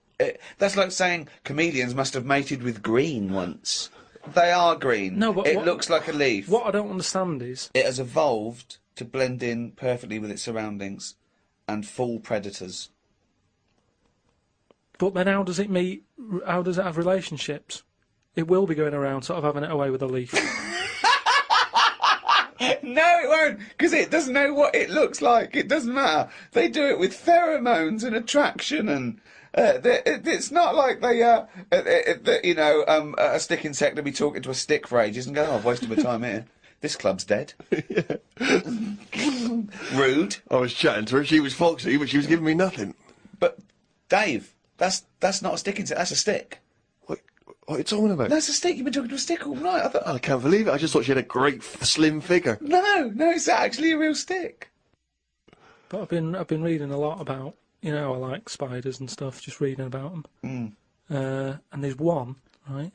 It's got big legs. Yeah. Doesn't use them. It goes around floating in the air on a bit of webbage. Like He just took a gamble then, didn't he? He took a gamble. He thought, do you know what? I'm going to go with webbage. Don't know if it's a word, not sure, but I could just say web, and I'm going to go with webbage. I'm going to risk it. And it didn't pay off, did it? Webbage! Webbage! But that's how it gets about. It's in the air like a kite. Yeah, And it's just floating about. I've seen one, yeah. So that's what I'm saying about weirdness. The way all that goes on, and this is what I can't get my head round. You have got your head round. But do they get ill then? He's just, for those listening at home, he has just bumped his head against the microphone. Trying to mate with it because it's perfectly round, this microphone. No, but when I was, like, this is what I'm saying, when I was in hospital and stuff, you do think about how others live, because insects don't have operations. Are they built better than us to survive in this world? The trap you seem to fall into again and again and again is you cannot conceive of the fact that insects and animals do not have consciousness and personality and communication. They do not function in the way that humans do. You've seen so many Disney cartoons, you believe them now to have a life and wear bowler hats and go to work. But just in the same way that the cavemen didn't have Flintstone-type cars and have a little house, but you can't seem to understand that animals don't work in that way. But what I mean is, you're saying that no animals or insects know anything, yet when you see them things on nature programmes where a load of ants are having a walk, there's always one at the front who's leading it all. So one of them's got to know something. First. Or there are leaders in. Yeah, but the other ants are going follow him. No, they're not. They're not. They're not vocalising that in any sense that you understand it. No, they're not saying follow him, but they sort of look as if to sort of say, I'm going this way. Without cognitive speaking. reasoning. It's not made a conscious decision to act in that way. Yeah, but this is when you if a raindrop falls on a bird's beak and it moves away because instinctively it's hardwired to be wary of things which drop on its beak in case it's dangerous. It's not thinking, oh crumbs, I better get out of the way. It just does it because it's somehow hardwired into it to act that way. But it doesn't stop for a moment and think. Which we don't really, except we then are able to rationalise our fears and our actions. Well, I've been watching birds more than insects recently. Oh, okay, you've moved on from in the last week, just because I've sort of looked at the ant and the bee and that. And what I've found with pigeons is they've got wings, yet they walk a lot. I'd love that to be a thesis where he got like a £500,000 grant from a university, and I said, well, Pilkington seems to, he's done ants and he's done bees, he's followed ants. Apparently they're not doing anything, some of them are lazy. We are granting him another £500,000. He's been working on it for a year. Please welcome Karl Pilkington. Karl, what have you found? Well, even though pigeons have wings, they walk a lot. No, but even in times of danger, one was crossing the road and a car was coming, and you'd think that his head would say, best start flying. Yet he just walked faster. Well, what's he doing? It was doing stuff, wasn't it? It saved a bit of energy. Takes a lot to take off, doesn't it? Yeah, but it's either that or you're going to get crushed. But it didn't get crushed, did it? No, I don't think it did. No. There you go. They knew what he was doing, didn't it? Yeah, it just annoyed me. That's all. It's got a power, and it's not power. They're all superpower. These animals. But that's why he thinks of the stick insect as like that. You mentioned earlier that's its power, that's its skill. Like Spider-Man was bitten by a radioactive spider, and now he can solve crimes and swing with webbage, using his webbage. Whereas, yeah, stick insects is not. It's not a superpower. But say if everything was at the same size as us, what would be the best thing to be? Say like a tarantula. Yeah. And a tiger. What would happen there? A 15-stone tiger versus a 15-stone tarantula. Yeah. Well, I'd imagine the 15-stone tarantula. Right, so it's just weird that, isn't it? It's a good job that they're small. Yet things are getting bigger because we're messing with the world. But it's a ridiculous thing to say, isn't it? Because what would it eat? 15 stone. Well, it wouldn't happen anyway, because insects have insects and arachnids and invertebrate arthropods in general. They have a critical mass because they haven't got lungs. They breathe through things in their side called spiracles, and if it gets too big, the surface to volume ratio isn't big enough to allow it enough oxygen. So the biggest you'll find is like a foot-long beetle or somewhat weird. It's like big that. though, isn't it? Yeah, and that's about as big as they get. So I wouldn't worry about it. Again, based on nothing, he queries you. And also, it's not a case that one that'll be born too big and can't breathe. It won't happen. That's why they're only that big, because. But it's like fish, isn't it? How they say about a goldfish. Yeah. That thing about a woman who went on holiday and stuck it in a bath. She came back, it was 7 foot. Right, that didn't happen. No, that's a well-known thing about goldfish. No, it's not a well-known thing. What? I'll tell you why. Because a fish will only grow to its surroundings anyway. So... Yeah, that's what I'm saying. You have to put it in a bigger tank. Yeah, in a bath. No, a 7-foot fish in a bath, it just fit the bath exactly, did it? when she got back off holiday. Don't talk shit. It's What a was it well-known- eating? What was it eating? How long was she gone for? 2 million years? yeah. She went to Mars and back. Yeah. It's just that fish are weird, aren't they? Well, no, no, that's a bollocks story. Once again, No, I don't know where you've heard it or read it. It's a well-known story. A 7-foot goldfish in your bath. But no, fish are weird. Ted, like you're that. not going to believe this. Come up here. Well, how many fish do you see that have naturally died? That's the weird thing. What do you mean? Just ping-ponging around these ideas in your mind. You just never see fish sort of just floating about in the water and you go, oh, died of old age. It's always been caught by a man or a shark's at it.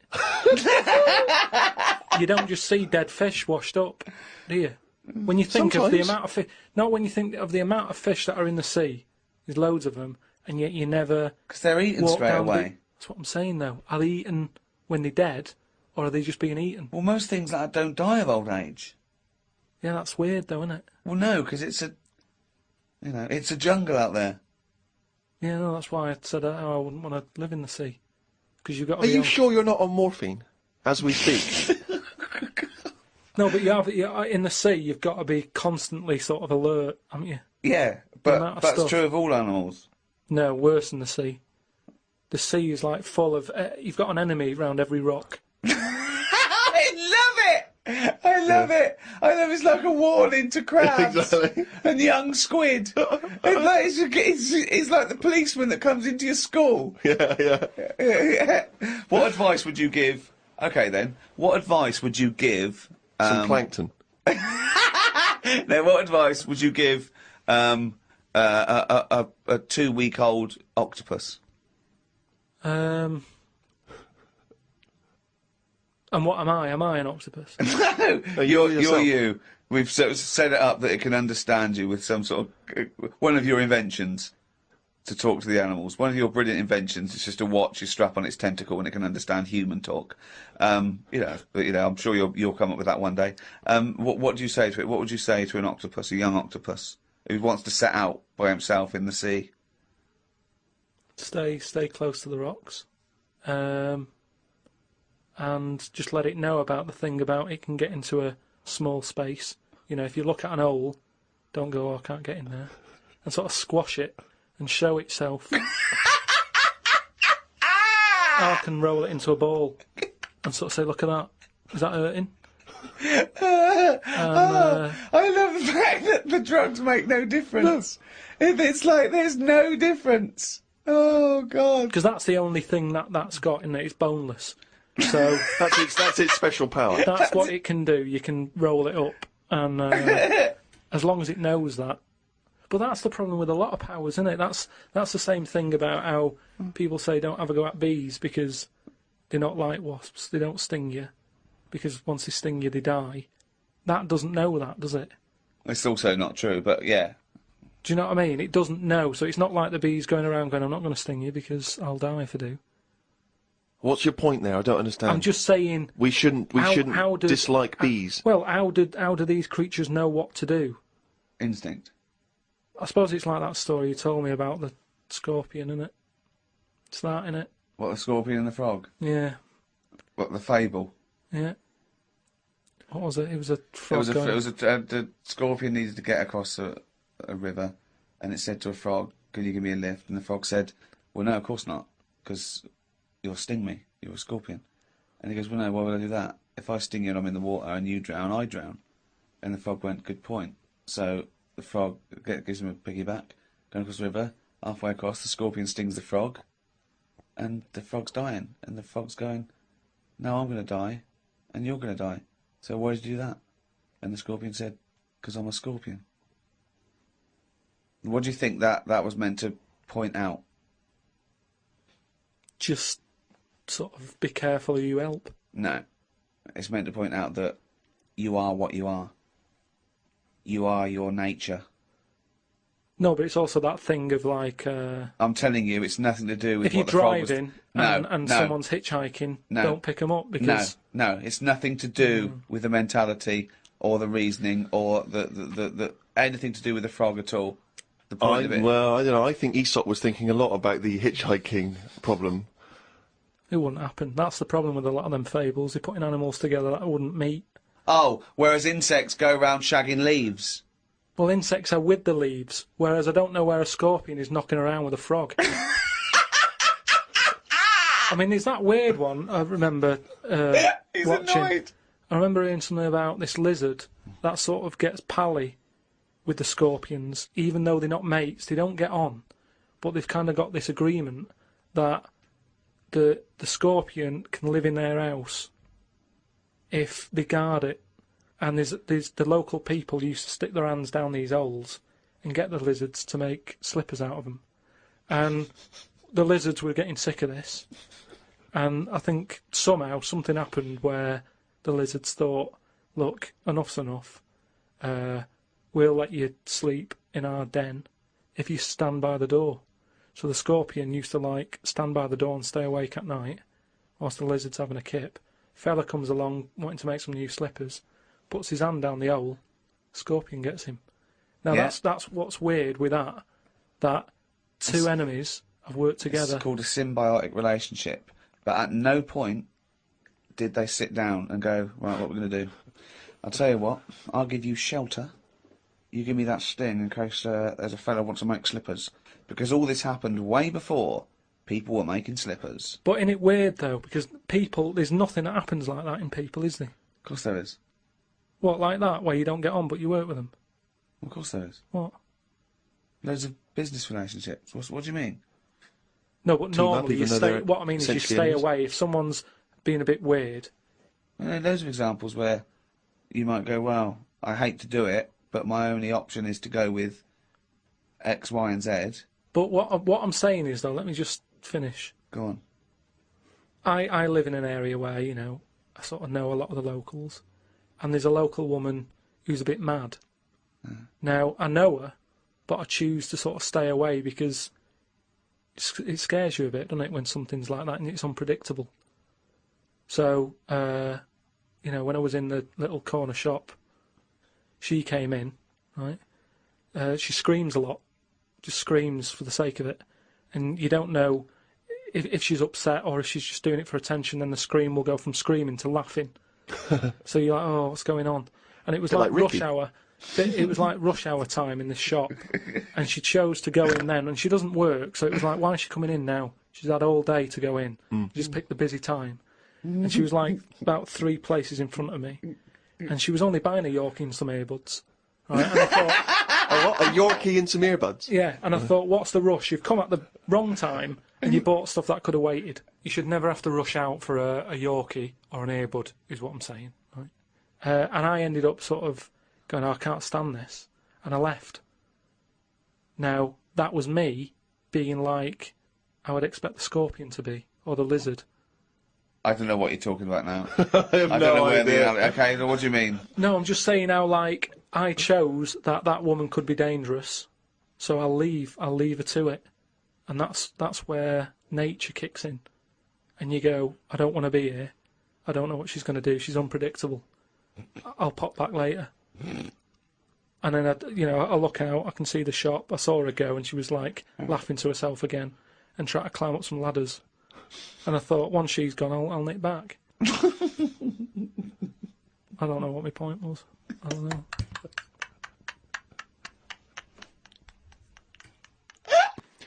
We had bacon and egg on toast. I'm eager to get through the brown sauce, as the bottle is too big to go in any cupboard, so it has to be left on the sideboard.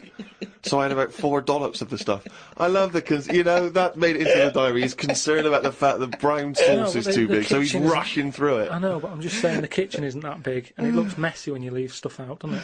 And we've got this giant brown sauce bottle, and I don't want to chuck it away because that'd be a waste. So you're having brown sauce and everything, your everything, cornflakes, basically, yeah. in your tea. Yeah.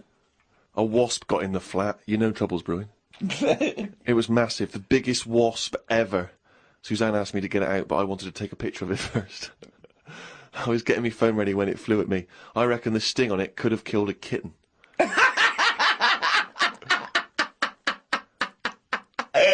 So specific. It ended up flying out the window on its own. Drama averted. Oh, God. We went out for tea. You're always in a cafe. That's what this diary. You spend so much time in a cafe. There were loads of flying ants. I kept kicking the table because I could feel him on my legs. I wouldn't be that jumpy normally, but I still had flashbacks of the giant wasp from the morning. Suzanne told me to stop being stupid because I was ruining her night out. A night out in a cab? Brilliant. Oh, what was it, her birthday? And flashbacks from an incident. Yeah. Like he's some sort of, like, war veteran. What is it? It's the wasp. It could have killed a kitten. Bought some wallpaper. We got back and got on with it. The wall that we've papered before has got a big mirror under it. We papered on top of it again. I ended up reading my phrase book while Suzanne did the rest of the tidying up. Now, what's your phrase book? This is just you trying to master English, is it? It's just a book that tells you little sayings and how they came about. An interesting phrase is potluck. It came about when all people ate is stews. They used to chuck all sorts of stuff into the stew. You stuck your spoon in, and sometimes you got something nice like beef, or you could end up with a bit of frog. It's potluck.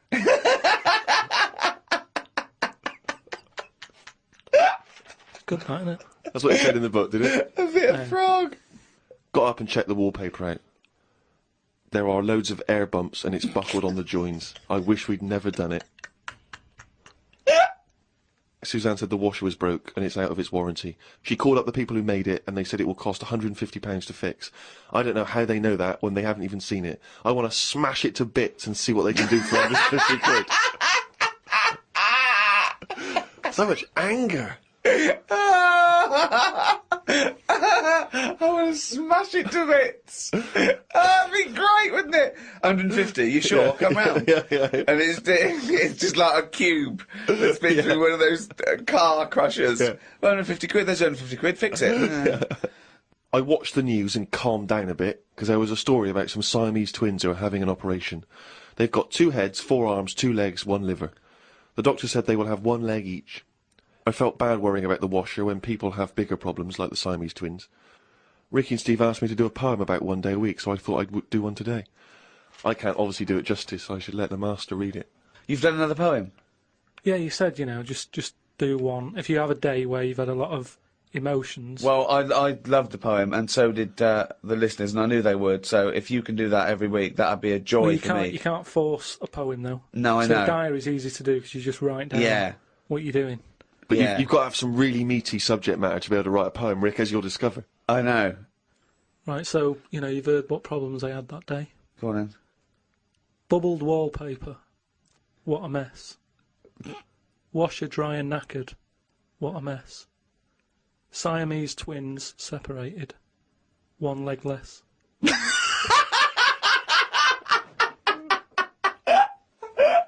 I don't know what rhyming scheme that is again. Oh, God. Oh, God. Oh.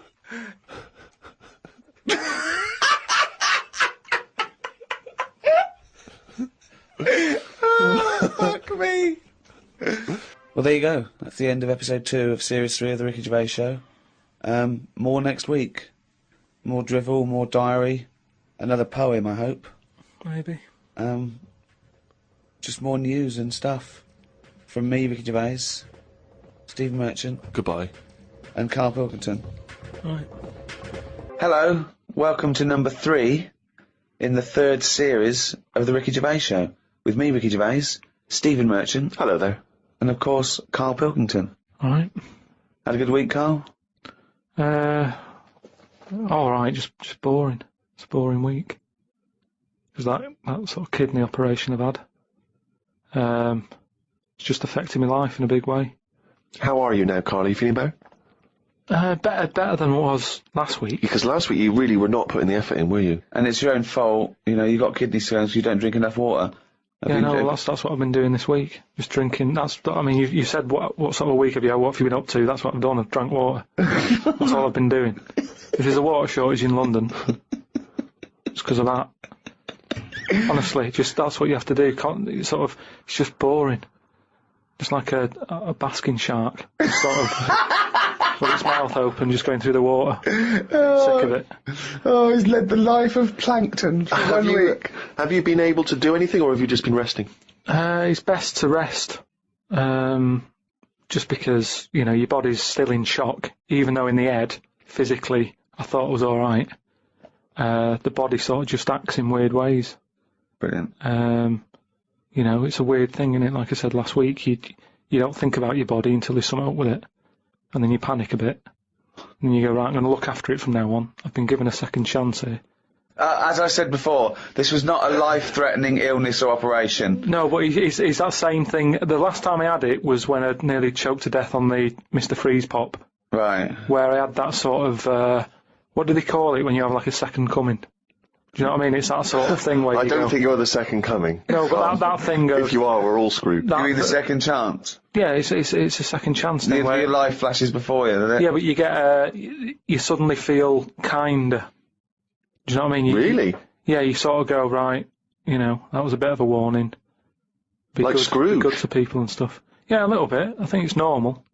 So are you now a nicer person? You're giving more generously to charity and the like? Well, I haven't been out, so I can't do anything. I can't help anyone. Yeah. Go online and... But maybe, you know, once... Donate some money, all this cash you're in. No, I've given enough money away. Sick of it. But, He's changed. So he hasn't changed at all then, no? But you've also got to be careful as well, because there's that thing of you can drown yourself by having too much water. Yeah. So it's just getting that balance right of not having too much and filling yourself up. Well, yeah, it's that balance, right, of not dehydrating and, you know, becoming like a desert jellyfish, like a little crisp, and drowning yourself. Yeah. You're right, it is a balance. That's exactly what you've got to do. I don't know how you've managed it, Karl. It's very complicated. Yeah. No, but what I do is when I'm thirsty, I drink, and when I'm not thirsty, I don't. Yeah, but that's the problem with me. Whatever it is that's in your head that says you should have a drink, I don't really have one. It's called a brain. It's called a brain. Yeah. It's the brain that tells you. But the brain's never thirsty. I only think of drinking when I'm eating. And I'm not eating as much because my kidney's weird. I don't want to put any pressure on it, so I don't drink. So now, if I have it in front of me all the time, I go, right, I've got to have that. Yeah. So yeah, so I feel, you know, a bit better. Good. Just, it's just been a long week. Because when you don't do much, it's just, you know, time doesn't whiz by. And normally your weeks are packed, as we know, with visits to the cobbler. Yeah. Well, it's just like they say, innit? They say, following an ant. Exactly, yeah. You've got a hectic schedule. I know, I don't know how you fit it all in. But, you know, because I was close to death and everything. You weren't close to death. I've been thinking about, you know, other people who've been in that situation where they're dying and what have you. And it's weird how, like, in a way, do you know, like they say before you die, things to do? Yeah. I've never heard that sentence before. I don't know if they say. Well, I've extrapolated from that. What you mean is there are certain things you should do before you die. Swim with dolphins, etc. Yeah. But in a way, because I've had such a boring week, it's been a long week. So if I was dying, don't go swim with dolphins because you'll love it and the time will whiz by and you go, oh, there's another day gone. Whereas I've been sat at home watching, you know, The Price is Right and stuff. And it's just like, oh, it's only 4 o'clock. God, this is dragging. So if I was dying, I'd go, yeah, it's dragging, but I've got ages more left to live. Yeah. What's the point? But it's really about quality of existence, isn't it, when you're dying? No, but anyway, I'm just saying. Oh, okay. Been a boring week. But what I've been doing is going on the internet, sort of learning stuff, watching more documentaries about stuff. Yeah. Okay, tell me something you watched on the internet then. The thing that stands out the most, there's this spider. Right. That a fella got.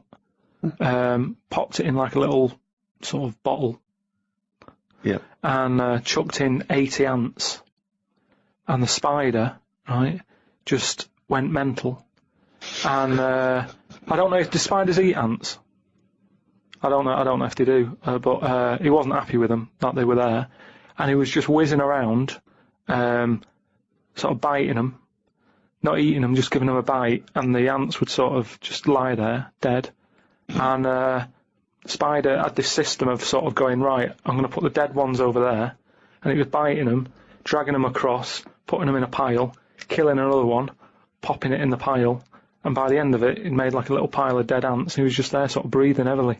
And that was amazing, because I'd never witnessed that before. But you don't see that happening, do you, normally? So you think that if people are unfortunately passing away, sort of visiting Disneyland or whatever, they should just learn stuff. Just sure, get on the internet and watch this spiders. This world is amazing. Attacking ants. And just that thing of, you know, last week you were saying how good ants were and how they're brainy and they work hard and everything. Yet none of them sort of, they didn't know what they were doing. There was panic going on.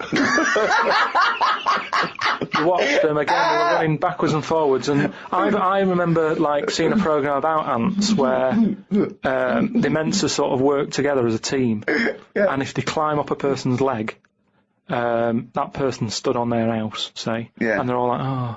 There's a signal and they all bite at the same time. They all bite at once. Now, if that had done that on that spider, they sort of all go on it, and when they're all in position, one of them sort of goes, no, and it bites, and then it would do some damage, but there was none of that.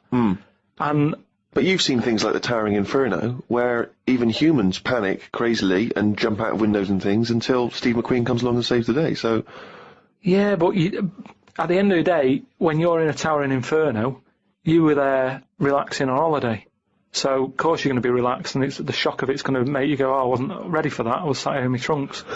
Whereas that ants should always be alert. Well, yeah. Any insect's life should always be... Well, so for a human scooping up 80 of them, putting them in a bottle with a giant spider. Yeah, but I'm just saying, that's what insects do. Their life, they never relax. That's what's weird with an insect. There's no downtime, is there? It's you wake up, you go and get the food, you build your house. That's what you do, so you're always alert. They shouldn't be sort of running around going, oh, what do we do now? That should be in them. I love that you're annoyed at these poor ants that were bitten to death. But also, they say they're clever. I was looking at it. If I was an ant, I would have just crawled under the pile of dead ones. Just sit under there, wait for the spider to go. None of them were doing that. They were all staying on one side and the dead ones on the other. So I'm just saying that, you know, you're always sticking up for insects, saying they know what they're doing. They don't. Where's this come from? When have I ever stuck up for insects? It's you that's follow them saying they're brilliant and that, and ladybirds are right-handed and Christ knows what. No, but, you know, so I'd learnt that. So anyway, as I say, my mother saves various clippings and things which may be of interest. This was recently in the Daily Mail, in one of those kind of gossip columns. Ricky Gervais's cringe-worthy dance routine as managerial buffoon David Brent was undoubtedly the highlight of BBC comedy The Office. Perhaps credit for the scene should not go to Gervais, however, but his lanky co-writer Stephen Merchant. For I hear that 6'7" Merchant has been attracting a great deal of female attention at the so-and-so pub in North London, until he took to the dance floor with Brent-esque results.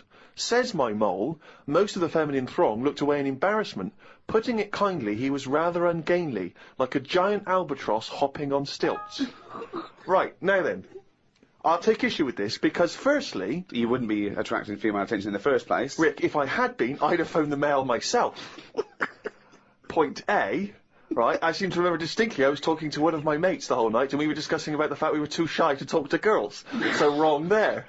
Yeah. Point two, as you well know, if I take to the dance floor, which on this occasion I didn't, I remember distinctly not because I love to dance, I would not have been described as a giant albatross hopping on stilts because Karl has seen me dance, you've seen me dance, you know I'm a good mover. Yeah. Just in the same way that people can't quite understand how Peter Crouch, the same height as me, is able to be so brilliant on the football field. Yeah. The same people look at me when I'm dancing, they go, I don't know how that big guy is able to bust some of those kind of moves. I've won 2 dance contests in my life.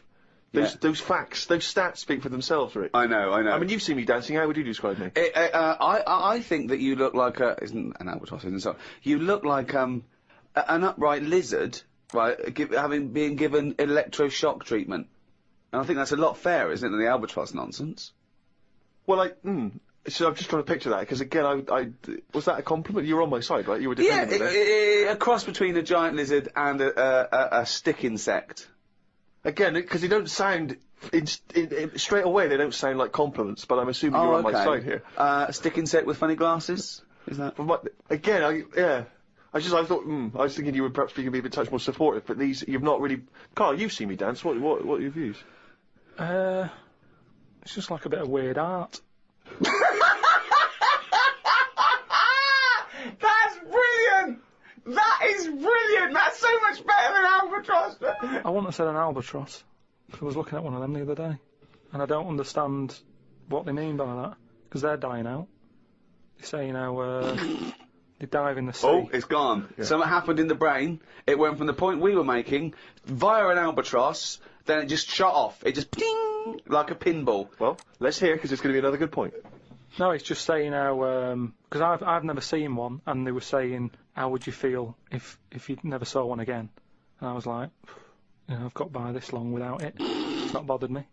But it was just sort of saying what they do is they dive in the sea, sort of put their head under the water, see if there's any fish knocking about, grab one, get out again, right? Yeah. Go to land. I don't know if they're designed to do that. Well, obviously they are. No, because seagulls are, because you see them floating about. Now, what's happening is they're doing that, but getting caught in nets. Well, that's it. The net shouldn't be there.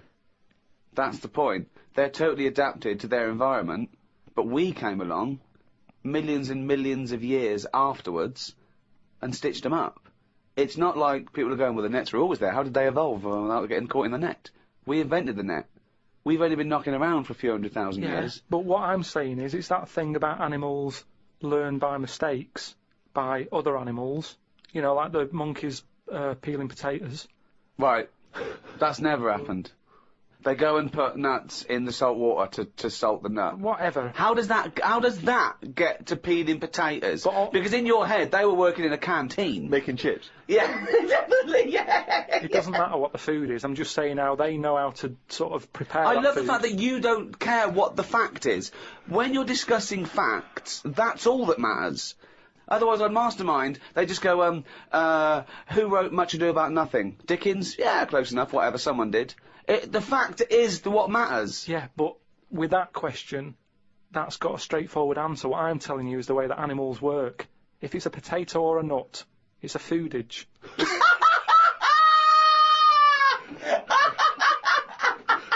And once again, I return you to my question as before. What's your point? What point were you making? I'm just saying an albatross will find if you're hungry, you find food or you change your diet. If you don't eat something else, you die out. Simple. Said before. If you want a pie, but they haven't got any pies, you have a pasty. Alter your diet. And an albatross... Drastically. Yeah, pies radical. Yeah, you said. Completely changing my diet. No more pies. What are you eating? Pasty. Brilliant. I'm not going to eat quiche anymore. I'm going to have a tartlet. But you're getting more and more sort of single-minded in your... No, single-celled. Yeah. It's not, though. In your belief that everything you say has got some kind of profound implication and that no one else is listening, that we're all ignorant, we're all not listening to what you're saying. Here's another one. Go Here's on. something else I discussed. Oh, come on. This will be good. In series This one. will be as good as E equals MC squared. The people ageing backwards idea. Well, it's not an idea. They've done something on it, saying how... No, they haven't. A baby has been messing about with emails. Right? Oh, yeah, God! A 65-year-old doesn't know how to use email. So, again, my system works. So say if you're an old person, you're not using the internet, but you shouldn't be anyway. Because you should be sort of just getting used to life as an old person. When you're a baby and you're about to die, they're using the internet. I don't know what you mean, when you're a baby and you're about to die. This is if This this is the was aging your world, backwards if it idea, was yeah. your world.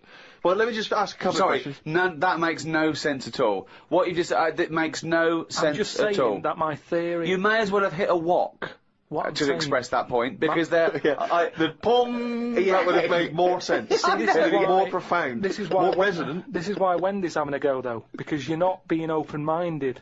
You're not thinking about... But we're being open-minded to good ideas, to sensible thought, to intellectual considerations. We're not being open-minded to this utter drivel. Yeah, but every invention is a bit... Who'd have thought the Frisbee would have caught on? That's not... I don't think that can count as an invention, though. Of course it is. People are paying for it. Someone said, I'm going to invent something But you can people chuck are paying around. for carrots. But they're not an invention. Because you pay for something, it doesn't mean it's an invention. No, but a man-made thing. A Frisbee, it didn't grow off a tree, did it?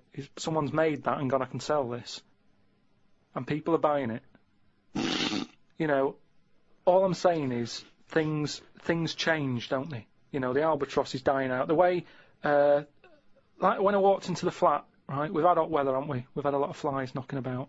Now, when I was younger, I never saw flies sort of hanging about in gangs. Whereas... I don't know what world this is? Would they have little motorbikes? No, you know, just you'd sort of see one would get in the house, you know, my dad would kill it or whatever, but you'd never see three. You wouldn't be going, oh, which one am I going to get first and everything. They'd come in, they'd exit out of a window or whatever. Whereas I walked in on a bit of activity. There's nothing to eat here. Right? 3 flies in the flat, right? All sort of whizzing around. Right. All together, right? So I just sort of think, oh, you know, let them be. They seem to be happy. You know, they're playing around with each other, right? Sat down, reading the paper, look up, right? It was like one was trying to like have it away with one of the flies, and the other one was having a go as well. It turned out it was a little fly that didn't want any of the action, but 2 were attacking it. How could you possibly gauge that? Just by watching. That's how you learn, isn't it? You watch. You watch. But no, this is conjecture again. You had no idea what was going on there. No, I did. It's the way they were sort of jumping on it and stuff, and I was like, oh, I'm not happy with this going on, and you know, under my roof sort of thing. My house, my rules. But it's a nightmare because it's small. You can't control it. You don't know which one's which. You might end up sort of pushing out one. That's the baddie. What are you and you're pushing out... about? I'm just saying. Why are you getting involved? Just because creatures are changing all the time. What are you talking about? What point are you making? I'm just saying the way that flies used to be happy-go-lucky, on their own, the sun's out, have a fly about. Whereas nowadays... now, there was like little attacks going on. But how could you tell which were the 2 aggressors and which was the victim? How could you distinguish? This was the problem. I mean, all I was looking at was which one they kept attacking. And I was thinking, if I can get that one in the bedroom and then get the other 2 out the window... What are you... Just breaking it up. Because what sort of a person would it be to let that go on? I don't know what he's talking about. He has no feelings for anything. He doesn't care if whole species die out. Why are you getting involved? That's where you're wrong, because I think more than most people. I think there's a lot of people who just go through the motions. Yeah. They do the same thing every day. They can do a job, but that's all they stick to. They don't think about what them flies do. Carl, what's that I've known you for, I don't know, 4 years, and all you ever say is things like, why do we have jellyfish? No, I haven't mentioned the jellyfish today. But it's the same old shit. You look at something, you make up your own story, and then your conclusion annoys you, even though it's totally fatuous. Like I say, the man with the frisbee, what happens if he had a mate who said, rubbish that, he wouldn't have done it? I love the fact that you think the frisbee is the pinnacle of invention. Yeah. I think it's amazing. No, it's an example of something that, you know, if he was on some programme where you said, I've invented this, he'd go, get out. They wouldn't give him time of day to say, right, I've made this thing, it's out of plastic, you throw it about. What for? Well, you just chuck it about on the beach. What's the point? It's a bit of fun, isn't it? No, I don't like it. That was an argument with himself. No, but do you know what I mean? It's a popular little thing, and I'm just saying it's easy to put ideas down. But you've never even come up with an idea as good as the frisbee, and that's saying something. I came up with a clippable mat that goes on a cup, and it's a good little thing. I haven't followed it through yet. A what? A clippable mat. What's a clippable mat? What does that clippable involve? mat that you stick on a cup, so you can put your cup down on a table without having to go, oh, where's that mat? It's clipped to the cup all the time. And you put the cup down wherever you want because it's got a mat on it. I think I've seen that. But why does it have to be clipped to it? Why couldn't it just be built into the cup? Because, So it clips onto, you've got our special cups, it doesn't clip onto every cup. No, but just the same way that every sauce is different. You don't say, oh, I'm sick of this sauce, it doesn't fit a mug. You use the sauce of that, I mean, I don't use sauces. Just don't buy that sort of But isn't a saucer what you're talking about? Kind of, yeah, but it's clippable. But why is the clippability so important to you?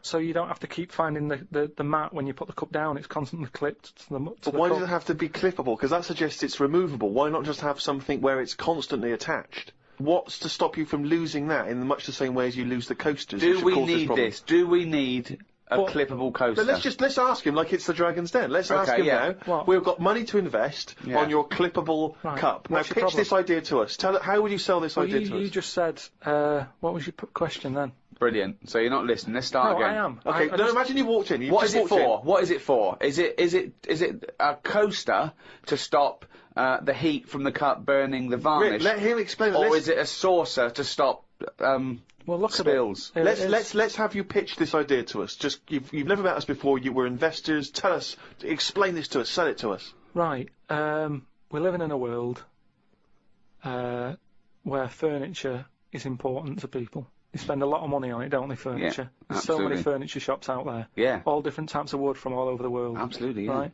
If something's come from the Amazon, you don't want a coffee stain on it. No, you don't know. Right. But we're living in a world as well where people don't use saucers.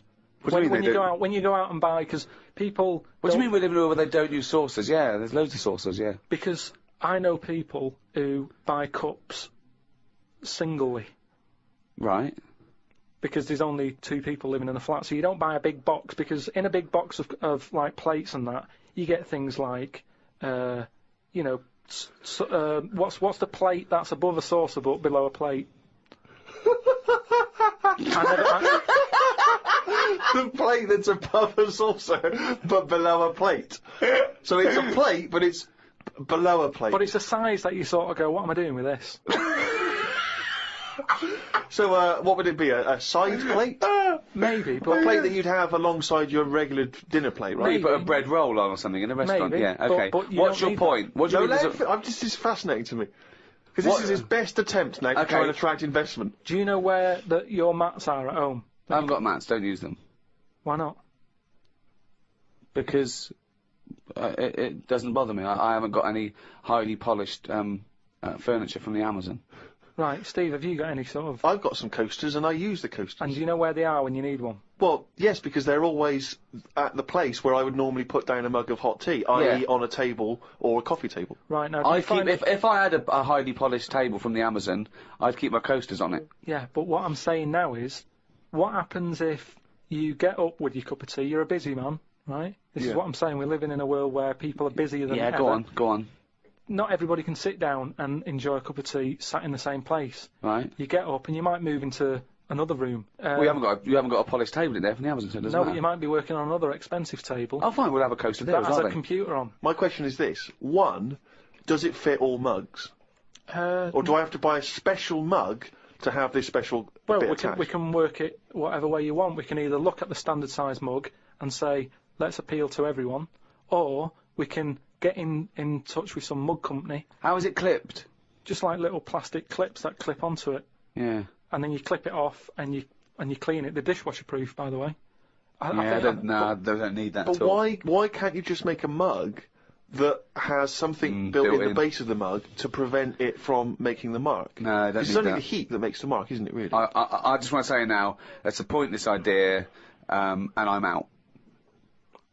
Right, but what about the idea that you've just suggested then, with the mug, with the saucer built in? Yeah. What about, will we do that together? But that's not your idea, that's my idea. Yeah, but without my idea, you wouldn't have had that. Well, but that's absurd. We're having a conversation, I've come up with an idea, now I've got the money. I've got the money, and I'm going to go off with that idea. Yeah, you haven't painted it anyway, and it's a rubbish idea, and you couldn't. It's not paint. rubbish, because I've just thought as well, that'll be good for putting biscuits on the side as well. Oh God! Okay, And that means we can get rid of that plate that I don't know By what the to do way, with. now this is broadcast, you can never patent this idea because it's out in public domain. Rick, why don't we see if there's anyone out there who's willing to invest in this idea? Are you a mug manufacturer? Are you a mug designer? Are you someone who's got any interest whatsoever in this idea? Do you think it's a saleable idea? And more importantly, would it be not great to have a picture of Karl's face on the mat? Because it's perfectly round. Perfectly round. As well, and you'd scold him every time you... So there'd be a certain satisfaction in that. Yeah, well, if Peter Jones is listening, or that Ballantyne fella, or, what's his name? Any of the big investors on that show, or indeed any investors anywhere, podcast at rickygervais.com. Get in touch. Tell us how we can move forward with this brilliant new idea. Pathetic. Oh, Chip is gonna bring it down the little... The jingle that signifies another reading from Karl Pilkington's diary. Got up and put the radio on. I listened to the story that the vicar read on Radio 2. Yeah, that could be good. He was saying how Jesus was 33 when he died. He said he was more into the idea of doing a lot in your life than living for ages. This was linked to the news about the doctor who's come up with some stuff that he's been injecting himself and his wife with that makes you age better. I looked it up on the internet. It wasn't worth them doing it because they are already old looking. I don't know why people want to stay looking young. You can wear a bald head better if you're old because hairs are replaced by wrinkles. That's drivel. No, it's not drivel. It's Pointless. just A pointless entry to a diary, that. It's not, because that could be like an important bit in like world history. What? The fact that someone's trying to make people not age. Age is good, isn't it? When you see an old person. That's been going forever. What has? People trying to age better. No, but he's talking about if you're 90, he wants people to look like they're 30, and that's not good because how would the world run when that's going on? Well, I agree. But You know, when again, people- it's not a revelation. If I like chatting to old people because they know a lot of stuff. So if I'm sat on a train and someone's old, I'm happier talking to them about. They get up and move after about 10 minutes. Well, No, you like but the fact they- that many of them are infirm and can. Yeah, they have to stay there and listen to this one. But yeah, even that means that they're getting more out of life in a way because they don't move about as much, so they have more thinking time. It is weird how that happens to you as you get closer to death. Jesus. You know, you're not working as much because you're resting, and you can think back about your life, and you can think, oh, I had a good one. Actually, it's not been that bad. Whereas if... But you must have started that now, because you've been doing nothing for the past 3 months. Yeah, but I'm just, well, like I'm saying, it is a good thing for you to do, to sort of think about what you've been doing with your days and your weeks. And how stuff. do you assess your life so far? With all this spare time you've had on your hands and moping around and moaning about your illness and just sitting round, right? You've been introspecting, have you? Yeah. Go on then. What have you come up with?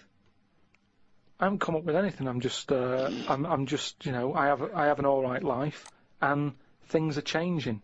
Oh, keep saying that. No, but you don't know how much they are changing to the point of, I don't know if I mentioned the squirrel eating Mars bars, but from that, from that happening to monkeys opening bottles with lids on them, to it's mental out there. It's madness what is going on. And all I'm saying is old people need to be old people. You need oldness. You need to see old people. You need to go, right, they might have a solution. They've been on the earth longer. Quick, we need an answer. How old are you? I'm 32. Well, you look 78. I don't know what you're saying! I don't know who that conversation was with, why you got angry, and I think you made the opposite point that you were making at the beginning. If you say you're 32, you look 78. No, you were saying about it would be a problem if you were 78 and looked 32. Well, I don't know what you're saying. You came down on the wrong side then. You did that whole thing and you bollocksed it up again in your brain. I'm just saying, either way, you need to have people who look old. Otherwise, who's in charge? I don't know what you mean. Right. So you say you're saying it'd be all right to make 78-year-olds look 32, as long as there were some 32-year-olds that look 78, as long as you've got old-looking people. No, but say Can I tear this page out? Because it's worthless. What I mean is, when I went to the doctors, Oh. I saw the specialist, right, about the kidney stones. I was asking him all the straight questions. Go on. Is it life-threatening? No. You know, how long am I going to be out? Couple all the of rest days. of it, right? Now, As it turned out, it is life-threatening, and you've been out for 3 months whinging about the fucking thing. Strange. Now, he was quite old. He looked about 55, and that reassured me in a way. In a way, it didn't, because he's one of them doctors who didn't open his eyes much, and I kind of thought, I hope you I open don't know them what you're talking wider. about. What do you mean? What? What do you mean he didn't open his eyes much?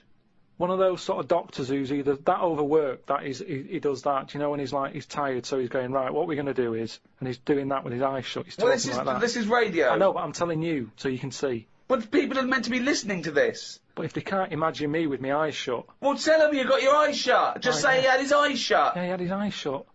Had he been reading this? Bored stupid, I imagine. He's just trying to get a... But do you know what I mean? Or I don't know if it's because he's tired or if he's that educated that some people know so much you don't even have to look at it. Don't know what you're talking about. Intelligent people. Who is so educated that they don't need to open their eyes? Well, you see it. You see like. Who's that? Who's that bloke up there? Is he blind? No, he's been reading too much. He doesn't open his eyes anymore, doesn't he? No. Old people who you see wearing tweed and what have you, and they're really posh and they talk, and whenever they talk, their eyes are shut. And they I open... don't know what this observation is. I don't understand why you've never seen that. I've never seen an old, educated man wearing tweed who doesn't bother open his fucking eyes. Steve, I don't know what you're talking about. Steve, have you seen... Do you know what I mean? When people don't sort of open their eyes when they're talking to you, and it can be quite annoying, because it's like they're saying, I'm not interested about you sat there. I'm not bothered if you're listening or not. I'm saying what I'm saying because I say what I say. And it can be quite annoying. If he has got his eyes closed, he's probably just trying to absorb what you're saying and think carefully about probably. it, so he doesn't misdiagnose you. I'm not having a go at him. Well, it I'm sounds like just saying he was 50 odd, and I was happy that he was there telling me. I don't know why you were watching his eyes when he was telling you about your insides. Because you can tell a lot by people's eyes. That's what I said about jellyfish. But, you know, just lines in a face tell a few stories, and I don't think we should get rid of them lines. Brilliant. Wise words. Well, that's the end of show number 4 in this 3rd series of the Ricky Gervais Show. So it's goodbye from me, Ricky Gervais, Stephen Merchant. Goodbye. And, of course, Karl Pilkington. Right. Well, here we are, number 5 in a series of 6 of the Ricky Gervais Show, with me, Ricky Gervais, Stephen Merchant. Hello there. And Karl Pilkington. All right. Well, Karl, you are officially a published author. Your book came out, The World of Karl Pilkington, and a copy will go in the British Library. Will it? Well, Yeah. they have to take every rubbish. I think it'll go in the British Library lavatory. Yeah, From what I understand, yeah. it'll be in there with like a collection of like novelty postcards and maybe exactly. a Viz compendium. You know. Yeah, so they take everything. Just think of that. But is that a rule they set up when books were more important to people? And now it's kind of like, oh, I wish we never said we'd do that. Well, they have to add 2 miles of shelves every year, apparently. That's what I mean. Now, surely, you know, they change a lot of other rules, don't they? They used to allow people having their head cut off. And now they've gone, we shouldn't do that anymore, so we'll sort that. Why don't they just say, only so many books a year, make it in there? Ones that are important to the future. But who knows what's important to the future? Well, you know, normally, when I say something that I think's a good point... yeah, but you're always wrong. No, but what I mean is when I say something that I think I have got a point there... Yeah, but you're always wrong. But why do they do this? Why do they think they've got to keep everything? Because we're living in a world now where everything is sort of binnable. And, you know, we use stuff for what it is. Well, I think you could say that. Oh, that's fine, that's fine. There was a sort of poetry to it, but I think he stumbled across that. I don't think it was intentional. Yeah, I mean, I still haven't got over last week him saying foodage. Do you know what I mean, though? That the world's changed, so why is that rule still hanging around when... Well, it's not a rule. I mean, it's not a rule that, you know, the country's going to, you know, live and die by. It's just that it is seen as a repository for knowledge, for information, and I don't believe any old Joe can wander in there and get one of these books. I think you have to either be a scholar, I think maybe it's open for a brief window for students, but you know, you can just wander in there and see your own book, Karl. You know, there are some books that they have to turn the page for you in gloves, so the amino acids... I'd hate that. With yours, it won't matter. They just go, it's over there, or they throw it to you. No, it's just... Or they slide it along the floor. They say, oh, I can't give it to you, Karl, because it's propping up this desk. Yeah, they kick it to you and say, put it in the bog when you're finished with it. It's just that thing of being timed, though. I hate it when people go, oh, have you read this? And then I can't read it properly because I'm thinking, they're thinking I'm taking ages here. Do you know what I mean? So I have to scan read it. And they go, oh, it's good, that. And they go, what do you think? And I go, oh, about what? So I hate the fact that someone stood there with gloves on, because that isn't normal, relaxing sort of reading, is it? But it's not, you don't go in to read the Doomsday Book, let's say, in order to just have a relaxing read. You're going in there to study There it, are you know, historically. to say they're professors and scholars and scientists and historians. They don't wander in because it's raining and they go, what's a good read? There's not a man wearing white gloves turning the pages of the latest Jackie Collins. Exactly. Do you have heat? Watching your lips move as you read to see if you can turn the next page. I suppose I shouldn't really feel guilty, because at the end of the day, right, I mean, people always rave about Shakespeare, saying, oh, you know, his work was good. But Brilliant. at the same time... He'll probably put that on the book when he brings another one out. He'll put your review on it. Yeah. Oh, that was good. Karl Pilkington. But at the same time, you know, like, some people will have a go. I'm ready for people having a go, like that Wendy did about me little films I made. There's always people... Wendy Robinson? Yeah, you know... It's her opinion. For the interview you didn't hear last week, she slammed Karl. No, well, you know, each to their own and that, and, you know, if everyone liked the same thing, I don't know what we'd do, right? Sure. You don't know anything. So all I'm saying is, everybody raves about Shakespeare, when, if you properly looked at what he did, he invented a lot of swearing words, right? Effing and jeffing and that. Now, if... That was one of his. Well, it's effing and jeffing and effing and jeffing part 2. Did he make up a great deal of swear words? I don't know that I'm aware of this. A lot of them are Shakespeare invented. But all I'm saying is, for some reason, when things are brought out years ago, people say they're good even though they're not, is what I mean. But let's not mistake the fact that Shakespeare is not. He's not. People seem to confuse him as though they think he wrote these things in order to be read. He wrote them to be performed. They're plays. They're not books in the traditional sense. He didn't bring out the latest book. No, but just when something's old, it gets a bit more respect, is what I mean. When I was watching that documentary about the real Indiana Jones, brilliant. They dug out some rocks with drawings on, and they were like, "Oh, don't damage them, don't mark the paint," and it's like, it's rubbish. It was like a stick fella with a yak. And now, if that was found now, or if a kid showed me that, I'd go, "Hey, it's not that good." So what I mean is, because stuff's old stuff gets respect. But you're not judging it on its aesthetic merits. You're judging it on its historical importance. I don't think that's fair, though, because when that fella drew that, it wasn't old. He did it when he was knocking about. No, yes, but you must see the difference between you doing a stick man on a wall with a bit of chalk near your local and a cave painting that they date to 10,000 years ago. Yeah, so in 10,000 years' time, when they find my story about the monkey fireman, will it gain more respect then than it is now? No, less. But why is it? Because people will more and more realise what a buffoon you are. The more research we do, the more these podcasts we do, the more you expose yourself as an empty, egg-headed moron. That's a friend speaking right there, Ricky Gervais. No, he loves you like a brother. I just think, you've mentioned him before, Steve, this Peeps fella. Yes. Has he done anything else apart from a diary? Because now I've done a book and a diary. That means you're better than Peeps, well, is what you're thinking, Well, isn't it? I'm not going to say that until I know, but what else did he do? Well, Peeps wasn't a writer predominantly. I believe he was, you know, like a bureaucrat or something. But he kept a diary which has since become a historical landmark. And what did he say in it? What did he say in it? Well, it's again more because it's both well written and it's also an amazing insight into a social document as well. Document, yeah, yeah. It's a social document. I mean, yours is a social document, but it sort of revolves around having egg and chips and a calf and seeing a ladybird, which, you know. But that's today's living. That's well, what his describes the Great Fire of London, which is what it's most. Yeah, it's best we haven't had for. one of them. If we had one, I'd write it down. I'm only writing what's happening. The ladybird happened, right? I wrote it down. He was just lucky. He was about in London when that happened. So you're a little angered that you've not witnessed one of the great disasters. Because the thing is, if they read your diary, they'd think, well, nothing happened that year.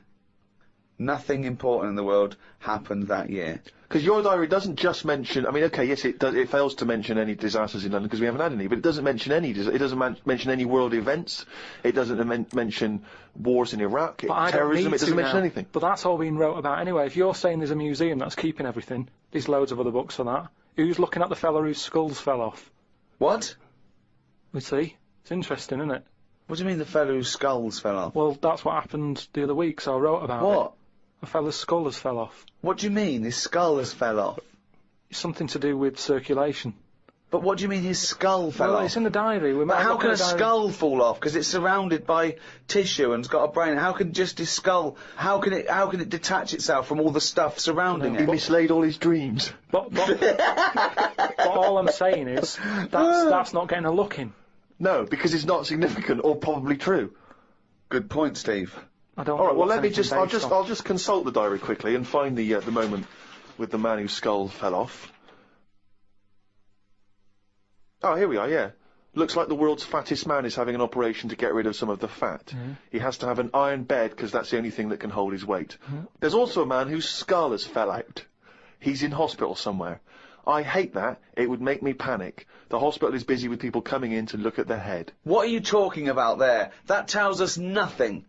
Right, it's impossible for a skull to fall out. How are scholars in 10,000 years going to be... What are they going to decipher from that? They can sort of go... There's not enough incident detail. But how did his skull fall out? Circulation problems. But answer the question. How did his skull fall out? Fall out of what? He was at home, and I don't know if he was combing his hair or something, but it come off. What did? His skull. What do you mean, his skull? Do you know what the skull is? It's a part of the head. Well, no, it's the structure of the head. It's the bone. Do you mean the top of the skull? This is only useful if you have all the salient facts.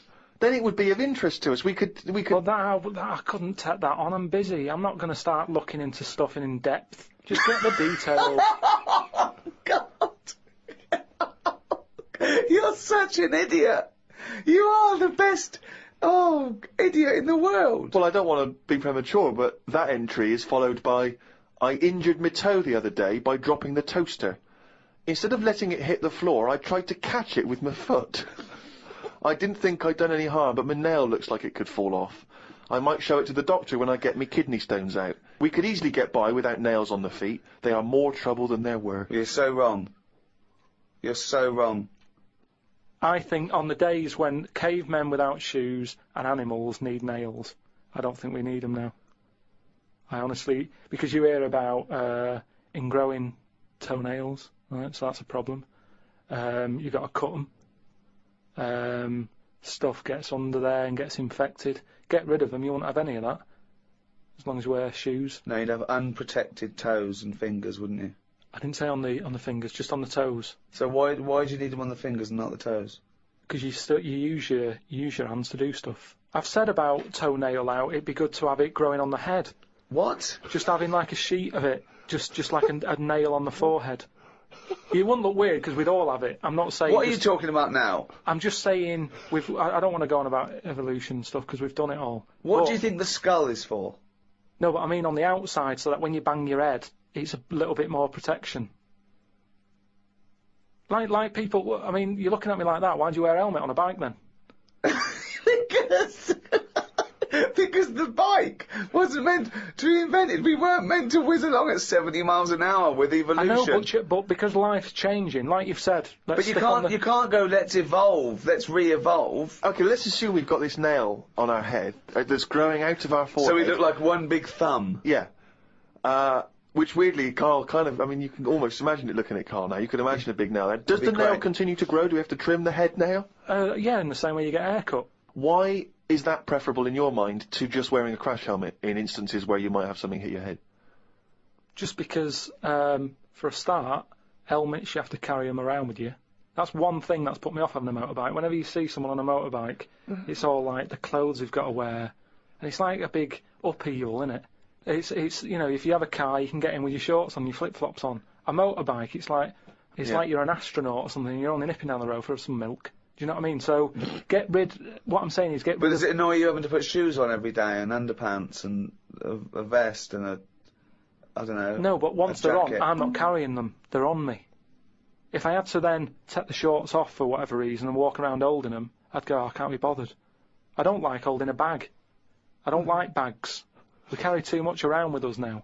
I don't like carrying stuff. It's just a hassle, isn't it? It's just endless things he doesn't want to do, doesn't like doing, isn't like carrying bags. Who the hell has a gripe about carrying bags? Why is that a concern? Because it's stuff that's on I love the way that he wouldn't mind having a nail going out of his fucking head, but he doesn't want to carry a bag. What's good with it is everybody's got one of these. But it's not going to happen, Karl. And the most important thing in your body, apart from the heart, is your brain. So protect that, not the toes. The toes we can get by without the toes. People. But your head's important, isn't it? There's a lot of stuff in your head. And I know all this just after seeing the Body Works thing. I went to see it's a show on where there's a load of like dead bodies and that. And you can see how much stuff's in the body. And there's loads of stuff. There's nothing in there that you don't need. It's all doing stuff. Everything in your body. We've been telling you that for years. But you reckon you don't need the toenails? Yeah, that's on the outside. I'm saying everything that's on the inside of your body, right? You don't need the appendix. No, but doesn't that depend on what lifestyle you have?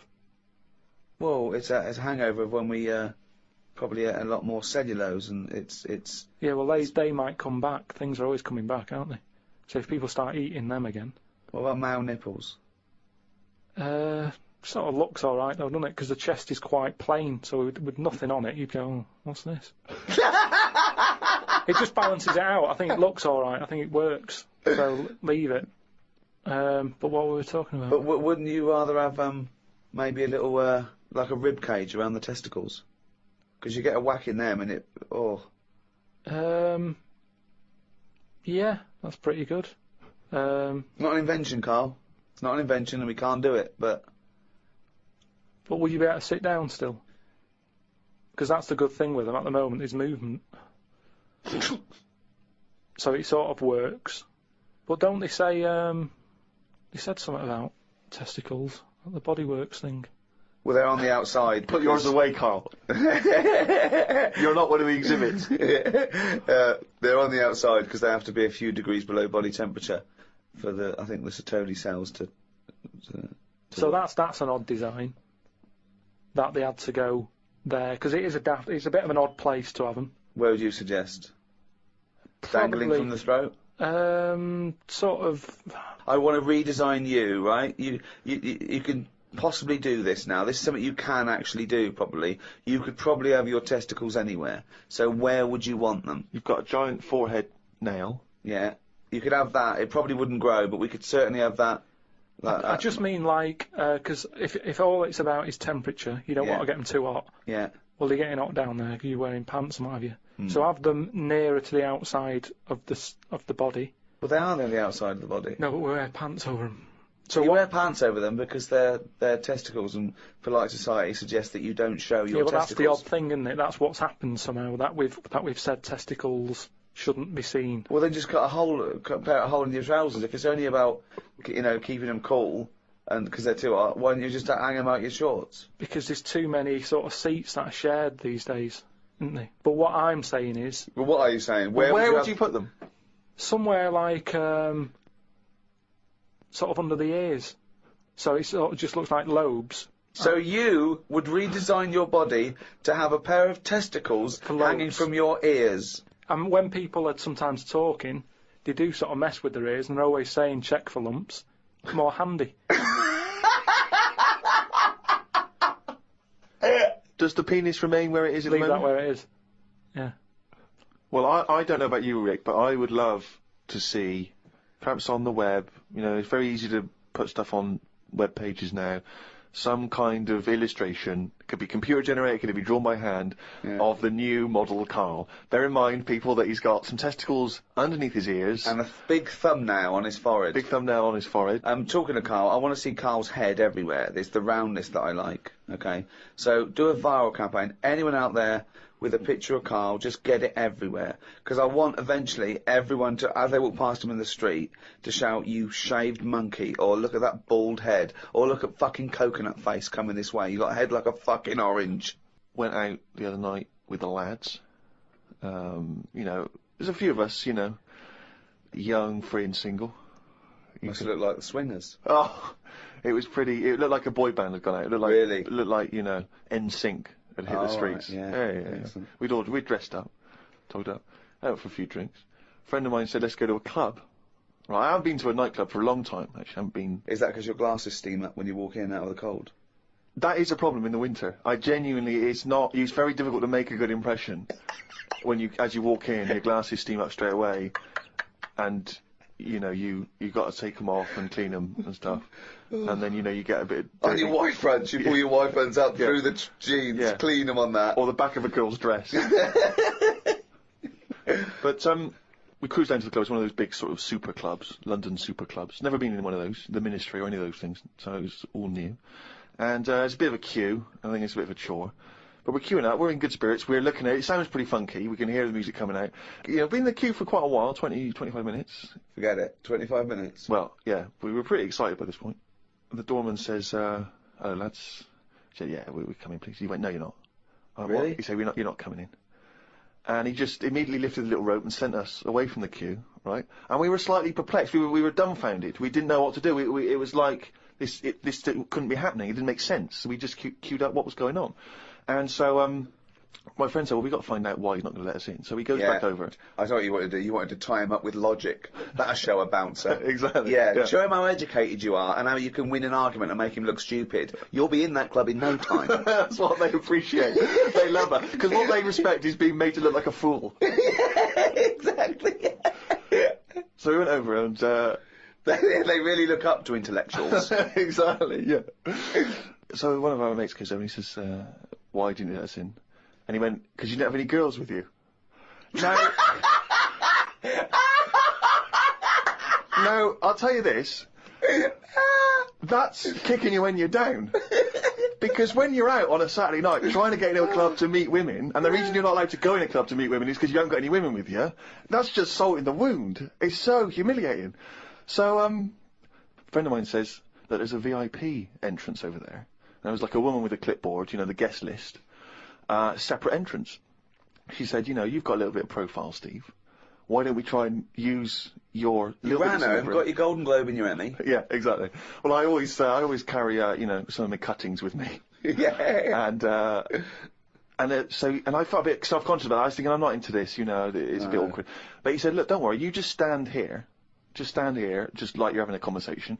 I'll go over, I'll point him out, I'll go, oh, there's, you know, Steve Merchant over there, the office or whatever. Oh, God, Steve! So I thought, well, you know, well, the thing is, we were out, and I was a bit frustrated, and I thought, you know, we may as well try everything. So I stand there, if my friend goes over and he has a word, and he comes back and he says, it's fine. She can't let us in the VIP entrance because she's not allowed, but what she can do is walk us to the front of the queue. Right? You can walk to the front of the queue and explain. So I think, okay, fine. Oh, God. So the guy takes me and my mates, right, this girl, she takes us, we walk past everyone else, right, to the front of the queue, right? She goes up to the guy, she says, this is Steve Merchant, office. The guy goes, I know who he is, we're not letting him in. Oh, God! Oh, God! By now, of course, some people have recognised me, so they're trying to have my photo taken. So there's people inside the line that's being allowed in the club. I've got to lean across the rope to have my photo taken with them, even though I'm not allowed in the club.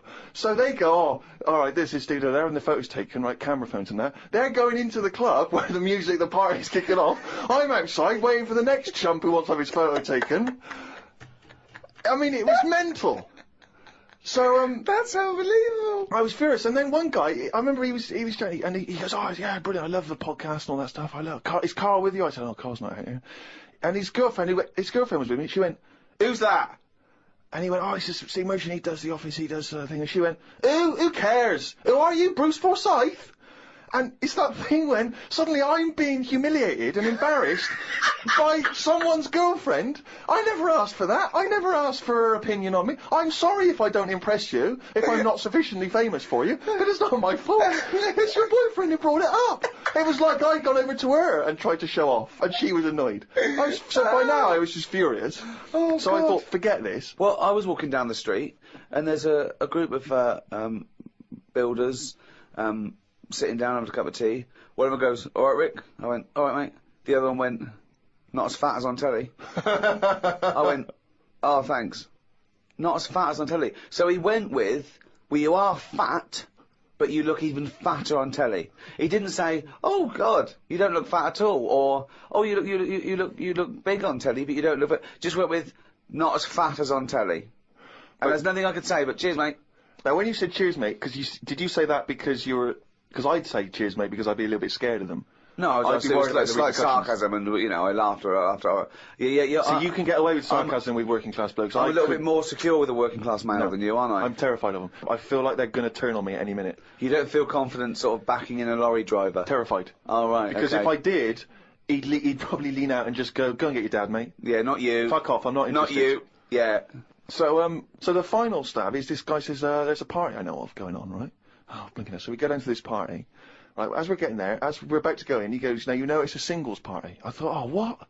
He says, you know it's a singles party. Oh, God. So I go in this party, right, it's all single people, right? Now, theoretically, that should be brilliant, right, if you're a singleton yourself. It's the worst kind of party to go to, because when you normally go to a party, right, and you're chatting to a girl, and she says, oh, I've got to go get a drink or whatever, you think, oh, she's probably got a boyfriend or whatever, or she, you know, she's with mates, that's fair enough. But when you're at a singles party, and a woman says, I'm just going to go and get a drink, and then you just see her leaving, you realise it's not because she's got a boyfriend or whatever, it's just because she doesn't want to talk to you. You can't even kid yourself. You can't even pretend. Oh, and dear. you suddenly sense everyone judging everyone else. So you see a girl and she'll, like, look at you up and down, and then ignore you and walk on. And it's like a massive slap in the face. It's like girls coming up to you and going, not interested. Just by being there, they don't have to say anything and they're rejecting you.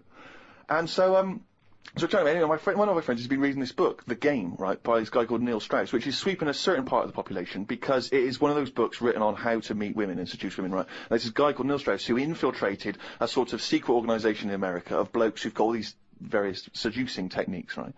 And one of the techniques which we've been discussing is something called negging, where if you see a very attractive woman, the theory is that she's getting asked out all the time by blokes, right? They're always coming up and saying, oh, you're really beautiful, can I buy you a drink? And that what you have to do to set yourself away from the pack is to sort of not be so obviously complimentary. So you come up and you almost sort of pay her a backhanded compliment, or you almost neg, as they say something slightly negative. So what you might say is you might go up to her and say, oh, I like your shoes, I've seen another girl wearing them in the club, right? And the theory is that she's sort of, oh, and she's a bit taken aback, she's a bit sort of thrown off, and then of course you start complimenting her, and you start building her back up again. It's very elaborate mind games. I'm not saying it's a good idea, but we've been talking about the neg, and I was chatting to a girl, and I was a little bit drunk, and I wasn't thinking it through, and I thought about the neg because it wasn't going very well, but I don't think you should say to a girl, I think your ears are a bit too big for your head, because you know what I mean? It's like you can't come back from that. And there's nowhere else to go, because that really is just an insult. Oh, he's only gone and listened it down the little fucking car.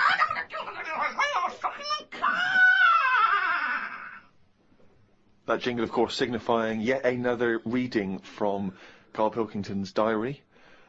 As always, packed with rich insight into the man's mind. Had a late night last night because I stayed up to watch a programme about monkeys. It's already good! Of course you did. It's already good! Now, before I read on, I mean, is this not some kind of monkey news? Is this not a late return to monkey news? Well, it's not that good. Is it not? Whereas the other monkey news is... Oh, chimpanzee, that's some more shit! This is what he says. This is what he gleaned from the programme about monkeys. It sat on a bridge and wanted stuff off people to walk over the bridge. What? So it was acting as some kind of toll booth, This is ridiculous. No, it was a bridge in like the jungle. Oh, shut the fuck up! And it's a monkey that sat on a bridge, and a lot of tourists go through the area. No, it's a monkey who realised that if he sits there, he'll get stuff because it look like it's a cute little chimp begging. No, but every time. Yeah, because you give a monkey, I'm as bad as him now. If you give a chimpanzee a banana, and he starts realising that humans have things to give. Yeah, but it's all Squirrels sorts of learn that. I mean, you don't go, you wouldn't say, went to the park, the squirrel's waiting at the gate. You have to give them a toll to go in. They're only going to give them a nuts. They come up to you every time. You fucking idiot. Went to bed after watching it and fell asleep thinking about it on the bridge right now. It's a bit bad, really, because the monkey should work harder for its food. It made me remember the slug I saw yesterday that was eating bird poo. Nobody would ever help a slug with food like they do with ducks and monkeys. A slug's life is pretty bad. The only time they come out of their den is when it's raining. Den. So even their days out are depressing. It is. Do you know what I mean? No. It is like, it's a horrible thing to be in it. A slug. Love him talking about what is it like to be a slug. No, just because like the monkey, even though it was being quite aggressive, everyone was like, "Oh, give it some water," and it was well like kitted out. It had like chocolate bars, bottled water, some like fizzy stuff, and all that. An iPod. It was listening to Monkey News. It could have had one if it wanted one. It was getting away with murder on that bridge, and that's just because it was furry. Yeah, if that was like a blob, like a slug, there's no way people would be that friendly towards it, and it just annoys me how you get this pecking order. For like, no matter what creature you are, favouritism. And that slug was only eating that bird poo because it wasn't being offered stuff. If it was offered toffees or whatever. Well, it's just sad, isn't it? It's come to that. That's what its life has come to. Yeah, but it's not. As mollusk was down on its fucking luck. It didn't live in a big country house, and his wife left it. The kids went. It started hitting the bottle. And I kind of thought, and look, they do only come out in the rain, and it's depressing, and it'll probably get killed in a bit. And that was its last meal. I just... Last meal! But it wouldn't prefer steak and chips, Karl. It doesn't have... It must like a leaf or at the end of the day, it's an insect. They love it. It's not an insect! Well, it's part of that gang. It's part of that... No, it's part of that... They hang out together. They hang out together. Why do you think it's part of that gang? Because it knocks about in the woods in the same place as a spider does. But what I'm saying is they're eating boring stuff because that is what's... It's not boring stuff to them. They're not. I have no opinion of it at all. They take in sustenance. No, but where you are is what you eat. When I'm in London, I'll have beans on toast for lunch. On holiday, what? Tapas? Go on, I'll have a bit. So it's whatever you eat, what's in that area. Suzanne went off to work and I went to the shop to buy some envelopes. The shop was empty, but the fellow behind the counter was on the phone and just kept talking even though he could see I was waiting. I started to count backwards from 20. When I got to 6, he hung up and served me. I won't use the shop again. Question, why count backwards from 20? So he's thinking, what's going to happen at 1? If I start counting from 1, he's going, well, let him carry on. What, out loud? So not really loud, but like, more of a mouth action, so he could see who was doing it. You know, like Sorry, you just started miming counting backwards to a man in a shop? He's on the phone. The Yes. shop is empty. I Yes. thought he'd like me custom. He could have served me and stay on the phone. Even though I don't like that, at least he's still doing what you know, he needs to do. I'd have said, working the sorry, shop. can I just get these, please? Yeah. Well, I stood there and I thought, it's annoying me now, my kidneys aching, and I started to get a bit of a sweat on. So I thought, right, I'm going to give him 20 seconds, and if he hasn't got off the phone, I'm leaving. And when I got to about 6, he served me. What's wrong with that? Again, You are giving one yourself... of the strangest people. It's just giving yourself a thing. I could have been stood there for Free. ages. He's one of the strangest people who's free to walk It's the about, streets. No, I set myself a little target, and I thought, I don't want to waste another 30 seconds in here, I'll give him 20. It worked. He served me at 6. But it didn't work. Yeah, but did he do it because you were doing that, or did he finish his phone call? I don't know, I was busy counting. Looked at what's been going on in the world. There was a human head attached to a seagull's body in a jar. Is that all it says? This is the sort of weird stuff that goes on behind surgery doors. I doubt it ever flew because the head would have been too heavy. Well, of course it wasn't. It didn't happen. It wasn't live. No, but they try this stuff, don't they? That's like that programme I watched with a Well, monkey. who has ever tried to put a human head on a seagull's body? They've done loads of stuff like that. It's part of us moving on, isn't it? What are you talking about? I'm not going to Carl? get into an argument about Well, science you're because wrong. it's all Don't behind talk closed doors. shit. How do you think we can change a heart now from another body? You have to try things out. It's trial and error. All sorts of weird stuff goes on in hospitals, but we let it happen because it's to help us out in the long run, isn't it? But what are they aiming towards when they're going to find out if you can put a head on a seagull's body? What is that? What are they want to learn, and how do they want to apply that knowledge? A new heart is obviously for a reason. It saves a life. Yeah, What is this to save money on transport? Instead of getting a bus pass, you go, can I put my head on the seagull's body? I go, well, it won't work. We'll try it. Yeah, but there is odd things like that. Like I saw a fish the other day, right? And honestly, it's the weirdest thing. It was just like a blob with a face. Now I would never have said, yeah, let that swim about. I'd have killed it from day dot. I would have gone, get rid of that. Oh God! Under what circumstances would you have killed that from day dot? Oh, I'm just saying, looking at it, I'd say that does not work. And it looked sad. It looked like it didn't want to be about. Have you got her number?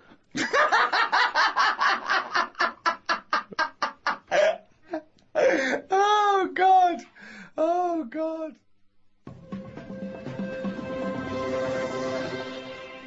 Well, that's it for another week. The end of episode 5. One more to go in this series of 6 with the Ricky Gervais Show. We'd love you to buy Karl's book because it is genuinely interesting and funny as a you know, just as a social experiment to see that you know, it proved Karl's theory wrong that a monkey can write a book. So it's bye from me, Ricky Gervais. Goodbye from Steve Merchant. Goodbye. And goodbye from the little shaven monkey that is Karl Pilkington. Hello and welcome to the last in this series of 6 of the Ricky Gervais Show with me, Ricky Gervais, Steve Merchant. Hello. And Karl Pilkington. Alright. Karl, as you're aware, you've obviously got many celebrity fans. David Bowie is a fan, people involved with creating The Simpsons. And you've also got a new fan, Warwick Davis, who is the short actor that many people will see in films like Return of the Jedi. He also is in Harry Potter. He's 3'6", and Ricky and I worked with him recently on extras. And far from asking us about the many celebrity names that we've worked with, the only person he was interested in talking about, of course, Mr. K. Pilkington. He wanted to meet you, Karl. Yeah. Well, is he all right to get on with? Why wouldn't he be?